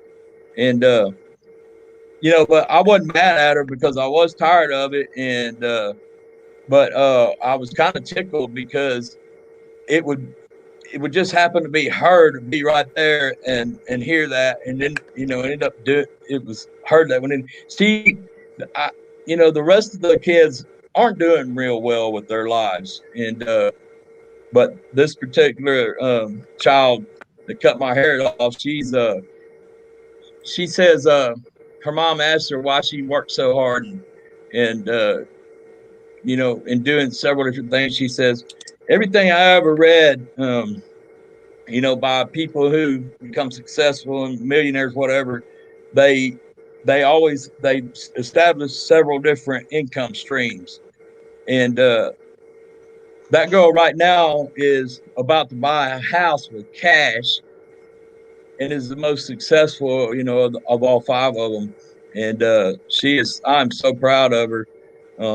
But I was proud of her because think about a 13-year-old child that, is bold enough to cut basically the hair off of the guy that's dating her mom. And, it's like, you said you wanted to cut it off, and I'm tired of hearing you whine about it. I had a good laugh about it, Ron, you said you like trains? I love trains. There you go. I'm posting a link. It's a live feed.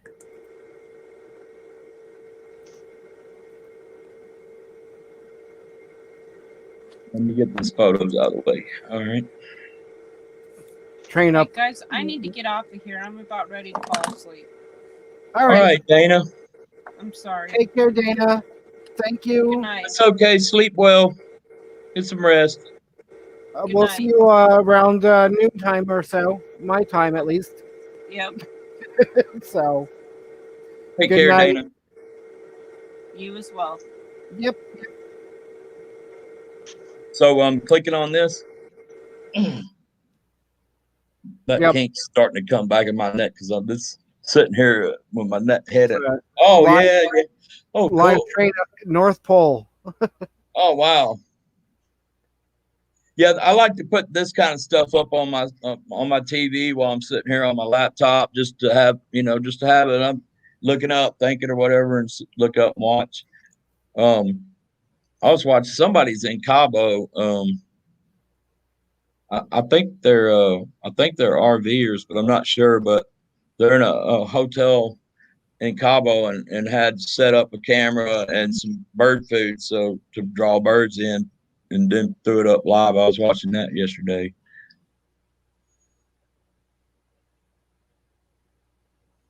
So, yep. North Pole, Norway. FNA did a stream yesterday too.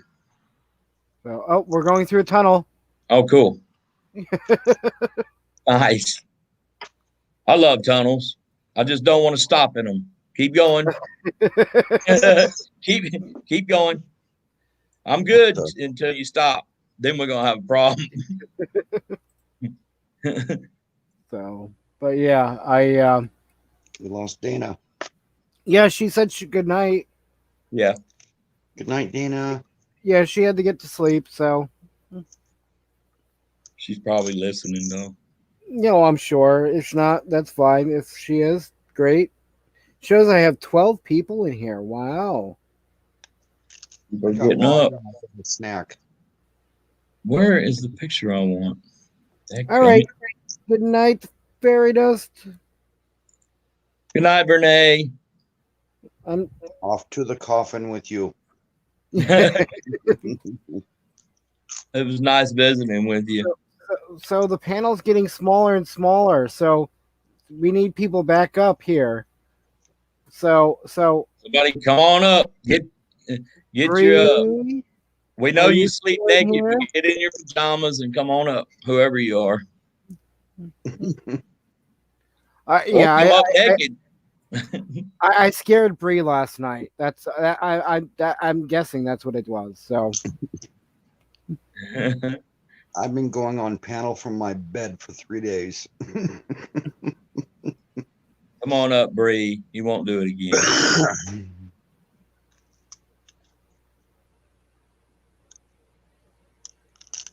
oh yeah. Okay, yeah. That's good to know, Dale. No, I'm still in photos. Oh. Really, Dale? Because that's where I want to go out and buy property this summer. What's going on in chat?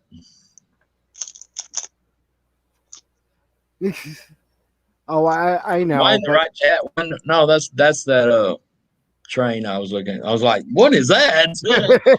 Dad, gum, what's going on in there? We got a troll attack or what? I was looking at that one you got of the train. It's still over there playing. It's still over there playing. I was like, who are these people? What happened? Oh, okay, yeah.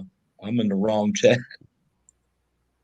I'm gonna hide this chat over here in this train window. Man, that's a long tunnel. I will have to check that out, V.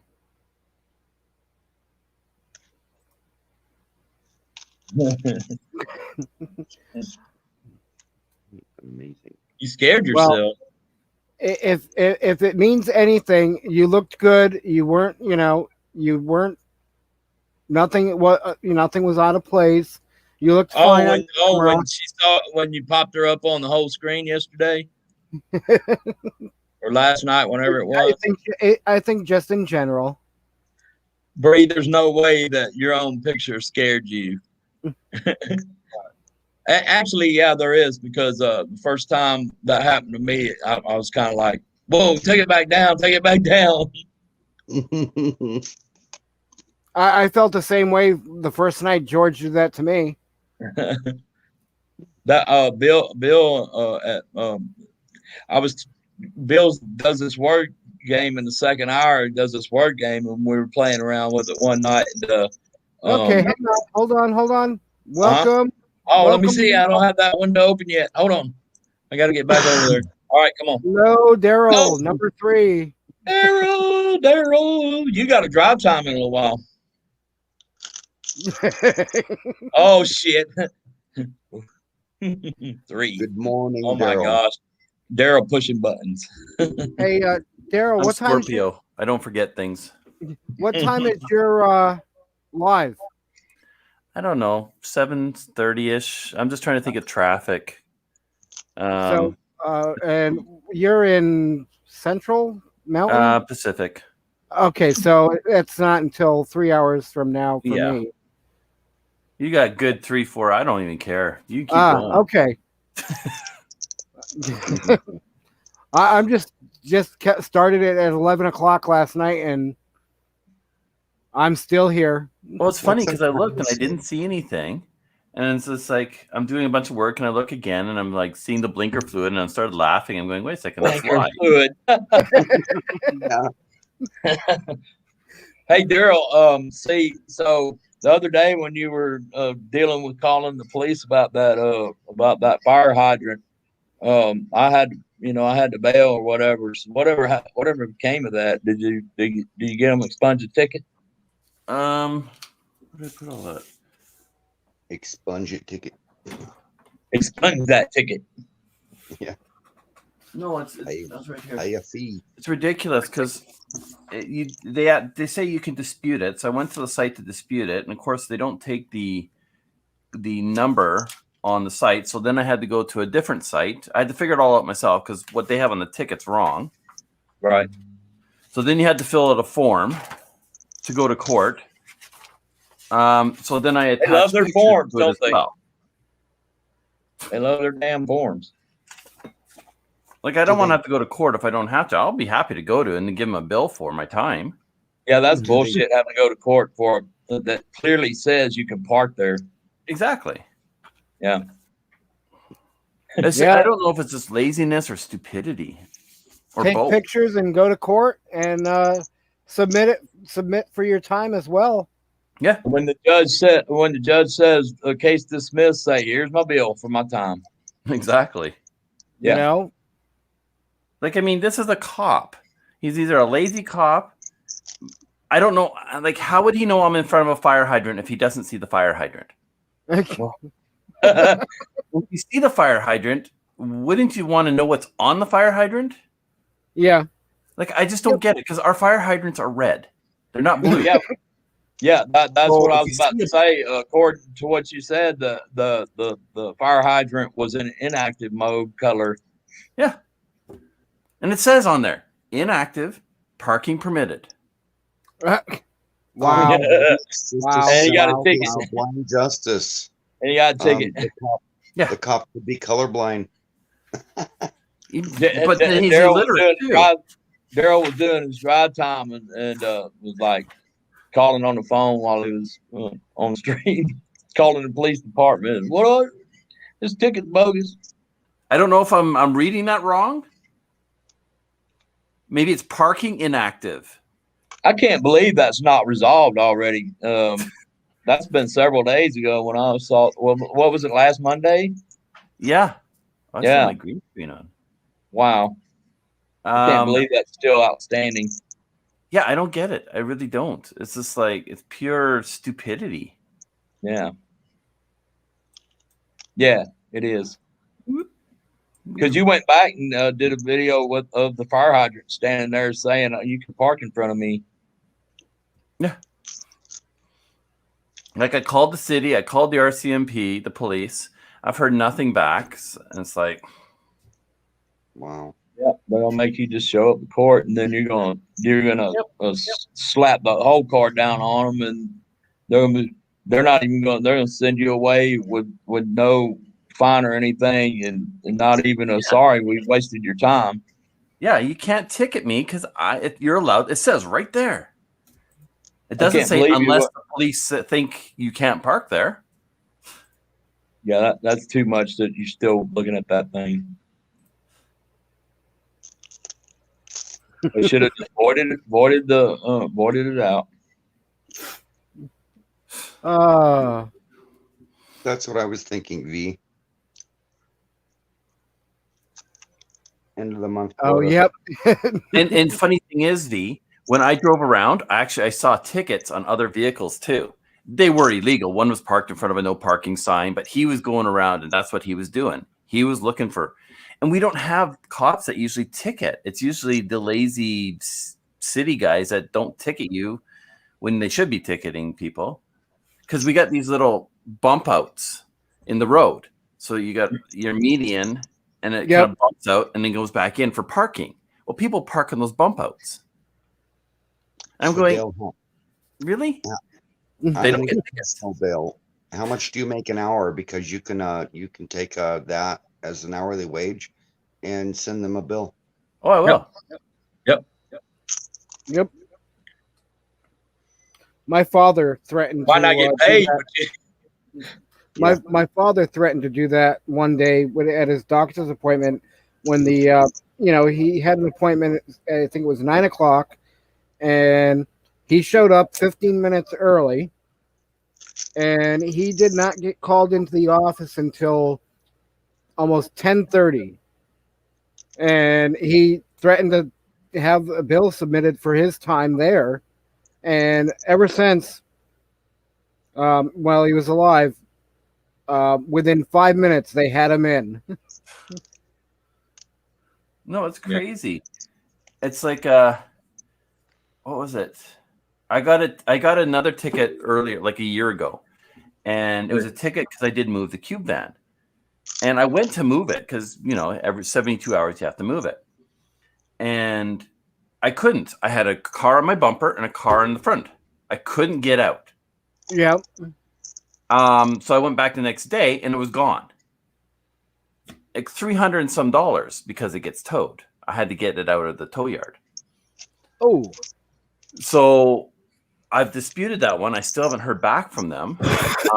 I can't move the cube van when I got people parked almost within a foot of the bumper each way.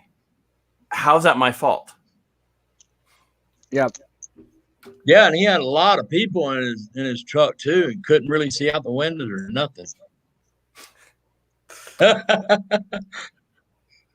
Yeah, I'll be driving that thing again today, so got to head into Vancouver. Yep, exactly, Dale. Yeah, nowadays I was going to say I try to do drive time with Daryl when he has Caden with him, because he drives he drives a little bit easier than Caden ain't with him.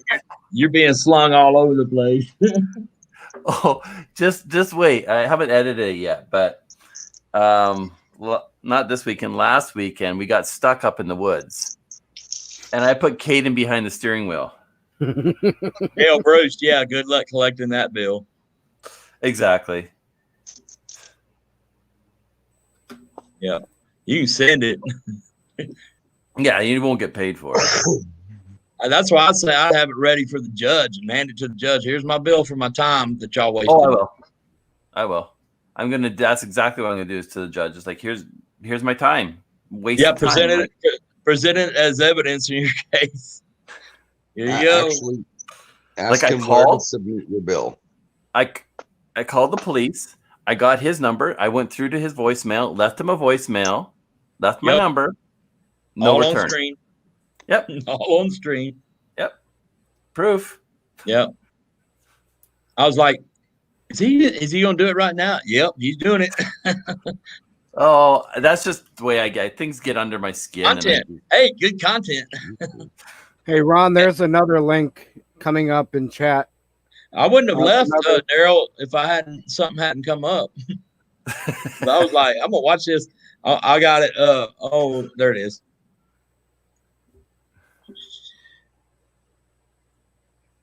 Oh, yeah. This is a live one too. It stopped, right? Is that a stop? Yeah, it's live, but it's stopped right now. The train is stopped. My gosh, where's all that snow at? Norway. Yeah. That's beautiful.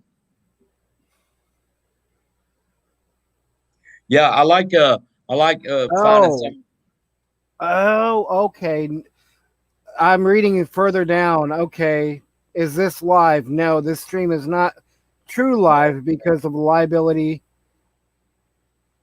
Okay. So they're not true live streams. Is it delayed or what? Probably recorded, maybe. Uh-huh. Oh, the trains. Yep. Yeah. They're pre-recorded because there was something about running it in the cab. They have to pre-record them. Okay, so I mean, when it was recorded, it was live, but they're just I'm guessing so. Yes. It's like a premiere. They put it on. And there's still live chat. Yeah, I catch. I've caught a couple of these where I'm like, I'll ride this train, see the country. Yeah, there's the Norway train. There's the railway Cowgirl or something like Cowgirl. The other one's going along the coast somewhere, or lake or something. Goes on and Still cool to see. Oh yeah, I mean, sometimes I'll just sit there and stare at something like this for that's an old rickety building. One that I like is finding like a live aquarium. And I'll just sit there and watch the fish like it's aquarium in my house, like I used to. And we had an aquarium at home, but it's up on the blue screen. So Del Bruce said they took the old railways up in Meadview and turned them into walking trails, and you can actually walk through the train tunnels. They're turning a lot of old train tracks, tearing them up, making them into there's one they did in Mississippi that crosses the whole state. that you can go on, hike on, bike on. Yeah. They got one here in Texas too. What do they call that thing? They took up some tracks up along the northern part of the Dallas-Fort Worth Metroplex, and it goes all the way to Texarkana. Yeah, and you can bike or hike the whole thing, backpack it. Texarkana, I've been there. Yep. I forget what it's called, but you can backpack along it. You can camp alongside of it. Yeah, I've been wanting to go. Go try to section a couple, some of it at some point. I don't know about ever, do the whole thing, but could walk sections of it. We got something like that here too. Yeah, apparently somebody started up some sort of association and made that happen.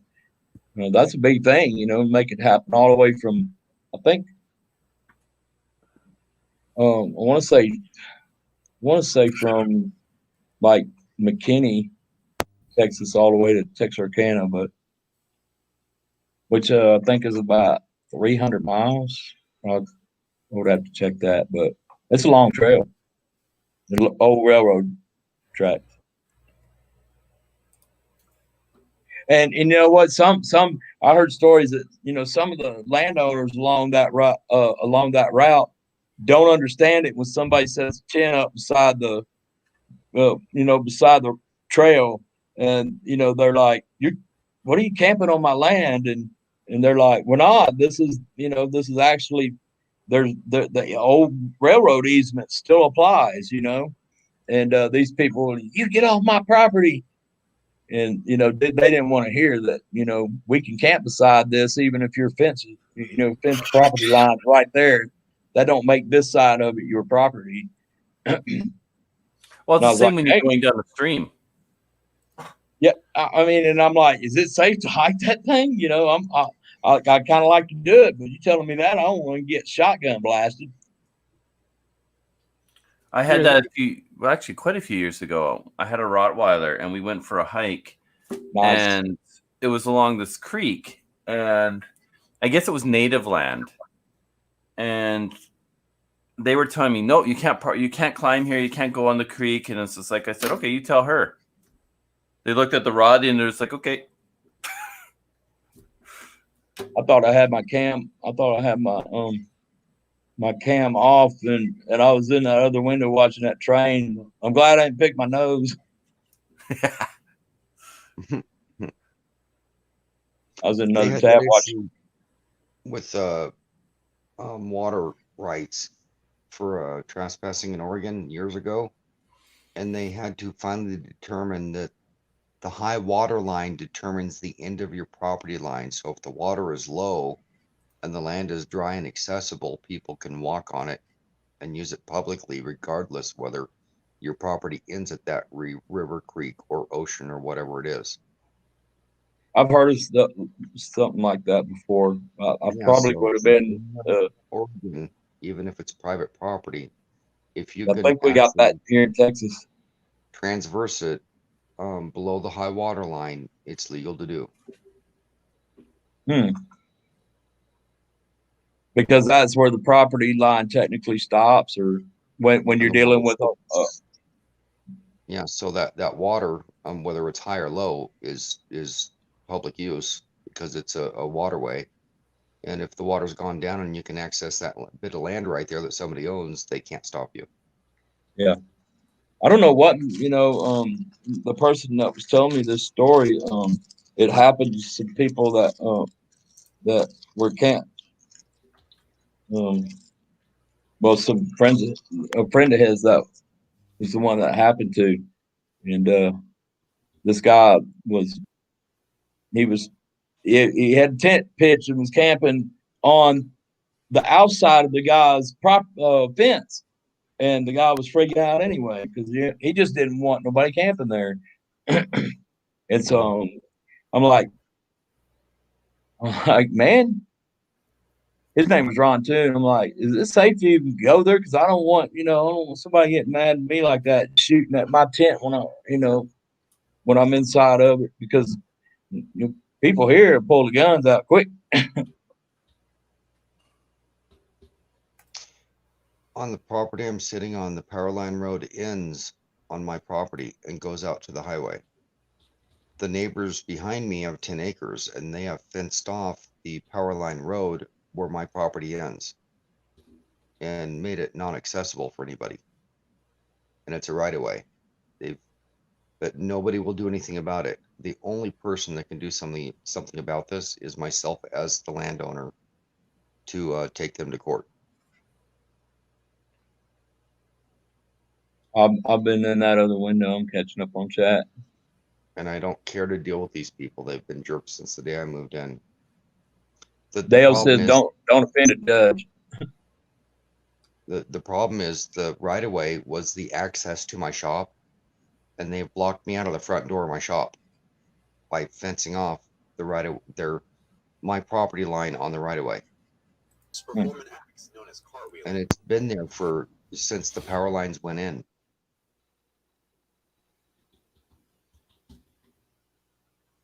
Fire hydrant. All right. I'm caught. Let me turn this off so I don't accidentally shove my finger in my nose or something. But now we know. Yeah, well, I'm sure everybody's done it.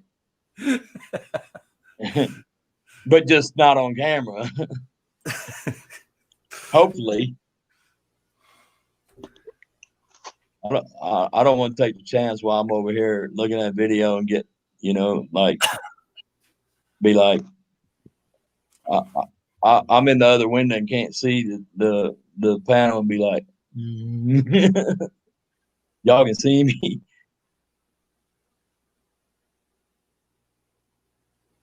I'm sorry, I was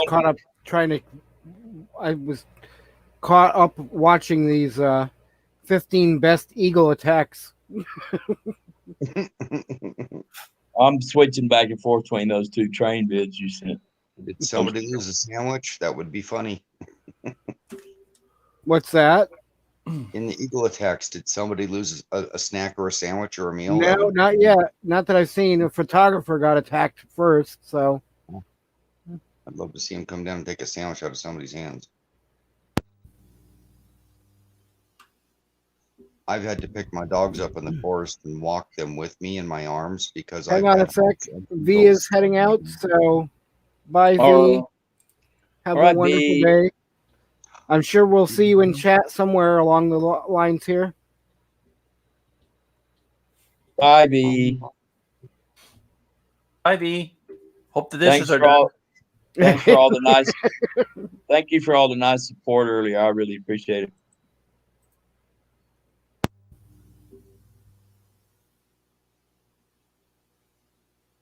So Ron, what kind of van are you gonna get? I'm gonna start off with the cargo van thing. I plan to live more out of it than in it, so I think that's the way I want to go. Besides, I want to do a van build, So when you say cargo van, are you talking like box van D with a box on the back, or? Oh no! I'll just go with a cargo van. Maybe the most I'll do is a extended van, but no, I really, yeah. Well, yeah, but I hope to find an extended, but I'll take what I can find. That's as long as it's in good shape. I've already been. Like I said, it's sort of an I was going to say, go ahead. I was going to say I have a recommendation. If you have any debilitating issues that keep you from stooping, bending over, bending your neck, I finally found the solution for this, and that was a commuter van.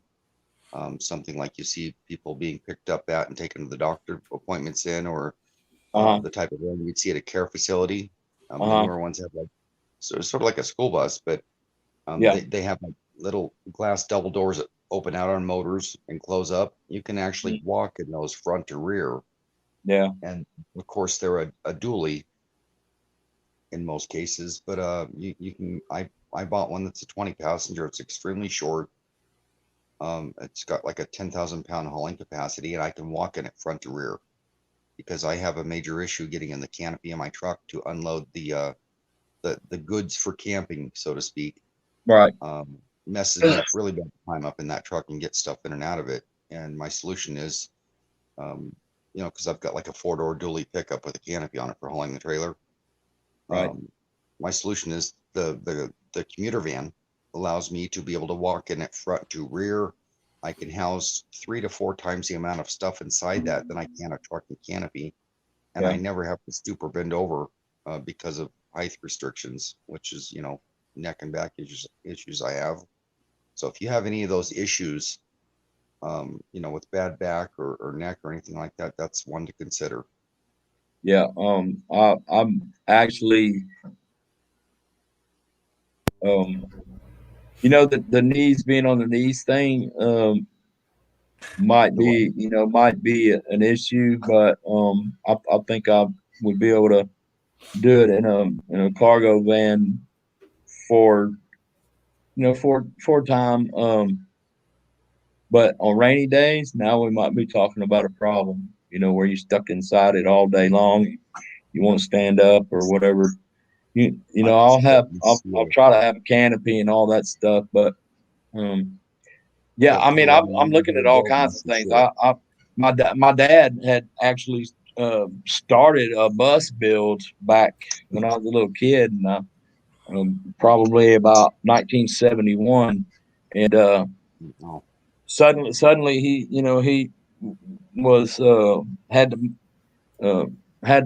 we had to move because the job that he was at, he got laid off, and we had to move, so he had to give up on the bus because he couldn't deal with a bus moving across the country and all that. So he sold the bus partially built. He had already taken all the seats out, and he was putting all the plywood in, and he was into it.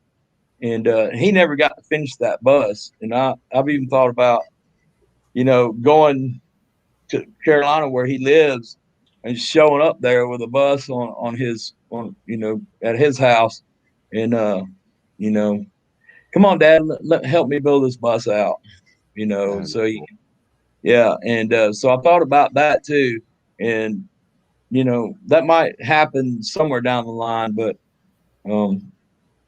I think for now I'm thinking a cargo van, and then we'll see. But if it gets to the point where that's like you said, it's too too problematic on my body, then I probably will jump up to something. I do have 2 Class Bs I'm going to get rid of. One, and one's a Chevrolet with a raised roof you can walk around in, and the other is a Ford Class B that's actually got a bathroom and toilet in it, a shower and toilet. And you said it's how much free?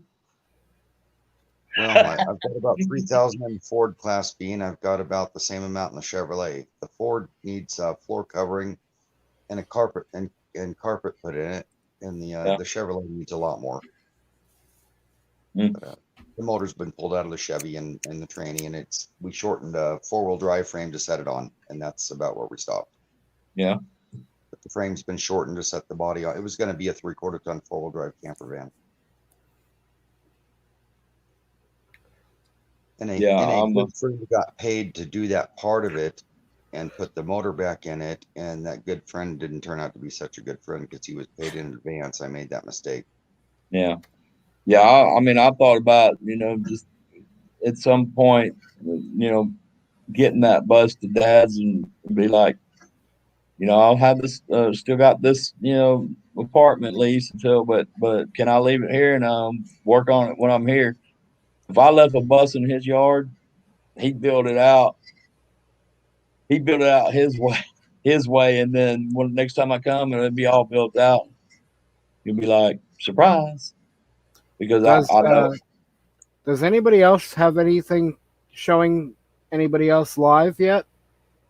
Let me see. I'm just curious. I can only do my subscriptions at this point. It may not show anything else. Hey, there's somebody with a blinker fluid thumb on here. Yeah, no, that's no good. You don't want that one. I heard Abel will be live here in a little while. while. Abel will be live in a little while. Oh, but she's doing the morning coffee. Is that a girl's thing or what? No, Okay. I caught the end of that one. I think it might have been last Monday, but it was ending. So okay. I'm just curious. So, The morning show with Victoria, Adventures with Victoria, is live. It's not one I go to, but I'm subscribed to her. That's the only one I see on my subscription. what was that one? Adventures with Victoria? Yeah, I've never been there, but I'm subscribed to her from seeing her in chats. It's the morning show with Victoria, Adventures with Victoria. yeah, I don't have any. But I don't have any buddy I'm sub to except Gray Man. Is Gray Man on? Y'all watch Gray Man? He's more of a prepper. Yeah, I have him in my listings, but Well, I'm in here and I'm going to see if there's any other channels I know in here and see what kind of channel it is. Because she's live streaming from what looks like an office. I don't recognize any of the names yet. Yeah, I don't see any on my There's an interesting name, Toilet Girl. Yeah, well, Yeah. that is interesting. What kind of content does she do? And then Gotta click to find out. Yeah, no. You gotta click to find out. I may not want to find out. Wait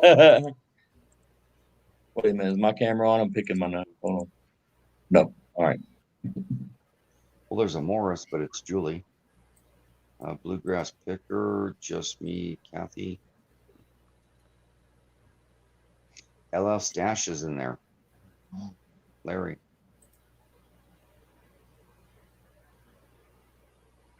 That's another one I'm sub to, but I haven't been to yet. Okay. I'll sub to anybody. Wow. You find something?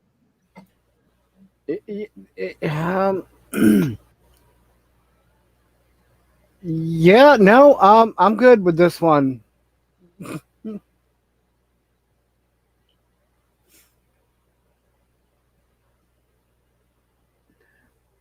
I'm in Yeah. another tab. What I miss? What I miss? Wow. Is that a good or bad thing? Some people can make content about anything, I guess. Uh-oh, let's see it.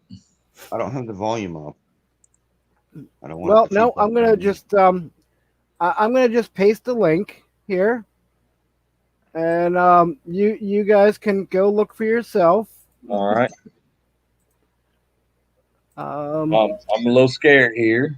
There's A little stuff made scared. about everything. It's ridiculous. I'm a little frightened here, Mike. You're building suspense. Don't know what I'm gonna see. Bree. Hey, they got No Money G in there. They got a G up. Oh, here we go. Yeah, I know. Yep. Toilet girl. Yeah, exactly. That's what I was just saying. Oh my gosh. Oh my gosh. Don't tell me these videos are this girl in the bathroom.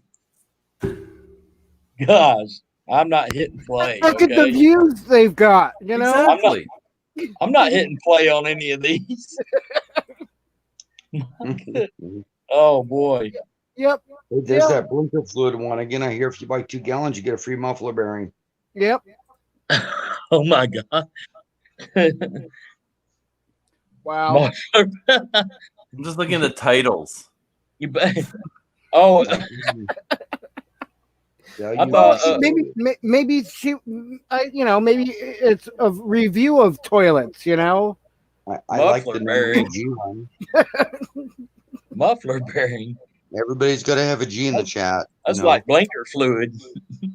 You know, maybe she goes to places like Lowe's and Home Depot and reviews toilets. I don't know. No. Oh, there's the casual flipper. And all the videos have the fade from black as the thumbnail. If you look Yeah, close on the new ones, some of them actually, there's only one that's got I don't know what that is. I'm scared to ask. Dale, are you watching one of them videos? You sure are having a laugh fit over there. I'm scared to click. Oh my gosh, got a lot too. So I'm gonna before I discount Yeah. this, I'm actually going to the channel and see what videos are there. The channel. I'd hate to unsubscribe and make a mistake. Pardon me, I'm such a bad girl. Let's feature channels, upcoming live streams, and past live streams, and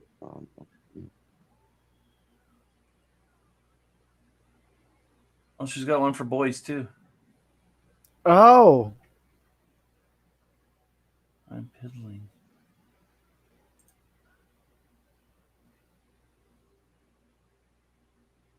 I learned once upon a time that you can find women who are either demonstrating how to breastfeed and I guess at that point YouTube allows them to pretty much show the whole thing. I was like, no, I didn't think you should do that, but I guess that's maybe they don't now, but there sure was some breasts on there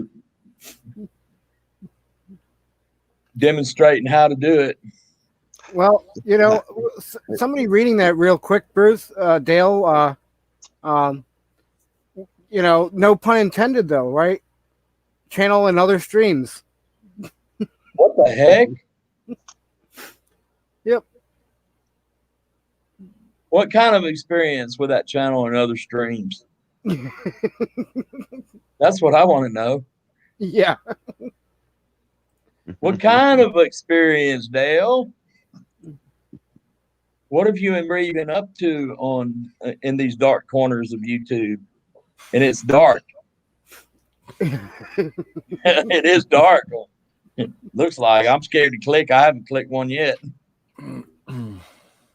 I see one that's not so dark, and it's a toilet bowl with looks like toilet paper floating around in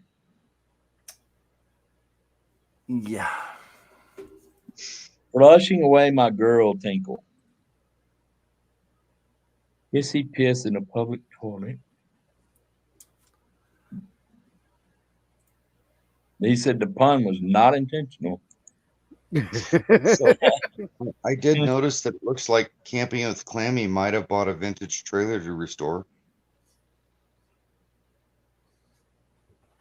Uh, I'm doing pizza box painting. That was 14 hours ago. With Oh my God! Quick tinkle before bed.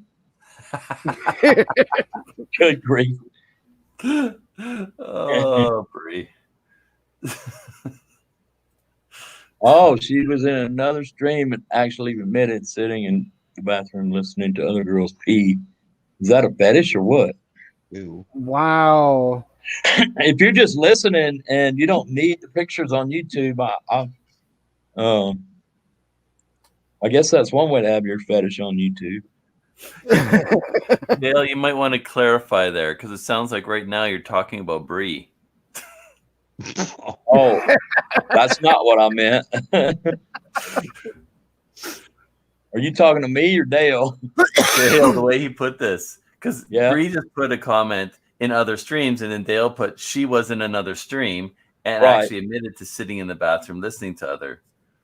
So we don't know if who's she, Bree or the toilet girl? Exactly. Wow. There might Wow. want to be some clarification. Toilet girl wasn't enough. Bree, was it Bree? Is that your secret identity, Bree? Yeah, we know what she does in between live streams now. Just the way you put it, Dale. Just the way you put it. In the context. It's just the way it lined up.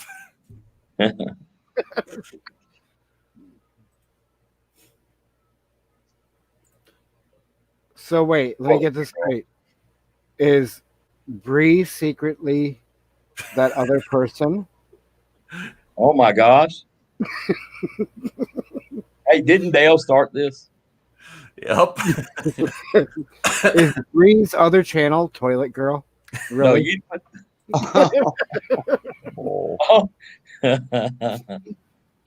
Oh. Yep. Okay. The lack of sleep is catching up with me, I think. But if you think about Oh. it, if they're all blacked out, maybe it's a guy. True. True.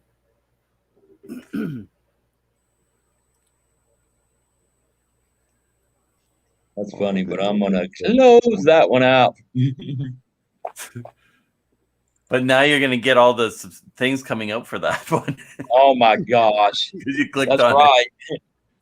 Go there once, shame on Whether you. you subscribed or not, you're gonna get pop-ups for it. I know now that Daryl said that. I'm like, oh gosh. There go all my van life reps replaced with toilet reps. Toilet. Dale said, "Don't go there." Dale, I did not start this. I told you don't go there.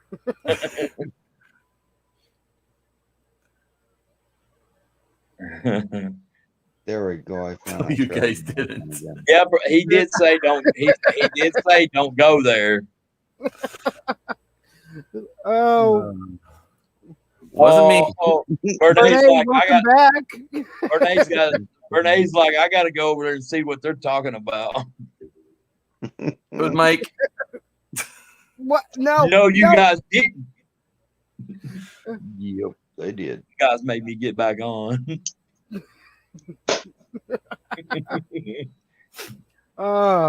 Sorry, Bernay. So I wonder it what the other to- content is out there then. Was it the toilet girl comment? Uh, Don't follow me on YouTube. I've gotten in trouble before leading people that way. Don't click Don't on the link, Bernay. You'll have toilet thumbs in your recommends for next 6 months. That stream had Toilet Girl. It had Wonder Woman. It had No Money G. wow.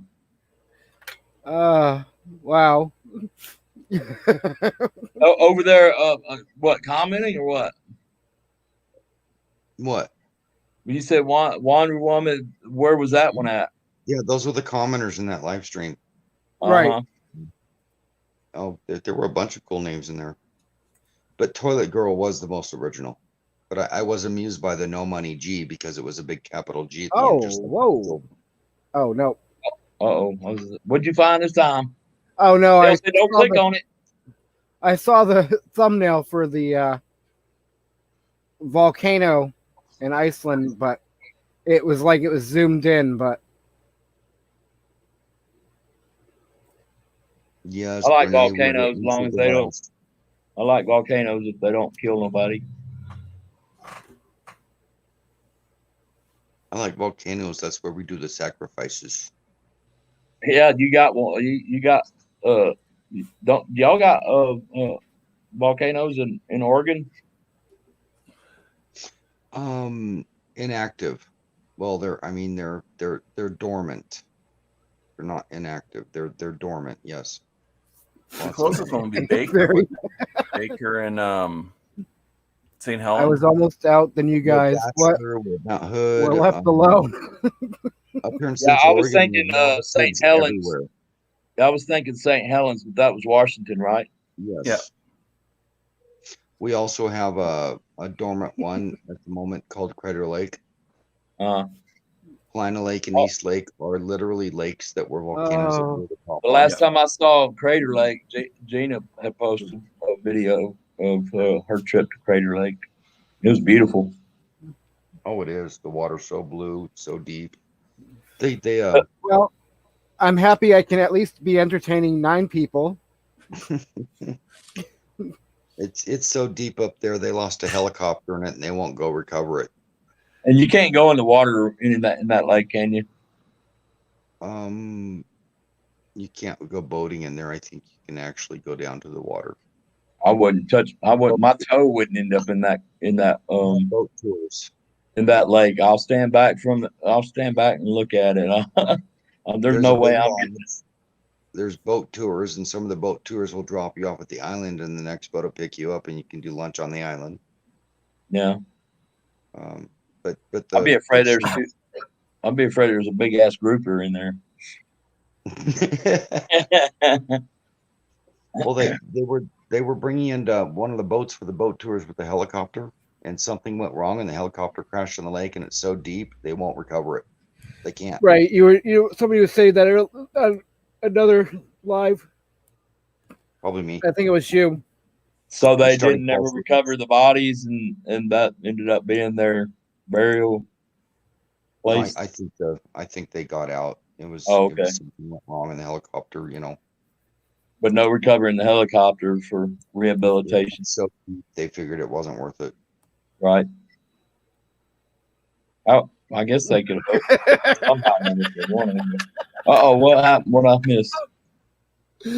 Mike Oh. Oh my gosh. Oh my God, that's funny. Watching subs go up by 9. That's funny. Oh. You know what? Actually, I'm going to keep track of that number. You're gonna email her, aren't you? Can I make a request? Yo, toilet girl, plunger boy here. Hell yeah. That's funny. Plunger boy here.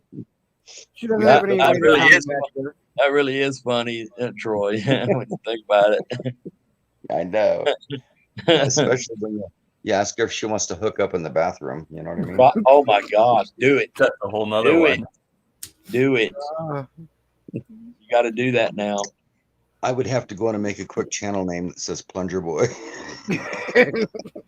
Is it available? I wonder if it's available. They're always available. That'd be funny. You know how many Ron C's are out there? It's always Yeah. available.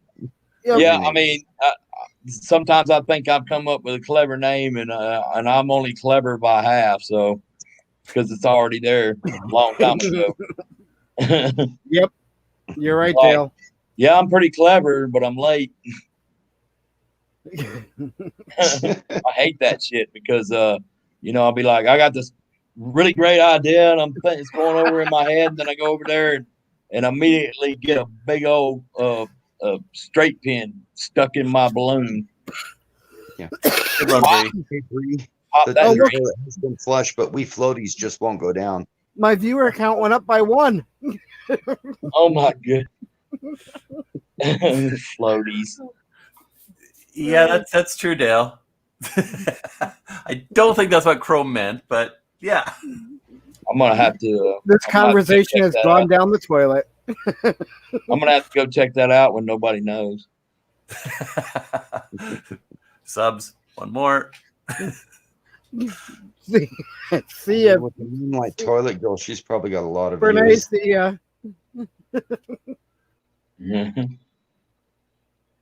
Oh. George will Reed. be, pleased to find out there's another George out there, another G. Bree's comment, this conversation has gone down the toilet. Yes. Oh my gosh, the puns keep coming. Awesome, I love it. I told her the toilet's been flushed, but we floaties won't go away. Right? Yeah. I love a good I love a good somebody will start with a pun and then everybody will flood in with their own and on something you run across, and it's like people I thought about I watch these videos and then go down to the comments, and almost every time the first one makes me bust out laughing. It's so funny. Most of the time, it's the first one because it's funny. It's the most popular comment pops up to the top, and people are funny as hell. Oh, we've covered quite a variety of topics tonight. I needed that laugh. Thank you, guys. That's what happens when you yak for 8 hours. Yeah. Well, That's what I can do. I can make a whole playlist and a little video short takes of that was a toilet that was use. a good one right there. Yes. Let It Flow is another one. What? No. I'm not even gonna search that. Were they in that chat? It's linked to her channels or to her playlists. Oh my! We're going to check that out. Wow. Okay. I was just trying to see what her titles and stuff were, her playlists, and she's got bloopers. Maddie Peas. Oh my. Community, nothing. Channels. Girls peeing, tinkles and hissers. Wow. Potty muffin. Key. Toilet boy. Here we go. Go check this out when nobody knows it. Piss for you. Wow. There's a lot of weirdos. Wow. I'm gonna take Chrome's message or Chrome's thing to a different way now. Weirdos ununited.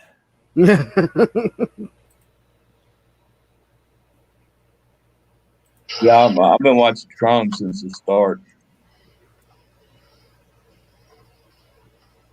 Jeez. Yeah, no, I was surprised when wow, he had started a YouTube channel.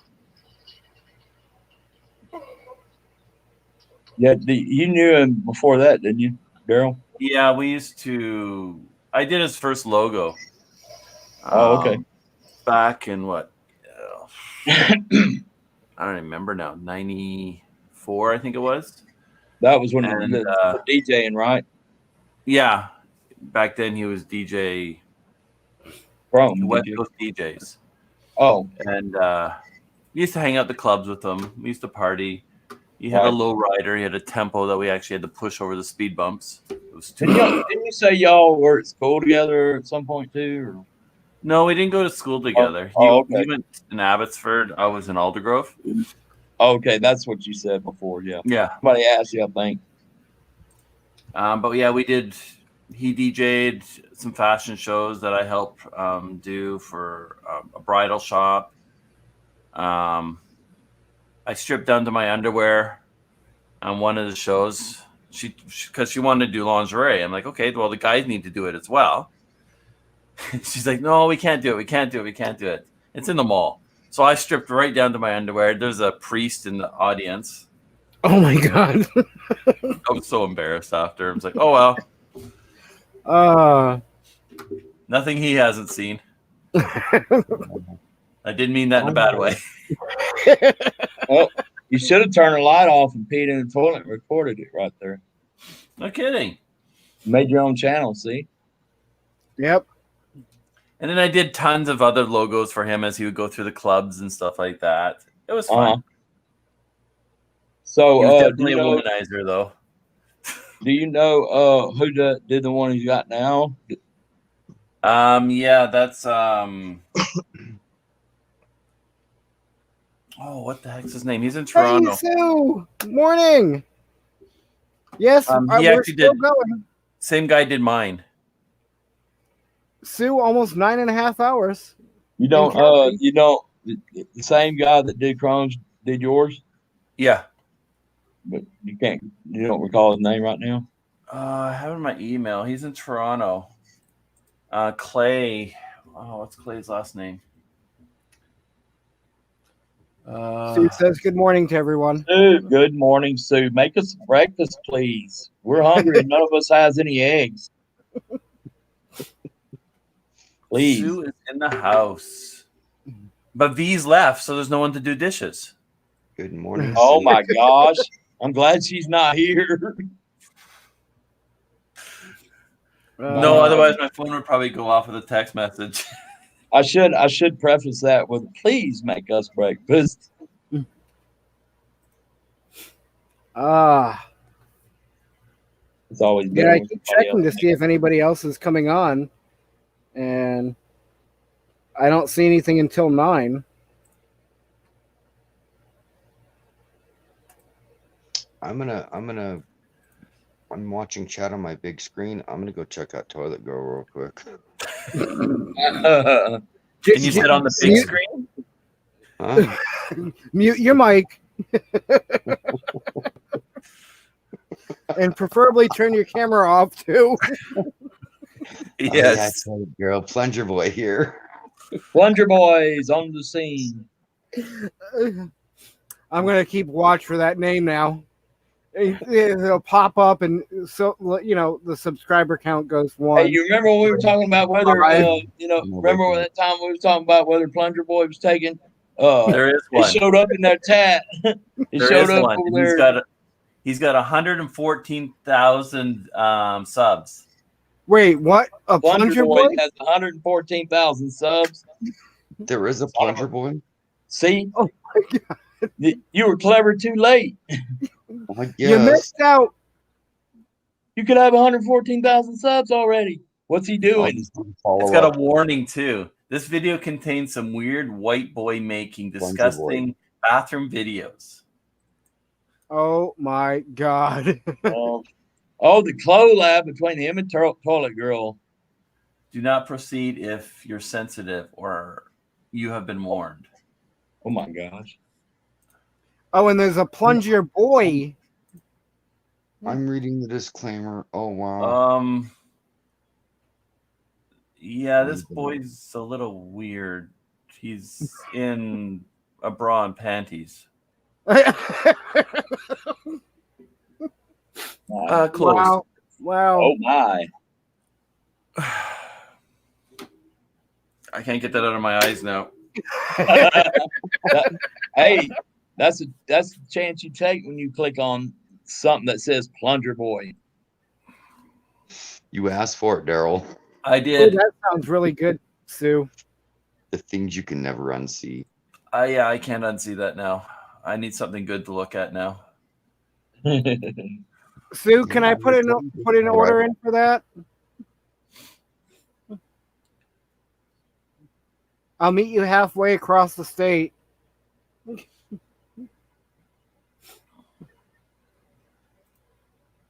Sue, is the deck finally Oh done? my god. I'm just seeing what you can unsee. Oh wow. Are you looking at Plunger Boy? Oh my I told you. Yes. That's a yes. Oh. That's a yes. He's looking at Plunger Boy. I cannot told you. take my eyes off of it. What is wrong with this picture? Don't Daryl- go there. Warning, do Daryl not. says I can't unsee that, and you go right there to see it. It's like a car wreck. I gotta see what he can't unsee. I'm a glutton for punishment. Right? Seriously, don't. You shouldn't, Ron.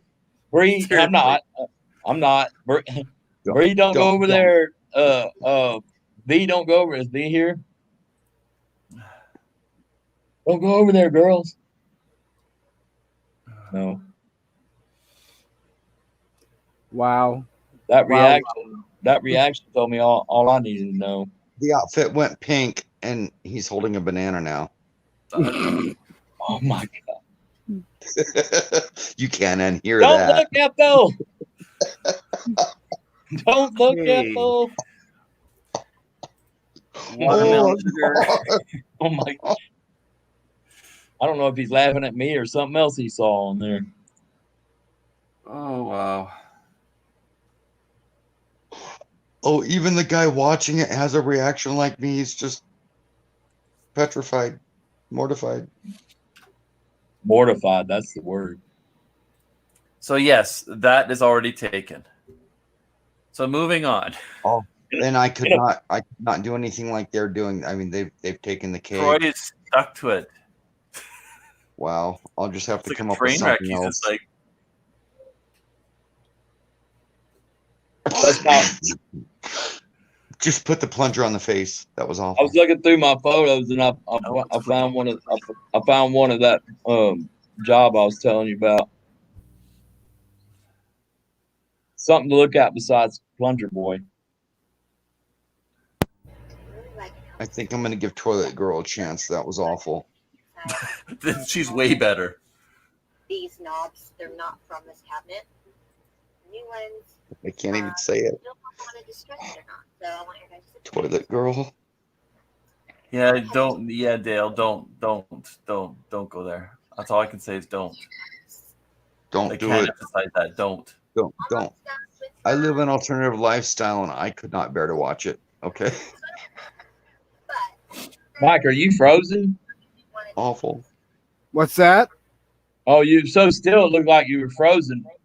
No, I'm watching a friend of mine's little video here real quick. So you do one of these, go ahead. I thought he got locked into not being able to look away from the Plunger Boy. No, I'm just wondering if I should even put Toilet Girl up there in my searches with Adventures with Traveling Mike, Land Cloud Adventure, Backroads Nomad, solo driving with G. All these searches I do here, and I'm wondering if I actually put Toilet Girl up there, if I'll not be able to unsee that in my search thing. Do I dare? Wow. Let's go for it. Now I'm being put up there with. I'm being put up in the same category as Toilet Girl. Nice. Right above you in the search. Hey, Mike, could you flash that picture I got down there to share so Troy can see it right quick? Oh, yep. Let me get my glasses Adventures on. of Traveling Plunger Boy. What is this?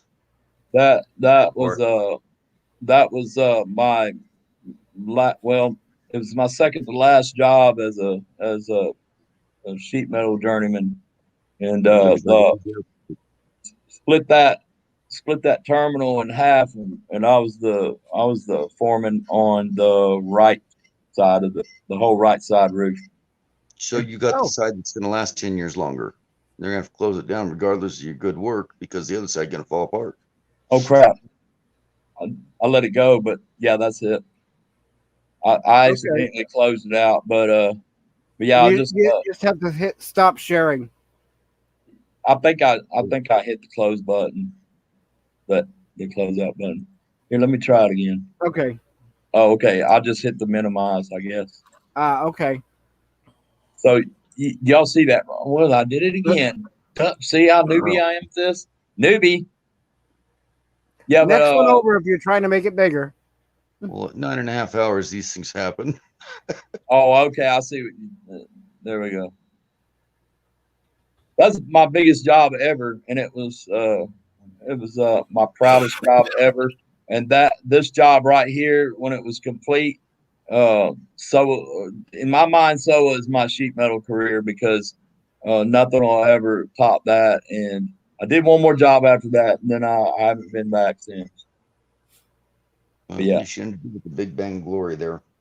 Yeah, that was the thing. I'd never do anything bigger than this in this business, and almost everything before that was covered up and hidden from view. So that was it. And, a little residential contract. I was just proud of the wood I whittled. Yeah.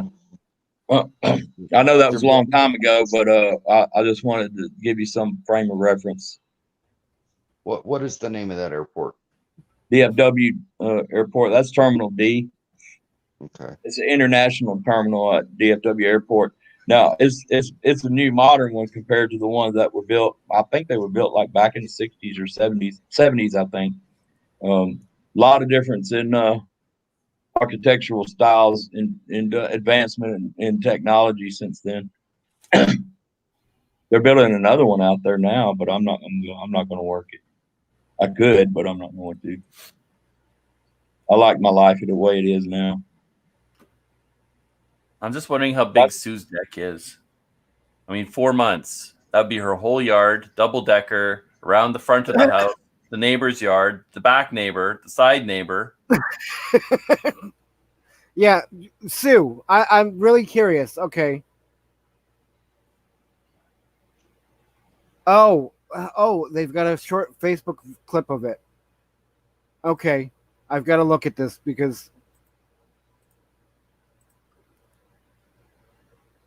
Who's got a clip? Wow, that Sue took posted 4 it. months. What? What? 4 months for that? Wow. Y'all talking about the Facebook link? Yeah. What were they like pounding 3 nails, leave, come back the next day, pound another 3 nails, come back? 3 of the little runners on the little rails, and that's it per day. I don't know. Wow. Daryl, did you go I don't on do and look at Facebook, but any now of you made me these- have to go look, Mike. Yeah, you can still, I think, look without doing Facebook. Daryl, See, now I'm getting. did you some actually go woman to Toilet Girls breastfeeding. channel? What's that? Now I'm getting. Oh, here's some stuff of them building it. Now I'm It getting took some girl 4 months to build breastfeeding. that deck. What the heck? It took 4 months to build that deck. Is that what you're saying? Yeah, it's apparently they started it back last year. Good. Yeah, 4 November. months. Yeah, November. The builders started it in November. Wow. That's a long time. Mike, For that deck? Yeah. That's a Can one you day put- job. can That's you a put it 1 up? day job normally. Can you put the deck up? Can I see it on the screen here? Share that deck. I Change want to one see if it's letter. a deck we're sitting on. What's that? I want to. I was hoping you could put it up. I want to see if it's a deck we're sitting on. Oh. Sue, do you mind if I share just the image? I mean, obviously, you posted the link in chat, but I don't understand why you would start without a permit. You I mean, gotta it get a looks physical great. note? It's an excellent looking. I mean, it's a nice looking deck. Has ADHD and can't focus. That's no excuse. That's my You excuse. should be able to get things done a little bit easier and faster. there you go, Troy. Okay. And That's it. it took them how long to build it? They started in November. They started in November. Construction, well, permit wasn't until January, and deconstruction was But January still. 29th. Yeah, but still. How many people worked on it? Well, Sue was saying that there was a guy there that showed up one night, and he wasn't doing much. He was basically chasing around mosquitoes, and then left. And then the next day, the deck fairies made it appear. You had to go home and watch Toilet Girl. I'm scared. Or I'm Plunger scared Boy. to dig into Toilet Girl deeper because she has streams like quick tinkle before bed, need a poop, Yeah. little circle when a girl needs to go, desperate to pee. Well, you know what I think? I think with those titles, she's trying to she draws people in because they think there might be a slip of the video.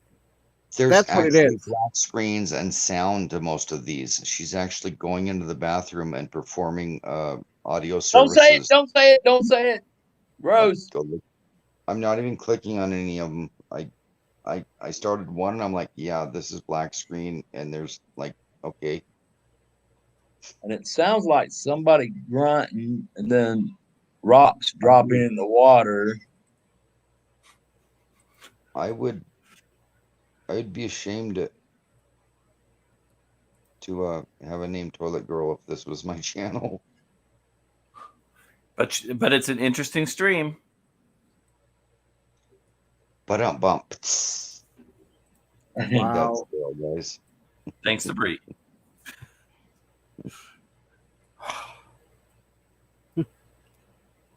Yeah, I don't know. Yeah.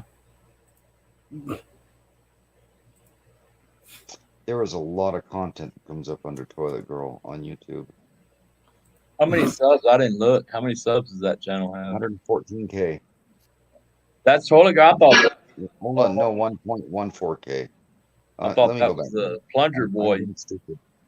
I just remember 114. I don't remember where the decimal was. 1,150. Wow. Over 1,000 subs. That's just twisted fetish. What? Whoa. I hate it when I got the auto play set and talk on it.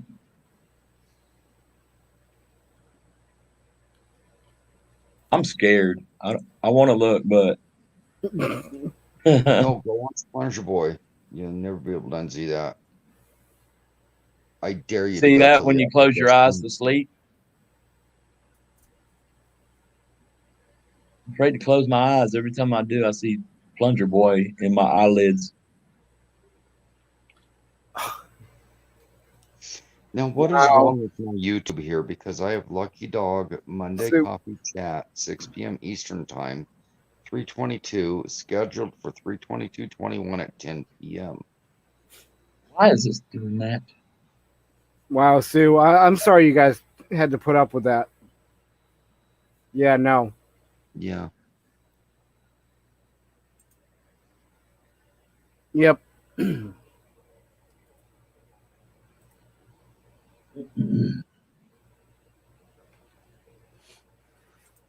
Okay, I'm Dave posted 19 minutes ago. Did you have a contract on that, Sue? Because in our contracts, we state how long the job will take.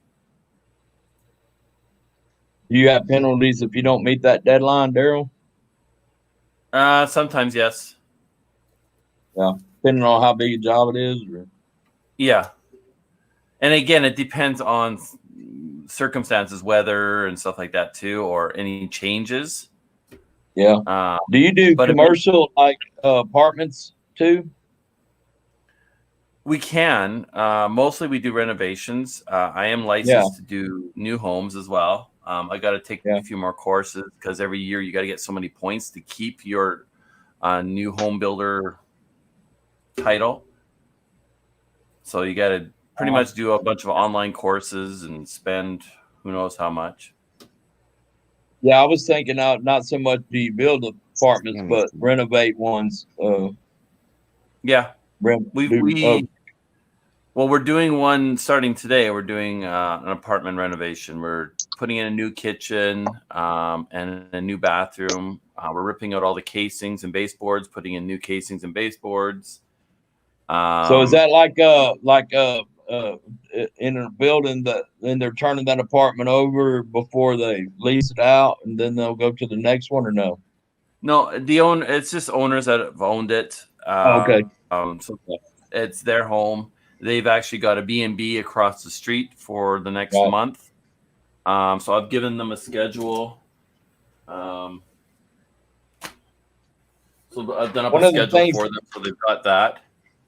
One of the things that helped the business I had one time launch really good was getting the installs for whole apartment complexes that were being built. So yeah, that was pretty cool getting a job like that, you know. It's fun where the fact is everything's changing all the time. It's always something different, right? Yeah. I just thought of a new channel for content. Pooping and peeing. Oh my gosh, I knew it was going to be something like that. As a nomad. That's what the channel's about. I'll get that's what I want to create. Oh, Mike. What? Poop bucket boy. There you go. Hey, Ray, here's a new channel idea. Hey, if Toilet Girl can get over 1,000 subs. Yeah. Okay, so think about it. Think about it. You're living a van life, and you know, you just and you film for YouTube every time you have to use the restroom, and then you know, and then like if I need someplace to go bathroom, you know, and then you go and film all that and make a channel of it. Yeah. Susan It's a drop in the bucket. Yeah. Oh my God. Oh my God. Sue nailed it. Nomad Doodoo. Nomad Doodoo. Yeah. Yep. Baby shark doo doo doo doo doo. Baby shark doo doo doo doo. If you ever wondered you know, how it is to, you know, take a poop in van life, well, we have every time we've ever done it right here. We got you covered. Here's how we do it. On And that you note, can too. I will be right back. This is how I do it. No, I'm not So going to can use you. my bucket. I was watching a live with Tipsy Gypsy being interviewed, and she did not miss a beat. She was holding the camera. She slid over and sort of leaned over in the chat and this and that. And we're like, "Are you on the toilet?" And she's all, "Yes, I am." We're all Oh my God. busted up. Yeah, it was great. No fear. Yes, I am. We're all, "Could you put the She phone down doesn't before know. you wipe?" She's out there. Oh, she's a hoot. Oh, she is. When she's not flashing you. She just said she was showing the leg off. Did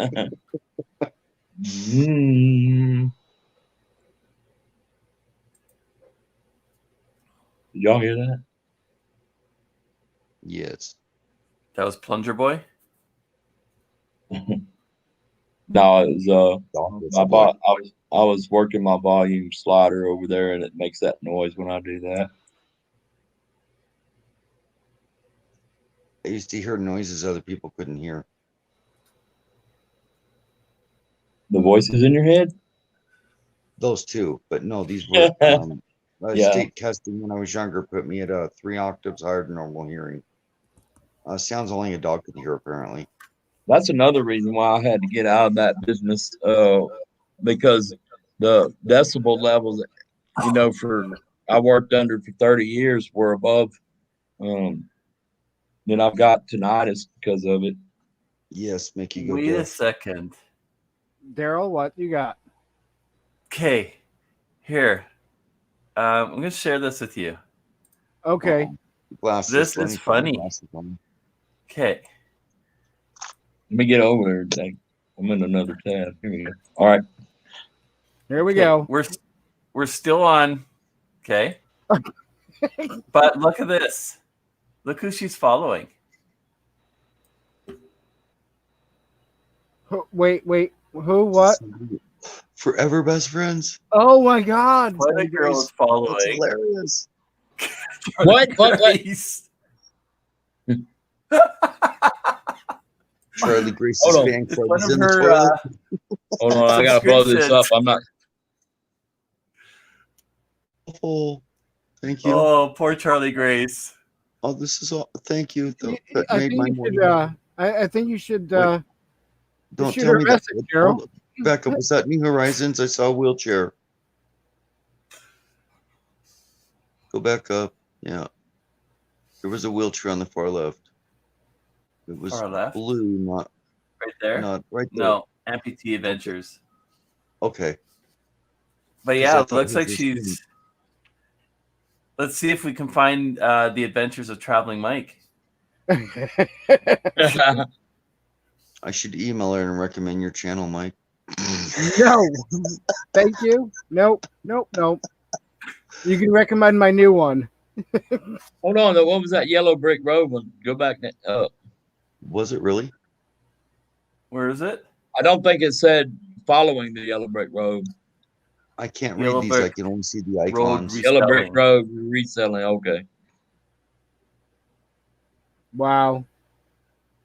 I was just curious what kind of channel she was, and that's the end. It'd be funny if we come across Mike's little thing there, and he forgot he subbed to it a long time ago. You have to bug Charlie Grace about that one now. He's gonna have problems living that one down. Wow. I'm gonna be sure and pick on her for that. Thank you, Daryl.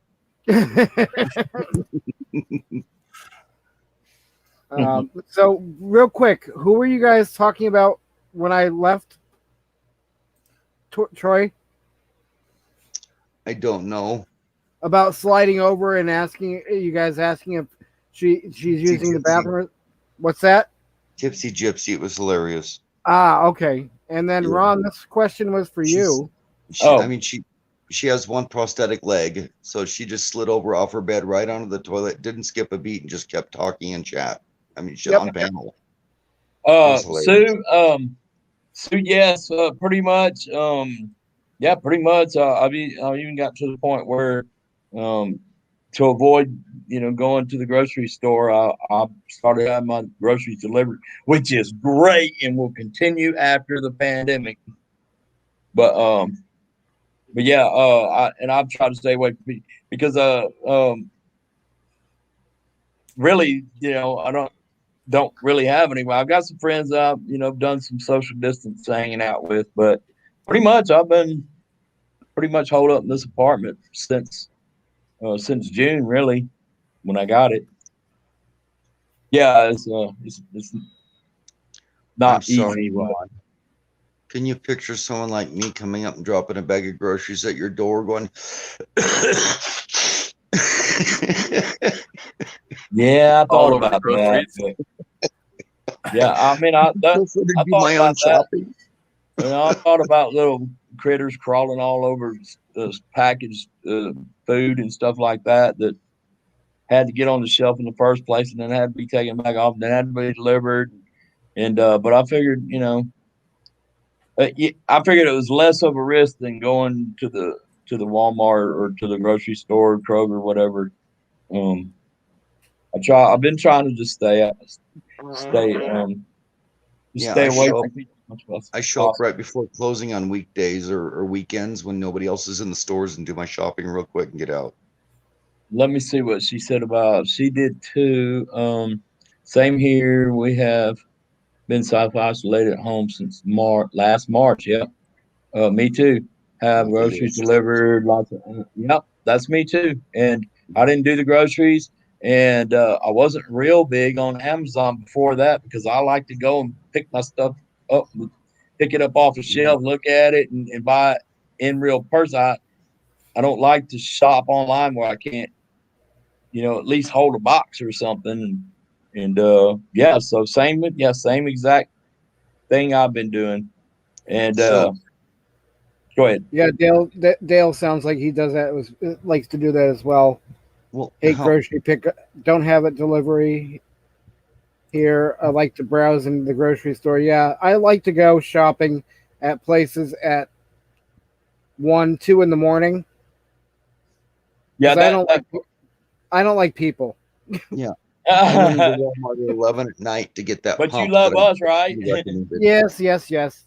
So in general, though, I don't do crowds. See, Dale. That's why I did the I hate people design. Just real Dale, quick, I don't have a mailbox. Being able to browse the grocery store, I probably spend anywhere from $20 to $40 on stuff that is not good for me, impulse buys and stuff like that. Yeah, I can do that with the online ordering or whatever, but it's an impulse thing for me. It's there, I see it, I want to grab it. Online, online.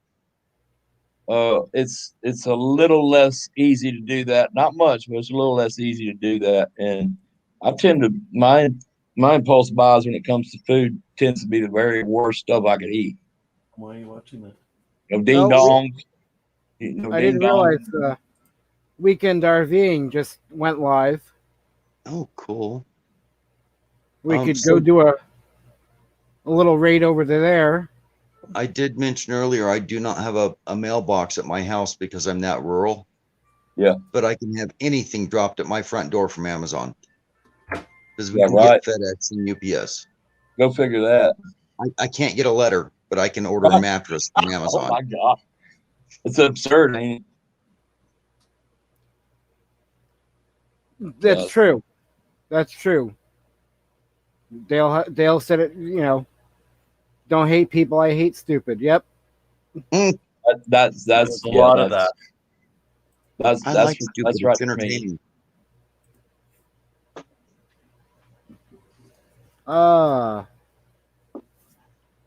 So So what am I at? 9 hours and 56 minutes. So we need to divide this up. Who's going to say Plunger Girl Raid and who's going to say Plunger Boy Raid? Oh my gosh. No, Toilet Girl. Toilet Girl, that's it. Toilet Girl Raid and Plunger Boy Raid. I'm tired. Oh, 6 a.m. here with no sleep. so yeah. I mean, we can go do a little raid on them You going to keep this up so we can come back? if you want. No, I can keep going all morning if you want. You know. Dump out a panel, go raid them, say hi, come back. I'm having too much fun here. I almost don't want to go away. Yeah. We can go over and give them a thumbs up and. Yeah, I'm Well, I gotta into get going. I get ready for get Caden fed and get ready. Yeah, Wow. you got your live coming up, so Here's the thing. If we go there and say Toilet Girl and Plunger Boy Raid, how many people are going to go check those channels out? A lot. all of them. All of them. hello, the fake Caden. Hello, I got a twisted sense of humor. I really do. Yes, you do. All of them will go over there. See how many people you can inject the toilet girl and plunger boy into their Rex for the next See year. your subs go up. Could you imagine the people going and checking out Plunger Boy with what we saw?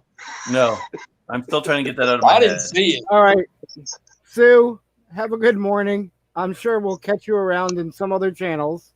See So, you, Sue. See you guys. Yes. Bye, Sue. Bye, Daryl. bye, Daryl. Have a good morning. I still have like 11 people showing for watching, so Somebody come on up and join us. did Bree leave? She's been quiet, Yeah, it's been a little bit. but I didn't see her say bye. She didn't. So, She's off. Probably So, she's probably doing toilet girl video.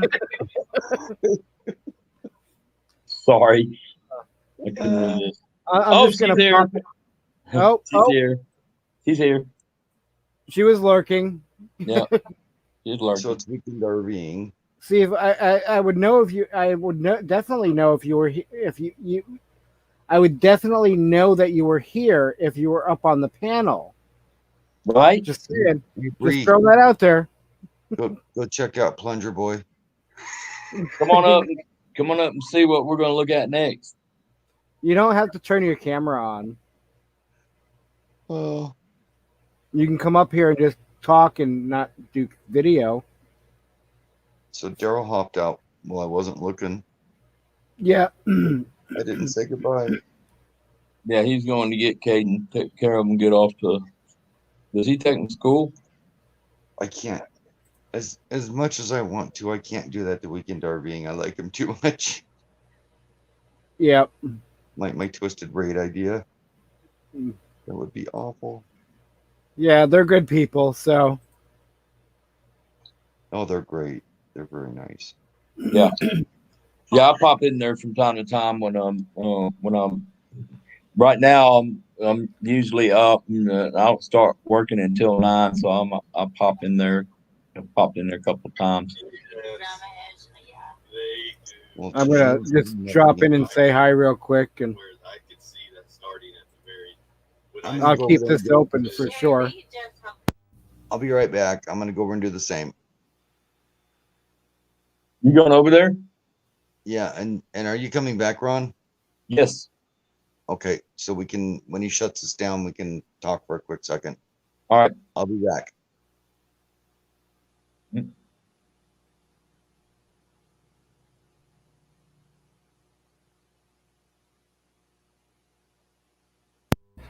I'm gonna mute this for a second. Just say pop in and there and say hi.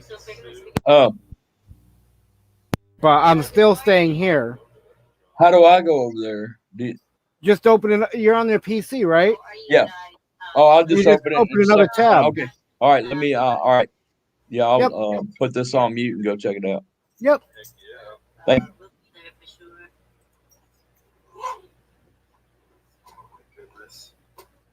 We have all of them up here with us right now. It's a family time. Yeah, those are clickbait. Yeah, that's what they are. So, but at least they have their comments on. A lot of them big mega channels don't even have comments on it because it would be hard, I'm sure, if you get that many views to be able to comment back. And if you don't comment back, people think you don't like them.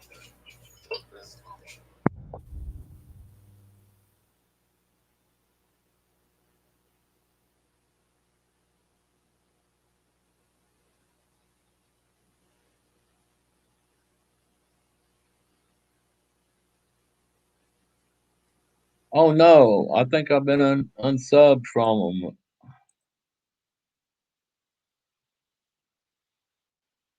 Can you hear me, Mike?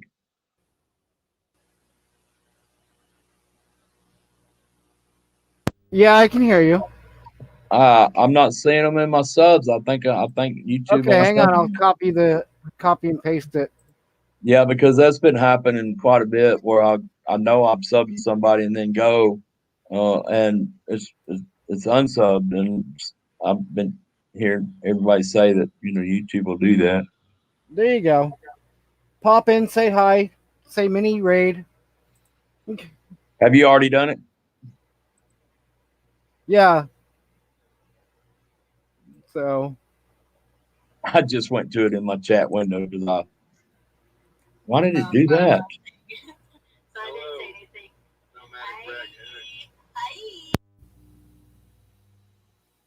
Why did it do that?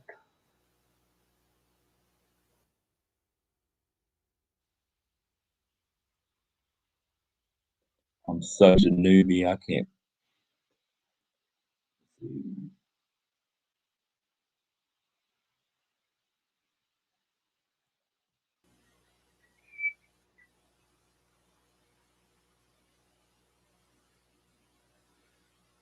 All right, let's try this again. They are.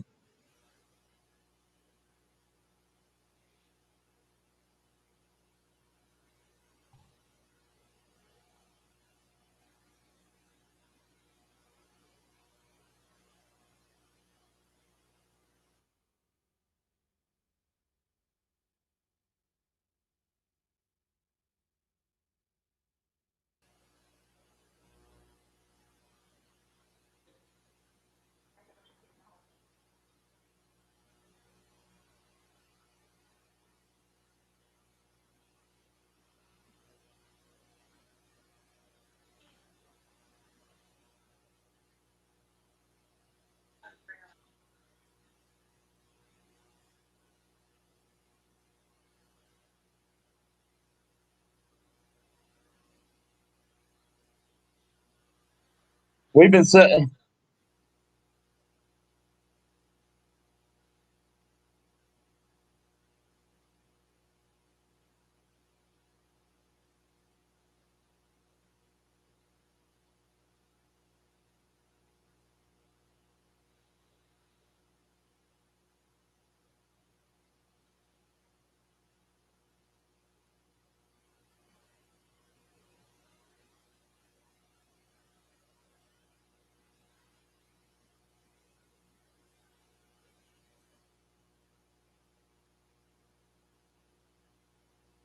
No, we're just Maggie. We're just over in weekend RVing, saying hi real quick. But we're still here too. Hello, Solex. Maggie, we're just welcome back. Well, I have to get in my. Saying hi real quick. But we're Oh, still there you are. Yeah, I got to get my RV real quick. Or not real quick, but anytime between now and the next hour to move it out of my driveway so that the diggers can get in. Ah. It's Digging Monday. Yay! Oh. So, yep. We're still digging. going. Still going.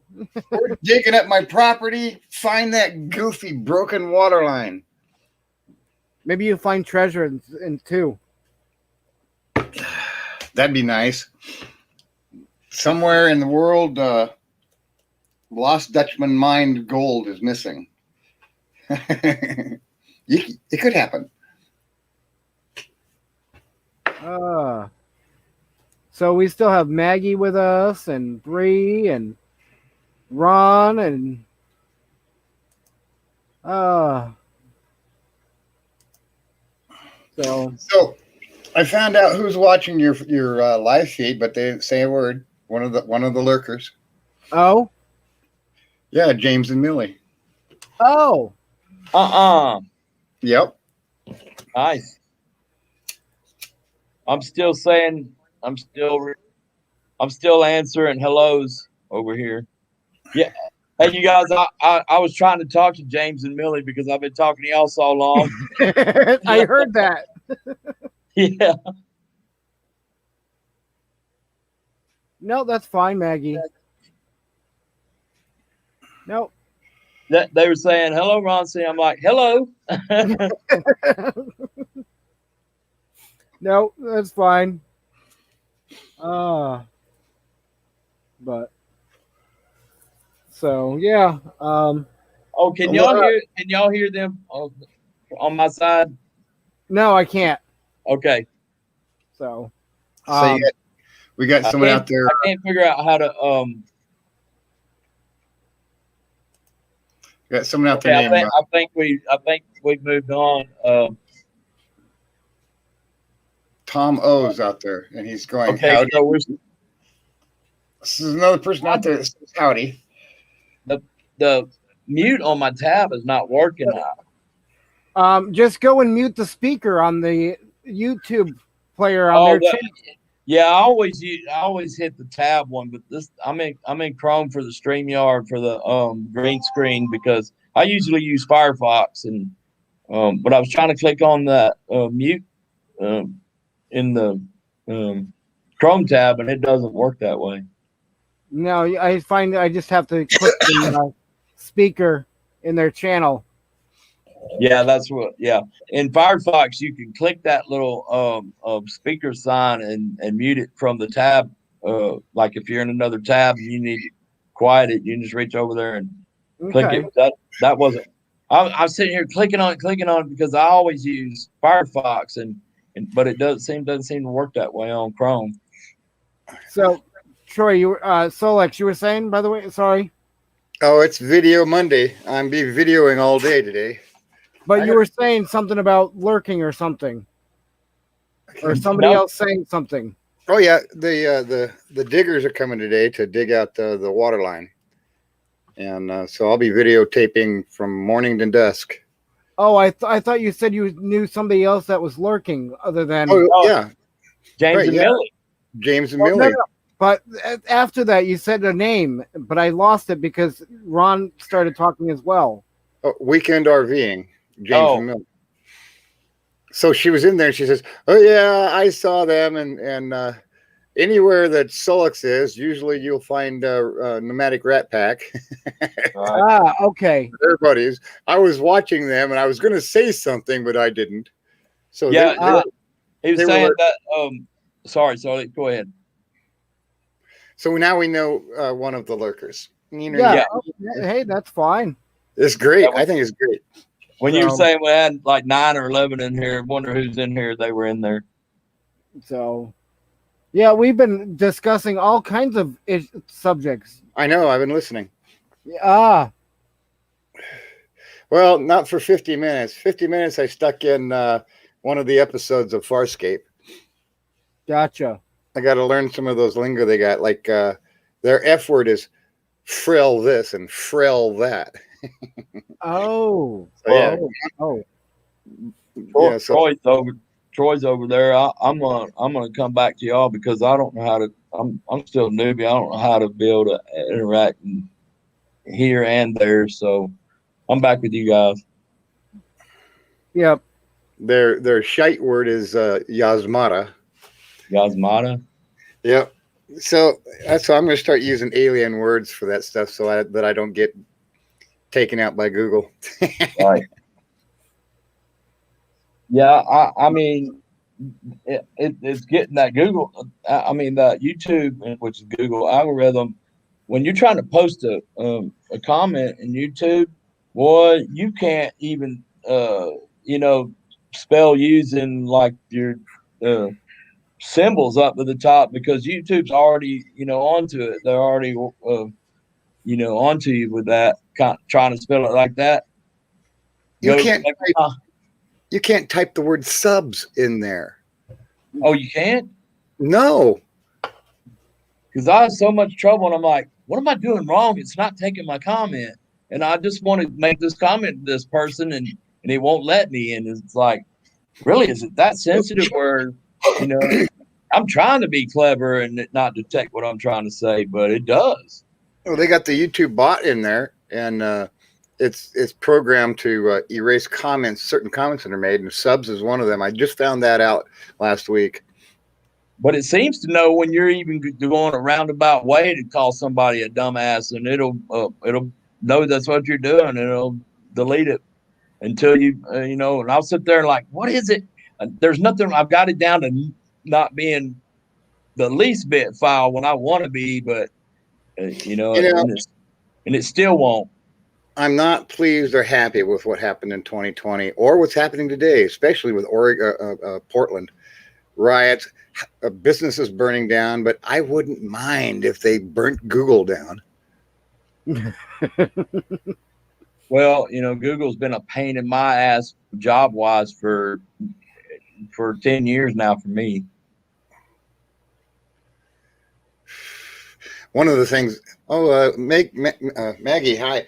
One of the things, hi, Maggie. One of the things that I've always been happy to hear, let me put it that way, is it's possible that Google might be broken up, meaning that they'll lose control of YouTube. I would not mind YouTube going back to the way it was in the olden days. They are very close to antitrust monopolization. Yep. Well, and it's not just the YouTube; it's going to affect all media, and it's called Section 230. And I don't know if the news media starts going after Biden and congressmen. Then Section 230 will be reintroduced into Congress as to repeal it. Section 230 gives the right of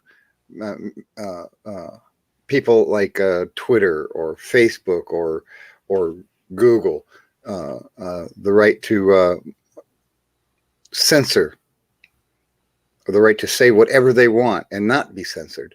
And so it gives them way too much power. And so the argument that they're giving right now is very clever, and it's true, that they're controlling the minds of others so that they can vote in one political direction or another. That's what they're using in court right now. And it's true. Yeah. I'm going to go empty out my ash can. Hurry back. So is that a section of the antitrust and right? It falls under the antitrust statutes, don't it? Section 230, which is the monopolization of media, or it's the true power under the First Amendment of media. This Section 230, and it wasn't enacted that long ago, like 15, 20 years ago. But today they have abused it. I mean, they've abused it so much. For example, CNN. We all know about what CNN has been doing, and they're biased. But the laws of media are not to be biased. That is their. It's like doctors. They have their canons, cause no harm, and media have their canons to not be biased. But they have clearly crossed that line. Yeah. So yeah, I wouldn't mind seeing Section 230 repealed after Section 230 is repealed. Well, go ahead. I was just trying to jump in, but you go ahead with the question. But go ahead. After the repeal of Section 230, social media outlets such as Google or Twitter or Facebook stand a good chance of having them broken up into smaller bits and pieces. Hang on one sec. I just realized Bree was leaving. So okay. Bye, Bree. Bree. Goodbye, Bree. Have a good day. Monday. We'll see you later on. I loved your cameo, parents. we make a good hair team when we do this. Yes. Yep.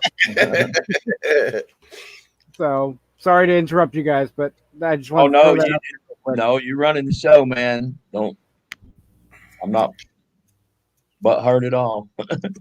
So I was listening, but I was bouncing back and forth from James and Millie, and I missed the reason why Troy headed out. Oh, he's over there at James and Millie's. I don't know if why did he drop out of the right here? I thought he was going to stay. Oh, he did ask if he was going to be able to come back. So. Oh, okay. Yeah, I missed that whole. So didn't they used to have that fair doctrine thing that made sure that the media presented both, all sides of the story or whatever? Yeah, and here, this is going to freak you out. Okay, the rules of proper media etiquette was written by CNN. I'm not kidding. I'm not kidding you. And they have busted every single rule that they ever made. So everybody got to think, well, if CNN's doing it, we're going to do it too. Then went MSNBC, or NBC, let's just say that. And then after that, ABC, CBS, they all started doing it. I don't even keep up with the news. I didn't even know there was a volcano eruption. Oh yeah, that was Iceland. Yeah. Yeah, I was over all that a long time ago, and I try to stay away from it. Mike, what are you watching? Still James and Millie? No, I popped into Ava's for a second. Oh yeah, hers is going down now too. Oh, that's right. Yeah, I just popped in to say hi there real quick. Yeah.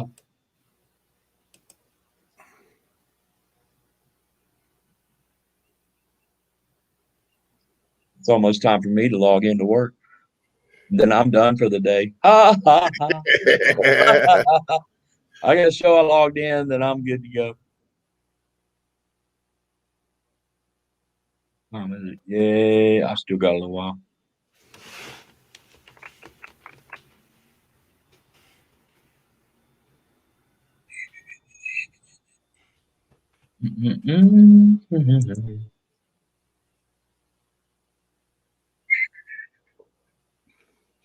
Yeah, that's why I'm going to do that too, Mike, is make a hello. Let them know that I'm giving them their views. Yeah, I'm going to do it too.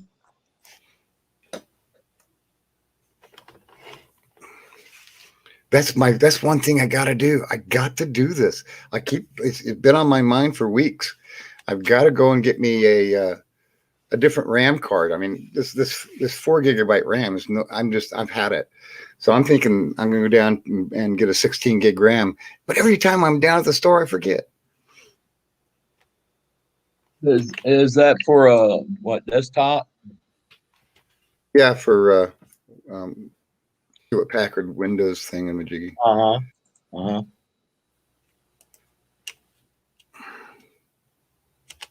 Man, I'm such a newbie on how to switch between all this stuff.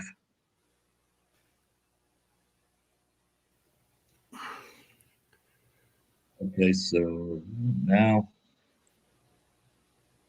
I'll go to their channel in a different browser because I'm messing stuff up.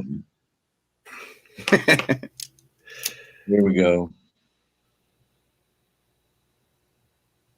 I get lost where I want to go and where I need to go.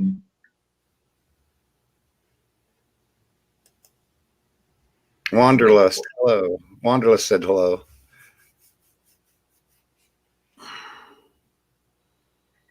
Wanderlust Estate. Will's Wanderlust. Oh, There's so okay. many. He in chat. He in chat, you mean? In here? Or on another channel? Solex. He must be another channel because Yeah, over on Millie's. And Oh. And Kenneth is over there.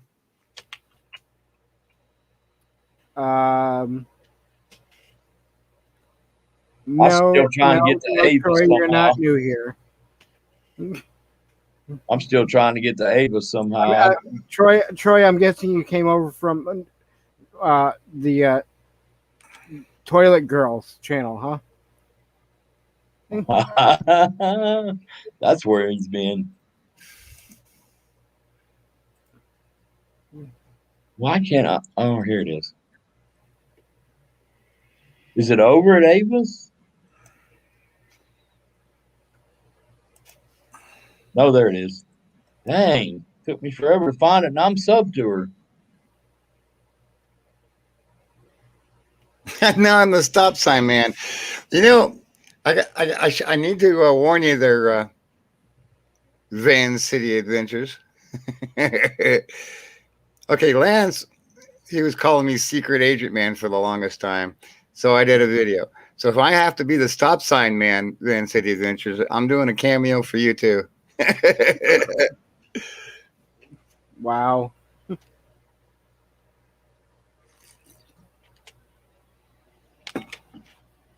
Kenneth's over there. Troy, just come on back up here.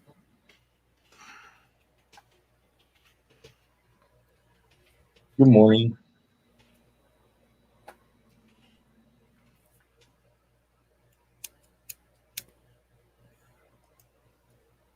I was getting my plunger boy. Yeah, no.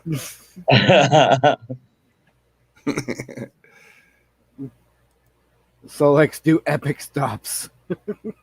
I know. Oh, crap. Yeah, nice try there, Troy. See, that's one thing about popping in on these streams and saying hello. That you get 10 people telling you hello back. hello. Ron's over there. Hey, Solix, go check out Plunger Boy. I highly recommend it. Yeah, No. I'm basing my decision. I'm basing my decision on Daryl's reaction, and that he said that you can't unsee that. So I am totally going with his wisdom on this one, and I didn't even look. Watch it. If you ever change your mind, you must watch it till at least the pink attire. I made it that far, and I had to shut it off myself, and I can watch it. Yeah, I went to the page, but I didn't click on nothing. I only looked at the channel listings. That's as far as I got. Yeah, because of like Daryl's me. reaction. I'm like, that grossed him out. I'm not looking at it. It's one of the most twisted reaction videos I've ever seen. Even the guy watching the videos got the twisted look on his face. Yep, there you go. Thumbs down, Toilet Boy. Do it. Okay. Maybe you need to go watch. It's Plunger Boy, and maybe it's Toilet Girl. Maybe that's for you. That's even worse. No, actually, it's not. There's this one show. Plunger Boy takes Pause the her cake. video. I'm sorry. If I pause her video, the channel still work, right? Yeah. Okay. Thank you. I think so. But let's see. There's in the television series Farscape. There's this one thing. He goes back to Earth. He goes through the wormhole and back to Earth and everything. And everybody he knew in his life was there. And they're in a bar and he starts shooting people. It's because you're not even here. And he says, and to prove it, he says, there's one place I have never seen. So he opens up the girl's bathroom and there's this blank thing because he's got no memory of the girl's bathroom. Same thing with me. Daryl's in there. Don't, Solix, don't run. Don't look. Yeah, so if there is a thing out there named Toilet Girl, no, that's one place that I will never see. Non-interested. It's no man's land. Daryl's just trying to mess up everybody's wrecks. It was worth a try. We're just trying to twist your mind so bad that when it pops in your head driving, you'll go into a ditch. It's Montana. You're right. I'm my toe in my my RV, and I have this Toilet Girl in my mind. I'm Yes. Daryl's all caps run. It could happen. I'll be right back. I got to pour. I'm sure if you Google it, you might. I'm sorry. You'll understand that. I'm sure if you Googled it on YouTube, there'd be somebody out there, Toilet Girl. There's so many. Well, the thing is, if you get Plunger Boy stuck in your head and you're driving down the road and it happens, you're going to slam on the brakes and get rear-ended. But Daryl discovered something with Toilet Girl. She's following. Oh no! Forever. So there is somebody like that. Yes. Toilet Girl is following Charlie Grace. Yes. She's got over 1,000. She's at 1,500 subs. I know. And we're actually working our butts off while someone is taking shit and getting money paid for it. Exactly. She does black streams and peas. Literally. Yep. And they're not even that long. Yep. Nope. We found her in another chat this morning and had to go look it up because of the name. Yep. Then I started joking about Plunger Boy, so Daryl went and looked that up, and after seeing his reaction, I couldn't help but go look it up either. I just used the name as a joke. I can't believe I said that. Yeah, I should never. I try not to say it, but it's a stigma. You should go look them both up, Solo. I said take a shit, but whoever takes it, and once you get it, where are you going to take it to? Exactly. So I try to say drop a log. If you're taking shit, aren't you removing somebody else's? A new idea for my channel. Secret agent turd.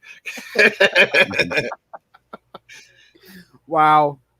We must be doing something right. We're up to 7 people in the chat now.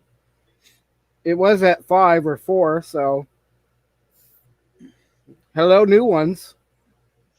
The nomads We're still at it. I'm sorry. I'm tired. Sorry, Mike. No, that's fine. No, you're fine. No, You're it's good. not. I'm trying to get better about interrupting. No, that's all right. But I thank you. But ADHD, shiny. So, are we keeping somebody up?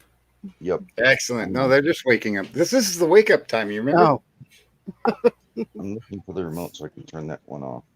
There we go. Heck, it's 9:30 and on the east side. Yep. Yes, it is. So I'm gonna leave the just. Well, you know what time? You know what? Hang on a second. You know what time it is in the Bermuda Triangle? No, I got lost there. 12:28. Yep, that's my home, Bermuda Triangle.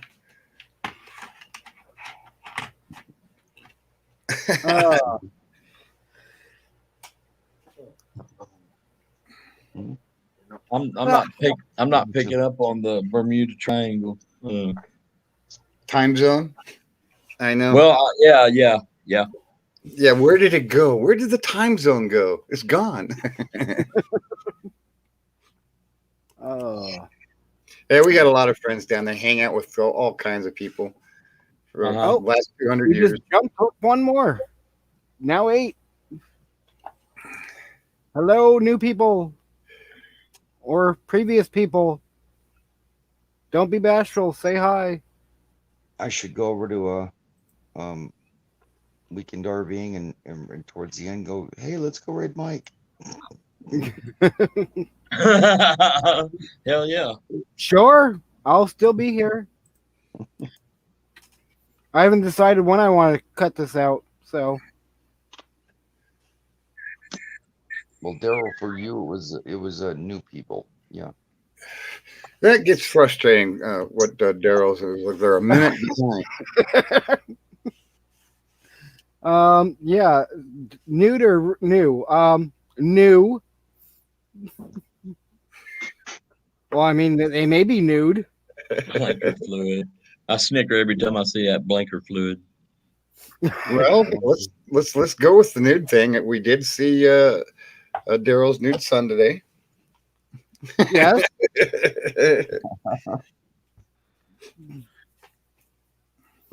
Do I have to cut that out? Would that be considered, child? No. No, because it's from the waist up. Okay. Daryl insists that you don't look Solix. What? I don't live? I've never that you don't that you don't look. Don't. Oh yeah, don't exactly. Look. Yeah, he said, you know what the word stop means? Run, don't look. Don't go look at Plunger Boy. You don't need to see that. No. Yeah, yes, he was topless. Daryl can tell you, it burned the image in his eyes. I bow to the wisdom of Daryl. He's the one that got us into that in the first place. Or was it Dale Bruce? Welcome back, V. Good morning, V. And still, yes, wow. Yeah, there you go. Troy, you watch it for me. Watch it for you. No, next time we meet up in chat Solix, I'm going to tell how many people you recommended Plunger Boy, and it was great. Yeah, there you go. Next thing I know, Troy is wanting to share something on video, on live. This is a fair warning for Troy. I do get even, and when I get even, it is tenfold. So I had this neighborhood lady. She comes over, and we scare each other all the time. I'm coming out of the door, and I'm going, whoa! And it's just a thing. It's a fun thing. We scare each other. She's coming out her door. I scare the shit out of her. I'm coming out of the gas station across the street, and she squirts me with water. And this is the thing we do, and it's just for fun. And so one day, my father was over, and he was sitting on the tailgate of my truck, and I had a topper on there, so she couldn't see him, and she was sneaking up. Shoot out of your dad. She was, like this. My dad almost had a heart attack. Oh my gosh! You got collateral damage. 80-year-old guy, you don't do that to. And I'm saying, okay, all right, it's the game on. So he got hit by some shrapnel. I got some friends that live right next door, and I said, well, when she comes out her door to come over to my house, and I want you to give me a call. And I gave them walkie-talkies so that they can listen in to what's going on. Right? I went over to my brother's house, and I got his climbing harness. I went down to the store, and I got this really big, thick-ass rope. Threw it over a tree in my yard and tied the hangman's noose on there. And then on the end of the hangman's noose, a little knot in there. So I tied that to the climbing harness in the back. Oh God! Climbed up on one of them little step ladders and kicked the step ladder out from under me. So I don't know. Oh my God! I hung on. And she's doing this. She's walking up to my door. She sees something in the tree over here. She's walking up to my door, and she's mid-step, and her foot is stuck in the air, frozen like a lollipop. And slowly she turned, inch by inch. She sees me hanging there. She's going, ah! So Troy, horrible. So you go ahead and do what you want, Troy. Just want you to know that when I get even, it's in spades.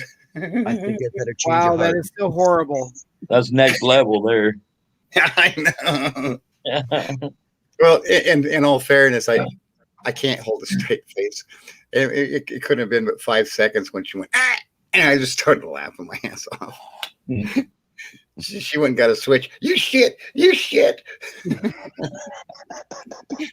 You shit. That's funny. You have a twisted sense of humor. This could get interesting, Solix. Not while I'm in heaven, Solix, please. You'll get me back in the posting is videos, horrible. won't you? So after I explained that to her why I did that, she goes, "I knew you were going to do something. I didn't know when it was going to be." I said, "No, you don't." And to let you know, our friend Jeff and Sandy are listening in at this very moment. She goes, "What?" And I'm going, I have the walkie-talkie on transmit while it's sitting here the whole time. And so I unclicked it. So you go ahead and say something, Jeff and Sandy. So I unclicked it, and they're laughing their asses off. They couldn't stop laughing. Wow. My best way I ever scared anybody was on April 1st, April Fool's Day, and I'm working with these guys at this house, and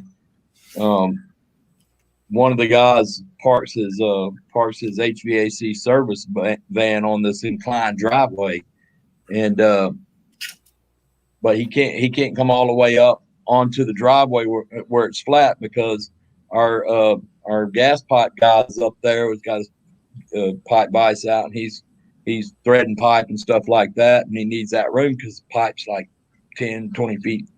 He needs that room, so he parked it on the incline in the incline part of the driveway, and so, and then you have the street, and then you have the house on the other side of the street, and then you have this stretch of open land right there for about probably 100 feet, and then the river, and that's a big river. It's like 5 miles across, and it's obvious when you're there, you're noticing that particular thing, and he parked it. This dumbass parked his service van on that incline. Is my buddy Ron I was telling you about earlier, Mike and Troy. Maybe you were still here, the Solix.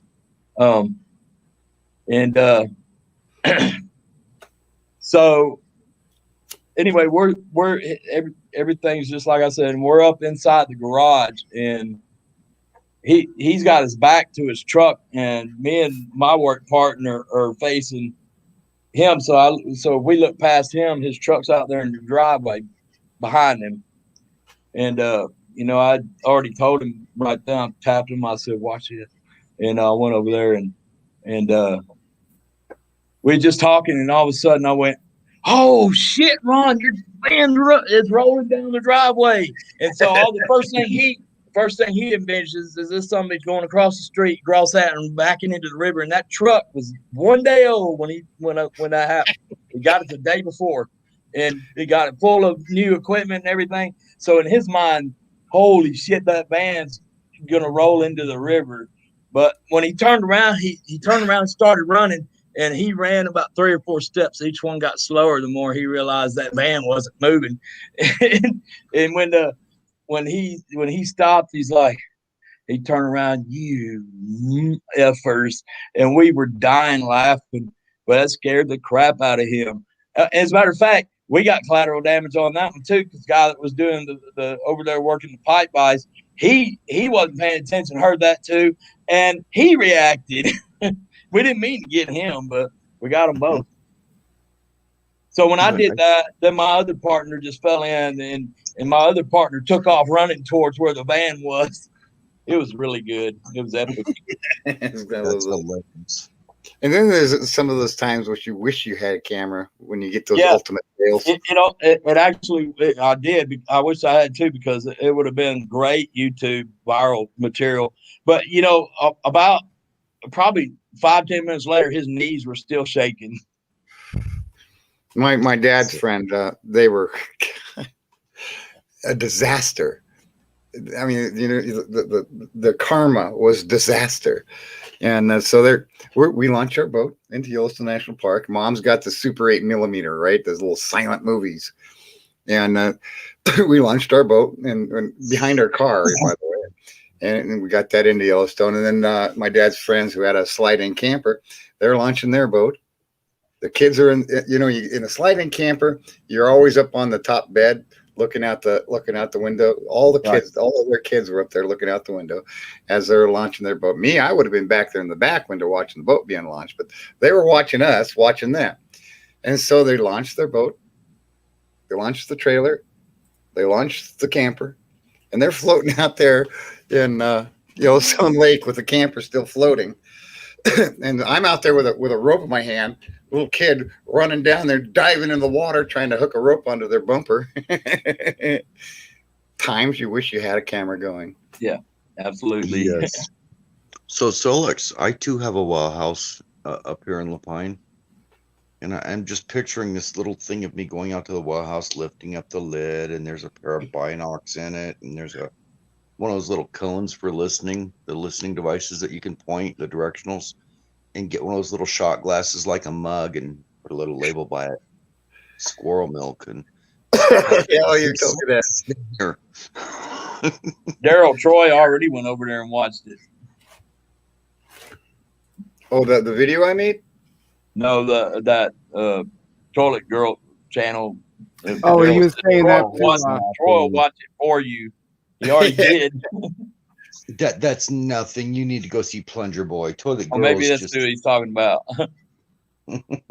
I didn't look at either one of them. I would no, never have gone and looked at it had Daryl not just said, "Oh my God." Be still with us. I can't unsee that, and I had to go see it for myself. So, B, how you doing this it, morning, B? He didn't do it. Claire? V, she's. Oh, that's right. I was thinking it was Ava and James and Millie are on. Yes. Yeah. James and Millie. Is Ava on too? Yeah, Millie's a crack up. She likes jokes, and James, he's more reserved, but he likes the jokes too. Yes. So yeah, when they're on, they don't do a whole lot. They don't do a whole lot of chatting or communication in the chat thing. So from now on, I think anytime Mike is on, I'm just going to say hi, James and Millie, and see if they respond. In fact, let's do that with all the gang and just say hi to people that haven't made a comment and see if any of them are lurking. We can get it. We can get them that way. Maybe. Topless. Oh, that was back where it was the. Yeah, you're way behind. That was with Daryl's son, topless. So how big is that cargo trailer you got there, Solix? A 12-footer. It's inside dimensions is 6 by 12, 6 feet tall. I like it. So Mike's got the 5 by 10. I've got the 6. I've got the 6 by 10, and you got the 6 by 12. Yep. Okay. Well, I didn't have a choice of what size I was getting, but I was looking for anything that was 10 to 14 feet. Nothing outside of that range. And I just got lucky that this one was. I just got lucky with this one. And the guy that was selling it, his employees dinged one little corner of it, and I thought, well, it's not even a bad ding. I can pound that out. But I like the concept that Mike's got. He's got the V-nose. I love the V-nose. That's what I want. So I want to put a V-nose on mine. It's great for traveling. Did you know that your trailer, if it's the Pacero or Interstate, they actually have an extra 1.5 over 12-foot in them? No, I didn't. Mine's American. American. Okay. If it has the fiberglass cap on the nose right there, they actually your wall panels are 12 foot. Go out and measure it. You'll find it has an extra between 1 and 2 foot, not quite 2 foot, inside the interior. Here's something that's really cool. Now I work for. Hang on, Troy. Are you talking to me or Solix? Solix. Oh, Solix. Okay. His trailer's not a V-nose, but it actually is longer than 12 foot on the inside. Right. So I worked for a company called Fiberglass Structures out of Laurel, Montana for a couple of years until the day he brought us in and wanted me to do a line on his desk. That's the day I left.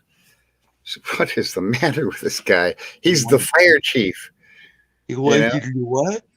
That's when I left. But no, what do you want me to do? I built all the specialty items. I mean, they were into making bull tough totes. That's the name of their totes. It's big totes for cattle waterers or cattle feeders, and they also make those giant tanks for gas stations or for cisterns and such. And that's where they get their real money. Their commercial selling to commercials, and so. I made all the toppers. I made thousands of toppers. I made all the Pizza Hut signs worldwide. Holland needed red ones. I thought for sure Russia would have wanted the red ones. See, China, all the Pizza Hut signs in China were made black. Go figure. But it's like that. Somebody comes in with an old Model A. And he's got a fender. He needs a fender on the other side. I splashed a fender off this, and then made the mold and splashed a new fender for his other side. That's what I did. What do we got? It's longer, better. Is longer, better? Yeah. Okay, that shouldn't even be a question. That should have been solved years ago. Right. So the debate's over on that one. Yeah. So I still got 5 gallons of resin and more than enough woving to. I don't even use woving. That's what you use on a boat to make my own vinos on that thing, and that's what I'm planning. I'll see how it goes. I cried one day. I pulled up at the transfer station in St. John's, Oregon, and there were rolls of fiberglass mesh. Rolls of it. Somebody just dumped there. No, and we can't take it out. Not the woving, but the mesh. Yeah.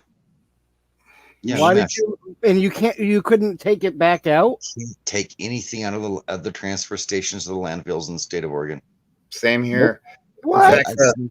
I'll sneak in and grab stuff once in a while if you can. I mean, I've gone to the transfer station and left with only 150 pounds worth of weight I paid for, and I know I took in a 1,000-pound trailer. The reason why we can't harvest out of the landfill anymore is my fault. So I'm going to the landfill, and everybody's going to the landfill, and they're taking out metal and junk like that down over to the recycling center, and so I started doing that too. Me and my big mouth. And so they said, no, nobody can do that anymore. It's too dangerous. I'm going, well, yeah, we know it's dangerous. That's why we're here. Danger's our game. And no, that's not a problem. We'll sign a waiver. And so I got the waiver for landfills that you can be in the landfill and not the landfill's not going to be held accountable for any injuries. And so I said, here you go. Here's the waiver. And I started giving out the other salvagers and everything. And so the city decided, no, we're going to close that down, and we're going to have a separate bin where people could put recycling materials, metals in this one, non-ferrous in this one, plastics in this one, and so on. So they started doing that. But they didn't do that until I went stood in front of the city council and made my arguments. The second I made my arguments, they put the recycling bins up there. Oh. Well, my fault. Pick me. Yeah. I pulled into the landfill one day. I backed up with my trailer. A van pulled in beside me. The guy opens the doors and starts throwing out brand new sawhorses, brand new skill saws, boxes of nails, for guns and stuff. And I'm just like, what are you doing? He goes, guy got fired. Boss said, empty the van out. I drove out of there with like $1,000 worth of brand new construction tools because he's throwing them out. I'm throwing them in my trailer. Nobody's watching me. I'm not letting you take that would be criminal. When I speak in front of the city council, I always come prepared with rebuttal arguments because, you're putting your argument forward. You're standing there, you're arguing, and you know that they're going to fire back at you with questions. And I think it's pathetic when somebody fires a question back and you just stand there. So I was prepared. And one of the things they fired back with me, well, how much do you earn with your recycling? I said, well, I pay a significant amount of taxes and I don't have to work a regular job anymore. And they said, well, how much? And so I have to give them the figure. They ask. It's legal for them to ask. And I have, and so I told them the figures, and then said, well, that's just me. There's 12 other guys up there. And I said, lie? I told them, but that's not where the big money's at. And he said, well, where's the big money? And I said, it's in methane. You have to, I mean, if you just put out $200,000 in pipes and pipe and plumb that into the landfill that's been sitting there for the last 80 years, all that methane buildup, and that's where the money is. And you start piping that methane back into the community. You're making money. The community is getting a lower cost and energy. That's the big money. And so no, they didn't have it. They decided, well, we're going to do both. Great. So now they're getting money hand over fist from the methane, and they're taking my recycling ideas to the recycler themselves, bastards. Never watch you on camera going to these city council meetings, and did, by the look on your face, they determine if they're going to lock the door or let you in. They make money on today. No, they wouldn't dare. I have made that city so goddamn much money. It's not funny. Go ahead, Ron. The landfill nearest me over here, they closed it down because it reached its limit, and they've got all that piping and stuff. It looks like it looks like this mound, but it also looks like some sort of industrial thing. And of course, it's the methane collection system, and it looks like it has a gigantic sprinkler system outside the ground. Yeah, that's weird how they do that. But so we reached our. Let's see. The city had said that we got to find a new place for a city landfill because we've now reached our capacity. 30 years ago, they said that. I said that's because it's your fault. You don't know what you're doing. I said, what do you mean you don't know? We don't know. We know exactly what we're doing. We've been doing this longer than you've been born. And so I said, no, because the big mass is in the spring. And you have all these tree cutters and the lawn clippings and everything like that, and you're putting it in the wrong spot. So you put all the grass clippings in a pile over here, and you put all the tree trimmings in a pile over here. Then you get a grinder to come in and grind up that tree trimmings and sell it. And so, and I said, and then that's that. And then you have your domestic garbage trucks that come in and haul their stuff out. And so, and then they did it. So they started selling sawdust for at the home improvement places. My little eyeball is telling me we have 9 people now. Oh, I thought you were pointing at the hours that only we can see. Nope, my little eyeball that's showing up on the screen. Nope, that just dropped down to 8. I scared one away. Yes, you did. So yeah, they put the methane pumps in 10 or 12 years ago in Bend, Oregon too. Ava's got 5. James and Millie has 19. So everybody's watching James and Millie. Yeah, they're fun. No, I mean, if I wasn't here with you guys, I might be over there. So, but I'm not gonna bail on y'all now until I'm ready to bail altogether. I appreciate it. You're having interaction fun, and that's the beautiful thing. Oh, I'm still enjoying myself. Oh, went back up to 9. Speaking of like recycling centers and landfills and whatnot, when back when I was younger, some friends and I went to the recycling center, landfill / recycling center in one town that I lived in, and it was about 1:00 in the morning. We backed my friend's truck right up to the fence, hopped the fence, and the cans. Oh, somebody just ended. James and Millie, I'm guessing. Daryl said. The recycling center takes the aluminum cans and crushes them into bricks. And we dragged a brick with his truck up to the fence, and then leaned up boards on the fence and then dragged the brick up over the fence and got it into the back of his pickup truck, took it off to another place, broke it all down, and went to Vermont to cash in for the aluminum, and we made a lot of money off that. But that's the only thing I did. 8 o'clock.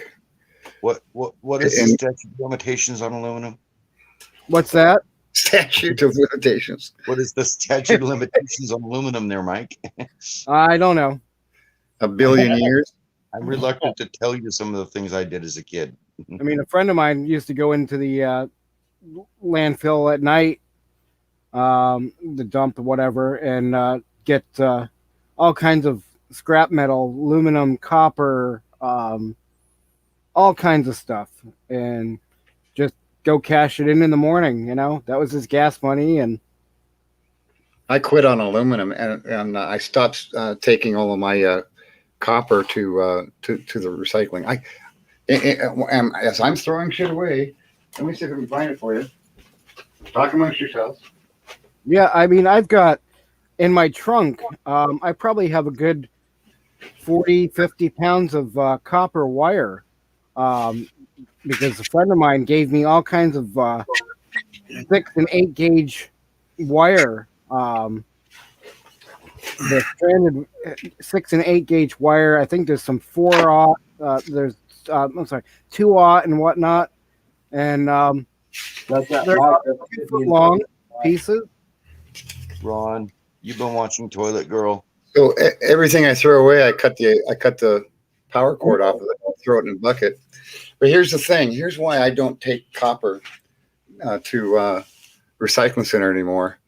They're paying you like $1, Yeah, $1.50, no. $2. It's stupid. But here's what you can do. India will pay you $12, and they pay for export and shipping. Per pound. What? I know. And I went to the recycling center and I said, you're going to have to up your game, because if you don't, Do you have that info? India will take my copper for me. Well, Seriously? yeah, that's well, look it up. No. Do you have any info on that who to contact or anything?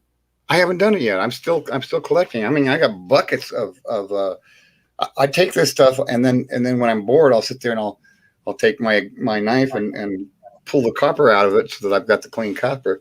And that's what India wants, is the clean copper with no housing on it. Yeah.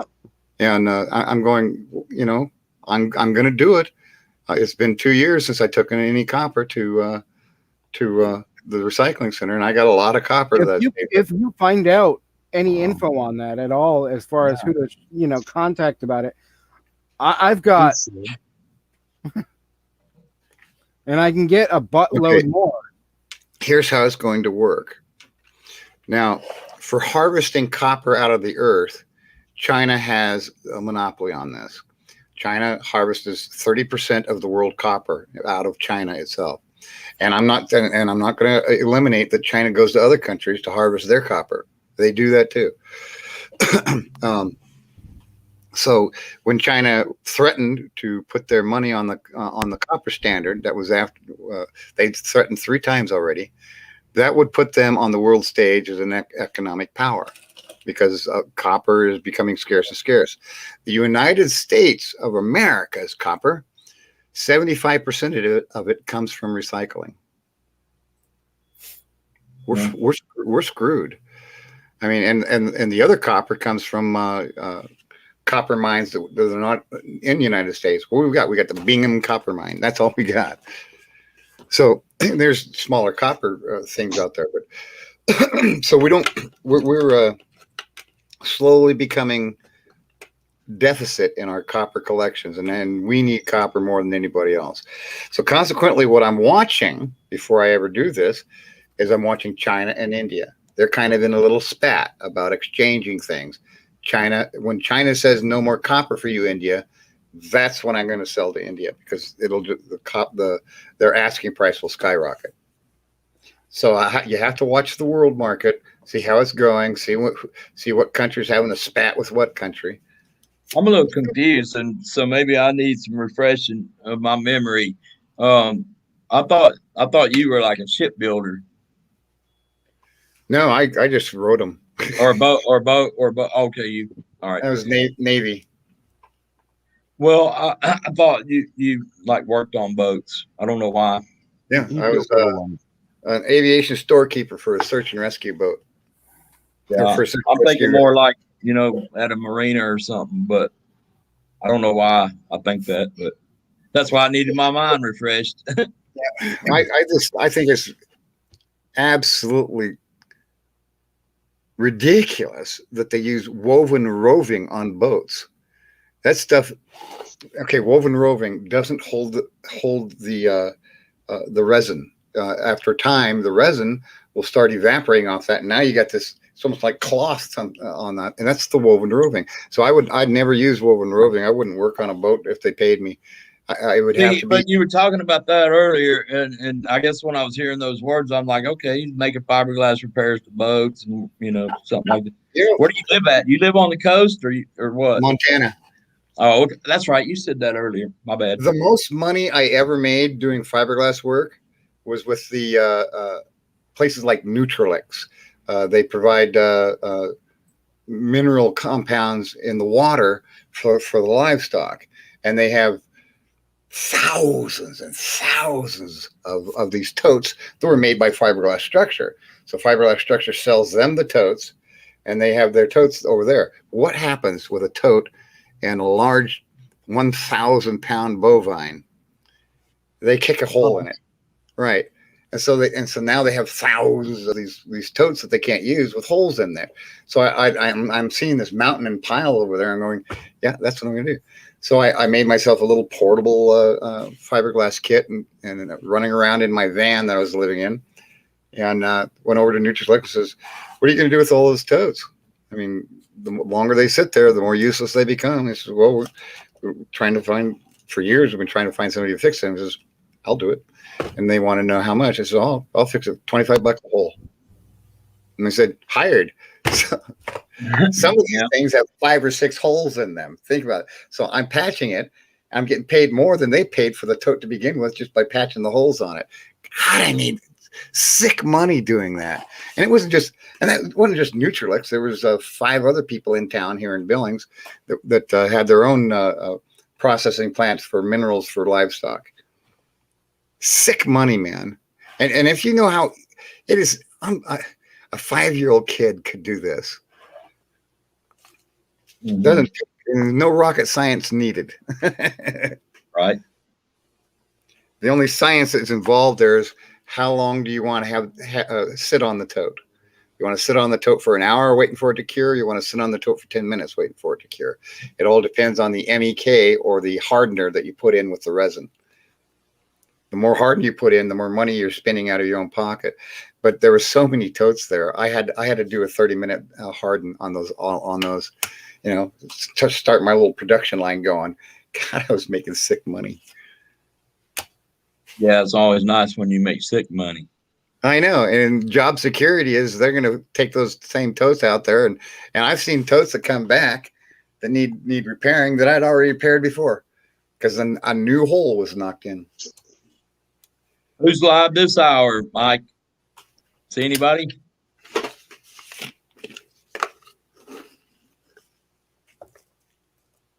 I need to refresh. Weekend RVing is already over. Mine's saying it's still up. If you were in a wheelchair, you could still make sick money doing that. That's how easy it is. Yeah. You just have to have somebody there to flip the tote over for you. But there are ways. I mean, I'm not seeing anything. Archimedes, he's my best friend, and he's the one who invented the fulcrum. There are ways you can sit in a wheelchair and flip your own totes over. Yeah. Yeah. He's been my best friend a few times too. That's what I say. He's a good friend, and he's there when you need him. Oh, you're not kidding. I'm not seeing anything right now live. Gotta love Archimedes. I like Isaac Newton. He's the guy who discovered an apple can fall on your head. You're not, Ron. You're not seeing anything. There's somebody on. There's somebody on here with a blinker fluid. I just pasted the live one that I just saw. Alrighty. I was just looking for one to watch and see what's going on. I was going to go over there like Solix did a little while ago and pop back in on James and Millie. And how many do they have? I don't know, but it seemed like everybody in there I was going to end up having, saying hello to. And we'll get, not that I mind doing that. I don't mind doing that at all. But there was going to be a flood of them come back. We're up to 8, so LinkedIn photo is live. But KGW News is live. Well, that's one of the things I like about this community is I pop in. Well, I learned to do it because I saw everybody doing it when I was hanging out here. It was like, that's nice that everybody, says hello to each other. And so, but you type in there and it's like 10 people like, hello, hello, hello. And I like that. I like make my own work, my own jobs. I mean, when I was doing that Fiberglass thing, I'd pull up with a 12-pack of beer and start work. And I'm on their property and says, well, you can't be drinking that. I says, why am I not covered under your insurance? Well, you're not covered under our insurance, period. So well, why can't I sit here out in your back lot where nobody sees me having a beer? It says, and they're going, I can't think of a reason. That link disappeared out from under my clicker there, Mike. Oh, I thought you already clicked it. Sorry. No, I'm slow. I'm newbie. Y'all are way faster than I am on this stuff. I'm still learning. Boy, I get lost on what tab everything is in. And I'll go to look at something, and it takes me forever to find my way back. Yeah, let me know when you I got it. Gotcha. Thank you. What we got here? Another one I did with fiberglassing, and this is a good one. And if you're living in your van, hello, Daryl. You go over you 3 times. Yep. Sorry. Sorry. Yep. Go ahead. You're living in your van or your RV, and you stop off at a trucking place, a truck stop. Hop out. Truckers always hit deers. Always. And there's always somebody with a busted up panel that he's got duct tape on and everything. Say, yeah, I'll fix that for you. $250. Take you 2 hours. It's done. To slap a patch on there, which is actually cheaper than what other people are charging that actually do that for a living. Instant money. Ava's still on? I thought she ended. I think Daryl thought I was sleeping a bit ago. Nope. Sonya's DJ's over there. It's in there. Yeah, Sonya's there. Looks like Bruce might be over there. No. I'm thinking Dale Bruce. Okay, the sun is attempting to peek through the clouds. 8:08, the guy hadn't showed up yet. I should probably go out and hook up to my RV. I can't do that. Not yet. I gotta get my camera equipment ready. If anybody's on Bruce's channel, this is time sensitive. It looks like you just put up an Etch-a-Sketch, not a painting. Where the hell's my camera? It's a green framed something. Seriously, it looks like a green Etch-a-Sketch. Yeah. Just add knobs. So what are they doing here? What? No, he just paints. Oh, okay. He's a very good painter. Yep. So he's gonna do one live. Okay, that's cool. Yeah, he does these all the time on lives. Yeah. Okay, cool. I'm digging that. He's got He's the Bob Ross of New England. Nice. Nice. He's like 2,000 starving artists. He's got so many paintings out there. So All When I combined into one. needed happy little trees, I went and looked for Bob Ross. Trees. well, now you can look for Bruce. Awesome. I'm gonna let this play and And he's so soft spoken in there, you know, while doing Yeah, it. Bob- It Bob totally Ross. reminds me of Bob Ross. yeah, I'm gonna put it up on I'm gonna turn it on big screen for the first time, throw them up on there so you can watch it in the background there. I was gonna show y'all what I was gonna show give y'all a shout out of my apartment out on my balcony, but the name of the apartment complex, the sign, and when you come in, the sign they have out there is showing. I don't want to put that out there. Okay. Yeah, definitely find me that way. So, Mike, I just recently learned that Bruce actually has text to speech in his ear while he's painting. I want to go in there this morning so badly and go garbly, garbly, goo, goo, garbly, garbly, goo, goo, goo, goo, garbly in the text. Who has the text to speech? It'll Blind say it in his ear while he's painting.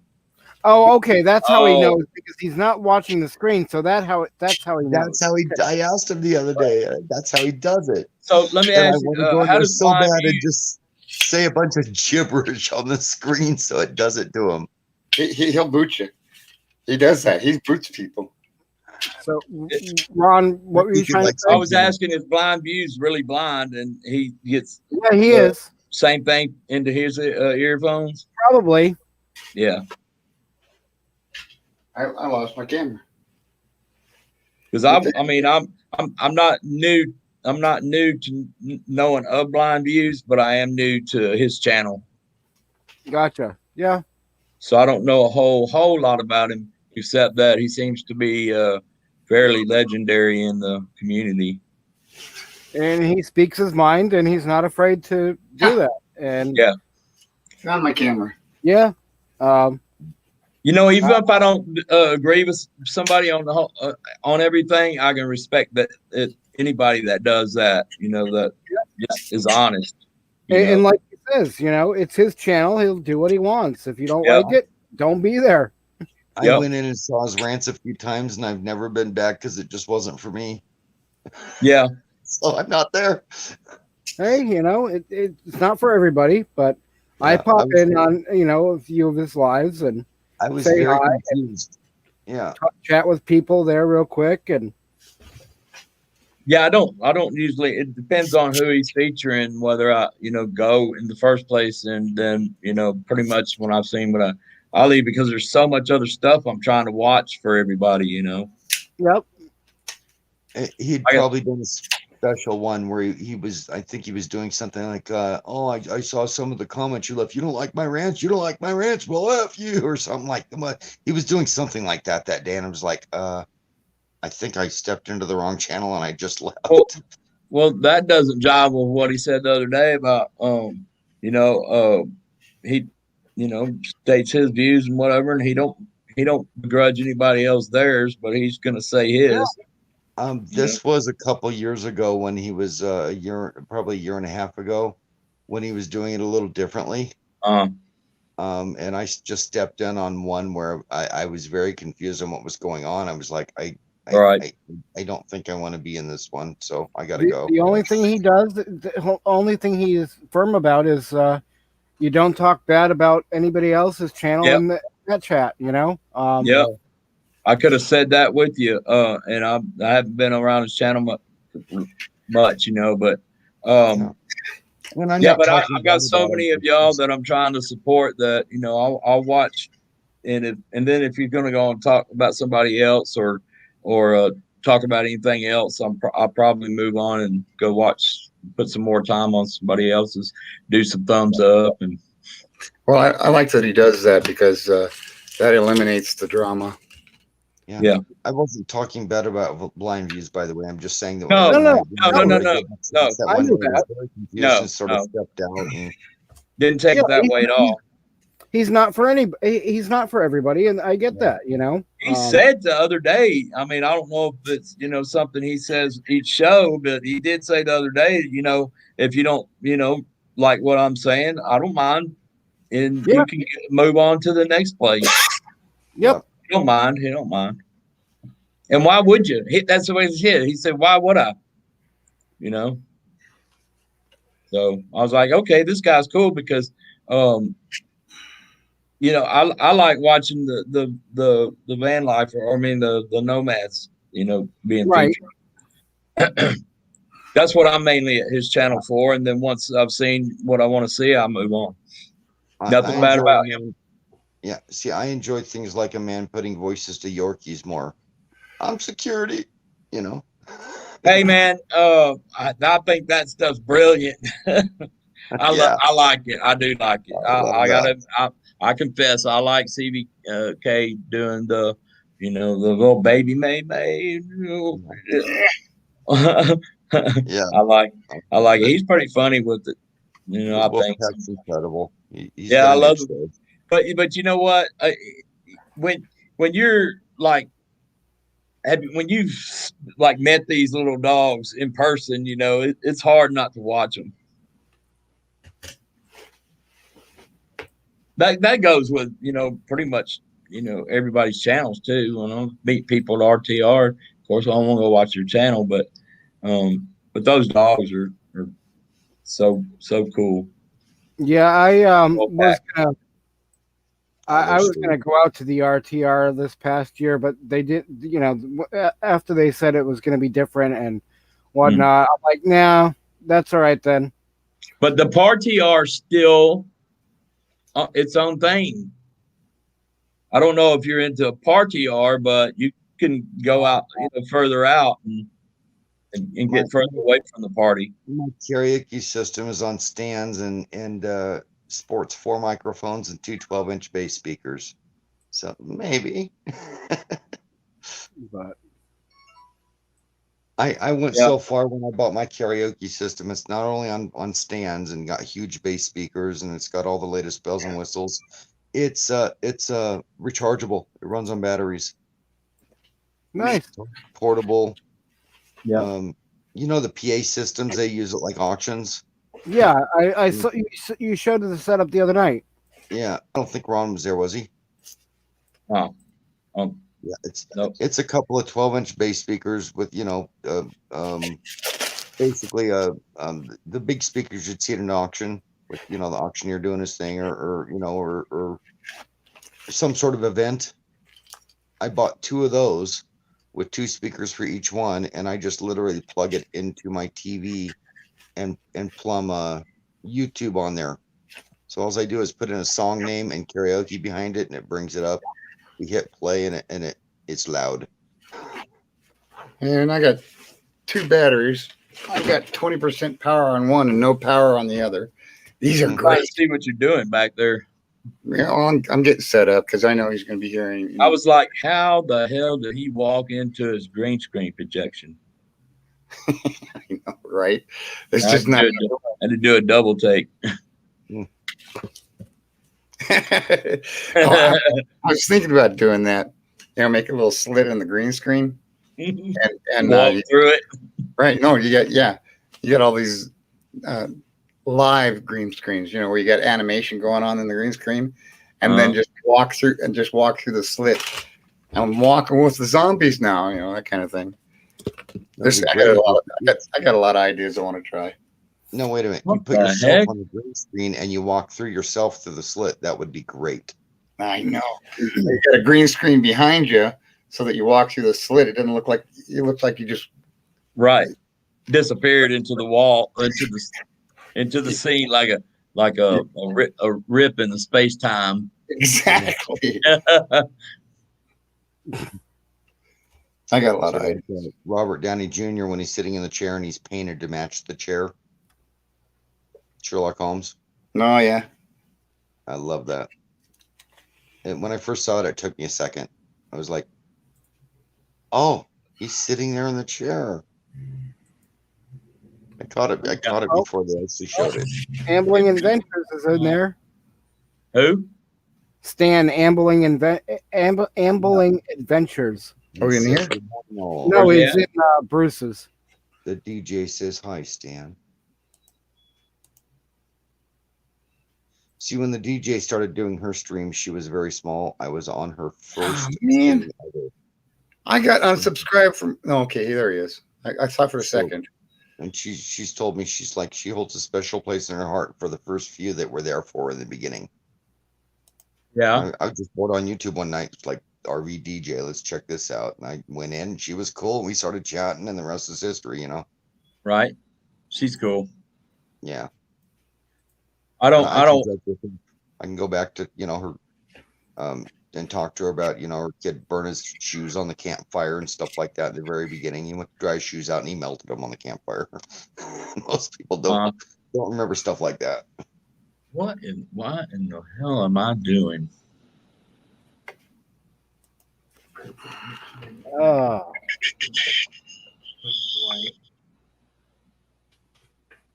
I don't know what I'm doing. Well, don't tell us. You know. Well, I've got until that moment. I've got the page for this stream up on my TV, so I can click the link to that painter. But it's taking me. I guess I'm going too far up. It took me to James and Millie's. The link to James and Millie's. Who is Mini Monster 7? Oh, you're looking for it in chat again? For that, for the link to the guy that's painting the. Yeah, after you clicked it, I took it out of chat. Okay, Vermont can you put it back up one more time so I can click on it in my TV? I'll put it in private chat. All right. Yeah, it's Thank you. Vermont Paint and Photo. Oh, now Solix is over there. Great. I'm over there. Yeah, I just want to throw this painter guy up on my TV over there and let it go. I thought you already did that. Sorry. Well, no, I'm a newbie, man. I've been working on it ever since. So. Yeah, I'm not. You know, I'm not used to using this. Popped in. I'm fine with doing my job and everything, but I'm still trying to get used to working this streaming and watching other people stream stuff. Gotcha. Bring this white right up in here. If you know, when it gets too far outside of what my everyday duties are, I start getting real stupid. I'm just hearing somebody's volume through the speaker here. That was me. I turned it down. Sorry about that. I've got evergreens outside my window, but they're white. Why is that?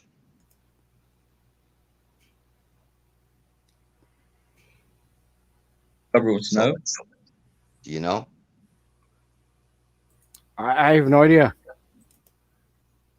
I was playing with that, and when I wore something white, it was Why green. didn't Daryl say something about he's starting his stream? Is he going? Yeah, he's just started it 2 minutes ago, or right now, I guess. 2 people watching.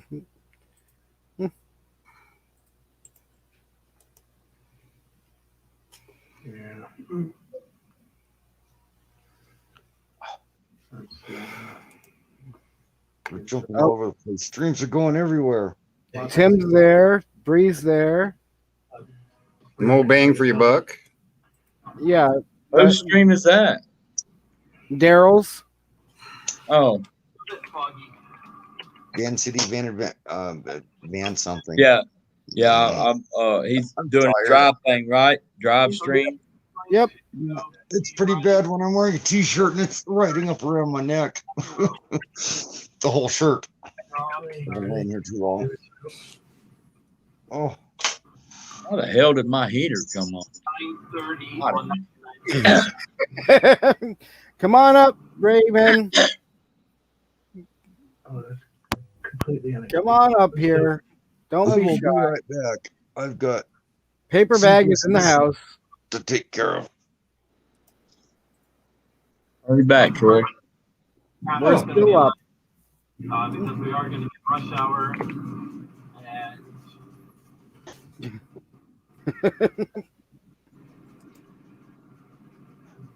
Oh hell no! I got to turn this heater off. It's too warm in here. Finally got to that video. Dadgummit.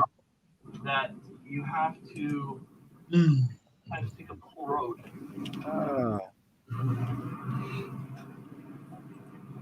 In order to drive down them. Okay.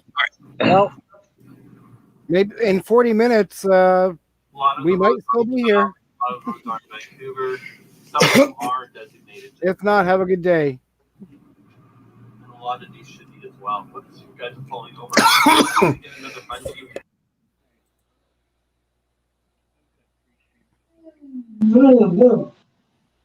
Sorry about that.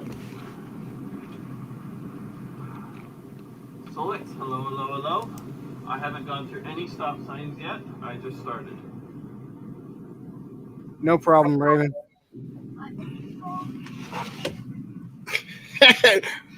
Daryl's over there. Hey, Salox, how you doing? I haven't gone through any stop signs. I just got started. Yeah.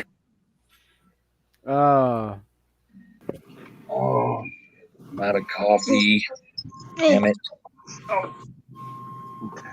No, how are you going to start your day? I don't know yet.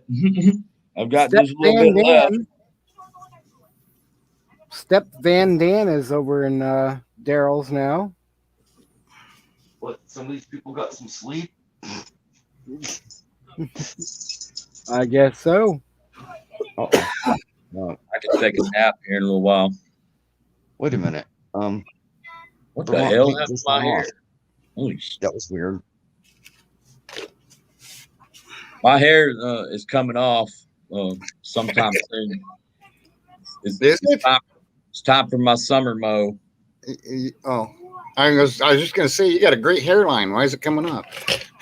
Yeah, no, I usually buzz it all down for the summer, and yeah, because I just don't want it in the summertime. It takes too long for me to grow my hair, so I just leave it on. Yeah, mine grows fast. Summertime, I'll put it back there and run around with a water bottle in my hand. Like right now, if I can see this hair back here, just looking straight on myself, then it's got to go. Now, It's wait a time for minute. it to go. This is messed up. Van City Van Adventure. Nope, I'm not going to be in there. Oh, you've got Caden with him. I was going to go take a peek right quick. Van City Van Adventure. I used to do that with my dad. I'd ride-alongs with my dad. Oh, One time he went to collect on a D9 cat, and the guy owed $25,000, paid in $1,000 bills. My dad said thank you and handed me the bills to hold on to. That's the only time I ever held $1,000 bill in my hand. I was too young to know what it was. How many of us are in there? They got 5. Are you in there, Mike? Yeah, I'm in there. Well, Bree's in there. The Morris family's in there. Mo Bang for Your Buck's in there. That's 3. Wonder where he's at. Step Van Dam, that's 4. So now that makes it 6. So that's me and somebody else from Mike's stream here. I just peeked in there with the eyeballs. I'll do that one too. I love his ride-alongs. Mm-hmm. Yeah, they're fun sometimes. Well, I'll be sitting here working and throw that up on the TV and watch. And well, there it is. Somebody, the Adventures of Traveling Mike, said hi to me. Let's see if I can strap. That Van Dan always says hello to me and fast. Let me say hi to him first. Good morning. Good morning. Good morning.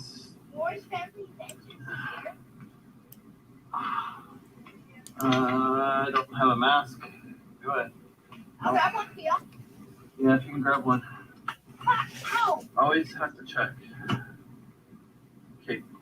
It might be in my other jacket. Okay. Gotta make sure you guys Step are Van Dan's comfortable hugs over here. for you there, Ron. Everyone. Yeah, what's up with that? I Yeah. don't know. I just that just struck me, and I thought I'd ask you about it. Yeah. No, because I first noticed when Ron said hi, Step Van Dan hugs him, hugs me, and hugs Ambling now. So what if it's not Step Van Dan? It's just a gal on his account. I don't know. I don't know, but that I do happened. that, no problem. I believe that's the way he has responded to me every time. I think if it's a he.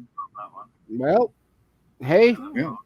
That's me. That's for each their own. That's just the way. I mean, even if I don't mind. I don't care. No, wait a minute. Wait a minute. I am not unsubscribed from Van City Adventure, but it did not show up in my subscriptions list that he's doing a live. What the F is with that? I thought I'd been unsubscribed from him again because this happened before. And it's not showing his. I went in to my subscriptions and it's not showing his live drive. Yeah, I don't get hung up on anything like that.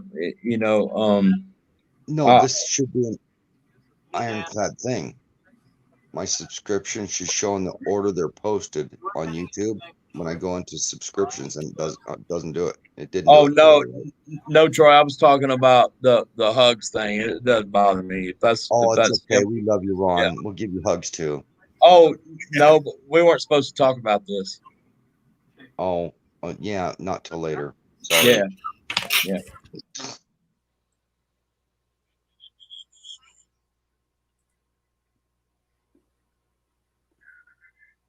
Well, last time you cried so much when the stream ended that we all had to hug you. I'm not supposed to talk about that either. Good morning. I'm really missing it. And we've been running at 11 hours and 32 minutes and 50 seconds. Is that your longest, or probably not, huh? No, it's my longest so far. Oh wow. Are you doing 24 hours? Who knows? People keep coming and going, and is Troy doing a Kenneth falling asleep? I don't know. No. Yeah, well, I was in James and Millie's. Was Kevin and James and Millie's anyway? I mean, not Kevin. Is it Kenny or Kenneth? Either way. Yeah, and he usually says hello, but he didn't say hello. So I figured he was probably sleeping. So, but yeah, nope. You're not watching a replay. This is live. We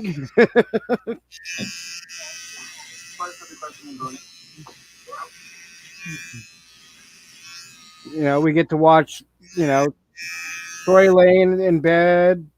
We get to watch Solex shaving. I've been here 3 days. I might actually get up and get out of bed today. So, well, I had breakfast. I shaved. What's he talking about? I can't shower. I got new seat covers on there. One of the vinyl covers. What's he talking about? I got my side muted. I don't know. The steering wheel covers. This is getting ugly. I need my beauty sleep. Orangey red on them. I guess I should say hi to Daryl and just. My whole new cooking thing these days, every other day. Figure that one out. So I got this one first. Letters. So I can watch all these other streams, but I cannot chat in them. I'm not losing weight. I'm hitting all the algorithm stuff right quick. I've got letters. You're not losing weight, Solix? No, I sitting on my ass too long, I suppose. A year and a half. Pound the hair off. What's over that?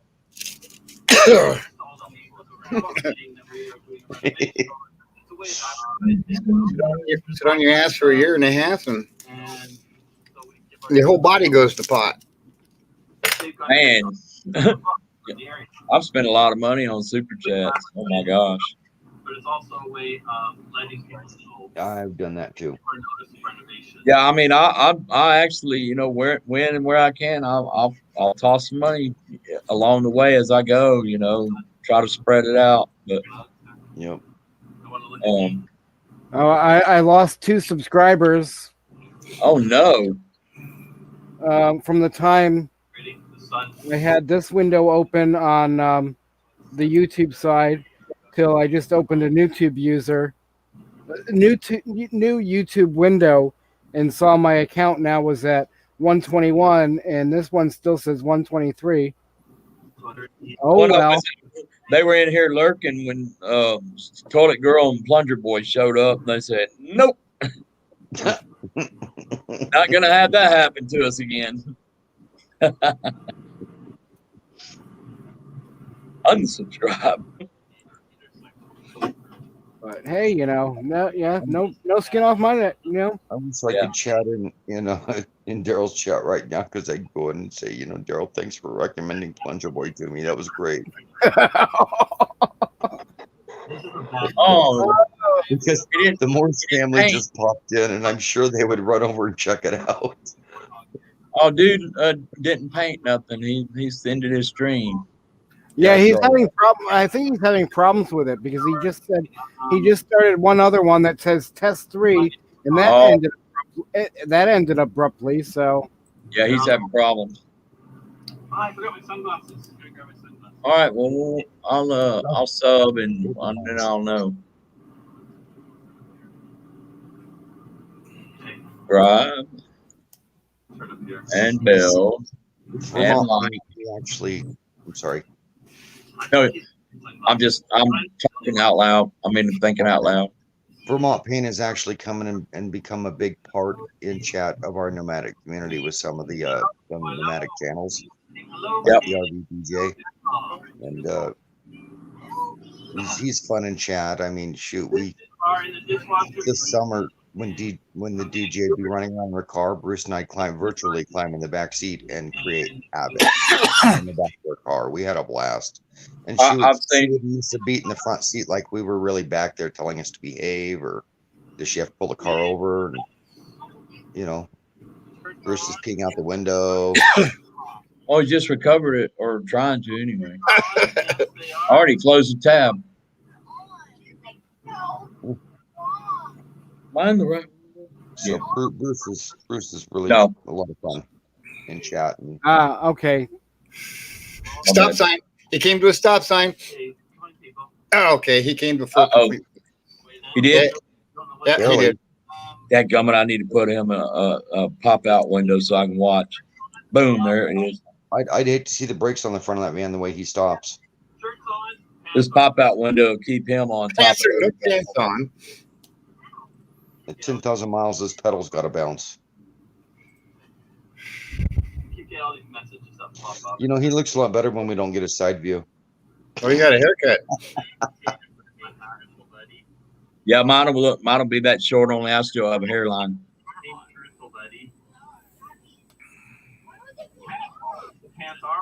Oh, I'm trying to pick on it.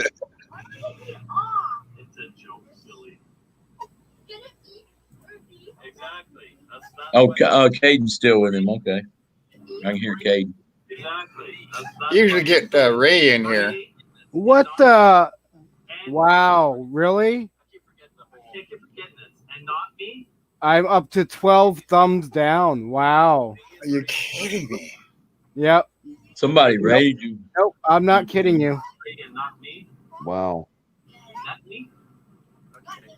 Here lately, or? I have a feeling I know who some of those are. Yeah, me too. I can't be trusted to do a thumbs down because I'd forget to undo it later on. So I don't do it. 3, I agree. Okay, hold on a second. Yeah, no, 12 dislike, 22 like. Yeah. Oh well. That's just mean.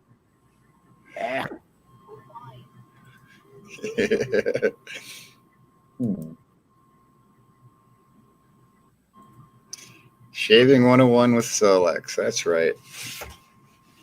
Oh.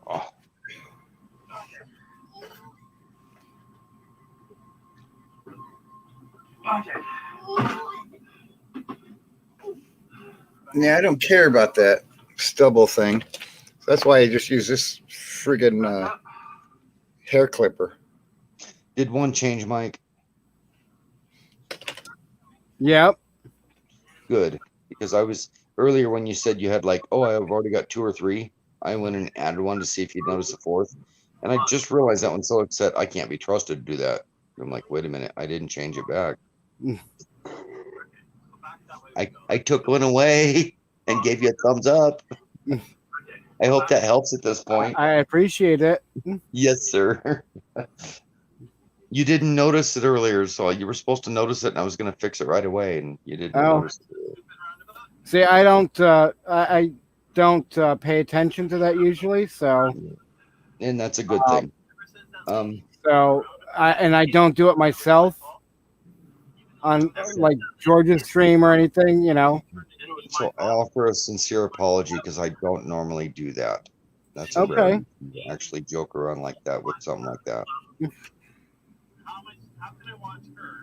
I'm supposed to watch her. I just had an epiphany. How can I watch I don't like using Vaseline to put on hair because it takes you have to wash it a dozen times before you get rid of the Vaseline. I did that. I do a FX masks with latex, and you have to put Vaseline on all of your, or it comes right off with it. Hold on. Cargo Dan, welcome back. The Dirty Dozen. Come on up. So the epiphany was, what is one thing that goes on your beard or mustache that you have to wash off, but it washes off really easy? Oil. If you're eating a donut, it crystallizes and solidifies on there, and you can't run a brush through there. You're pulling your hair out. So I got to thinking, molasses. Molasses does that. Well, it's a sugar, but it's a natural sugar with all the minerals still in it. So put molasses on there to train your mustache or train your beard. I'm thinking about doing that. So you're trying to make it stick or not stick? I'm trying to make both edges look the same. They're both the same length, you know.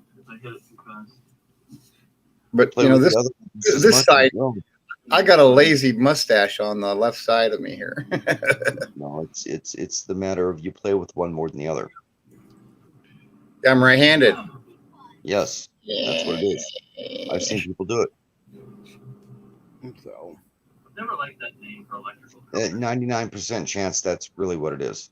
Is chapstick emulsifiable? I mean, does it wash off? You see, I'm trying to stay away from the oil thing, and that can't be washed off easy. So I don't know about using chapstick because they make mustache cream. I'll have to look at that. I've never thought about that. Witch wax, Brill cream. They make that. Yeah, no, they actually make all brands and right. styles of cream. Dan, have a good day then. And Solex, he says use chapstick. Yeah, that's what I was saying. I don't know about chapstick because I don't think it's emulsifiable. Oh, Yeah. he uses it on his stash. Yeah. Yep. Interesting. And So- can you get that at the dollar store? You can get Carmex there. I'm sure you can. Can you use Carmex instead?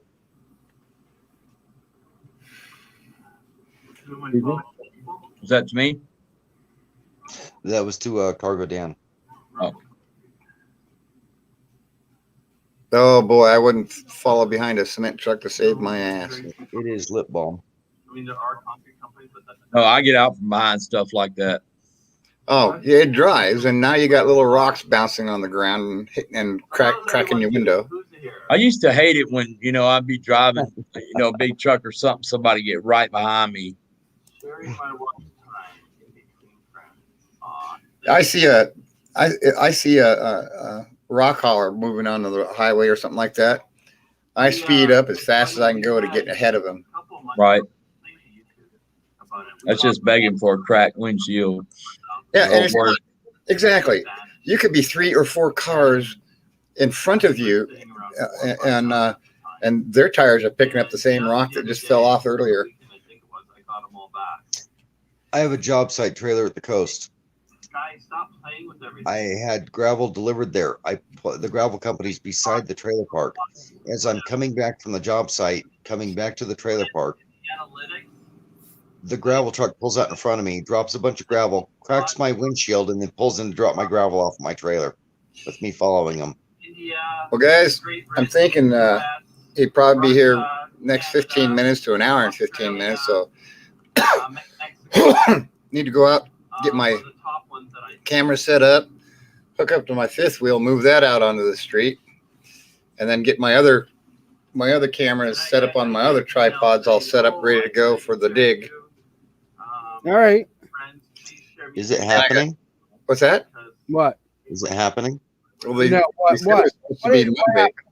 Is today Monday? What is today? Okay, today's Monday.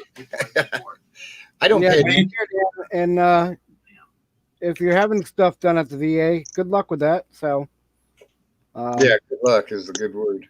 What are you digging again? OMG.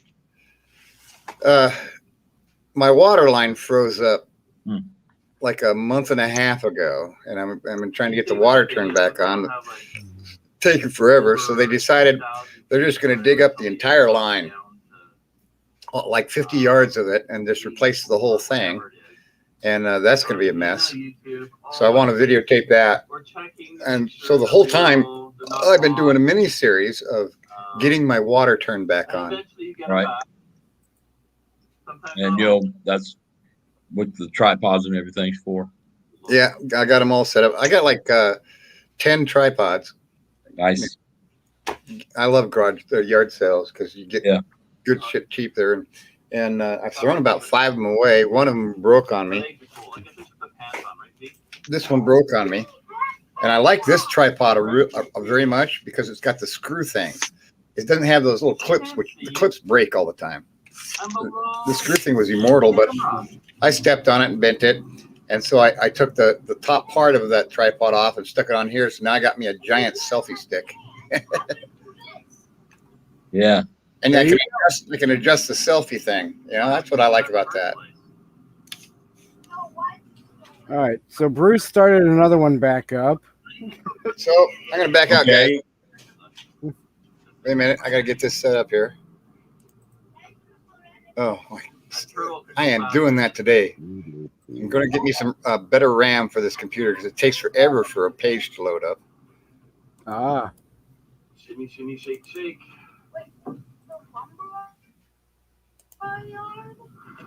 Setting it up. Hey, like, really? Do we have to have that thing there? Oh wow, it was blank. Now he's got the base code already on. Yep. Cool. You clear it? Yep, I'm gonna clear. Hopefully it'll hold. Right. Like button. That's all I can do right now, except watch. On. Ooh, mask is nice and warm. I mean, hat's nice and warm. See, that's what I do every time I come in and watch somebody's channel. I first thing I do is hit that like button. And something else I'll have to go through and edit afterwards because Google has their. Ah. All right. There it is. So I'll see you guys later on. All right, Solix. Take care. See you later, Solix. Don't fall in the ditch.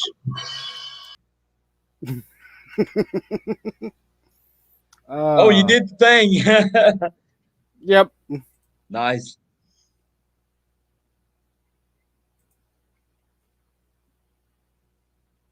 So You yeah, watching Bruce, Mike? what's that? You're watching Bruce? Yeah, I've got his running in a tab, and I've got Daryl still running in a tab, and I've got Daryl on top of your stream window, and I got Bruce up on the screen, a big screen TV. figured it helps them with their watch hours. So Yeah. But where's he at? Lowe's or Home Depot? I don't know. Yeah, What's that? something like that. Well, he moves fast, don't he? Or do I? I can't speed him up. He's live. Well, he Yeah, moves. no. He moves fast. Must be at someplace like that.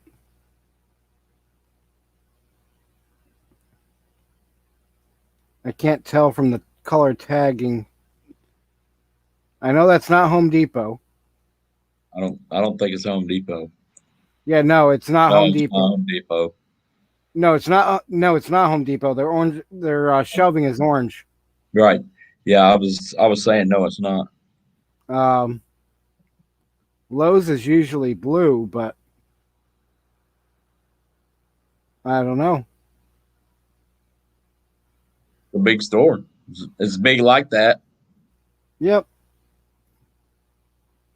Okay, he's working Although with him today. Cool. Although up in Canada, I don't know. Maybe it's different colors. I don't know. But anyways, yeah. Caden's helping Dad out, ain't he? Yep. What? Who said what? We lost Troy or what? I'm new here. Yeah, no. No, you're not. You are so not. I knew here.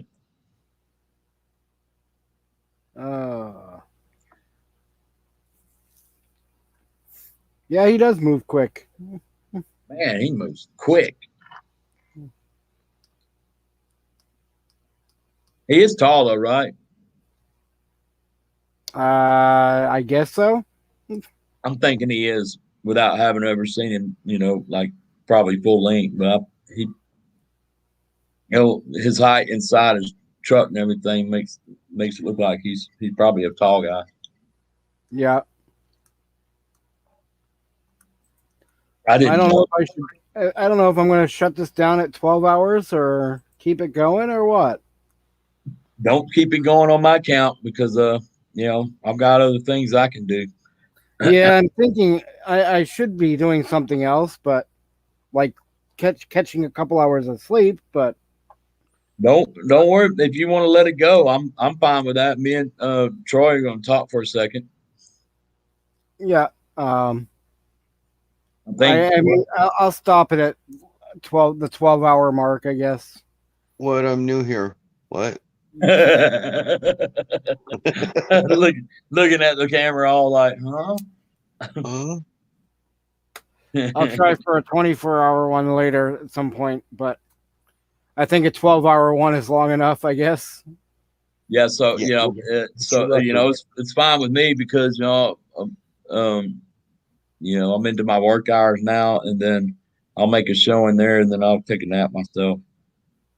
But there we go. I can see. Oh, I got to I got to get out to my car and try to find a couple hard drives because I've looked all over this trailer and I cannot find them anywhere. You can fall out and leave us in here, right, after you end the stream? Yeah, I Okay. can shut it down and keep the StreamYard open. Yeah. Yeah, me and Troy want to exchange some information. Yeah, no, not a problem. So whenever you want to, man, or keep going. Yeah, I want to cut. I'm going to wait till it hits the 12-hour mark. I did not know it was going to rain today. It's raining out Mike there. likes round numbers.